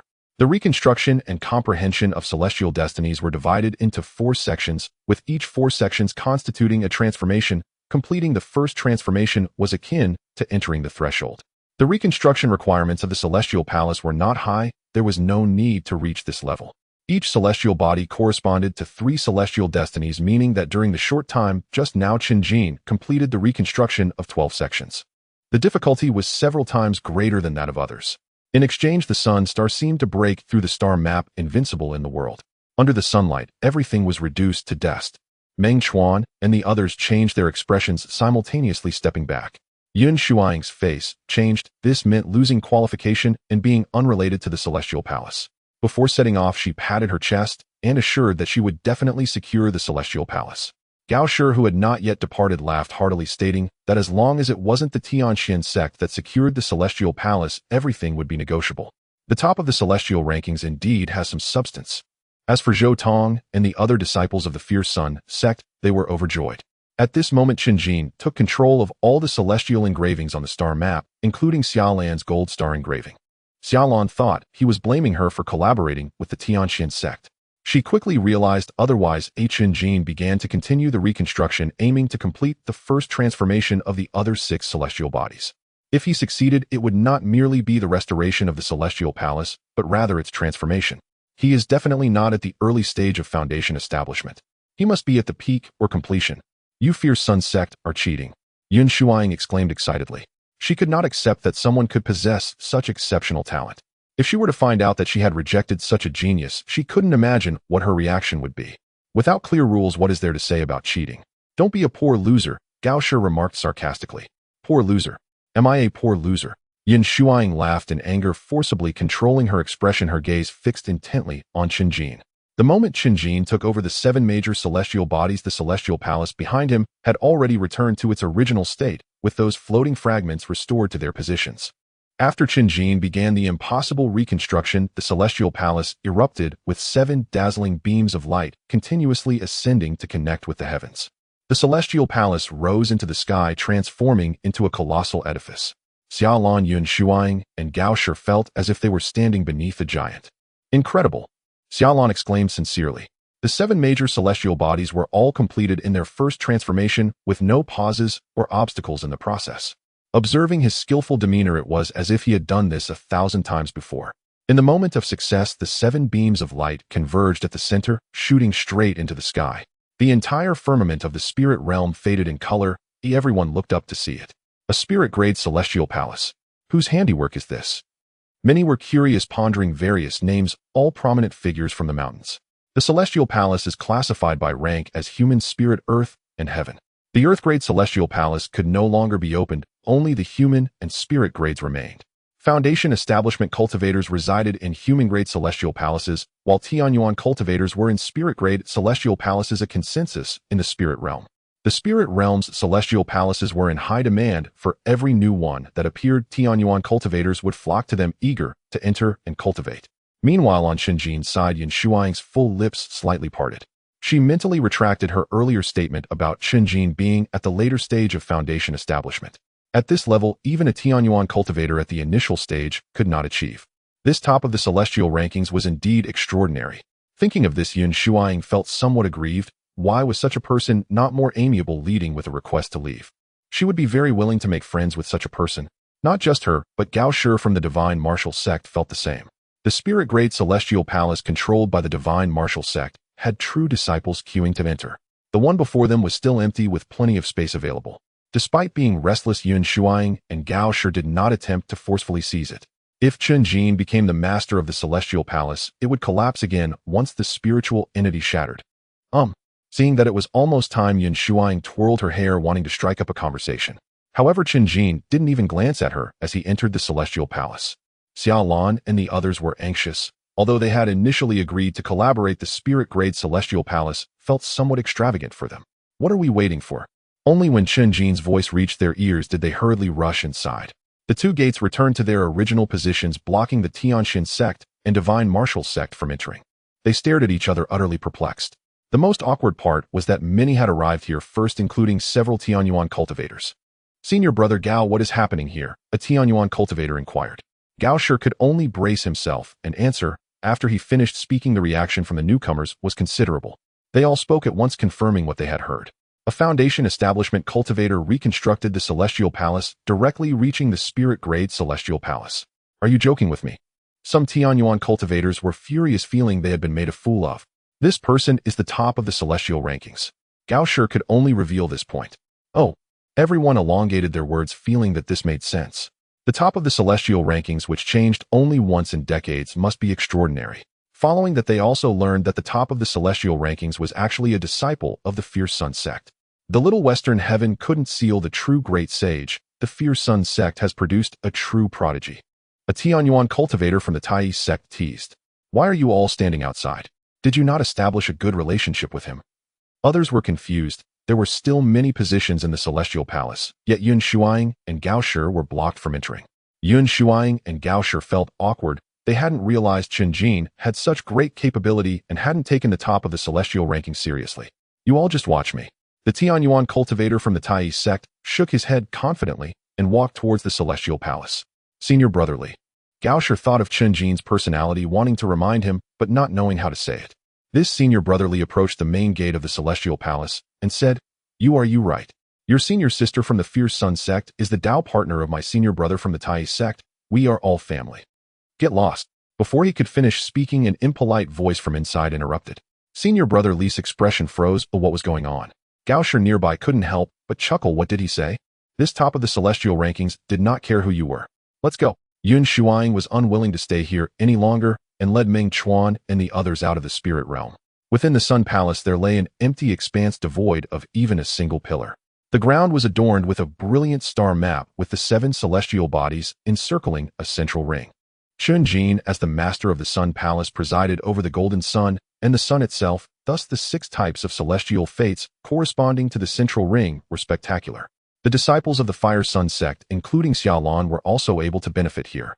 Well said. Xiaolan applauded as she heard Chen Jin berate that senior brother Li from the Tianxuan Sect.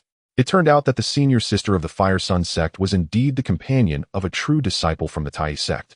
However, that companion was fickle, straddling 2 boats, causing the senior sister to become the laughingstock of the mountains. Unfortunately, the senior sister was infatuated and unwilling to leave the side of the heartless man. The Fire Sun Sect's disciples were all frustrated. Outside, senior brother Li still had the audacity to claim they were family, both arrogant and rude. Although he hasn't appeared in the Fire Sun Sect, he surely knows about this matter, hence his behavior. The disciples of the Fire Sun Sect thought to themselves. However, it was just Chen Jin speaking casually, which was actually quite good, as it saved a lot of trouble. Let's cultivate, Chen Jin said. Reconstructing the Sun Palace was based on the foundation of the spirit realm and did not represent himself. Next, he needed to cultivate the celestial fate into his own primordial fate, integrating it into himself. Chen Jin did not rush to begin it. He sat quietly nearby. All the disciples of the Fire Sun Sect practiced the same technique. The 9 yang divine art, refining bones, blood, and soul, generating the life-giving yang energy, transforming even the divine into yang. Xiaolan and Zhou Tong sat cross-legged, and the yang energy from their dantian burst forth, surging through their meridians, scorching everything in its path, causing flesh to burn and bones to resonate. At the first level of yang energy, their skin felt slightly warm. At the second level, faint golden light emerged from their pores. At the third level, their qi and blood surged like boiling water, creating a resounding roar. The third level was Zhou Tong and the others' standard. They could not advance any further. Xiaolan was challenging the 5th level, wisps of white vapor slowly rising from her head. The 9 yang divine art is not much inferior to the purple mist technique. In fact, it might even rival it. Chen Jin discovered this through the heavenly book somewhat unexpectedly. After all, the 4 sects and 6 major factions had clear hierarchies, and the techniques of the Tianxuan Sect should be stronger than those of the Fire Sun Sect. Upon reflection, since the Xiantian had 5 branches, perhaps the true Xiantian technique was a combination of all 5. Only true disciples could access the true Xiantian techniques. Strangely, the heavenly book did not consider status, but also did not show it to Chen Jin. This implied that becoming a true disciple was not merely a change in status. It was not as simple as switching outfits and receiving a new identity token. Chen Jin began to wonder what this truly entailed. Immediately, he began to practice the Fire Sun Sect's 9 yang divine art. The attributes of the techniques were the same, and the goals were also similar. Practicing an additional one would always be beneficial. In an instant, Chen Jin felt as if he was enveloped by an invisible sun with radiant light flowing around him. A hint of golden red shimmered between his brows, as if divine brilliance was contained within, blending seamlessly with the blazing sun. The yang energy within him revolved, and with each level of heavenly operation, it burned like a fierce fire. At this point, Chen Jin realized that the two techniques complemented each other, making the cultivation process significantly more efficient. As expected of my senior brother, Zhou Tong was initially puzzled why Chen Jin did not activate the technique immediately. Now he suddenly understood that his senior brother wanted to first assess their levels. With this thought, they all focused intently, not wanting to disappoint their senior brother. However, not long after, they all stopped, their expressions incredulous. A brilliant light radiated from above Chen Jin's head, resembling a crown of the sun, sacred and awe-inspiring. The 9th level. This is actually the Earth 9th heaven. Oh, wasn't this technique supposed to be lost? Xiaolon gasped in astonishment. Just now, seeing Chen Jin activate the 9 Yang divine art, she completely dismissed her doubts. It was impossible for Chen Jin to achieve this merely by observing their cultivation. When the sun appeared, Xiaolon felt a storm raging within her heart. It turned out that the Tianxuan Sect's 9 Yang divine art only retained the 7 Yang divine art. The last 2 levels had already been lost. According to legend, when the 9th level was activated, a magnificent sun would appear behind the practitioner, just as Chen Jin was demonstrating now. After the shock, Xiaolon was convinced that Chen Jin was the trump card of the Tianxuan Sect, cultivated by some reclusive elder. About 15 minutes later, Chen Jin cultivated his first primordial fate. The primordial fate within the sun was the fate of control. To control all things and dominate all beings. The enhancement brought was that Chen Jin's mastery over flames and his own primordial energy reached an extraordinary level. If the spirit realm was divided into smaller realms, he would be at the mid-stage of the Earth Yuan realm. Congratulations, senior brother. As soon as Chen Jin opened his eyes, Xiaolon and Zhou Tong were the first to congratulate him. Xiaolon also called him senior brother. In the mountains, those who are accomplished are deemed teachers. Whoever has a higher cultivation level is the senior brother or sister. However, outside, Xiaolon was truly at the mid-stage of the Earth Yuan realm, and when she moved, her chances of winning were even greater. Xiaolan's call of senior brother came from her heart. She even contemplated if Chen Jin was indeed the disciple of some unfathomable elder. By seniority, she might even have to address him as senior great-uncle. Oh, Chen Jin noticed their overly excited reactions and asked only to learn that the techniques practiced by the Tianxuan Sect disciples were all fragmented. So that's how it is. Chen Jin chuckled in disbelief, having analyzed so much earlier, yet he had not considered this point. What a hassle. Chen Jin understood the importance of a complete technique, asking Xiaolon and the others to remain silent. That was somewhat unrealistic. They surely couldn't withstand the inquiries from the sect elders. Xiaolon, come here. Chen Jin had a plan. This statement was somewhat direct, like issuing an order, yet Xiaolon obediently walked over with her long legs. Chen Jin grasped her hands, palms facing each other. Xiaolon was puzzled, and the next moment she trembled all over, her yang energy revolving uncontrollably. 1 level, 3 levels, 5 levels. In an instant, Xiaolon broke through the barrier of the 5th level and grasped the fate of blaze within the sun. She only needed to cultivate 1 more primordial fate to begin challenging the later stages. Immediately, Xiaolon also discovered that Chen Jin still showed no signs of stopping. Amidst her astonishment, they had already reached the 7th level. Xiaolon felt a surge of emotions. Her entire being trembled, uncontrollably driven by excitement. Indeed, the complete 9 Yang divine art propelled her further, allowing her to experience an unprecedented realm. 8th level, 9th level. Xiaolon comprehended the complete 9 Yang divine art. Senior brother. Xiaolan's gaze was dazed, her cherry lips slightly parted. Chen Jin taught her the entire divine art through both words and actions. Even though she herself had not reached the corresponding realm, it was foreseeable in the future. What a tremendous trust and gift this was. Chen Jin smiled mysteriously, employing the art of silence. The complete 9 Yang divine art held no value for him, nor could it be sold for money. If it were widely disseminated, allowing everyone in the Tianxuan Sect to begin practicing naturally, no one would covet him. However, judging by Xiaolan's reaction, who wished to devote herself entirely, he still underestimated the significance of this matter. Let us end here for today, Chen Jin said. Having reconstructed the Yao Palace and cultivated a Yuanming, he had reached his limit. Senior brother, are you on Zhuyang Mountain? Zhuyang Mountain is the range where Liang Sect holds dominion. Xiaolon immediately realized her slip and hastily corrected herself. Senior brother, will we still be able to enter the Yao Palace in the future? Yes, Chen Jin replied. He withdrew first from the spirit realm and vanished from the Yao Palace.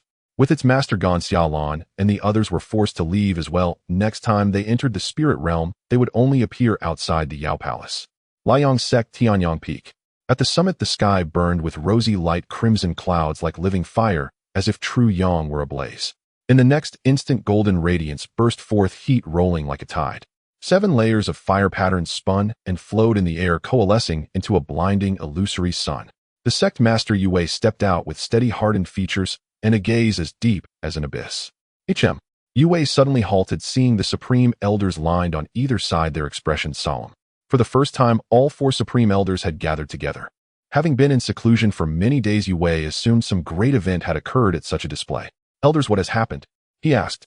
At those words, the four supreme elders cast him looks heavy with meaning, as if they had seen through him. Yue was startled and quickly turned to the second elder at his side. The second elder cleared his throat. Sect master, there is no need to hide it. We already know. Yue froze for a moment, taken aback. You know what? And how much do you know? The Tianyao rankings top is a disciple of our Liang sect, the second elder said. The four of us have compared notes. None of this was arranged by any of us. It turned out that a spirit-grade Yao palace had erupted from the Tianyao top-ranked individual, causing a stir throughout the mountain sects. Moreover, that Tianyao top-ranked one's true identity had been revealed. A disciple of Liang sect. For a moment, the four supreme elders looked to one another repeatedly, confirming none of them were responsible. That left only the sect master as a possibility. As fate would have it, both men shared the surname Yu. Yue assumed a solemn mien. Elders, such clumsy trickery must be someone using Liang sect's name to draw the enemy's attention. The supreme elders looked oddly unsettled. That Tianyao number 1 commands the complete 9 Yang divine art, the third elder said. Really? Yue cried excitedly. It was taught to Xiaolan with no preconditions. After our deductions, it is indeed the complete art. Sect master, you should have said so earlier. It's one of our own, why hide it so deeply? Yue muttered, somewhat dazed. Could it truly be someone from his own ranks? The complete 9 Yang divine art was the clearest proof, priceless in worth. Even if Liang sect had to act as cover, it would be worthwhile. Though the elders had gathered to interrogate, their words were threaded with admiration. Since his ascent, he had achieved no notable merit and struggled to command respect. Thus the sect master steeled himself. Indeed, this is my doing. Yue declared it plainly. Instantly, the four supreme elders wore expressions of I knew it. Success comes through secrecy, do not ask for particulars. Before the elders could press further, Yue fell into a solemn, mysterious tone. Asking more would be useless. He himself did not truly know. Those who understand, understand. The elders exchanged glances and nodded in tacit accord, as if this were the natural course. Thus, faced with outside chatter, Liang sect neither confirmed nor denied. Gradually, a consensus formed that the Tianyao number 1 Eugene was a disciple of Liang sect. The Tianxuan Sect's grandmaster came to demand an answer, angrily asking why at the start Eugene had pretended to be of Tianxuan Sect. They had thrown Tianxuan Sect into turmoil, and the great supreme elders suspected each other of hiding trump cards. When the truth was finally revealed, they exhaled in relief, yet felt unexpectedly hollow. Such a prodigy! How marvelous it would have been had he been of Tianxuan Sect. Tianxuan Sect is vast and illustrious, bearing the posture of a sect's champion. We had hoped that would help withstand pressure on our ranks. Yue did not argue and admitted his fault sincerely. The Tianxuan grandmaster raised an approving brow, words he relished. This will pass this time, do not repeat it. With that, the Tianxuan grandmaster delivered his final barb and departed in high spirits. Unknown to all, the one who had stirred the storm lay at Reflection Cliff within Tianxuan Sect. In the stone chamber, Lu Xuanji and Chen Jin sat in silent facing. Lu Xuanji had been secretly watching the spirit realm and knew everything. To begin with a spirit-grade Yao Palace by mid-breakthrough, you must form 3 Yueming, later 6 perfected at 12, and at the summit 21. Lu Xuanji gave a wry smile. You are trying to craft an invincible Dao foundation. Others of the mountain sects might put it bluntly, wasting effort to create an unbeatable base that may never display all its potential. The mightiest divine arts among the mountains require a foundation of only 16 Yuanming. There is nothing else to do, Chen Jin answered. With the heavenly book aiding him, it was not as difficult as outsiders imagined. He might even progress faster than ordinary cultivators. From the Tianyao top rank and the spirit-grade Yao Palace, Lu Xuanji perceived the terrifying scope of Chen Jin's talent. Chen Jin. After a brief silence, Lu Xuanji assumed an unusually grave expression. Chen Jin felt a chill and knew what was coming. The position of true heir to inherit the sect's way, to share the same breath and branches, to bear honor and shame together. Let the heart not betray the way, nor the body disgrace the sect. Lu Xuanji was seldom so solemn. Over the years at Reflection Cliff, he had seen disciples brooding, convinced the fault lay elsewhere. Even those who had killed claimed they had been forced into it. Chen Jin was not like that. He was composed. In the spirit realm, he had also refused to cooperate with Xinwu sect, rejecting them outright. This showed that before matters of right and wrong, Chen Jin knew what was just and what was not. From this day forth, you are a true heir disciple of Tongtian Peak. Lu Xuanji declared it. I will not disgrace the sect, Chen Jin replied earnestly. Thus Chen Jin became and named the true heir disciple of Tongtian Peak. Silence fell again in the stone chamber, the mood a little awkward. By custom, there would be senior brothers and sisters offering congratulations, cranes soaring the sky ablaze with glory. Times are different now, so let me give you a round of applause. Having said it, Lu Xuanji actually applauded. Chen Jin's eyes narrowed as an ancient mark appeared in the elder's palm, shaped like a divine weapon. The celestial god mark is the symbol of a true heir disciple of Tianxuan Peak and the prerequisite for cultivating the Yutian technique, Lu Xuanji said. Hearing this, Chen Jin understood why. Without the mark lacking the essential conditions for cultivation, even the heavenly book could not help. The mark was secretly transmitted in this manner. No wonder Tianxuan Sect had dwindled from 9 branches to 5. Then, as if a myriad of trumpets sounded, the celestial god mark flared with golden light and plunged into Chen Jin's brow.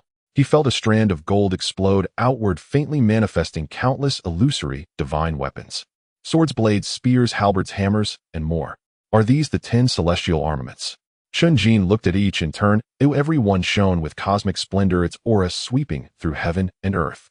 The 10 divine weapons did not originate from any one person. They were a natural creation embodying the most primal laws. Through observing the divine weapons, the mighty created the heavenly mastery technique, which has been passed down to this day. The 10 divine weapons have long vanished without a trace, rumored to have been reclaimed by the heavens and the earth, leaving practitioners with no choice but to forge their own destined weapons. In the entire mountain range, only the god-forging peak of the Tianxuan Sect can create them. Unfortunately, the Dao gold immortal iron required for the divine weapons has been exhausted. Only 72 pieces of divine weapons remain in the world, sealed within the ruins of the Tianxuan Peak. At this moment, Chen Jin followed Lu Xuanji to the former Tianxuan Peak. The two were not in their physical bodies, but were spiritually wandering, exploring the night sky. Chen Jin lacked this ability, and it was Lu Xuanji who assisted him. This experience was quite novel. The earth lost its gravity, and it felt like a fish in water freely swimming in the air. However, Chen Jin noticed his senior brother's mood was heavy, so he quietly followed behind. In the past, the Tianxuan Master Peak would shine with golden tiles under the sunlight, and the vermilion pillars would reflect the rosy clouds. Lu Xuanzi's voice was soft and low. Chen Jin looked around and furrowed his brow. This was a desolate mountain, lush with grass and trees with branches intertwined like clouds, as if the sky were hanging low. He could not imagine the scenery his senior brother described. The two walked side by side until they reached the edge of a lake. The water was clear as a mirror, and in the midst of the vast azure waves, a small building floated serenely at the center. Inside the house, a faint candlelight flickered, suggesting someone was present. Leaving the cliff of reflection without permission adds another crime. A deep, weathered voice echoed from within, stern, yet Chen Jin could detect a hint of emotion. The spirit has come here, while the physical body remains on the mountain, strictly speaking still facing the wall, Lu Xuanji said with a light laugh. Is this the person you chose? How come I've never seen them before? As if you've seen anyone in the past 100 years, Lu Xuanji replied. Isn't the headmaster with you? The headmaster does not know, Lu Xuanji said. In an instant, Chen Jin felt a pressure like a mountain enveloping him, threatening to push him into the ground. No one does this anymore. Lu Xuanji blocked in front of him, dispelling the pressure. What you're doing will cause trouble for the headmaster.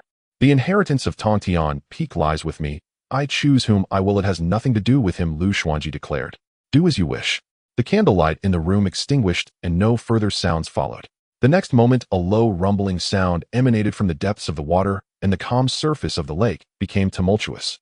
A beam of golden light broke through, and a palace slowly ascended from the water's depths, adorned with golden tiles and glazed tiles surrounded by dragon pearls. The heavenly divine treasury, where the existing divine weapons of Tianxuan Peak are stored.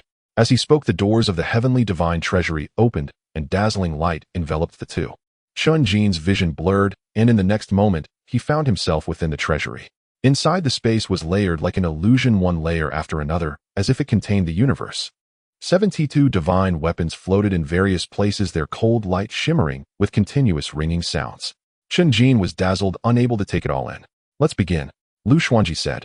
Every true disciple of Tianxuan Peak must possess a personal divine weapon. The weapons have distinctions of quality and ranking, but Lu Xuanji did not elaborate. Because the selection is not one-sided, it is not merely about which weapon Chen Jin chooses, as the divine weapons also have their own discerning eyes. In the center of the treasury stood a high platform made of profound gold 9 layers tall. On top of the platform, light converged. Chen Jin sat atop it, activating the heavenly mastery technique, observing the 10 divine weapons in succession. At that moment, the divine weapons would respond. Lu Xuanji remained silent beside him, his eyes filled with anticipation. This might be the last true disciple of Tianxuan Peak, and he naturally hoped that the chosen divine weapon would be extraordinary. Almost as soon as it began, waves stirred within the treasury, and faint light surged. Ding! A long spear entirely black, and over a yard long, emitted a sound akin to a dragon's roar. The Hell Spear. Lu Xuanji did not expect results to emerge so quickly, and pondered thoughtfully. The Hell Spear ranks 24th among divine weapons. It is neither good nor bad. However, Lu Xuanji's expectations for Chen Jin were not limited to this. While there is no strongest divine weapon, only the strongest weapon master. He comforted himself with the words often spoken by his master. At that moment, an ancient sword with a blue blade let out a clear whistle, its sword body a deep blue, and its sword energy spiraled like frost passing through the void. Huh! The Chinka sword. Before Lu Xuanji could think further, a crimson bronze heavy shield trembled violently, and a blazing war hammer erupted in flames, turning the treasury a brilliant red. Lu Xuanji gasped in astonishment. Under his incredulous gaze, all the divine weapons began to churn. Their weapon intents transformed into forms, some becoming flying dragons, some becoming sword lights, and others like thunderous drums dancing endlessly in the hall. Within the treasury, divine light surged like a tide, and hundreds of weapons clamored, never before so raucous. Watching this unfold, a surge of intense emotion arose in Lu Xuanzi's heart, wanting to laugh and cry simultaneously. Wait, could it be? Suddenly, Lu Xuanji realized something and looked toward the deepest part of the treasury. There the sun and moon intertwined, a golden sun and a silver moon facing each other from afar, slowly rotating in the void. Suspended between the two orbs was the supreme divine weapon, the Sun-Moon Golden Wheel. Ranked first among divine weapons, no disciple had ever claimed its recognition during the peak of Tongtian Peak's glory. In the sunlight, the sun wheel shone brilliantly. In the moonlight, it was empty. During that great battle, the moon wheel became the enemy's trophy, turning into Lu Xuanzi's greatest regret.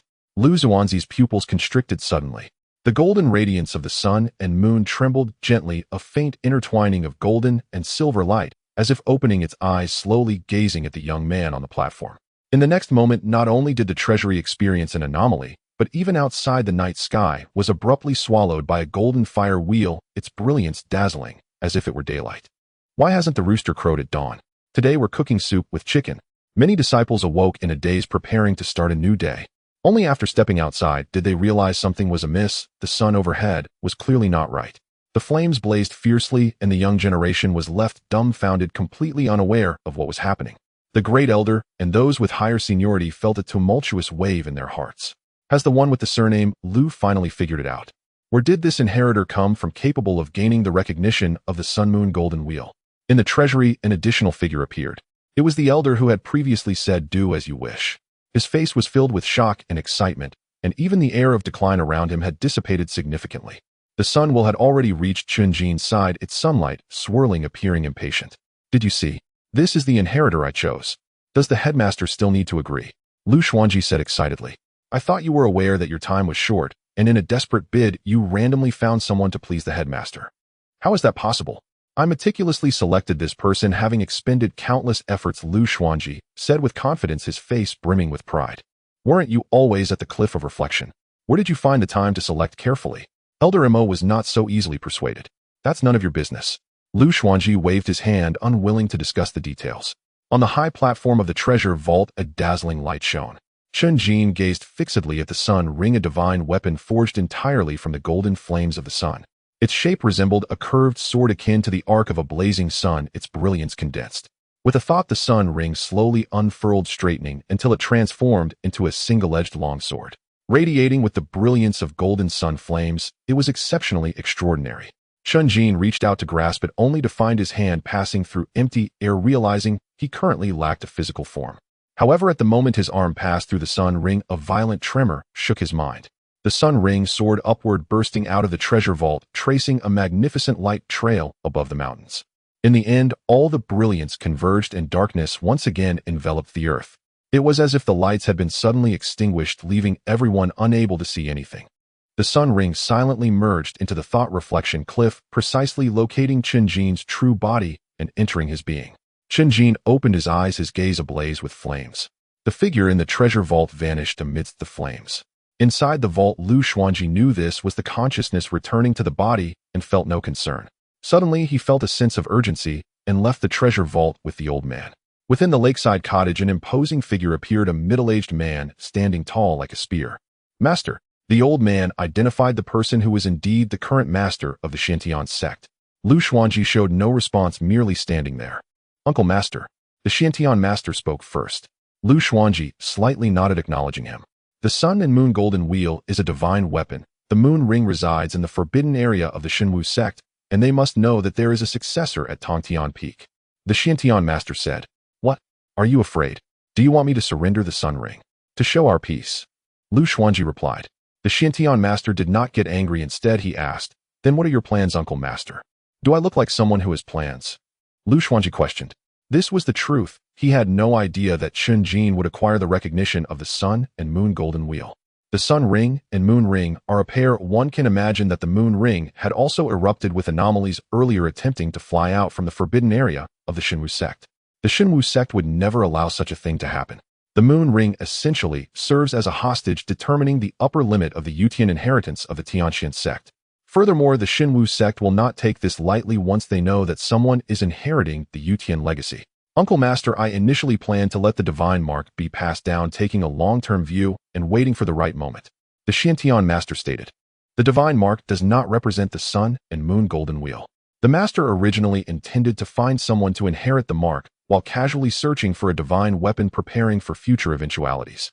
He had never considered confronting the Tianxuan Sect, hidden meaning that in the face of the Tianxuan Sect's tactics, in the future the sect's actions would be limited. You wouldn't let someone run rampant in the sect, would you? Lu Xuanji said. No. The Tianxuan master shook his head. It wasn't that severe. Then that's fine. Since you can't help, don't ask me for information about my junior brother. Lu Xuanji said. The Tianxuan master nodded slightly, but quickly sensed something amiss. Junior brother, not disciple. Does that mean he has an extra uncle master? This generation's hierarchy is all messed up. However, thinking about Lu Xuanji's personality, the Tianxuan master soon felt relieved. I will cover up today's traces and no one will investigate the identity of this master. Uncle Master. After speaking, the Tianxuan master decisively left. Once the master left, the old man sighed. Why must you speak so coldly? He once admired you greatly, and now this is unavoidable. You back then were merciless, disrupting the entire plan, and now there are many within the sect who hold opinions against you. I know. Lu Xuanji shook his head, simply saying this. The Tianxuan Sect. Over the years, the Tianxuan Sect has been advancing rapidly, dominating among the four sects.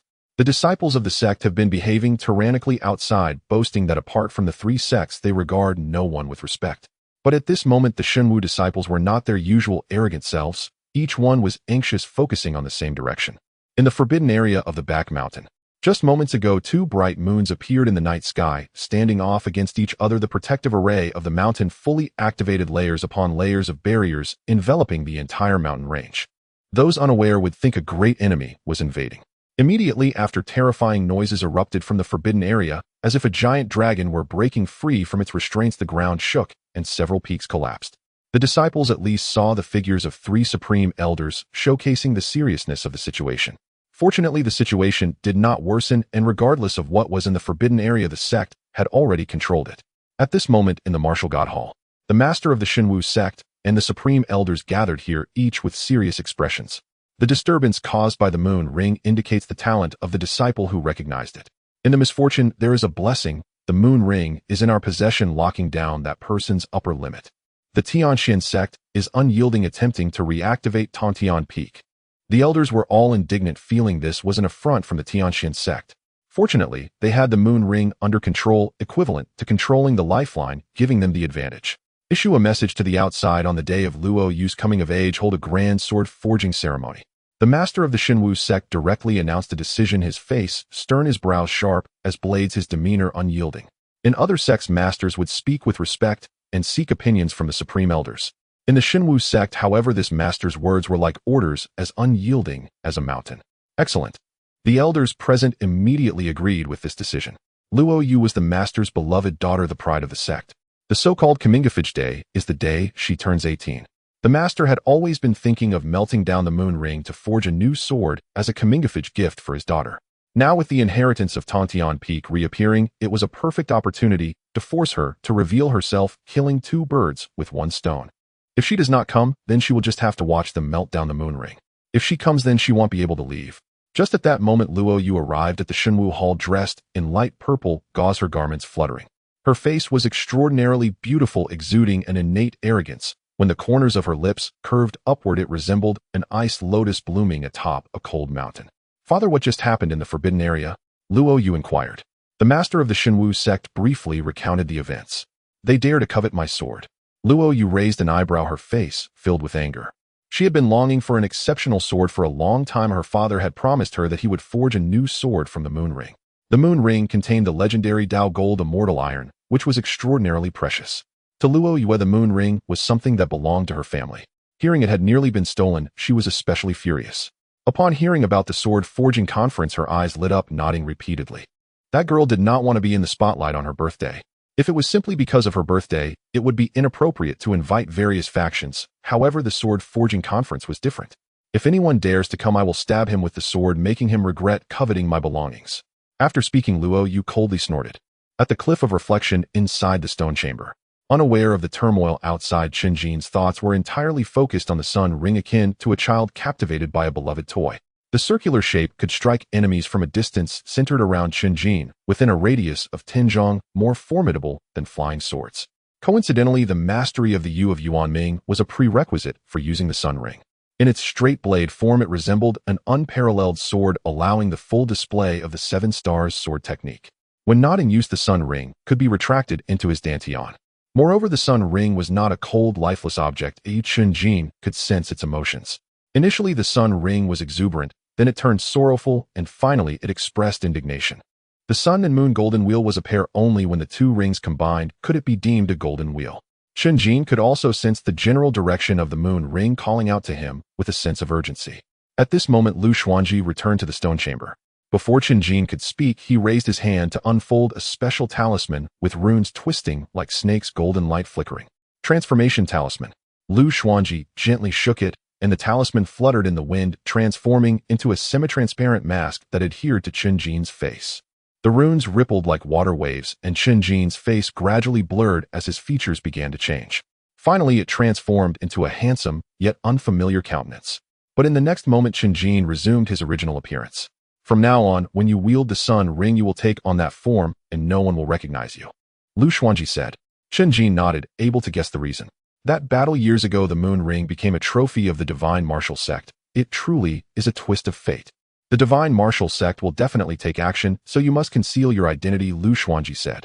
Chen Jin hesitated. Could it be that Tianxuan Sect would ignore the chaos caused by the divine martial sect? Is it necessary to be this cautious? Both Tianxuan Sect and divine martial sect are among the 4 sects, and their strengths should be equal. On the eve of peace talks, I wiped out the divine martial sect's lineage tit for tat, but it also squandered the achievements gained by Tianxuan Sect. Many wish for my demise, and would not dare to offend this lineage again.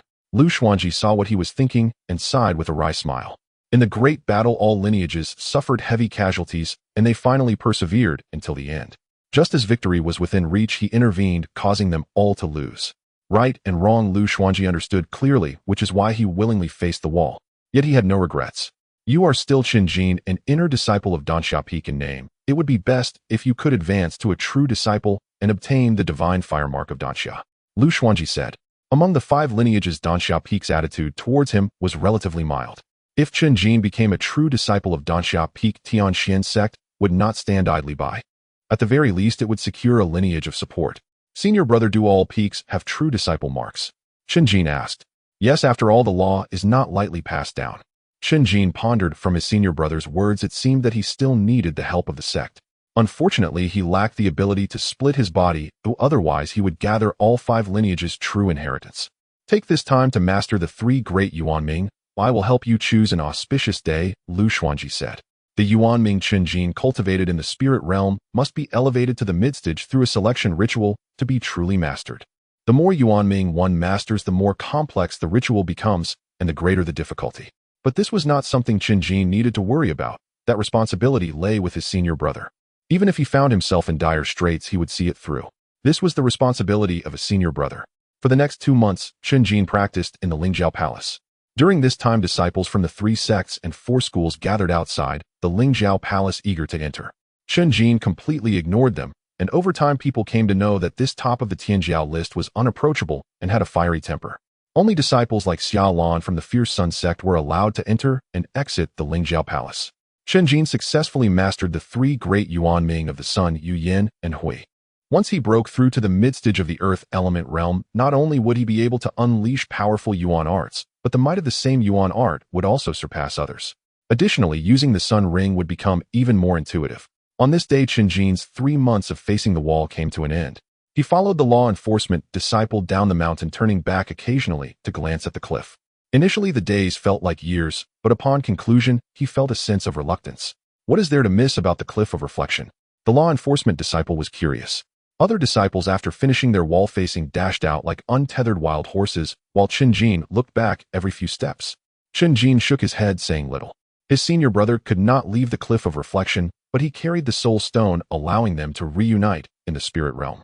Moreover, given his senior brother's character, it was likely he would come at night to find him for a game of chess. Suddenly, Chen Jin stopped in his tracks, astonished. At the foot of the mountain, someone was waiting for him. There was senior sister Fang Qiong along with junior brothers and junior sisters like Xiang Zhenwang and Hiying. These people had calculated the date and knew he would descend today. For someone who had been alone since childhood, Chen Jin's heart was far from calm at this moment. Senior brother. Xiang Zhenwang jogged over, having not seen him for 3 months. His hair had grown considerably. He recalled their first meeting when he was just a crew-cut boy, utterly clueless. Senior brother Hiying followed closely, still bashful, her gaze towards him like that of a startled deer, sweet and innocent. Chen Jin did not know what to say, but his expression was the best response. Let's go, I have arranged for fine wine and delicacies to celebrate. Fang Qiong glided gracefully, as beautiful as ever. Soon aboard the spirit vessel heading to the mountain city, Xiang Zhenwang began recounting the significant events of these past 3 months. Halfway through, Chen Jin's expression turned peculiar. Most of the major events mentioned by Xiang Zhenwang were related to him. The top of the Tianjiao list in the spirit realm, his actions were like the sun-level Lingjiao Palace. One day, with the sun blazing high in the Tianxuan Sect, the night was as bright as day, rumored to be the emergence of the successor of Tongtian Peak. Interestingly, the higher-ups of Tianxuan Sect remained tight-lipped about this news and forbade disciples from discussing it. Disciples within the sect still learned about the situation from the outside. The Divine Martial Sect was hosting a sword forging conference, inviting various sects to attend. The materials used for sword forging came from the moon ring. Other sects had no such taboos, and naturally the news spread. The disciples of Tianxuan Sect understood that the Divine Martial Sect was provoking them, thus learned about the Sun and Moon Golden Wheel and the once mighty Tongtian Peak. The Yutian heritage is said to be the strongest in Tianxuan, while the Sun and Moon Golden Wheel ranks first among divine weapons. Huang Peng's eyes sparkled as he spoke of these matters. These young disciples were unlike the older generation within the sect. They were unaware of the underlying reasons and simply found everything mysterious and authoritative, wishing they were that person. Senior brother, do you think the Yutian heir will attend the sword forging conference? Xiang Zhenwang suddenly asked. Of course. Otherwise, wouldn't the Sun and Moon Golden will be missing someone? That's true. It would definitely be a grand event. Xiang Zhenwang was thrilled just thinking about it. At dusk, Chen Jin and Xiang Zhenwang, along with others, returned to Danxia Peak from the mountain city. After a hearty meal and drink, everyone was in a slightly tipsy state, with the 2 junior sisters blushing vividly. The spirit boat flew past the outer peak and directly entered the inner peak. Chen Jin was now an inner sect disciple residing within Lingfeng. Interestingly, on the day of his promotion, he went to the wall of reflection, unaware of his exact residence. Fortunately, there were instructions written on the back of the inner sect disciple's identity token. The spirit boat began to descend, skillfully weaving through the mountains, and as they felt the spiritual energy gradually intensifying, the group knew they had arrived. Soon the spirit boat halted before a grand palace, its red walls and golden roof shimmering brilliantly. This was Chen Jin's residence, which contained a quiet room for cultivation connected to the earth's veins, as well as a dedicated pharmacy and alchemy room. One could say it had everything one could wish for. Xiang Zhenwang and Hiying expressed their envy, wishing they could immediately ascend to inner sect disciples. When you refine the Yuan Dan, come to me, Chen Jin said. Thank you, senior brother. This assurance was invaluable, as it meant to Xiang Zhenwang and Hiying that they had the backing of an inner sect senior brother. They toured the palace together until sunset. After dark, outer sect disciples were not allowed to linger on Lingfeng, and Xiang Zhenwang and the others reluctantly left. Chen Jin remained alone in the empty palace, feeling somewhat out of place. At that moment, he focused his thoughts on cultivation. Next, I will advance to become a true disciple. The prestigious treatment of inner sect disciples no longer satisfied Chen Jin's needs. Senior brother Liu had mentioned that one must first become a true disciple of Danxia Peak to better prepare for future opportunities. True disciples are more about quality than quantity, as the Tianxuan Sect has very strict requirements. To participate in the true disciple assessment, one must first gain the approval of the elders from various branches before reporting upward. Under normal circumstances, Chen Jin lacked power and influence and would have to wait at least 6 months. However, the peak master had promised him that once he completed his time of reflection, he could partake in the true disciple assessment. Early the next morning, Chen Jin arrived at the Tianhua Hall of Danxia Peak. The registration for the true disciple assessment should be done at the Internal Affairs Hall. However, Chen Jin was more seasoned now, understanding that the peak master's verbal promise might not guarantee smooth sailing with the elder of the Internal Affairs Hall.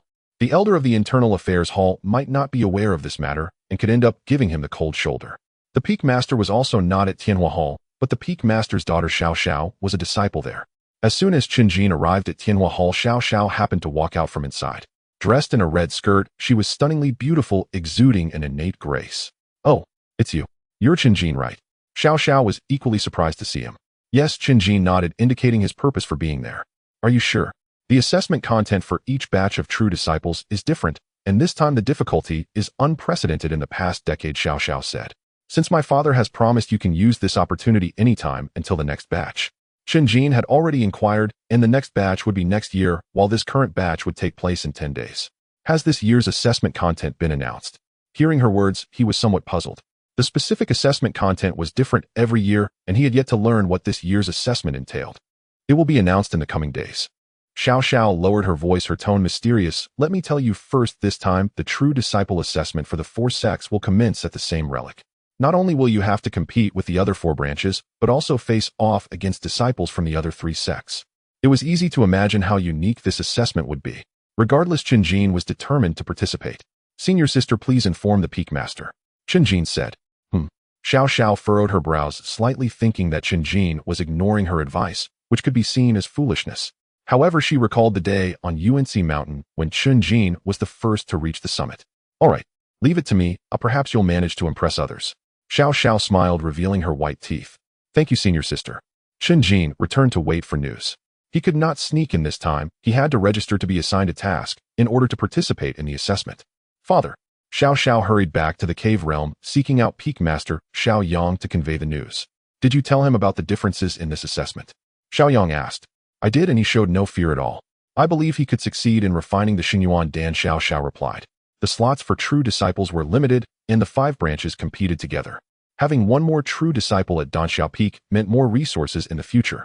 Therefore, the disciples reported must pass through the elder's scrutiny to avoid wasting the opportunity. Although Xiao Xiao was a bit boisterous, she held high hopes for Chen Jin. Xiao Yang remained silent, seemingly in deep thought. This puzzled Xiao Xiao. Her father was always a man of his word. Once he made a promise, it was impossible for him to go back on it, especially if others came seeking him. Or was there another reason? Fine, let him go. After a long time, Xiao Yang made a decision. "Father, the determination you're showing is almost as if you were vying for the position of sect leader. It can't be that serious, right?" Xiao Xiao asked curiously. Xiao Yang did not explain, only instructing his daughter to follow through. Once the cave realm was left solitary, he murmured to himself, "Shenyuan, Dan, the cycle of sun and moon, I wonder if it is a blessing or a curse." Meanwhile, Chen Jin, who was waiting for news, took out his identity token. The token vibrated gently, and a pattern of a blazing flame gradually appeared on its back. Chen Jin smiled knowingly. This represented his qualification for the true disciple assessment. The peak master's words were indeed effective. 2 days later, the content of the true disciple assessment was revealed, aligning closely with what Xiao Xiao had said. It would take place at a relic. Chen Jin and other disciples who registered arrived at the Internal Affairs Hall to receive their tasks. The tasks on the scrolls differ, but the difficulty is similar. Remember, you must only open them at the relic. Anyone who opens their scroll early will be deemed a failure. This was particularly significant for true disciples, and Danxia Peak placed great emphasis on it, with the Grand Elder personally leading the team. When your name is called, step forward to collect your scroll. In the center of the hall, nearly 30 scrolls were placed on a table corresponding to the number of registered disciples. The scrolls were sealed using secret techniques, preventing anyone from knowing the task content in advance. Disciples called by name would randomly select their scrolls, ensuring fairness and justice. Chen Jin observed through the heavenly book, confirming that no one was attempting to cheat. This true disciple assessment was related to the future of the branch, and even direct disciples would not dare to act recklessly. Chen Jin. The Grand Elder called his name, raising his voice significantly and looking at him immediately. Chen Jin appeared in his line of sight, scrutinizing him closely. This Chen Jin disciple, being the shortest-serving inner sect disciple among all of you, dares to participate in the assessment. His courage is commendable. The other disciples began to murmur among themselves, whispering to one another. Chen Jin sensed that they were mocking him, displeased that he had bypassed the elder's selection process to join directly. Thank you for the praise, elder. I will certainly complete the task. Saying this, Chen Jin casually selected a scroll and returned to the group. The Grand Elder couldn't help but glance at him a few more times, thinking he had quite a personality, though it was uncertain how he would perform. The day after receiving the scroll, Chen Jin headed to Tianxuan Peak to gather. The 5 Meridian's disciples participating in the assessment would board the cloud ship to jointly visit the ruins. Thus today Tianxuan Peak was bustling with activity, a sea of people. Chen Jin boarded the cloud ship and waved to senior sister Fang Qiong and Xiang Zhen, who were sending him off below. Chen Jin, what are you doing here? An unexpected voice came from behind, causing Chen Jin to doubt if he heard correctly. Turning around, he saw a graceful young woman in a water blue long dress, her beauty striking. Upon seeing Chen Jin here, her peach blossom eyes revealed a hint of surprise. Shen Qingyao. It had been months since they last met, and she had become even more radiant. Chen Jin pondered and looked around. No need to look, my sister has been in seclusion for months, focusing on comprehending the sword heart. Shen Qingyao said coldly. After their last fallout, they were no longer even friends. Sword heart. Chen Jin was slightly taken aback. The sword heart of the Lingxiao Peak disciples was akin to the holy yuan pill he refined, indicative of top-tier talent. Similarly, the sword heart was not something just any disciple could cultivate. The requirements were extremely stringent. No wonder she had been absent for a while, though it turned out she had such an opportunity. Chen Jin sincerely felt happy for her. You haven't answered me. How did you end up here? Shen Qingyao inquired. After tearing their relationship, she spoke very directly. Shouldn't I be the one asking you that question? Chen Jin retorted. In just a few months, relying on her treatment as an inner sect disciple and her innate talent, Shen Qingyao had already reached the 9th level of Yuan Fire. To this, Shen Qingyao was very proud. As an inner sect disciple, I am qualified to assist in the ruins. She said, you've reached the 9th level, and you should learn from Qing Ling about how to break through to the Earth origin realm. Chen Jin remarked. Ridiculous. You, an outer sect disciple, are trying to lecture me. Shen Qingyao instinctively scoffed, but her voice gradually weakened as her eyes fixed on the clothes Chen Jin wore. The blue robe of the inner sect disciple. Being an inner sect disciple herself and surrounded by others in such attire, she didn't react at first. The last time Chen Jin met her, he was an outer sect disciple. Tianxuan Sect had strict hierarchies. Once a level was determined upon entering, one had to pass numerous tests to advance. To advance from outer to inner sect disciple, one must break through to the Earth origin realm. It meant that Chen Jin was now an inner sect disciple in the early stage of the Earth origin realm. According to sect rules, she should still address him as senior brother. If anyone was more unqualified to be here, it would be her. In that moment, Shen Qingyao felt a mix of emotions. Her cheeks flushed. What's going on here? A figure appeared beside Shen Qingyao, like a stabilizing anchor, bringing her. The newcomer wore a long robe with a white base and golden edges, his figure well-proportioned and demeanor extraordinary. The true disciple Yang Zhan. He was somewhat acquainted with Chen Jin, having crossed paths a few times. You've broken through to the Earth origin realm. Yang Zhan, unlike Shen Qingyao, was quick to notice Chen Jin's cultivation level, and he was quite surprised. During their first meeting, Chen Jin had just ignited his Yuan Fire. In a few months, he had completed the training of the 9th level. Unbeknownst to him, Chen Jin had already broken through 3 months ago and had mastered 3 types of Yuan life in the spirit world. Yang Zhan observed Chen Jin acting alone, not seeming like he was here for the excitement of the ruins. Let me see your token, he said, his tone leaving no room for negotiation. Under normal circumstances, Chen Jin might have hesitated, but now he decisively displayed the back of his token. The burning flame pattern on it explained everything. Yang Zhan furrowed his brow. What sort of background did this kid have? The elder of Danxiao Peak was willing to put a quota on him. With all these unusual factors concentrated on one person, Yang Zhan had to reassess this young man. You're actually here to participate in the assessment? Shen Qingyao, being a fellow hometown person and an old acquaintance of Chen Jin, did not have such complex feelings and found it unbelievable. She knew this ruins trial was a rare event occurring once every 10 years with disciples from the 4 sects competing fiercely. In her eyes, Chen Jin had already faded into the crowd, becoming mediocre. Could it be that he would rise again like in Qinghe City, becoming the young talent that everyone focused on? It was foreseeable that once Chen Jin advanced in this trial, his experiences would spread throughout Tianxuan Sect. This left Shen Qingyao feeling particularly conflicted. Chen Jin put away the token, a slight smile on his face. Yang Qi. Suddenly Yang Zhan called out loudly. Soon a young man came over from the group of disciples at Tianxuan Peak. Brother, what's the matter? Yang Qi was handsome and full of confidence, exuding a sharp aura. This junior disciple of Danxiao Peak is called Chen Jin. He is also heading to the ruins for the trial, so let's get to know each other, Yang Zhan said. He genuinely felt that Chen Jin must possess something extraordinary, yet he didn't want to ask too much, so he called his brother over. It was also because his brother was participating in the ruins assessment that he was on this cloud ship. Chen Jin, I know you're the one who single-handedly defeated Lu Feng and the others. I heard you've been in confinement for 3 months and just got released, Yang Qi said with a grin. Oh, you know each other. Yang Zhan was somewhat surprised. I've heard that the core disciples at Danxia Peak were all in an uproar, Yang Qi said. Core disciples all have their circles. Yang Qi had heard about this by chance. You just came out to participate in the assessment. You wouldn't be the illegitimate child of some elder or peak master, would you? Yang Qi said casually. Hearing this, Shen Qingyao perked up. She knew that Chen Jin was indeed an orphan. Chen Jin ignored him, only giving him a cold shoulder. He thought of Xiao Xiao. The personalities of these second-generation disciples were quite similar. The difference was that Xiao Xiao had no malice nor looked down on him, but Yang Qi was different. Hey! Seeing that Chen Jin ignored him, Yang Qi's lips curled up and a cold gleam flashed in his eyes. After hearing that Chen Jin had been in confinement for 3 months, Yang Zhan dismissed the possibility of him having a background and didn't pay much attention. Chen Jin arrived at a corner of the deck. Disciples from various meridians clustered in groups, but he was the only one acting alone. During this time, an inner-sect female disciple from Danxia Peak glanced over hesitating. After much deliberation, she decided to invite Chen Jin to join her, but was stopped by other disciples beside her. Kuro, this is a troublemaker, don't provoke him, her companion said in a low voice. Chen Jin had offended all the core disciples of Danxia Peak after brutally beating Lu Feng. This time, he was also seen as having entered the assessment through the back door, leaving him in a situation where neither side welcomed him. Li Kuro halted her steps, her peripheral gaze still assessing Chen Jin. In her eyes, this young man possessed qualities that other disciples did not have. Loneliness, stubbornness, and maturity gave her a special attraction to him. Suddenly, Chen Jin seemed to sense something and looked over. Li Kuro immediately shifted her gaze away, striving to maintain her composure. An hour later, the cloud ship ascended amidst the cheers of the crowd. The ship carried the 5 Meridian's disciples participating in the assessment, along with over 200 others who came to assist. A few days later, the Tianxuan cloud ship arrived at the ruins. On the deck, the eager disciples looked down below. A thick sea of clouds covered the land, creating a vast expanse of white where nothing could be seen.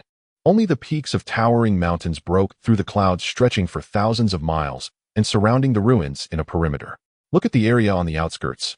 A sharp-eyed disciple pointed into the distance where patches of bare land appeared amidst the undulating mountains. From the outlines, it looked as if entire mountains had been uprooted. Looking again at the mountains surrounding the ruins, it was unimaginable that someone could have moved them here.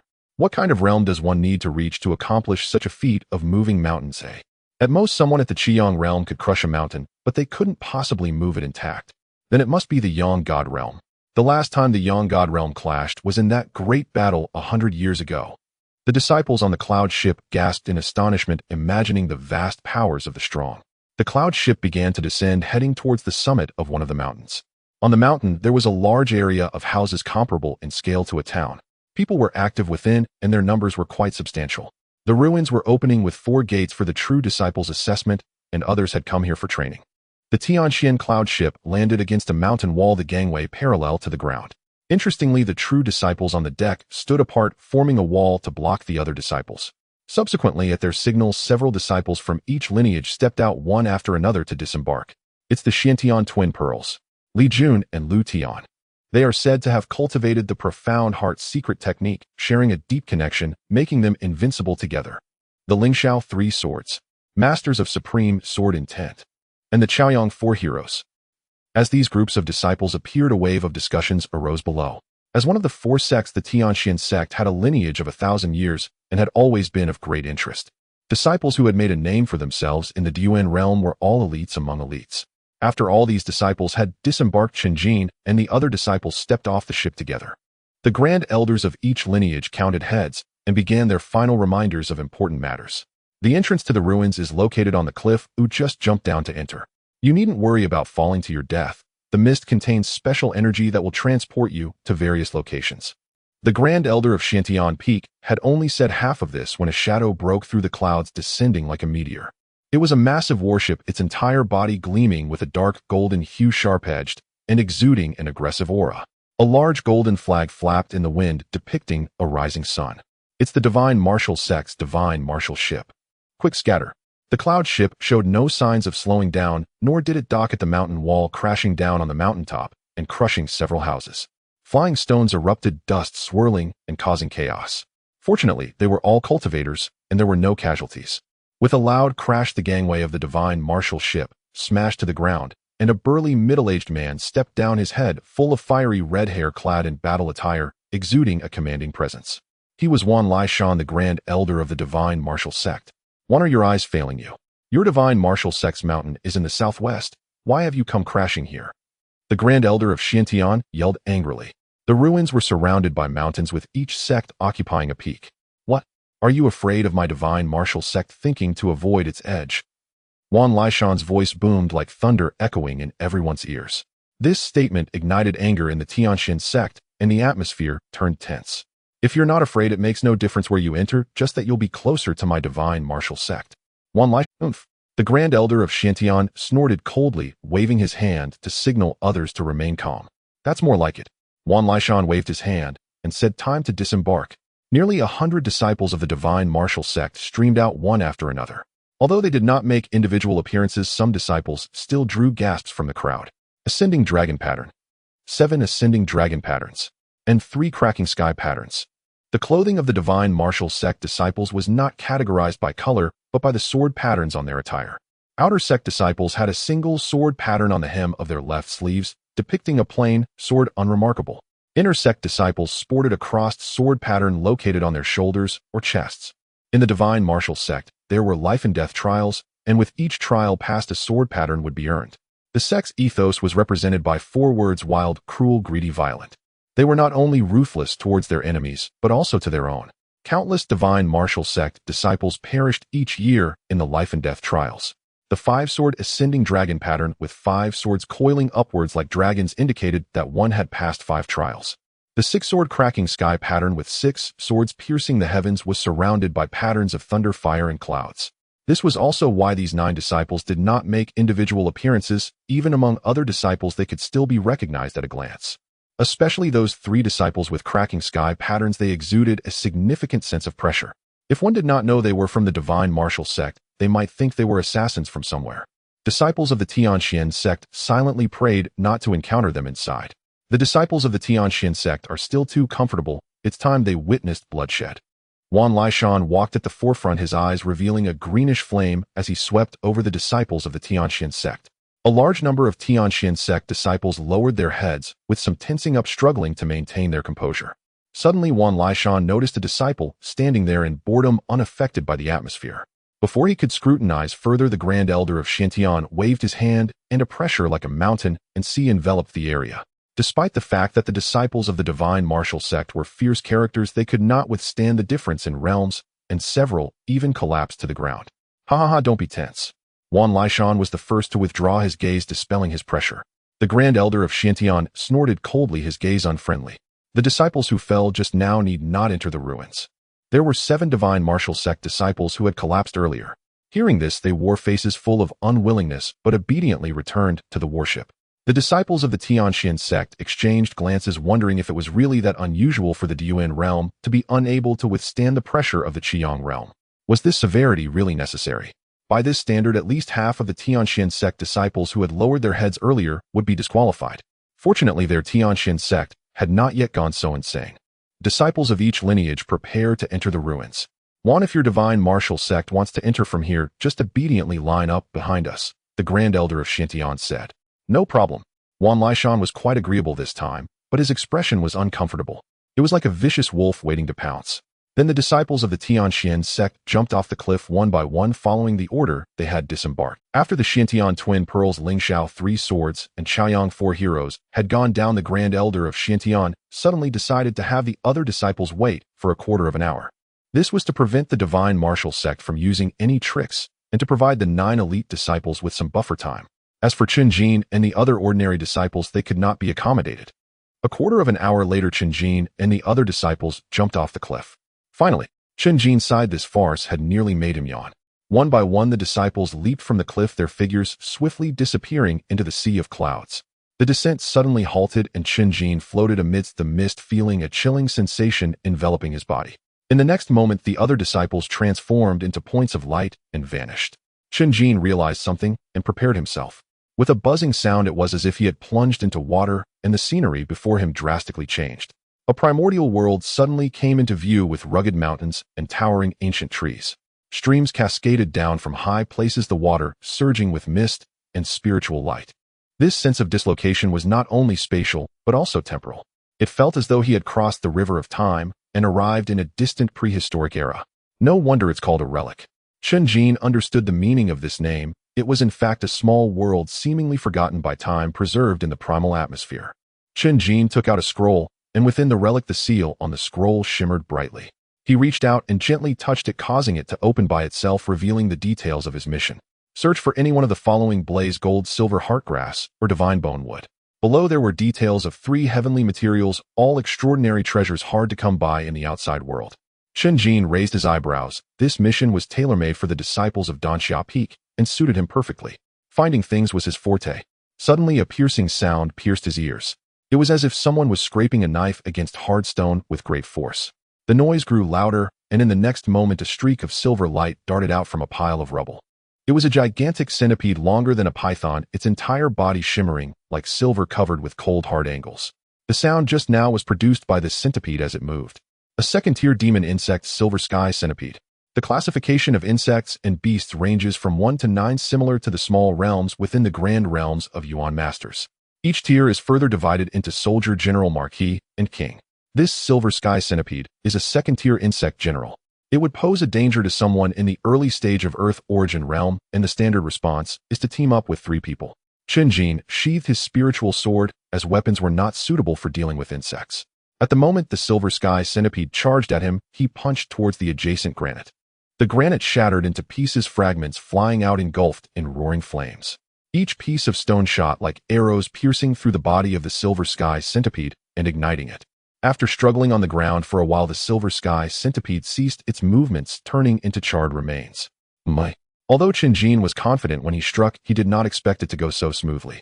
What he did not know was that with the 3 great primordial destinies of the sun combined with the purple cloud formula and 9 yang divine art, his yuan power was comparable to a fierce earth fire. Suddenly Chen Jin sensed something and turned his gaze towards a nearby thicket, his eyes sharp. Come out. After 2 or 3 seconds, 3 young women emerged, their beauty, striking figures graceful, all disciples of the Tianxuan Sect. Yu Qing greets senior brother. The heavenly profound sect truly has an abundance of talent. Your punch, just now, was astonishing, the one in the middle said, smiling like a blooming flower, her eyes sparkling. Chen Jin detected a strange smell in the air, the 5 poison smoke capable of luring out the poisonous insects from the ground. He immediately understood that the Tianxuan Sect disciples had laid an ambush here. Senior brother, we are here to create the 5 poison smoke to lure out this centipede. We didn't expect you to teleport right between us, Yu Qing explained, her face innocent. Then why didn't you warn me, or help? Chen Jin countered. We didn't have time, you are that formidable senior brother. Yu Qing threw a flirtatious glance. This senior brother, beasts have demon cores, insects have demon crystals. Our mission is to collect 12 demon crystals. Another Tianxuan Sect disciple spoke. Among the charred remains of the silver sky centipede lay a shimmer. Chen Jin gathered his yuan power in his palm, retrieving the demon crystal from a distance. Thank you, senior brother, Yu Qing immediately said. I never said I would give it to you, don't get the wrong idea, Chen Jin replied. Is the mission of senior brother also to collect demon crystals? Yu Qing asked, surprised. I killed the silver sky centipede. This is my trophy. What will you offer in exchange? Chen Jin inquired. Upon hearing this, the 3 Tianxuan Sect disciples blinked. It wasn't that they had an inflated sense of self-worth, it was simply customary. Among the 4 sects, the Tianxuan Sect has always maintained neutrality. Even with the Xinwu Sect, their relationship is quite good. Based on past experiences, these senior brothers were very willing to give them unwanted items. The power of Chen Jin's punch made them believe he was an exceptional disciple of the heavenly profound sect with a notable background. Such senior brothers usually tend to be generous. At that moment, another person approached, a disciple of the Tianxuan Sect, who had also teleported here. Coincidentally, this disciple was Yang Qi. The task of the Tianxuan Peak disciples cannot involve demon crystals. Chen Jin, give those to these 3 Tianxuan Sect disciples. Don't let others think our heavenly profound sect is stingy. Yang Qi strode over his chin, slightly raised his tone, leaving no room for dissent. You're quite generous with others' things, why don't you go hunt the demon insects yourself? Ridiculous. Do you think a second-tier demon insect is something to be proud of? Yang Qi thought Chen Jin was showing off his achievements. Chen Jin was baffled by how these people thought. 2 senior brothers from the heavenly profound sect, there's no need to let this matter ruin our friendship, let's not take them. Yu Qing hurriedly spoke, not wanting to make things too awkward. You all don't need to leave. Even after her words, Yang Qi refused, saying, Didn't you hear what I said? Give the demon crystals to them. Chen Jin recalled a long time ago in the martial arts school of Qinghe City, there was an unremarkable male apprentice. Whenever he encountered pretty girls, he would waddle, overusing the embarrassing stories of his friends to amuse them. His actions were akin to Yang Qi's current behavior. Who do you think you are? What right do you have to point fingers at me? Chen Jin said. Looking for death. Yang Qi suddenly erupted, rushing over to snatch. The three of them from Yu Qing stared in shock. In fact, Yang Qi was not merely trying to please the Miaoyan sect disciples. He was also looking for a reason to teach Chen Jin a lesson. As Yang Qi, the younger brother of Yang Zhan, a top disciple among the direct disciples of the heavenly profound sect, had broken through to the earth origin realm with his Xuanxin. Xuanxin is a manifestation of the disciples' cultivation methods of the Xiantian Peak. Correspondingly, it is the Yuan Dan from Danxia Peak, Sword Heart from Lingxiao Peak, and Divine Wonder from the disciples of the God-forging Peak. Moreover, he was also cultivating in the spirit realm, making significant progress in the aspect of the sun's command. Among the inner disciples of the heavenly profound sect, few could catch his eye. Dealing with a minor character from Danxia Peak was child's play. Chen Jin did not expect the other party to act so recklessly in a place like the Relic. Without any reservations. Not considering the consequences. If that's the case, why should I even think about it? In an instant, Chen Jin's gaze turned extremely sharp. In Chen Jin's view, ancient ruins teemed with peril. Fellow disciples ought not to turn on one another, let alone engage in brutal combat. Injury would jeopardize the mission ahead, imperiling both advancement and survival. Yet now he felt utterly alone in this reasoning. Yang Qi had struck without warning, swift, ruthless, heedless of consequence. A surge of nameless fury rose within Chen Jin. Dare you resist? Yang Qi sensed his agitation and sneered coldly, expecting nothing more than docile compliance, and thus no trouble at all. Seeing Chen Jin prepare to strike back, Yang Qi dismissed it with disdain. His right hand snapped forward, 2 fingers thrust like a spear. Air shrieked as if torn apart by thunder. Xiantian Finger, a signature technique of Xiantian Peak, blindingly fast and devastatingly sharp. A legend claimed that at the Yangshan realm a single flick could pierce mountains. Chen Jin neither dodged nor flinched. He drove forth a palm, roaring gales whipping up, flames surging violently. Primal energy swelled within his palm, crimson light surging like a tide. Yang Qi gasped. Could a disciple from Danxia Peak truly achieve such power? Cautiously he extended a finger, thumb and little finger curling tightly into his palm. 3 fingers locked together. Cold light sharpened into blades, plunging into the inferno, forcibly carving a rift through searing heat. As his fingertip neared Chen Jin's palm, Yang Qi's lips curled upward, showing no intent to relent. He'll cripple your arm. Teach you a lesson. He sneered. You. Yet in that same instant Chen Jin made his resolve. Firelight danced in his eyes, scarlet flames roiled around him, drawn inward by an invisible force converging upon his palm. The fire coalesced, dense, tangible, gleaming with golden radiance. Yang Qi's skin burned, his eyes stung shut. Impossible. Only then did Yang Qi grasp Chen Jin's true caliber, not some mere alchemy-obsessed novice from Danxia Peak. But it was too late. Chen Jin committed fully. The force of his palm crashed down like a collapsing mountain, driving Yang Qi backward in desperate, life-threatening retreat. Jaw clenched, Yang Qi strained to hold his ground. You're no different from Lu Feng. Equally incompetent, Chen Jin remarked. At those words, Yang Qi erupted. Though both were direct disciples, he prided himself on relentless ambition and extraordinary talent. How dare Lu Feng, a wretched nobody, be mentioned in the same breath? Lu Feng lasted longer against me than you have. Chen Jin pressed the point. Truthfully so. Back then, though he'd just broken through to the Yuan realm, his cultivation in other aspects lagged. He'd relied entirely on sacred Yuan pills to defeat Lu Feng. Now, a single palm strike would lay Lu Feng flat. Yang Qi roared in fury. He'd even contemplated withdrawing with dignity, settling for a draw. You brought this upon yourself. He prepared to go all out, but opportunity had already slipped away. Fool. Chen Jin baited him deliberately to expose the flaw in his composure. Such second-generation heirs, when confronted with what defied their understanding, discarded arrogance and proved weaker than ordinary cultivators. Jinyang. Chen Jin brought his palm down, merciless, unstoppable. Yang Qi had no path to evade. The tip of his finger shot forth like a sword's edge, yet it was too late. The palm struck first, crushing his chest, hurling him backward in a violent arc until he slammed hard into a pile of jagged boulders. The female disciples of Miaoyan Sect had long departed, unconcerned with the aftermath, indifferent to what Yang Qi had pledged to do for them. I thought you'd be stronger. Is this all? Chen Jin tossed the words over his shoulder and walked away. Long afterward, Yang Qi clawed his way out of the rubble, pounding the earth with furious fists. his face twisted with bitter resentment. He swallowed a healing pill then limped off, intent on rendezvousing with fellow Xiantian Peak disciples. He hadn't gone far when footsteps approached. Yang Qi's heart seized, an ominous premonition tightening his chest. And indeed, dread manifested. A disciple of Tianxuan Sect emerged from the right, expressionless, gaze glacial. Yang Qi's pupils contracted. 5 sword motifs adorned the disciple's chest. The Liekong mark, the most formidable among Tianxuan Sect's 3 elite disciples. Why him? And why now wounded and unable to flee? In that moment, he regretted confronting Chen Jin more than anything. Suddenly, the Tianxuan disciple charged. Yang Qi recoiled in terror. Wait! But the disciple advanced like a ravenous beast, deaf to plea or reason. Minutes later, high above the ruins within the sea of clouds, Yang Qi materialized midair, then was propelled backward by an arcane force, landing hard upon the cliffside. All eyes turned, curious to see who the first eliminated disciple would be. Yang Qi, the great elder of Xiantian Peak, recognized his own lineage's disciple.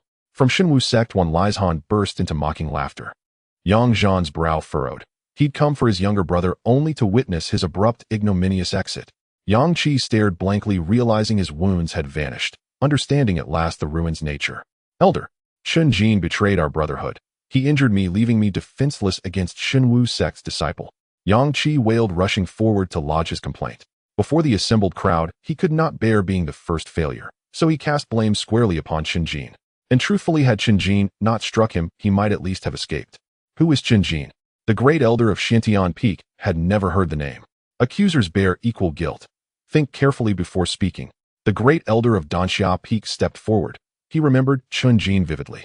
As head of a sect branch, he would uphold his disciples' honor. It is absolutely true. I was momentarily careless, wounded by Chen Jin. Otherwise, I would never have fallen so easily. Yang Qi declared loudly. He omitted any mention of collusion with Tianxuan Sect, framed the injury as misfortune, not ambush, and carelessness was factually accurate, rendering his claim technically unassailable. That was the seduction of lies. Each sentence true, yet collectively false. Even had he remained vigilant, he still stood no chance against Chen Jin. As for motive, simply mutual enmity. His luck ran out, crossing paths with the madman Feng Yi. From Tianxuan Sect they listened, and instantly knew whom Yang Qi had encountered. Feng Yi, the most ferocious among the 3 Liekong-marked disciples. Before departure, elders had assigned him a clear mandate: strike down any Tianxuan Sect disciple he met. Enough. The great elder of Xiantian Peak waved dismissively, halting Yang Qi's tirade. Regardless of cause, public discord with outsiders was unacceptable.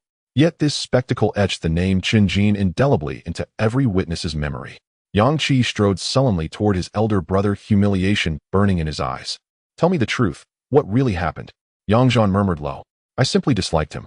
To his brother, Yang Qi withheld nothing, recounting every detail plainly. Nearby, Shen Qingyao sensed something amiss. By his account, Chen Jin had utterly dominated Yang Qi. As a direct disciple and intersect cultivator, Yang Qi had broken through to the Diyuan realm nearly a year prior, flawless in every aspect. What has happened to him? A sudden, inexplicable dread gripped Shen Qingyao. Events were unfolding precisely along the path she feared most. In the following hour, the expression on the face of the Grand Elder of Xiantian gradually became grim. After Yang Qi, disciples of the Tianxuan Sect continued to be eliminated. Among the 4 sons of Chaiyang, 3 were eliminated, and only one of the Ling Shao 3 swords remained in the ruins. According to them, the one who acted was Feng Yi of the Tianxuan Sect. That guy is a madman doing nothing but searching for us everywhere in the ruins. Zhao Zheng, one of the 4 sons of Chaiyang, expressed his indignation.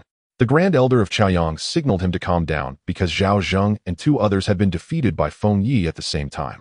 If they couldn't win against Threaten, there was no need to say too much. The Tianxuan Sect's Wan Laishan was even more arrogant, constantly provoking them. It's alright, we still have Li Jun and Lu Tian, a Tianxuan Sect disciple, consoled himself.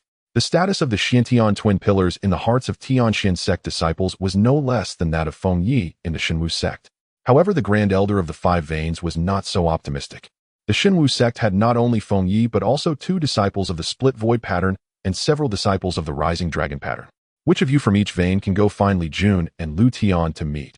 The Grand Elder of Xiantian stated. The other 4 Vein elders stammered and couldn't provide an answer. Now is not the time to hide anything. We must unite against the outside threats. The Grand Elder of Xiantian said irritably. Surprisingly, the Grand Elder of the Forging God Peak immediately replied, I'll send Wei Qingyan over. Wei Qingyan, is she the female disciple among you? Can she manage it? The Grand Elder of Xiantian asked. The Forging God Peak had a serious gender imbalance with only one female disciple among 100 male disciples. Wei Qingyan was not particularly stunning, but was regarded as the most beautiful girl among the disciples of the Forging God Peak. She masters the mystical reversal of destiny, the Grand Elder of Forging Gods said. Oh, the faces of the elders brightened, realizing what that represented. Very good. Is there anyone else? The Grand Elder of Xiantian continued to inquire. The Grand Elder of Danxiao changed expression because the others directly ignored him. It seemed to suggest that there were no disciples from Danxiao Peak capable of fighting. However, upon careful thought, it seemed there really were none. Although the inheritance of Danxiao Peak was strong, it was still inferior compared to the other veins. In the ruins, Chen Jin walked alone on this primitive land. He appeared to be sightseeing, showing no signs of impatience as he strolled and paused. Junior brother Chen. As he passed a lake, he heard someone calling his name. A girl emerged from the water, her body dripping wet, her clothes clinging tightly to her, outlining a wonderful curve under the sunlight. With a pretty face, Chen Jin found her somewhat familiar. My name is Li Keru, a disciple of Danxiao Peak, she said, barefooted, stepping on smooth pebbles. Chen Jin remembered that they had exchanged glances on the cloud ship before. He felt a bit curious. Was she bathing in the ruins? It didn't seem so. Who would wear clothes while bathing? Li Keru noticed his confusion and smiled gracefully. There is a Xian Shui Ling Chao growing at the bottom of the lake. It's my task. Are you alone? Chen Jin asked curiously. There were also demonic beasts under the water, and once a person entered, they could only exert 60% of their strength. The Xian Shui Ling Chao was the main ingredient for a 4th-grade spirit pill, extremely precious, and it was unlikely there were no demonic beasts guarding it. There is a Jin Shui Lu Chan guarding it, but senior sister Zhang lured it away. The Jin Shui Lu Chan is a 2nd-grade demonic lord. It would be more troublesome than a 2nd-grade demonic king at the bottom of the water. Without luring it away, it would be impossible to obtain this spirit herb. This was the benefit of having companions. They could cooperate and complete tasks with minimal risk. Since that's the case, let's leave here. The Jin Shui Lu Chan could return at any time, so talking here is unwise. Li Keru circulated her elemental power, and the elemental fire rose quickly, drying her wet clothes. Li Keru then took out a fragrant pouch from her storage bag to disperse the lingering earthy and watery scents. Junior brother's task is ours. Why don't we go together? Li Keru said. Previously, she had intended to invite Chen Jin to join her, and after meeting in the ruins, she was determined. Chen Jin thought about how easily she completed her task and saw the benefits of having help. Thus, he explained his task. The Lihua Xianjin you need grows in the depths of the volcanic pit. Senior sister Zhang is also going there to gather the core fire lotus, so we can definitely go together. So shall we act together? Chen Jin did not hesitate. Suddenly there was a loud noise from the lake behind them. The sound of water continued, and the blue waves rippled. Li Keru's charming face changed. The Jin Shui Lu Chan had returned, going mad after discovering the spirit herb was stolen. Don't worry, we're far enough away, Chen Jin said. No, the Jin Shui Lu Chan returned a quarter of an hour earlier than agreed. Senior sister Zhang and the others might be in danger. Li Keru said. When several people acted together, they were very precise in their timing.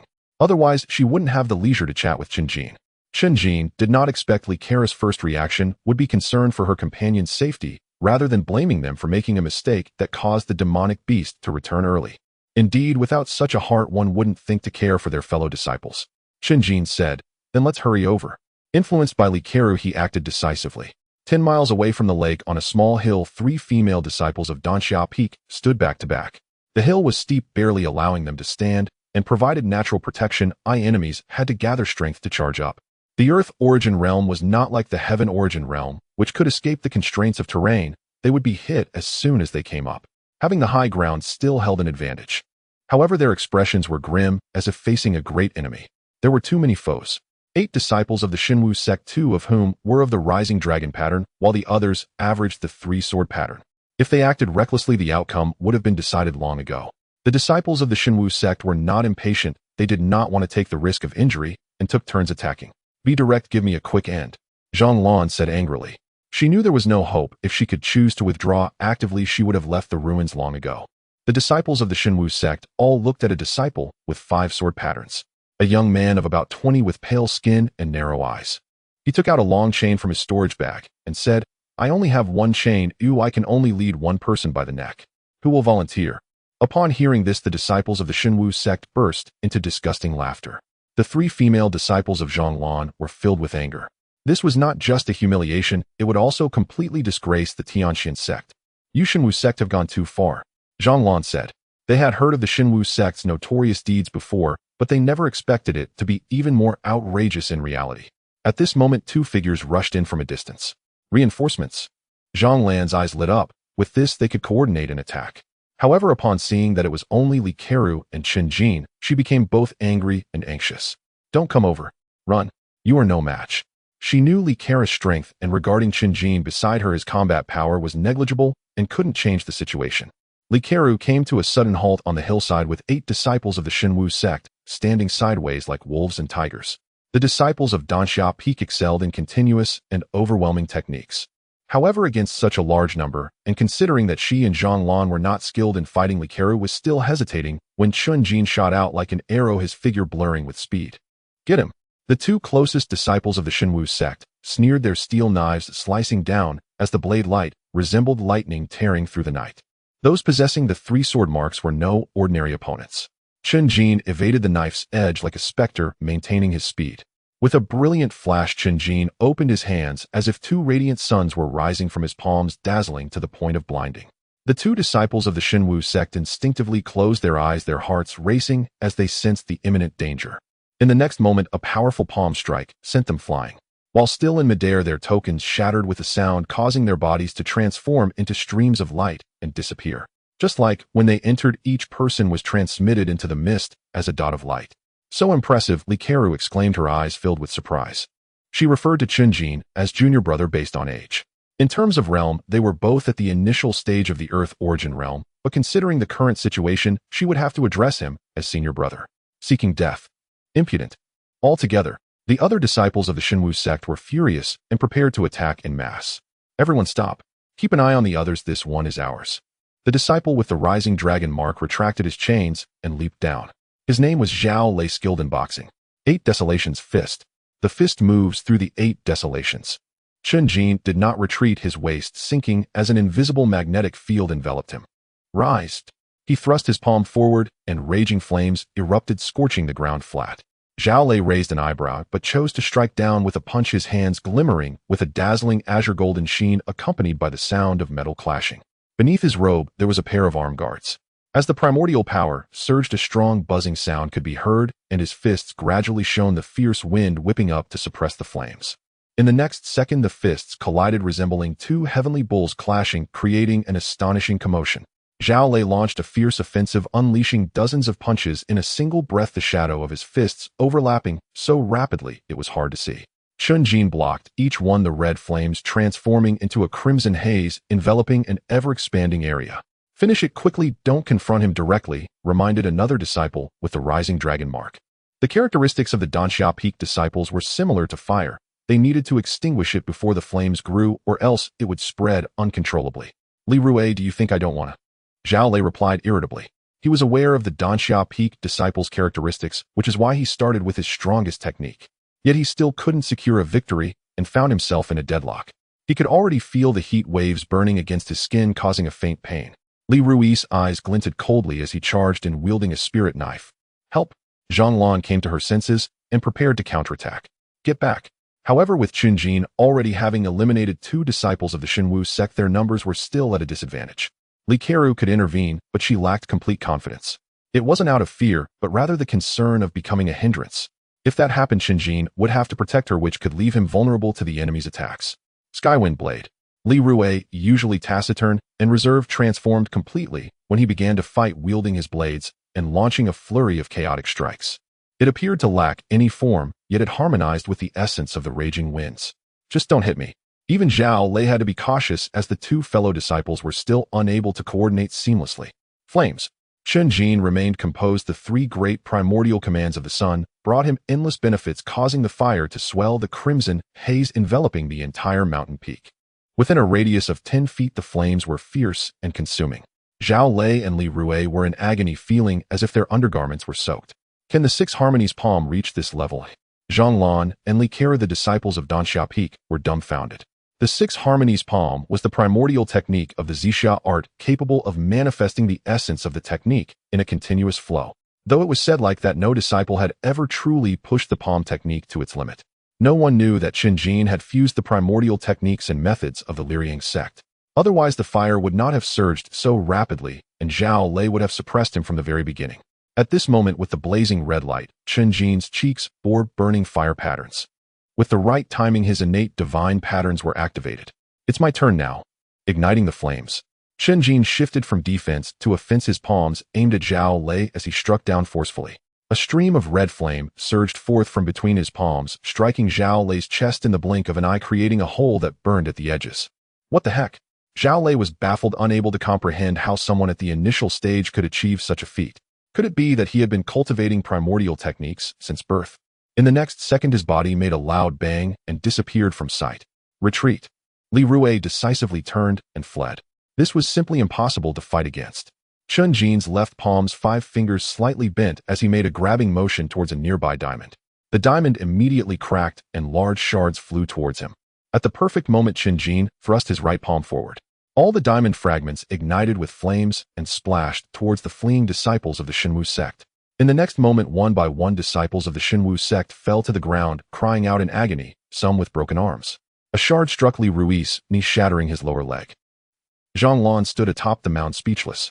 In her impression, she only knew that Chen Jin was a troublesome character who had just broken through to the Earth origin realm not long ago. His combat power was certainly not comparable to theirs. Now, he was simply a celestial being descending to Earth. Moreover, beneath his calm exterior, he struck with such ferocity. Outside the ruins at the mountain peak, a few minutes ago, 2 disciples of the Tianxuan Sect flew out from the mist, landing back on the cliff in an arc. This was the first time today that disciples of the Tianxuan Sect had been eliminated. The members of the Tianxuan Sect breathed a sigh of relief, but unfortunately these 2 disciples were just ordinary characters. Go back and accept your punishment, Wan Lianshan said discontentedly. The 2 disciples hesitated, exchanging glances before choosing to remain silent. Before long, another figure was ejected from the ruins. Zhao Lei, Rising Dragon Mark. This time it's a disciple of the Rising Dragon Mark.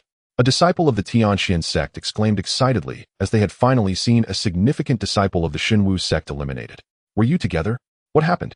Wan Lianshan asked. Being eliminated didn't necessarily mean it was due to the Tianxuan Sect. It could have been due to encountering a powerful beast. Or perhaps they had suffered losses at the hands of the Miaoyin Sect or the Chuanxing Sect. Don't celebrate too early, Tianxuan Sect. Zhao Lei didn't say it publicly, but whispered to Wan Lianshan. This performance was precisely the response that the Tianxuan Sect wanted to see. Li Rue is still in it. It's just a one-for-one exchange, Wan Lianshan said solemnly. As soon as he finished speaking, one disciple after another from the Tianxuan Sect was thrown onto the cliff. Among them was Li Rue. At this moment, the disciples of the Tianxuan Sect at the peak erupted with excitement. It must have been their disciples who took action, taking down so many in one fell swoop, and still 2 from the Rising Dragon Mark. The members of the Tianxuan Sect fidgeted with anticipation, straining to listen. Meanwhile, Li Rue and Zhao Lei whispered confidentially near Wanlai Mountain. Wanlai Mountain's expression grew increasingly grim as he retreated to the back, seemingly preoccupied with something. The Grand Elder of Xintian felt quite relieved, speculating with the other elders about the identity of this disciple. The 4 sons of Chaiyang and the 3 swords of Lingxiao were down to just 1 person, each unable to match up against Zhao Lei and Li Rue. The most likely candidates were the Xintian twin pillars, who could team up and eliminate 8 disciples from the Divine Martial Sect in one go. However, if it were just that, one shouldn't celebrate too early. There were still 3 formidable figures from the Divine Martial Sect with the ability to tear through the void. Suddenly, the Grand Elder of Xianxin's gaze fell upon the Grand Elder of Lingxiao, his expression inscrutable. The Grand Elder of Lingxiao looked utterly perplexed. A few months ago, that disciple who shone brightly at Flame Mountain must also be at the Earth origin realm by now. The Grand Elder of Xintian spoke, implying whether this disciple was mixed into the current team. The Earth origin realm could unleash the 9 stars convergence, but wouldn't they be invincible with a single sword? I didn't even know Lingxiao Peak had such a disciple, the Grand Elder of Lingxiao said, feeling rather helpless at this. In the opportunity contest involving all 3 sects, a disciple from the Tianxuan Sect snatched the divine essence source, causing quite a stir. Because they used the 7-star sword art, everyone assumed it was a disciple from Lingxiao Peak. Really? The Grand Elder of Xintian questioned doubtfully. The 5 veins of Tianxian were in constant competition, so each peak tended to hide things to reserve strength. For instance, the Grand Elder of the Divine Refinement Peak hadn't mentioned a female disciple named Wei Qingyan who mastered the mystical reversal technique. I swear there truly isn't one, the Grand Elder of Lingxiao said helplessly, inwardly hoping it was true. The Grand Elder of Xintian then looked toward the Grand Elders of Danxia and Chaiyang. With nearly all of Chaoyang's four sons wiped out, the Grand Elder of Chaoyang also appeared helpless, suggesting it likely wasn't them. Could it be from Danxiao Peak? The Grand Elder of Xintian shook his head, saying, that must be the work of Lu Yuan and the others. Damn. The Grand Elder of Danxiao was quite annoyed. This old fellow really underestimated people. But there was nothing to be done, after all this time Danxiao Peak's team lacked any capable disciples. In the ruins, Chen Jin stood amidst a stretch of scorched earth, retracting his spiritual power. His expression gradually returned to the calm and composed demeanor he typically exhibited. Li Kero looked at him with admiration, previously sympathizing with Chen Jin's plight, embodying a big sister's attitude. However, just moments ago, Chen Jin's expression had been one of cold determination, his imposing presence like a thunderstorm lingering in her mind. This stark contrast stirred her inner emotions. The next moment, she regained her composure, quickly controlling her expression, worried that Zhang Lan and the others might notice. Ultimately, she found her concerns to be unfounded, as Zhang Lan and the others reacted even more dramatically. I didn't know there was such a powerful disciple in Danxiao Peak. Zhang Lan exclaimed excitedly. Danxiao Peak had always been underestimated among the five veins, perceived as disciples who only knew alchemy and were poor in combat. Senior brother, no wonder you go solo. Turns out you're so impressive. Zhang Lan leaned closer to Chen Jin, unabashedly expressing her admiration. Li Kero rolled her eyes, thinking this person truly had two faces. Earlier, Zhang Lan had said Chen Jin was alone, undoubtedly due to some personal issues facing exclusion. Now it was a point of praise. Thank you for your help, senior brother. Another two female disciples approached Zhang Lan on either side, beaming with smiles. Their enthusiasm only made Li Kero unhappy. After all, she had been the first to notice Chen Jin's differences. We are all disciples of Danxiao Peak, no need for thanks, Chen Jin replied. Though he had been disgusted by Yang Qi at the start, he hadn't forgotten the purpose of this journey. Not only to become a true disciple, but also to secure support from the Danxiao Peak lineage. Therefore, he had acted without hesitation earlier. Kara, did you obtain the spiritual herbs? Zhang Lan asked. Finally, remembering his presence, Li Kero smiled lightly. Senior sister, I have already acquired the spiritual herbs. Great. We didn't lure that toad too far, and now disciples from the divine martial sect have come to cause trouble, Zhang Lan said. Fortunately, everyone is safe. Li Kero felt relieved as she spoke. Indeed. Zhang Lan and the others gathered around, showcasing a scene of sisterly affection. Beside them, Chen Jin smiled. Perhaps due to having experienced too much darkness, he was quite pleased to see such a warm moment. Subsequently, the five of them acted together, focusing on Chen Jin's task of searching for the earth-fire fissures. At first, Zhang Lan took the lead. As a disciple of Danxiao Peak, she was very familiar with the plants, and her divination skills had reached a peak level. However, she quickly felt it more appropriate to let Chen Jin lead the way. Compared to him, she felt utterly ignorant. Senior brother, how do you know so much? Li Kero asked curiously. She even suspected that Chen Jin could name every stone they passed. I have read through all the collections in the 100 Refinement Hall, and I have an extraordinary memory, Chen Jin replied. So amazing. Zhang Lan and the others were extremely surprised. It's one thing to be skilled in combat, but to have such profound knowledge as well. Faced with the exaggerated reactions of the four girls, Chen Jin felt somewhat overwhelmed. No wonder they say 3 women make a play. With the help of the heavenly book, he could avoid calamity and navigate around the territories of the demon beasts.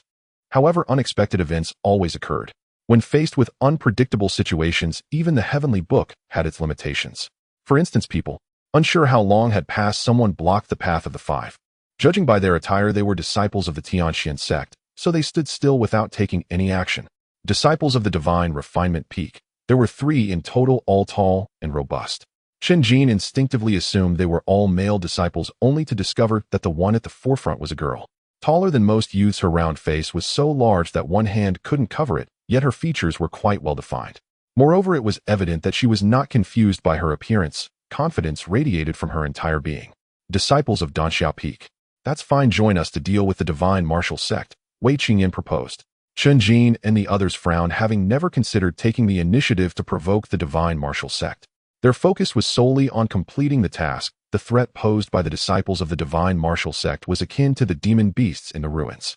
Why should we listen to you? We still have our own tasks to attend to, Zhang Lan questioned. The elder personally ordered me to take action. Do you dare defy the elder's command? Wei Qingyan raised her voice. The elder only meant for you to assist, not to take over our tasks. Zhang Lan retorted. The divine martial sect is making life difficult for us, Tianxuan Sect, yet you only care about yourselves, eh? Wei Qingyan said sternly. Zhang Lan felt both anger and urgency, but didn't know how to counter this argument. It was not difficult to understand. They were simply displeased with Wei Qingjian's attitude, instructing them in such an authoritative manner, directly commandeering the five. Enough talk, yes or no? Make up your mind.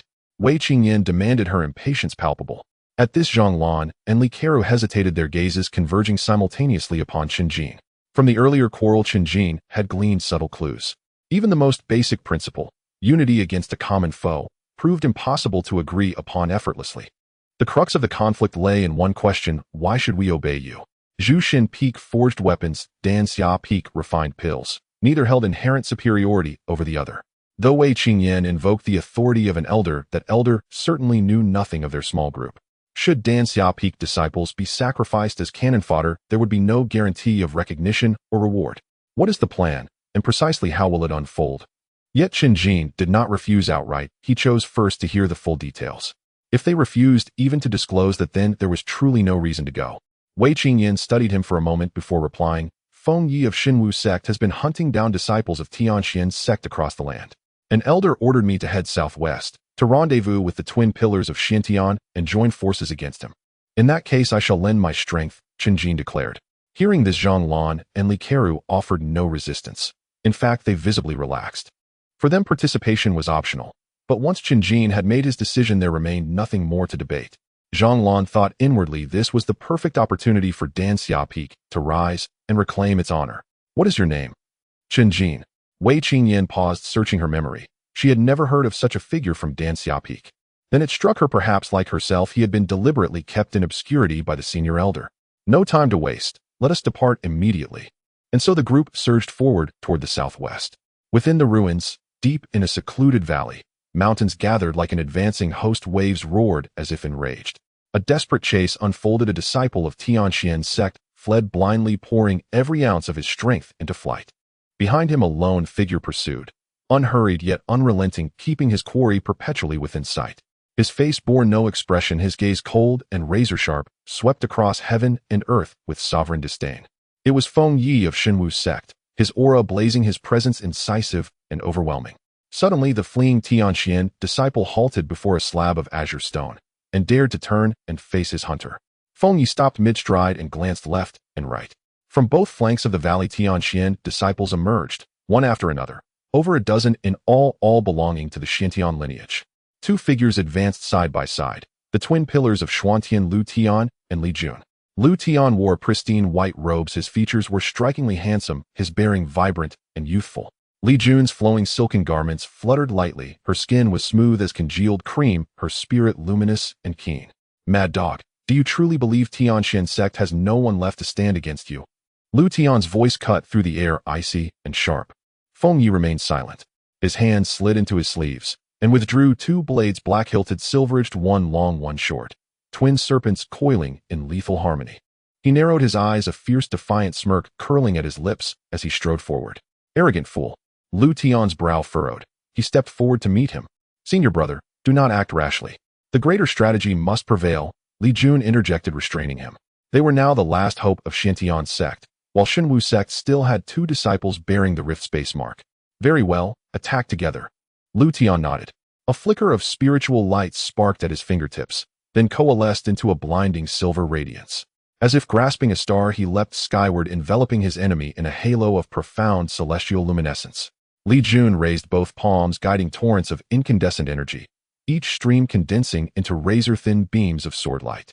In the blink of an eye, those beams filled the heavens, piercing every crevice, leaving no sanctuary. Both cultivated the mystic heart, profound art, their minds attuned, their coordination flawless. Feng Yi seemed to have plunged headlong into a living formation. Every direction bristled with peril. Yet he stood unflustered. Twin blades flashed outward, sweeping across all 8 directions, shattering sword light and scattering chi currents alike. Then came the clash. 3 figures collided in lightning-fast exchanges. Bodies blurred, spiritual light erupted, each strike a lethal gambit, shifting faster than thought. Mountain sever. Feng Yi roared, his aura erupting violently, tendons and bones crackling like thunder. Dual blades cleaved downward in unison, unleashing a searing white brilliance, as if rending the very fabric of space. Now, Lu Tian and Li Jun, true paragons of Xintian Peak, remained calm, unwavering. Celestial apex radiance. 5-element mystic seal. In tandem, they summoned a profound arcane formation, its sigils descending from the void above, sealing Feng Yi within its radiant lattice. Feng Yi's pupils contracted sharply. With a furious bellow, he drove his blades downward once more, yet the force splintered against the formation, while 5-colored chains of light coiled tightly around his limbs and torso. He snarled, straining desperately to break free, yet all effort proved futile. Humph, do not underestimate Tianxuan Sect. Lu Tian sneered, and lunged forward, eager to deliver the final blow. Senior brother, caution. Li Jun's expression shifted instantly, her voice urgent. There before them, blood vessels webbed across Feng Yi's eyes, his grin twisted into something feral manic, and his hands slammed together. His twin blades fused seamlessly into a single elongated greatsword, and pierced straight through Lu Tian's chest. Despicable. Enraged, Lu Tian slammed his palm down, crushing Feng Yi into dust within the formation. In the next instant, both vanished from the valley, eliminated simultaneously. When they reappeared atop the cliffside, shock rippled through both Tianxuan and Shenwu sects alike. Shameless. Ambushing like a coward. Lu Tian raged. Victory had been absolute until he realized Feng Yi's blades could transform. Feng Yi offered no explanation, only a ferocious, unblinking glare. His look spoke volumes. Face me outside the ruins, in a true life-or-death duel. Lu Tian scoffed coldly. He knew alone he stood no chance. At that moment, Wan Lianshan burst into booming laughter. Shenwu disciples grinned with undisguised triumph. Thus fell the twin pillars of Xuantian, the 4 sons of Chaoyang, and the 3 swords of Lingxiao. None now posed any threat. Tianxuan Sect had no remaining disciples worthy of mention. Let me make this clear. You have no idea how strong Feng Yi truly is, Wan Lianshan announced. What a... Lu Tian's disbelief was plain. Feng Yi wasn't even the strongest among the 3. Then what awaited Li Jun and the rest of the Tianxian disciples, still inside the ruins? He rushed to the senior elder of Tianxuan Sect, who stood equally helpless. They had planned to rally all sect branches around the twin pillars, but now Lu Tian himself had been eliminated. Even if Wei Qingyan reached the valley, it would already be too late. Worst of all, Feng Yi publicly revealed Li Jun's location, and that of the remaining Tianxian disciples. Issue immediate orders to all disciples, avoid confrontation wherever possible, minimize losses at all costs. The senior elder of Tianxuan Sect issued the command without delay. Outside the valley, Wei Qingyan suddenly halted and drew forth her sect token. Moments later, her face darkened. She turned to the disciples of Dan Xia Peak and snapped, "This is all your fault," dawdling endlessly. "How is this our fault? You failed your own mission," Zhang Lan retorted, fury flaring. Before Wei Qingyan could reply, Chen Jin raised a warning hand. All eyes turned ahead, where a lone figure streaked above the treetops, gliding as if riding ocean waves closing fast on the valley. Another rift space mark bearer. Without hesitation, Wei Qingyan pivoted, preparing to flee. "Our elder instructed us to preserve ourselves first and complete the mission only where feasible. Now entering the valley serves no purpose." "What of the disciples inside the valley?" Chen Jin asked. "Who has the power to save them now?" With that, Wei Qingyan and the 2 other disciples vanished deep into the forest. Watching Wei Qingyan's retreating figure, Zhang Lan let out a sneer. This was the reason she had refused to cooperate earlier. Not everyone is worthy of following, no matter how sweetly they speak. "Senior brother, let's go too," Li Keru said. The Tianxuan Twin Peaks was left with only Li Jun standing alone and unable to withstand the opponent from the rift void pattern. The elder also instructed the disciples to take care of themselves to minimize losses. However, they soon noticed that Chen Jin's gaze had not wandered away, remaining fixed on the valley. "I'll go take a look. You don't need to wait for me," Chen Jin said. Without waiting for Zhang Lan and Li Keru to respond, he unleashed his Yuan force, stirring up a whirlwind as he sped away. "Senior brother Chen can easily deal with Zhao Lei and Li Rue. He might even hold his own against them. We'll follow a little, but we won't be of any help." They weren't afraid of taking risks, just worried about holding him back. "At worst, we get eliminated. It would be best if we could help senior brother," Li Keru said. "Good." This declaration solidified Zhang Lan's resolve, and the 4 of them sprang into action. In the valley, Li Jun was retreating with other disciples from the Tianxuan Peak from another side. The elder had already informed her that a formidable enemy from the Shenwu sect was on the way. Before they could even exit the valley, a chilling wind swept past them, accompanied by a terrifying aura rapidly approaching. "Why are they here so quickly?" Li Jun's delicate face changed, feeling flustered. Lu Tian had underestimated the enemy, leaving her alone and unable to activate the Tianxuan formation. "I am the primary target. You all should leave first. No need for any fuss," Li Jun decisively stated, knowing that it wasn't true death. She had nothing to fear. The other disciples of Tianxuan Peak hesitated for less than half a second before dispersing. Li Jun frowned slightly, wondering if they would act the same way if it were a true dead end. Or would they run even faster? Just as she was thinking this, the sound of breaking air grew closer. A figure stood atop the treetops, dressed in black, towering like a spear, with brows like sharp knives and eyes like lightning. Gripping a straight-edged long knife, even before it was drawn, a chilling aura slowly emanated. At the chest, a small sword formed by the rift void pattern was intricately outlined, with special golden threads faintly radiating a glow as if it were alive. Li Feng, senior brother of Feng Yi, his strength evident in his demeanor. With you alone it is impossible to defeat Feng Yi, Li Feng said coldly. Li Jun remained silent, recognizing this as the truth. It's a pity about your other half, otherwise I would have liked to experience the Xiantian formation myself, Li Feng added. Compared to Feng Yi, he spoke much more. Knowing that Lu Tian is not here, do you think it amusing to say such things? Li Jun replied. To be honest, I have been waiting for Feng Yi to fail so that I could step in and experience the strongest combination within the same realm, the Tianxuan Sect. This was also the reason why Li Feng appeared here so quickly.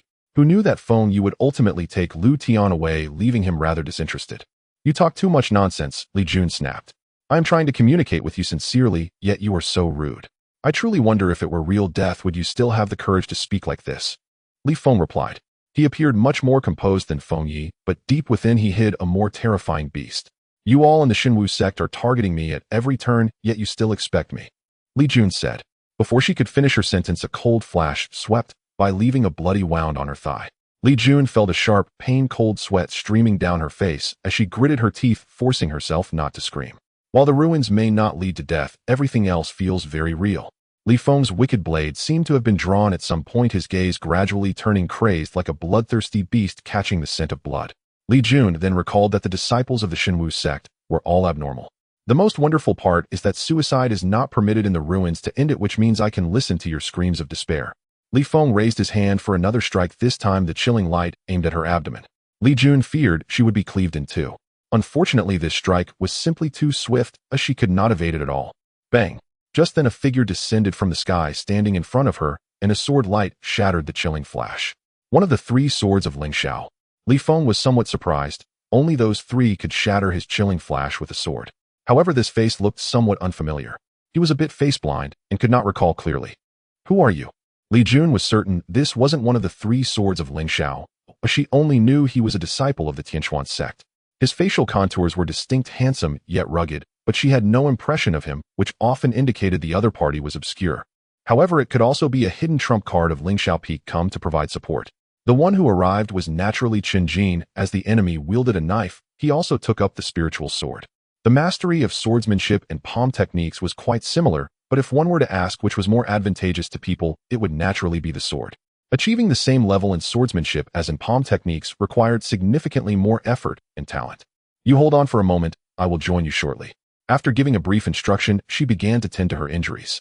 I'll first see how formidable the Rift Void Pattern disciples are. Unexpectedly, Chen Jin took up the sword and charged in. Not to mention Li Jun, even Li Feng on the opposite side was somewhat taken aback. Was this person always this courageous? A cold smile crept across Li Feng's face as a crimson light gathered in his eyes. He licked his lips, then sheathed his knife, drawing it out simultaneously. Blade draw slash. Li Jun was startled. It was this very sword that had injured her earlier.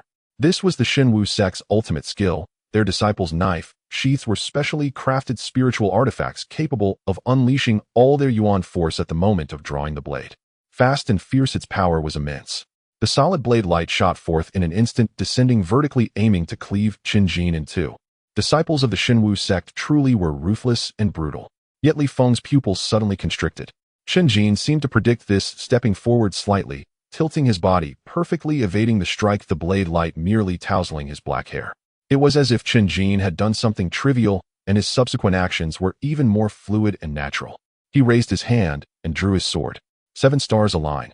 Li Jun's eyes nearly fell out. The ultimate skill of Ling Xiao Peak disciples was being performed as if it were an ordinary move. Yet the sword technique was flawless beyond reproach. Li Feng let out a loud shout, gripping his knife with both hands, executing 7 consecutive moves. The crisp sounds of metal clashing echoed as Chen Jin transformed into sword light, successfully blocking all 7 strikes. 1 perfect evasion, 1 perfect block. Li Feng's heart raced. The previous 7 strikes had forced him to go all out. Just this much. Of course, he still had to pretend that it was nothing, to mention not letting the enemy grasp his depth. 9 stars align. Unfortunately, Chen Jin didn't care for his depth at all, simply continuing to strike. Are you messing with me? Li Feng had thought that the previous moves were Chen Jin's limit, but to his astonishment, after the 7 stars, he immediately unleashed the 9 stars. Why not just start with 9 stars aligned? Li Feng held the knife with both hands, his body tense, as if he were a bow drawn to its limit. His face bore no emotion and his gaze was indifferent. At the critical moment, he seemed to be immersed in a life-and-death challenge, entering a state of oblivion. With the alignment of the 9 stars in the blink of an eye, the 9 swords merged into one line. On this very line, Li Feng executed 9 consecutive knife strikes, so fast it dazzled the eyes.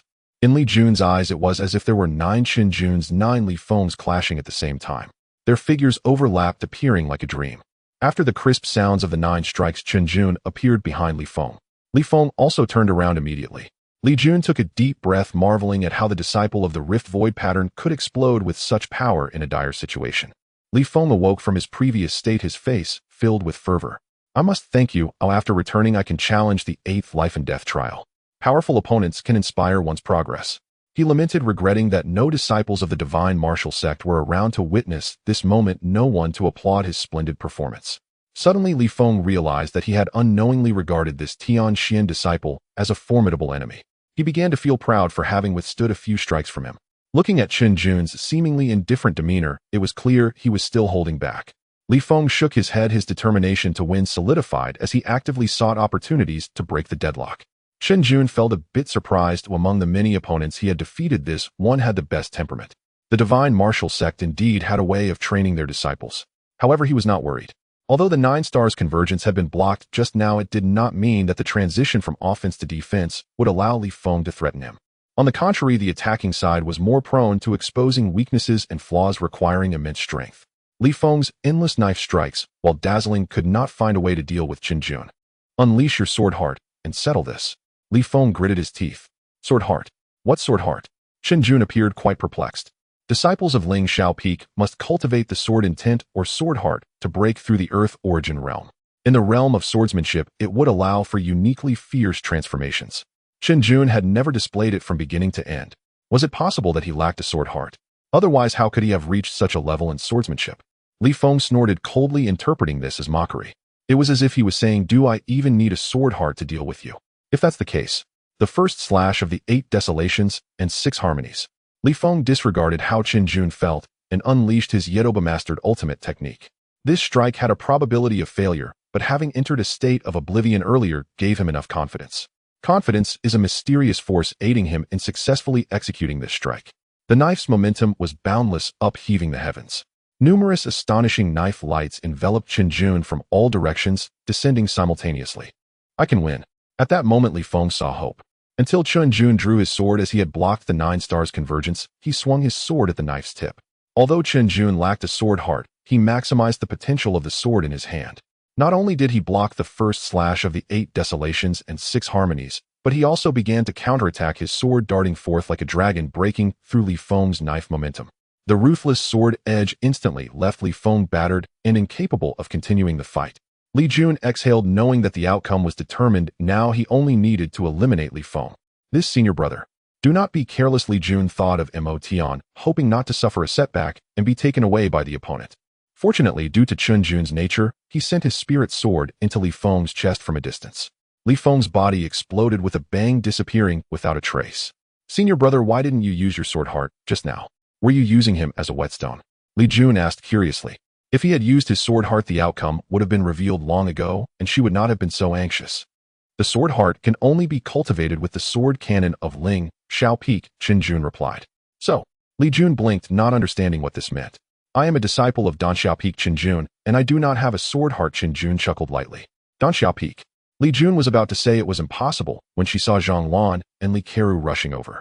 Senior brother, did you deal with that rift void pattern disciple from the divine martial sect? Zhang Lan exclaimed repeatedly. They had rushed over at top speed but had not arrived in time. Senior brother is too strong. Li Jun recognized Zhang Lan and the others as she had to believe it, her expression falling into confusion.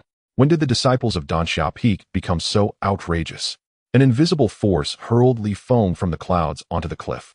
Wan Lishan of the divine martial sect laughed heartily. Although he couldn't see clearly who it was, there would be no doubt at this moment laughing was the right thing to do. As a result, he heard the stunned voices of the divine martial sect members nearby. Li Feng, how could it be you? Wan Lishan exclaimed, not bothering to let Li Feng whisper to him. Elder, I can now skillfully perform the first slash of the 8 desolations and 6 harmonies, and I've gained much. The implication was that although he lost honorably, having pushed his limits. Who asked you that? However, Wan Laishan did not care about this. A disciple from Tianxuan Sect who uses a sword has come to assist. Their swordsmanship is exceptional. Li Feng, angered by this shout, spoke stiffly. Boom. The entire Tianxuan Sect was listening, worried it would be like before, with Li Feng refusing to explain. Now that this was said, it resonated with them, and they all felt invigorated. Their Tianxuan Sect actually had a master. Could it be Senior Brother Li? The second sword among the 3 swords of Ling Xiao exchanged glances, thinking of that person still in the ruins. However, the elders quickly dismissed this guess.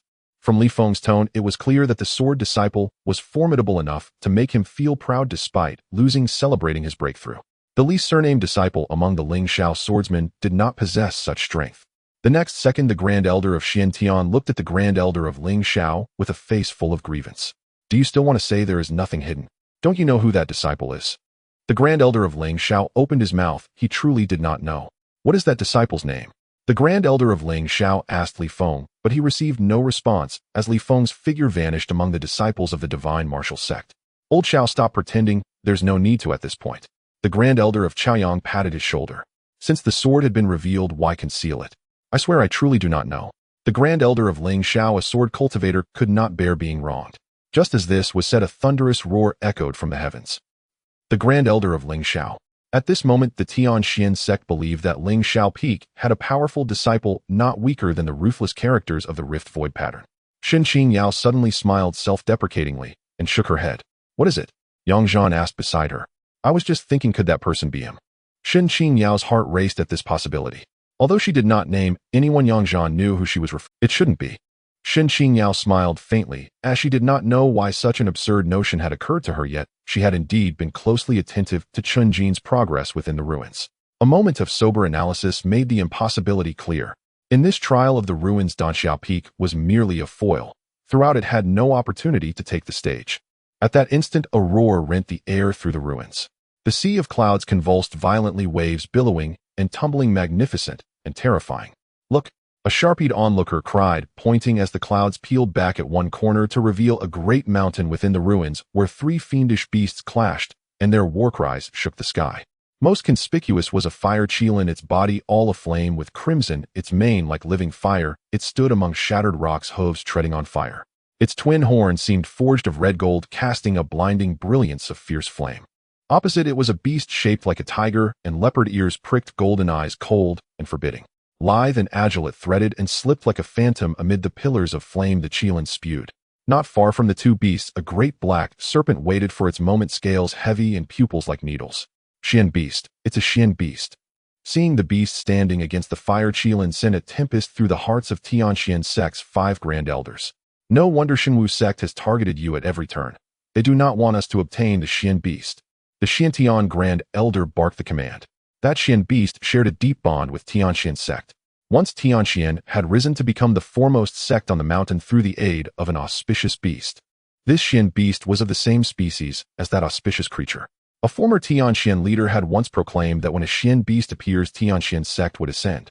Shenwu Sect must have known in advance. That was why they spared no cost in targeting Tianxuan disciples within the ruins. They did not want them to claim the Xian beast. Wanlai Mountain fell silent, intent, and unreadable. Quick! Have all disciples cooperate with the Lingxiao Peak disciples. Secure the Xian beast. Those who succeed shall be deemed to have passed the assessment. The Xiantian Grand Elder decided at once and gave the order. The problem was that the other disciples did not even know who this person was or where he stood. Li Jun must be beside him. Have them find Li Jun to confirm, the Xiantian Grand Elder said. In the ruins, Chen Jin and the others heard the earth-shattering commotion. A Xian beast has emerged. Everyone's primary task is to capture it, Li Jun announced immediately. Xian beasts are 3rd-tier Marquis class, perhaps even King class in nature, boundless in potential with a floor beyond the 5th stage. The Elder ordered us all to follow you. Li Jun looked at Chen Jin. By now she had accepted the fact that Danxiao Peak disciples could fight. Curiously, the Elder's communique had spoken of Lingxiao Peak disciples, which meant even the Elders did not know Chen Jin's identity. Since those inside could not send messages outward, people beyond the ruins remained unaware of Chen Jin's identity. Li Jun's eyes brightened at the thought. Such a possibility was dramatic merely to imagine. Then let's set out. Chen Jin did not hesitate. This assessment demanded every effort to turn the tide and seize every opportunity. According to Li Jun, all Xiantian Peak disciples were rushing toward that mountain. Thus, shortly after they left the valley, they encountered Wei Qingyan and her party. This secret trump of Zhushan Peak had not gone far. Upon learning from the elder that Xinwu Sect's crisis was over, she had returned at once. Wei Qingyan's expression shifted slightly when she saw Chen Jin, Zhonglan, and the Danxia Peak disciples. She had intended to claim she received the elder's summons halfway and therefore abandoned the relief. But Chen Jin and the others had seen her stand by while lives were at stake. Fortunately, judging by Li Jun's reaction, that fact had not been revealed.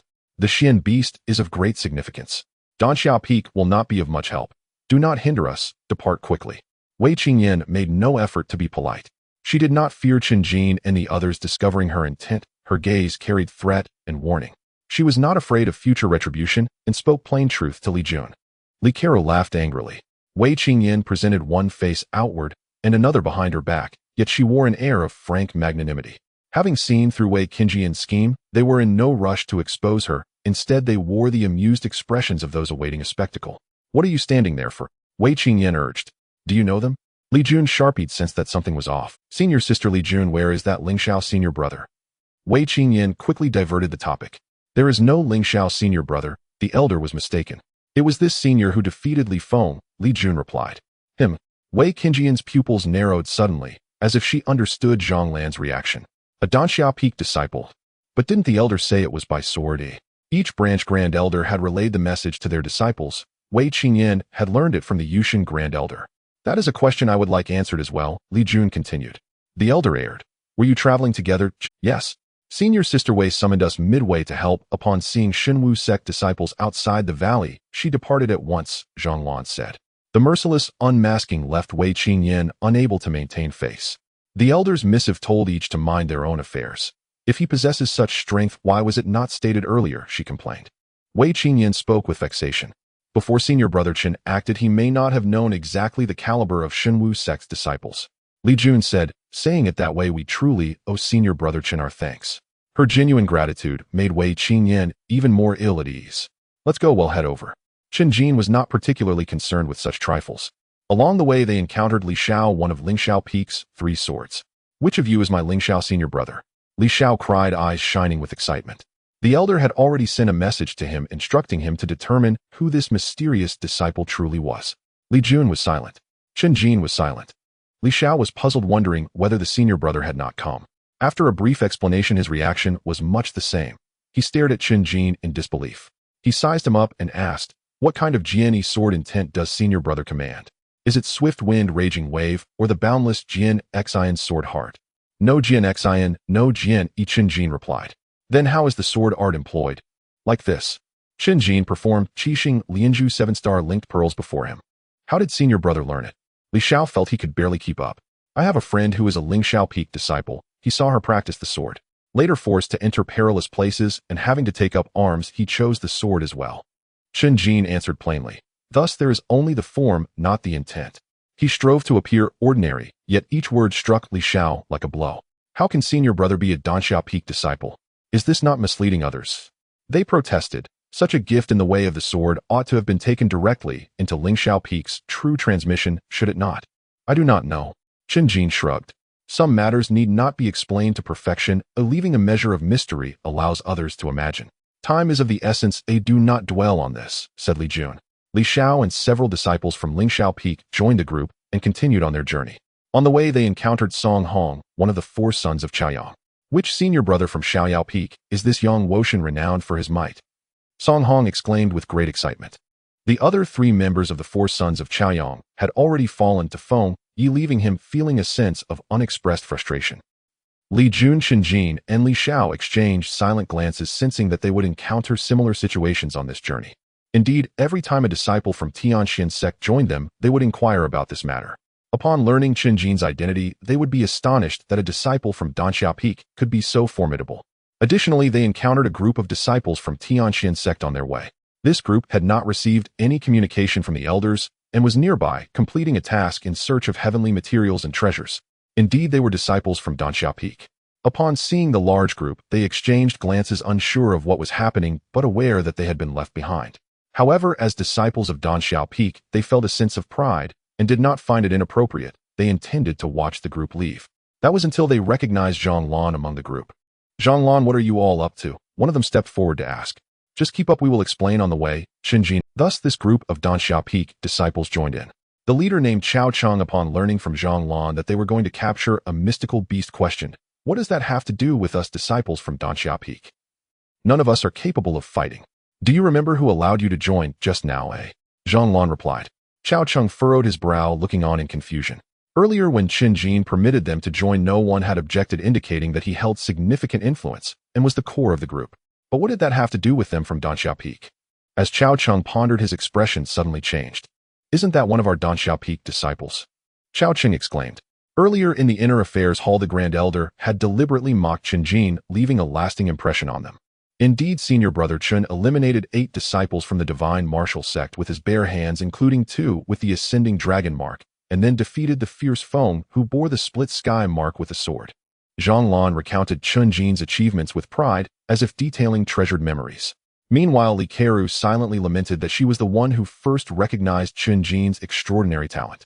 Chao Cheng took a deep breath. He instinctively found it hard to believe, but the other disciples from various sects would not deceive him, especially with Li Jun, the twin pillars of the Xiantian present. Then he straightened his posture. Initially feeling out of place in this group, he now felt a sense of pride. Was the Grand Elder up ahead acting, or truly unaware? Chao Cheng thought to himself. I don't know. Zhang said uncertainly. Throughout the Grand Elder of Danxia had never communicated. We are almost there. After hours of arduous travel, the group finally arrived at the foot of the mountain, and they all unanimously swallowed pills to restore their vitality.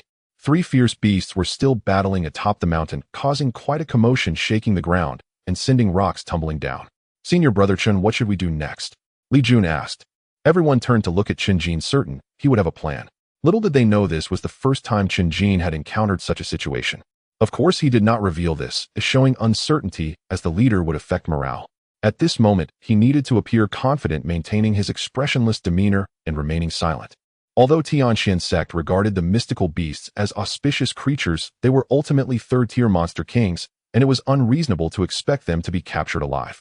First, we need to ascend the mountain and understand why the 3 beasts are fighting. We must deal with the 2 beasts to ensure the mystical beast survives, Chen Jin stated. Understood. The disciples of the 5 branches of Tianxian had never been so synchronized, responding in unison. Li Jun was surprised. It was a simple plan and not particularly clever yet, because it came from Chen Jin's mouth. All the disciples of Tianxian seemed to comply. Immediately afterward, over 30 disciples from Tianxian ascended the mountain. They were not the first to arrive. Upon reaching the mountainside, they encountered a dozen disciples from the Starry Gate. I knew you disciples from Tianxian would not be able to sit still after seeing the mystical beasts, said a young man, nearing 20, dressed in the attire of the Starry Gate disciples with a tall stature like a pine. Gubai, disciple of Starry Gate. Li Jun recognized him, noting that he was on par with the twin pillars of Xiantian. Among the 4 sects, he had a good reputation and was well known. Oh, who is this? Gubai squinted only, then noticing that the person beside Li Jun was not Lu Tian, puzzling over the difference from their last encounter. This is senior brother Chen Jin from our Tianxuan Sect, Li Jun introduced. Gubai straightened his demeanor and earnestly paid his respects, saying, I have long heard of the illustrious name of Chen Jin from Tianxian. It is an honor to meet you. He thought that anyone whom Li Jun referred to as senior brother must be no ordinary individual. Even if he had not heard of or met him before, he would still offer compliments. Unexpectedly, as soon as he spoke, the disciples from Tianxian all wore strange expressions. Although they understood this was a polite remark, they had never heard it before, making it seem rather insincere. Gu Xiong, how long have you been here? Chen Jin got straight to the point. 2 hours earlier than you. What is the situation on the mountain? The Divine Martial Sect and the Miaoyin Sect have joined forces, setting up an array along the vital path, preparing to poison the mystical beasts. However, I suspect their main target is the mystical beast, Gubai explained. The most effective strategy for humans to deal with beasts is through poisoning. Engaging in direct combat with weapons is unwise, and going in unarmed is outright foolish. Joining forces with the Miaoyin Sect. Is it the Echo Array of Miaoyin Sect? Li Jun inquired. Exactly, Gubai confirmed. This array cannot rely solely on the array flags. The Miaoyin Sect must have arrived the night before. So you have just been waiting here? Chen Jin asked. To be honest, I proposed joining forces with them, but they claimed that 3 sects together would not yield enough spoils, so we had no choice but to wait for you to join us. What do you want? Chen Jin inquired. Half of everything we obtain apart from the mystical beast, Gubai agreed. Chen Jin accepted. It was not that he needed the cooperation, but if he did not bring them on board they would not leave quietly and could become potential enemies. Senior brother Chen is indeed straightforward. It is truly better to see than to hear of it, Gubai remarked. As soon as he said this, the disciples from Tianxuan were once again left speechless. Gubai was genuinely curious about what was happening. Just then a disciple from the Starry Gate approached to inquire further, whispering into his ear. So the disciples from Tianxuan had no knowledge of Chen Jin before this. Gubai awkwardly clenched his toes. Why didn't you say so earlier? He glared at his fellow disciple. As Gubai and Chen Jin ascended the mountain together, the usually eloquent Gubai surprisingly fell silent, while the disciples of the Tianxuan Sect stifled their laughs behind him. The Tianxuan Sect truly deserves its reputation as the oldest of the four sects. Is it possible that Brother Chen is being secretly trained as a Xintian's son? Gubai did not give up and tried to dissipate the earlier awkwardness. No, I entered as a servant disciple, Chen Jin replied. Gubai's expression froze. This conversation had hit a dead end. He looked back at the Tianxuan Sect disciples. With such great renown, how could they start as servant disciples? Unable to think of anything else to discuss, Gubai began to talk about the formations of the Miaoying sect. The Miaoying formation has three marvels. The first is the devil's sound, which stirs one's obsessions. The second is the shattering sound slash, where sound waves slice like blades. And the third, the most formidable, is the illusory sound domain, which is said to transform the world into a haze of black and white, indistinct and unclear. Even covering one's ears would be futile, as the wondrous sounds of the formation directly resonated in the mind. Since it is a complete formation, one cannot simply remove the array flags. It is imperative to locate and destroy the formation's core. However, within the formation, danger lurks at every corner, and the vicinity of the core will surely be guarded by Miaoying Sect disciples. The Miaoying Sect disciples cultivate techniques that complement their formations, and not only are they unaffected, but they also exhibit even greater combat prowess. But there is no need to worry too much. The Tianxuan Sect cannot remain in the formation. If our two sects join forces, there will definitely be more of us, Gubai said. A group of dozens of people charged in, disregarding the devil's sound, ready to overturn everything. Furthermore, there is no water without source and no tree without roots. The operation of the formation requires the consumption of spirit stones, and with so many people entering simultaneously, the formation will certainly be overwhelmed. Upon hearing this, Li Jun, who was behind, seemed to ponder. The Tianxuan Sect has only a dozen or so members, while the Tianxuan Sect has over 30. The losses will definitely weigh more heavily on the Tianxuan Sect, which is unfair. If it were just this, it would be difficult to bring up. After all, it is a temporary collaboration, and they did not know the number of participants in advance. What they fear is that the Tianxuan Sect has more than just Gubei's team. If it were just this, it would be difficult to bring up. After all, it is a temporary collaboration, and they did not know the number of participants in advance. What they fear is that this question was rather abrupt, but Chen Jin had always shown himself to be unskilled in socializing, straightforward and blunt. The 28 stars are an exaggeration. They are mainly classified into 7 major stars in each direction. We are the 7 northern stars. As for the western, southern, or eastern stars, I cannot concern myself with them, Gubai said. At this moment, an obstacle appeared ahead, a massive pile of boulders blocking the path up the mountain. These were caused by a clash of demon beasts. There are sufficient gaps between the boulders, and some areas are quite spacious, but it is also a naturally formed array. The Miaoying formation lies among this heap of boulders. Can we not go around? A Tianxuan Sect disciple. Other methods are even more dangerous. Look at that cliff over there. It isn't hard to climb up, but the Tianxuan Sect disciples are waiting at the top, ready to kick anyone climbing up down, Gubai said. The pile of boulders resembled a natural giant maze. From the outside, one could only see the tip of the iceberg. The figures of Miaoying Sect disciples flickered in and out of sight within the formation. Let's begin. Just charge in, Gubai said. Not so fast. Wait for me to find the formation's core before you come in. Chen Jin looked down on the plan to rely on numbers to deplete resources. Gubai was somewhat astonished, saying, Brother Chen, we won't really die in the ruins, right? Thus he had always maintained a gaming mindset. For this reason, the Miaoying Sect was indeed at a disadvantage, as the formation would not threaten lives. The trial in the ruins is meant to temper oneself, honing the ability to resolve crises, Chen Jin said. In the future, in real peril outside, one cannot act so recklessly. I was thinking too much, believing the Tianxuan Sect would be anxious about the Xian beasts. Gubai indeed had a good temper and was not angry. He merely said this and quietly stood by. Brother Chen, you cannot take risks alone. On the Tianxuan Sect side, Li Jun was equally anxious. She even considered having Chen Jin wait outside while the others went in to break the formation. If Chen Jin were eliminated, no one could contend with the strong enemies of the Tianxuan Sect. Thus, upon hearing Chen Jin's intentions, she felt more anxious than the Tianxuan Sect. Don't worry, oh, I am confident, Chen Jin said. Breaking the formation is like playing chess. It is not difficult for him, as the heavenly book will provide answers. To others, he seemed to be taking a huge risk. Yet in reality, this was the safest method.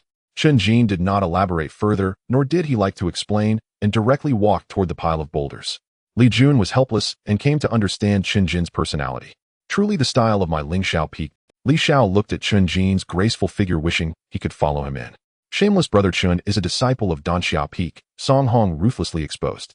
But Brother Chen also uses the sword techniques of my Lingxiao Peak, Yang Xiao said dismissively yet with a proud expression. The Chaoyang Peak and Danxia Peak are connected by lineage, and their elemental properties are the same. Song Hong also refused to back down. Meanwhile, Gu, by seeing Chen Jin directly walk into the pile of boulders without any emotional display with the other Tianxian disciples, couldn't help but reveal a hint of admiration. He had seen countless people and increasingly liked such straightforward individuals. Although his words could be a bit irritating, everything else was fine.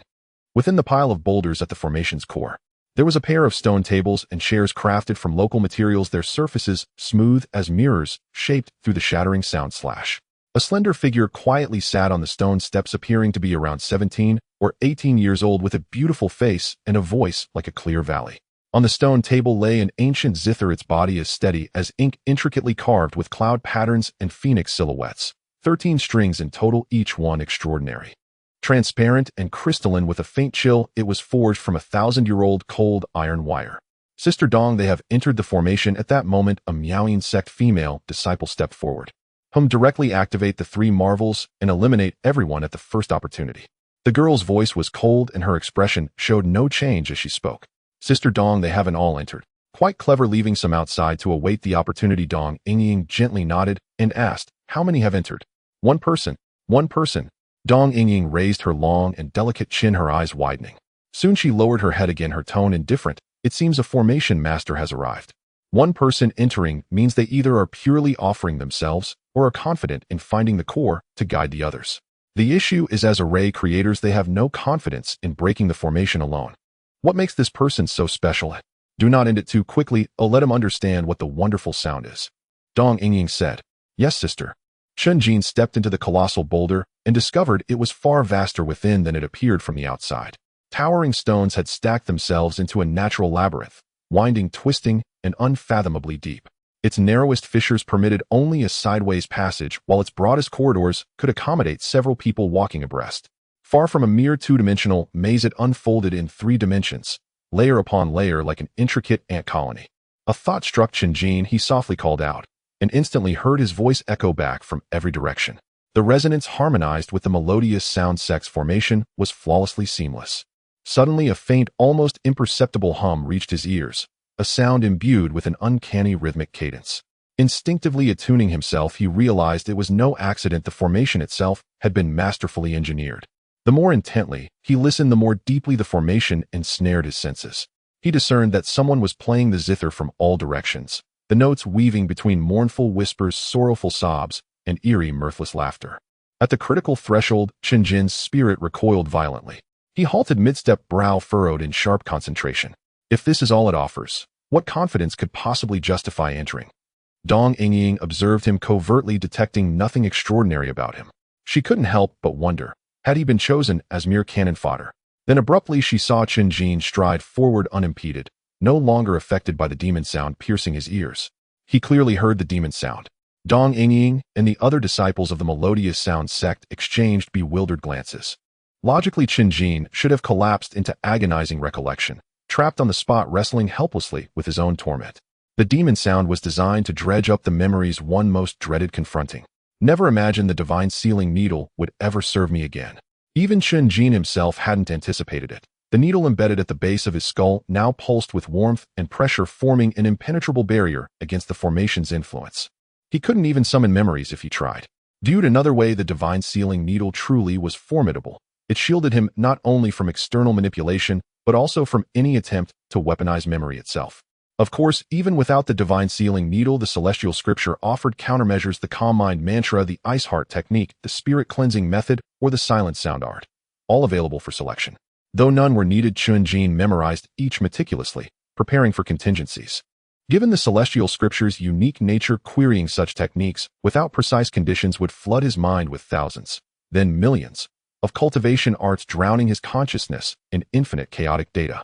By then Chen Jin had reached the formation's very heart, an open expanse over 10 meters high, its far end pierced by fissures resembling a series of arched gateways. Chen Jin swept his gaze across the chamber, his expression sharpening. Utter silence reigned, he could hear his own heartbeat. The floor was flawlessly smooth, forged from solid, unyielding stone, so resonant that even a falling needle would ring out clearly. Clutching his spirit-forged sword, he leapt, landing precisely at the center. As though a chess piece settling into place, a resonant hum surged through the space. Instantly, an invisible force seized him, suspending him motionless midair, feet hovering above the ground. Simultaneously, ripples of sonic energy, fluid as water, began undulating between the boulders. Then, VRRRT. A piercing shriek erupted, tearing through the air like a blade rending silk or clashing metal, ringing with brutal, ear-splitting intensity. A razor-sharp blade of pure sound shot forth, curving like a crescent moon, devastating in its precision. With a low roar, Chen Jin activated both the purple mist art and the blazing sun art. Searing flames erupted from his feet, surging upward in a radiant inferno. He shattered his suspension and slashed outward, deflecting the sonic blade cleanly. Not half bad, Dong Yingying murmured coldly, then swiftly smoothed her features, restoring her ethereal composure. Her master had reminded her she was no longer the carefree girl of 15 or 16 bounding recklessly across mountain slopes. Now she was a cultivated lady, and her grace, poise, and bearing embodied that ideal perfectly. To be a cultivated lady meant mastering one's emotions. "End it," she said, voice serene. Across the stone array, a deep, resonant chorus swelled, as if countless strings had been plucked at once. The formation's third ultimate, the illusory sound domain. This time the divine sealing needle offered no protection. Chen Jin's ears buzzed violently, his five senses were assaulted with overwhelming force. Reality bleached of color, dissolving into hazy indistinction. Then came the onslaught, wave upon wave of sonic blades descending like a tempest. Each moved at lightning speed, slashing diagonally, sweeping horizontally, striking from unpredictable angles, their trajectories elusive, shimmering into streaks of blinding light.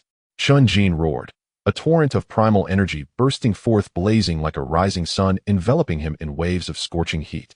The foremost sonic blades dissolved instantly in the inferno, vanishing before they could draw near. A disciple of the Danxiao peak of the Tianxuan Sect, Dong Yingying's delicate brows knit together. Among the 5 branches of Tianxuan, only Danxiao peak matched this signature, its purple mist stretching endlessly across heaven and earth. Yet this was the first time she'd ever witnessed that description made flesh upon a Danxiao disciple. Drawing a slow, steady breath, Dong Yingying seated herself gracefully and placed her porcelain-white fingers upon the zither. A brilliant crystalline melody exploded forth. Every sonic blade flared with renewed fury, clashing, vibrating, roaring in thunderous resonance. Like an army of spectral cavalry, they pressed inward relentlessly, compressing the fiery aura around Chen Jin. Chen Jin raised his sword, gazing wildly, yet seeing nothing. Chaos reigned, no opening presented itself. Then so be it. I shall simply cease looking. He closed his eyes, not reinforcing his flame shield, but focusing entirely on his hands. His spirit-forged sword blazed with divine radiance, as if awakened to sentience. With a single decisive stroke, every sonic blade directly ahead shattered into oblivion. Feudal resistance. Dong Yingying shook her head lightly and plucked the second string. Instantly the sonic blades reorganized, like disciplined troops answering a general's command, growing deadlier still. Yet at the moment of impact, with his eyes still tightly shut, Chen Jin swung his sword casually and blocked the strike with perfect, uncanny precision. Dong Yingying's eyebrows lifted in quiet surprise. His eyes remained closed. Was this sheer coincidence? Soon she watched, astonished, as Chen Jin walked calmly through the formation, cleaving through layers of sonic turbulence, advancing steadily toward her and toward the formation's very core. Can he perceive the formation's structure? Realization dawning, Dong Yingying placed both hands upon the zither and drew forth the third and fourth strings simultaneously. This time the sonic waves coalesced into twin titanic beasts, one a celestial dragon, the other a divine elephant, charging from left and right in lethal unison. Chen Jin kept his eyes closed. White vapor streamed from his nose and mouth, blazing divine sigils reignited along his cheeks. Then, left palm thrust forward, right hand slashed downward with the sword. He wielded 2 arts at once, palm technique and sword art, executing both flawlessly. The sonic onslaught shattered upon impact, posing no threat whatsoever. Dong Yingying felt the zither strings tremble violently beneath her fingers, and sensed Chen Jin drawing nearer faster with relentless momentum. Unforgivable arrogance. She clenched her teeth, abandoning all pretense of refinement. With swift motion, she rolled up both sleeves and stood poised on one foot, the other planted firmly atop her stool. Then, pouring every ounce of strength into her arms, she began frantically plucking the strings, delicate muscles rippling visibly beneath her skin. Even those outside the boulder could now hear the entire monolith vibrating with a deep, ominous hum. The colossal stone itself had become an instrument, resounding with a symphony of slaughter. One person alone has forced the third ultimate. Truly, his courage to enter solo was no idle boast. Gubai exclaimed, electrified. Let's go in. Li Jun insisted. They could wait no longer. They must rush in to aid him. No, we cannot. The formation has entered domain state. Entering now would be no different than leaping into a furnace. We must wait until it ends. Gubai urgently intervened. In the formation, Dong Yingying stepped on the stone bench, and the hem of her skirt slid down, revealing a large expanse of snowy crystalline skin. Unconcerned about her image, she frantically plucked at all the strings of the guzheng. The power of the Miao Sound Great Formation erupted entirely, without reservation. Once outsiders entered, they would be left dizzy and pulverized into dust beneath the endless blades. Chen Jin was engulfed in raging flames, leaving fiery footprints wherever he passed. The strength of the Zhixiaju lay in the fact that as long as it wasn't interrupted, the flames would grow increasingly fierce. In the end, he would forge himself into a furnace refining the heavens and the earth. As he wielded the spirit sword, the intertwining sword light and firelight dazzled brilliantly. The sword's edge was no longer aimed merely at the sound blades, but also at the disciples of the Tianxuan Sect, obstructing his path, indicating he was very close to the formation's core. A minute later, he slightly opened his eyes, and amidst a haze, a golden sphere was suspended and rotating. The core of the formation. Chen Jin did not rush forward. Between him and the core was another figure, holding an extraordinary guzheng with both hands. Though he couldn't see clearly, he could roughly tell it was a beautiful woman with an ethereal and cool demeanor. Just as he thought this, he saw the woman wielding the guzheng like a spear, aiming to smash it towards him. Chen Jin was momentarily taken aback. This attack method did not match her temperament. The guzheng slammed into the ground, and all the strings vibrated in unison, producing a deep sound. The explosive sound waves carved a deep scar into the ground, rushing madly towards Chen Jin. Chen Jin swung his sword, but halfway through his strike, he found himself unable to bring it down as the flames around him were being dragged back wildly. Dong Yingying quickly stepped forward and struck the guzheng again. Boom! The sound waves surged violently, sending Chen Jin flying. Just before he crashed into the stone wall, flames erupted in the opposite direction, countering this force and allowing him a moment of weightlessness. With a light twist of his waist, he landed smoothly. The foundation of the Tao is quite solid. What is the foundation called for the disciples of Danxiao Peak? Dong Yingying asked. She could only remember the Xuanxin of Xiantian Peak and the Jianxin of Lingxiao Peak. Yuan Dan, Chen Jin replied. Right, I remember now, divided into 9 grades. Is this one a 9th grade? 9th grade, Xingyuan Dan. It seems that in this trial, Danxiao Peak is indeed the protagonist among the 5 veins of Tianxian. However, what gives you the confidence to break the formation alone? As she spoke the last part, Dong Yingying emphasized her tone, pressing forward. It doesn't seem too difficult. So far, everything has been quite smooth. Saying this, Chen Jin's gaze was fixed on the golden sphere, the core of the formation, the source of energy. Dong Yingying snorted coldly, but had no rebuttal. Chen Jin's passage here had been entirely unimpeded, which completely defied logic. If he had any special treasure to break the formation, that would be one thing, but Chen Jin had mastered the formation with his personal abilities.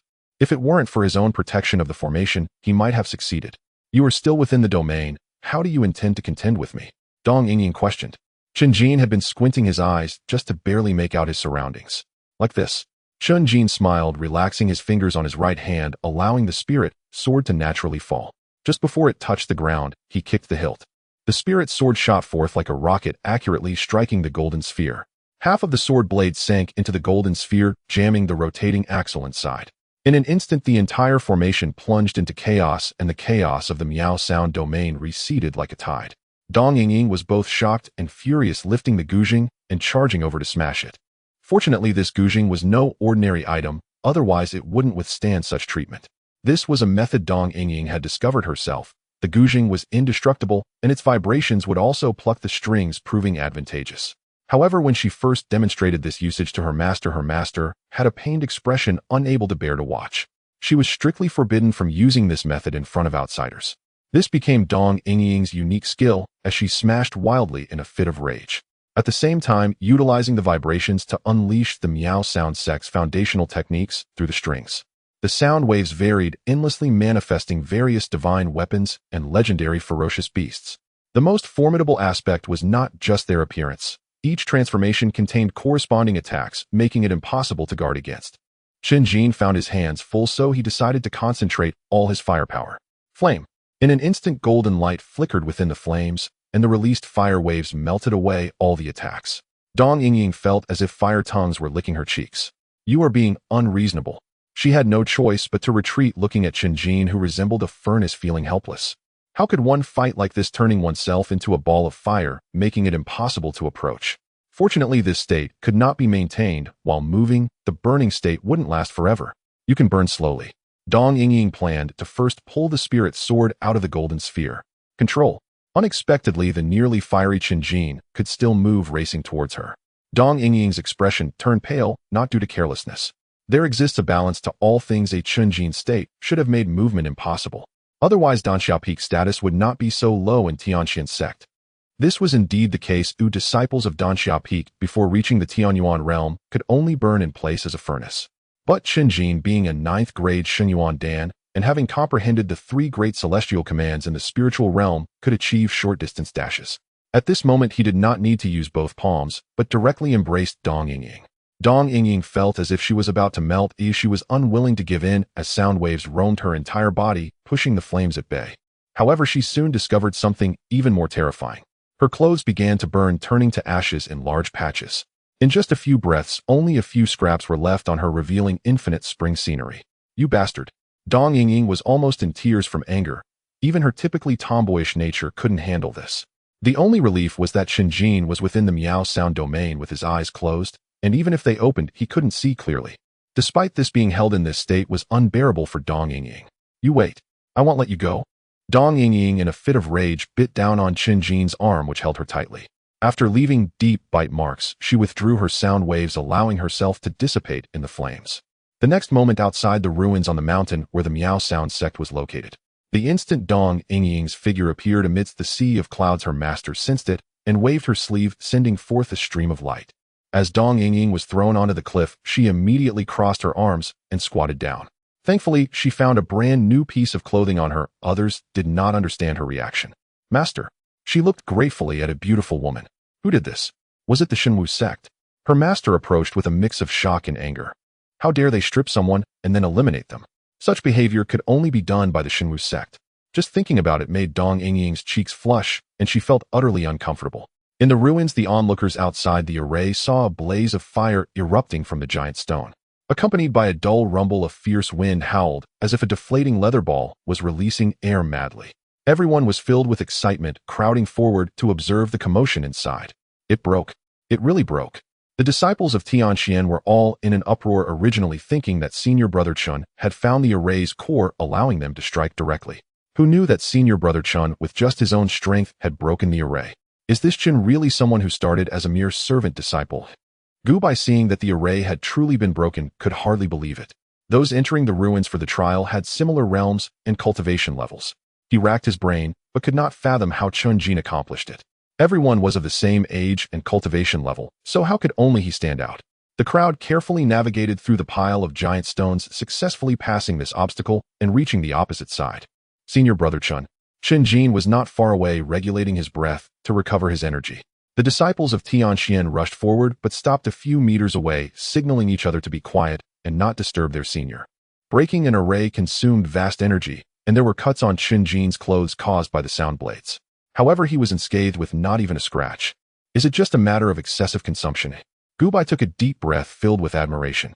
With the Tao base of the Holy Yuan pill, Chen Jin only needed to rest for a bit to recover half of his energy. After taking a spirit pill, he immediately appeared revitalized. Continue. Facing the adoring gazes of the fellow disciples, Chen Jin said nothing more and took the lead, walking at the forefront. Many disciples gazed at his determined back, feeling an indescribable sensation in their hearts. Even Li Jun could not help but compare him to Senior Brother Lu Tian. Senior Brother Lu Tian was vibrant, exceptionally talented, and open-minded, excelling in every aspect. Yet compared to Chen Jin, he seemed somewhat juvenile. Unlike Chen Jin, who would never make such a low-level mistake as being ambushed. Of course, Li Jun was merely making a comparison instinctively with no other thoughts. Xian Tian and Shuang by childhood sweethearts with a deep bond, yet women often could not help but compare other men to their beloved. Walking at the front, Chen Jin gently exhaled. He seemed decisive, but in reality he was overwhelmed by the enthusiasm of the crowd and did not know how to respond. The group walked along the rocky mountain path, ascending steadily. Gradually, everyone came to a realization. It was too quiet. The sounds of the beast battles had ceased. They climbed to a cliff and felt a weight in their hearts. Looking out, they saw chaos with giant stones collapsed and large trees fallen. Various gouges marked the rock walls. Blood remained between the broken stones. The forest was ablaze, and the rocks showed signs of severe erosion. Yet there was no sign of the three demon beasts. Over there, someone pointed down where a lowlying gully was shrouded in green mist. It's the 10,000 poisons reign of the divine martial sect. Li Jun said. The divine martial sect was notorious for their extreme measures and myriad tactics, making them adept at using poison. It is said that the 10,000 poisons reign is concocted with 1,000 kinds of toxins, extremely deadly and unresolvable. Those toxic mists were remnants left by the myriad poisons. It was not hard to imagine that the divine martial sect took advantage of the battle between the three demon beasts to unleash a poison rain from above. The beasts, unable to determine a victor, fled in panic. The faces of the Tianxuan disciples turned extremely grim. Their task was to bring the Xian beasts back to the sect alive. Follow me. At that moment, Chen Jin spoke up, leading everyone over the mountains. Before long, 4 disciples of the divine martial sect appeared before them, 2 of whom were from the rising dragon pattern. The 4 stood guard at the entrance of a cave, patiently waiting. As the sound of dense footsteps echoed, they suddenly turned around to see a throng of people. What is the meowing? The 4 were decisive, scattering in 4 directions. With so many people, there was no chance to fight back. The meowing sect had done nothing at all. Before they could escape far, they were caught back by Li Jun, Li Xiao, and Song Hong, prominent disciples of Tianxuan, and brought before Chen Jin. You are too late. You are the biggest losers. One of the rising dragon disciples shouted. This guy Yi Xiao, I recognize him. Li Xiao stepped forward and slapped him hard across the face, venting his anger with all his might. Yi Xiao grimaced after the hit, ready to fight back. The others held him down tightly, unable to break free. What does it matter if there are many of you? Yi Xiao yelled. Hey, you guys lost a senior brother. Chen, do you want to challenge him on your own? Li Xiao said triumphantly. Yi Xiao's pupils constricted as his gaze fell on Chen Jin. Li Feng was the strongest among the 3 from the cracking void pattern. Chen Jin stepped forward, looking down at him with indifference. Make it quick. Yi Xiao grimaced, facing a strong opponent, ultimately not daring to shout. Answer my question, Chen Jin asked. You defeating senior brother Li is impressive, but why should I answer you? We are all just passers-by in the ruins. We cannot die here. Yi Xiao replied. In that case, throw him into the 10,000 poisons mist, Chen Jin said. Upon hearing this, Yi Xiao and the other 3 disciples of the divine martial sect changed color. It was true that they could not die, but the suffering was real. The 10,000 poisons mist was set up by them. No one knew better than they did how agonizing it was. Let's talk it out. What do you want to know? Yi Xiao changed his tone. Laughter broke out behind Chen Jin, but the more this was the case, the more it indicated that these disciples of the divine martial sect were like wolves and tigers. Is there a Xian beast inside the cave? Yes, senior brother Ren instructed us to determine if this beast has breathed its last here. Yi Xiao said. Seeing his face, Li Xiao was about to strike again. Chen Jin stopped him and continued to ask, where did your senior brother Ren go? Senior brother Ren is the 3rd disciple of the divine martial sect with the cracking void pattern. He went to chase the fire Qilin, saying something about the blood bodhi being the reason for the 3 beasts fighting among themselves. Yi Xiao said. Blood bodhi. The disciples of Tianxuan were focused on the Xian beasts, while Gu Bai and the others from the Starry Sky sect changed their expressions. This was a priceless treasure already extinct outside the ruins. A single blood bodhi could fulfill the needs of a small realm. For example, if one had just broken through to the early stage of the Earth origin realm, taking a blood bodhi would allow them to challenge the mid-stage. Chen Jin did not pursue the matter further and made a gesture. Understood. Li Xiao was already impatient, personally taking care of Yi Xiao and the other disciples of the divine martial sect one by one. Chen Jin looked again at the cave entrance, which was pitch black and nothing was clear. Suddenly his pupils constricted as a shadow drew nearer, the outline gradually becoming clear, filled with an overwhelming sense of pressure. Everyone was on high alert. The Xian beast was a 3rd-tier demon beast, and not to be underestimated. But in the next second, everyone froze, shocked by the scene before them.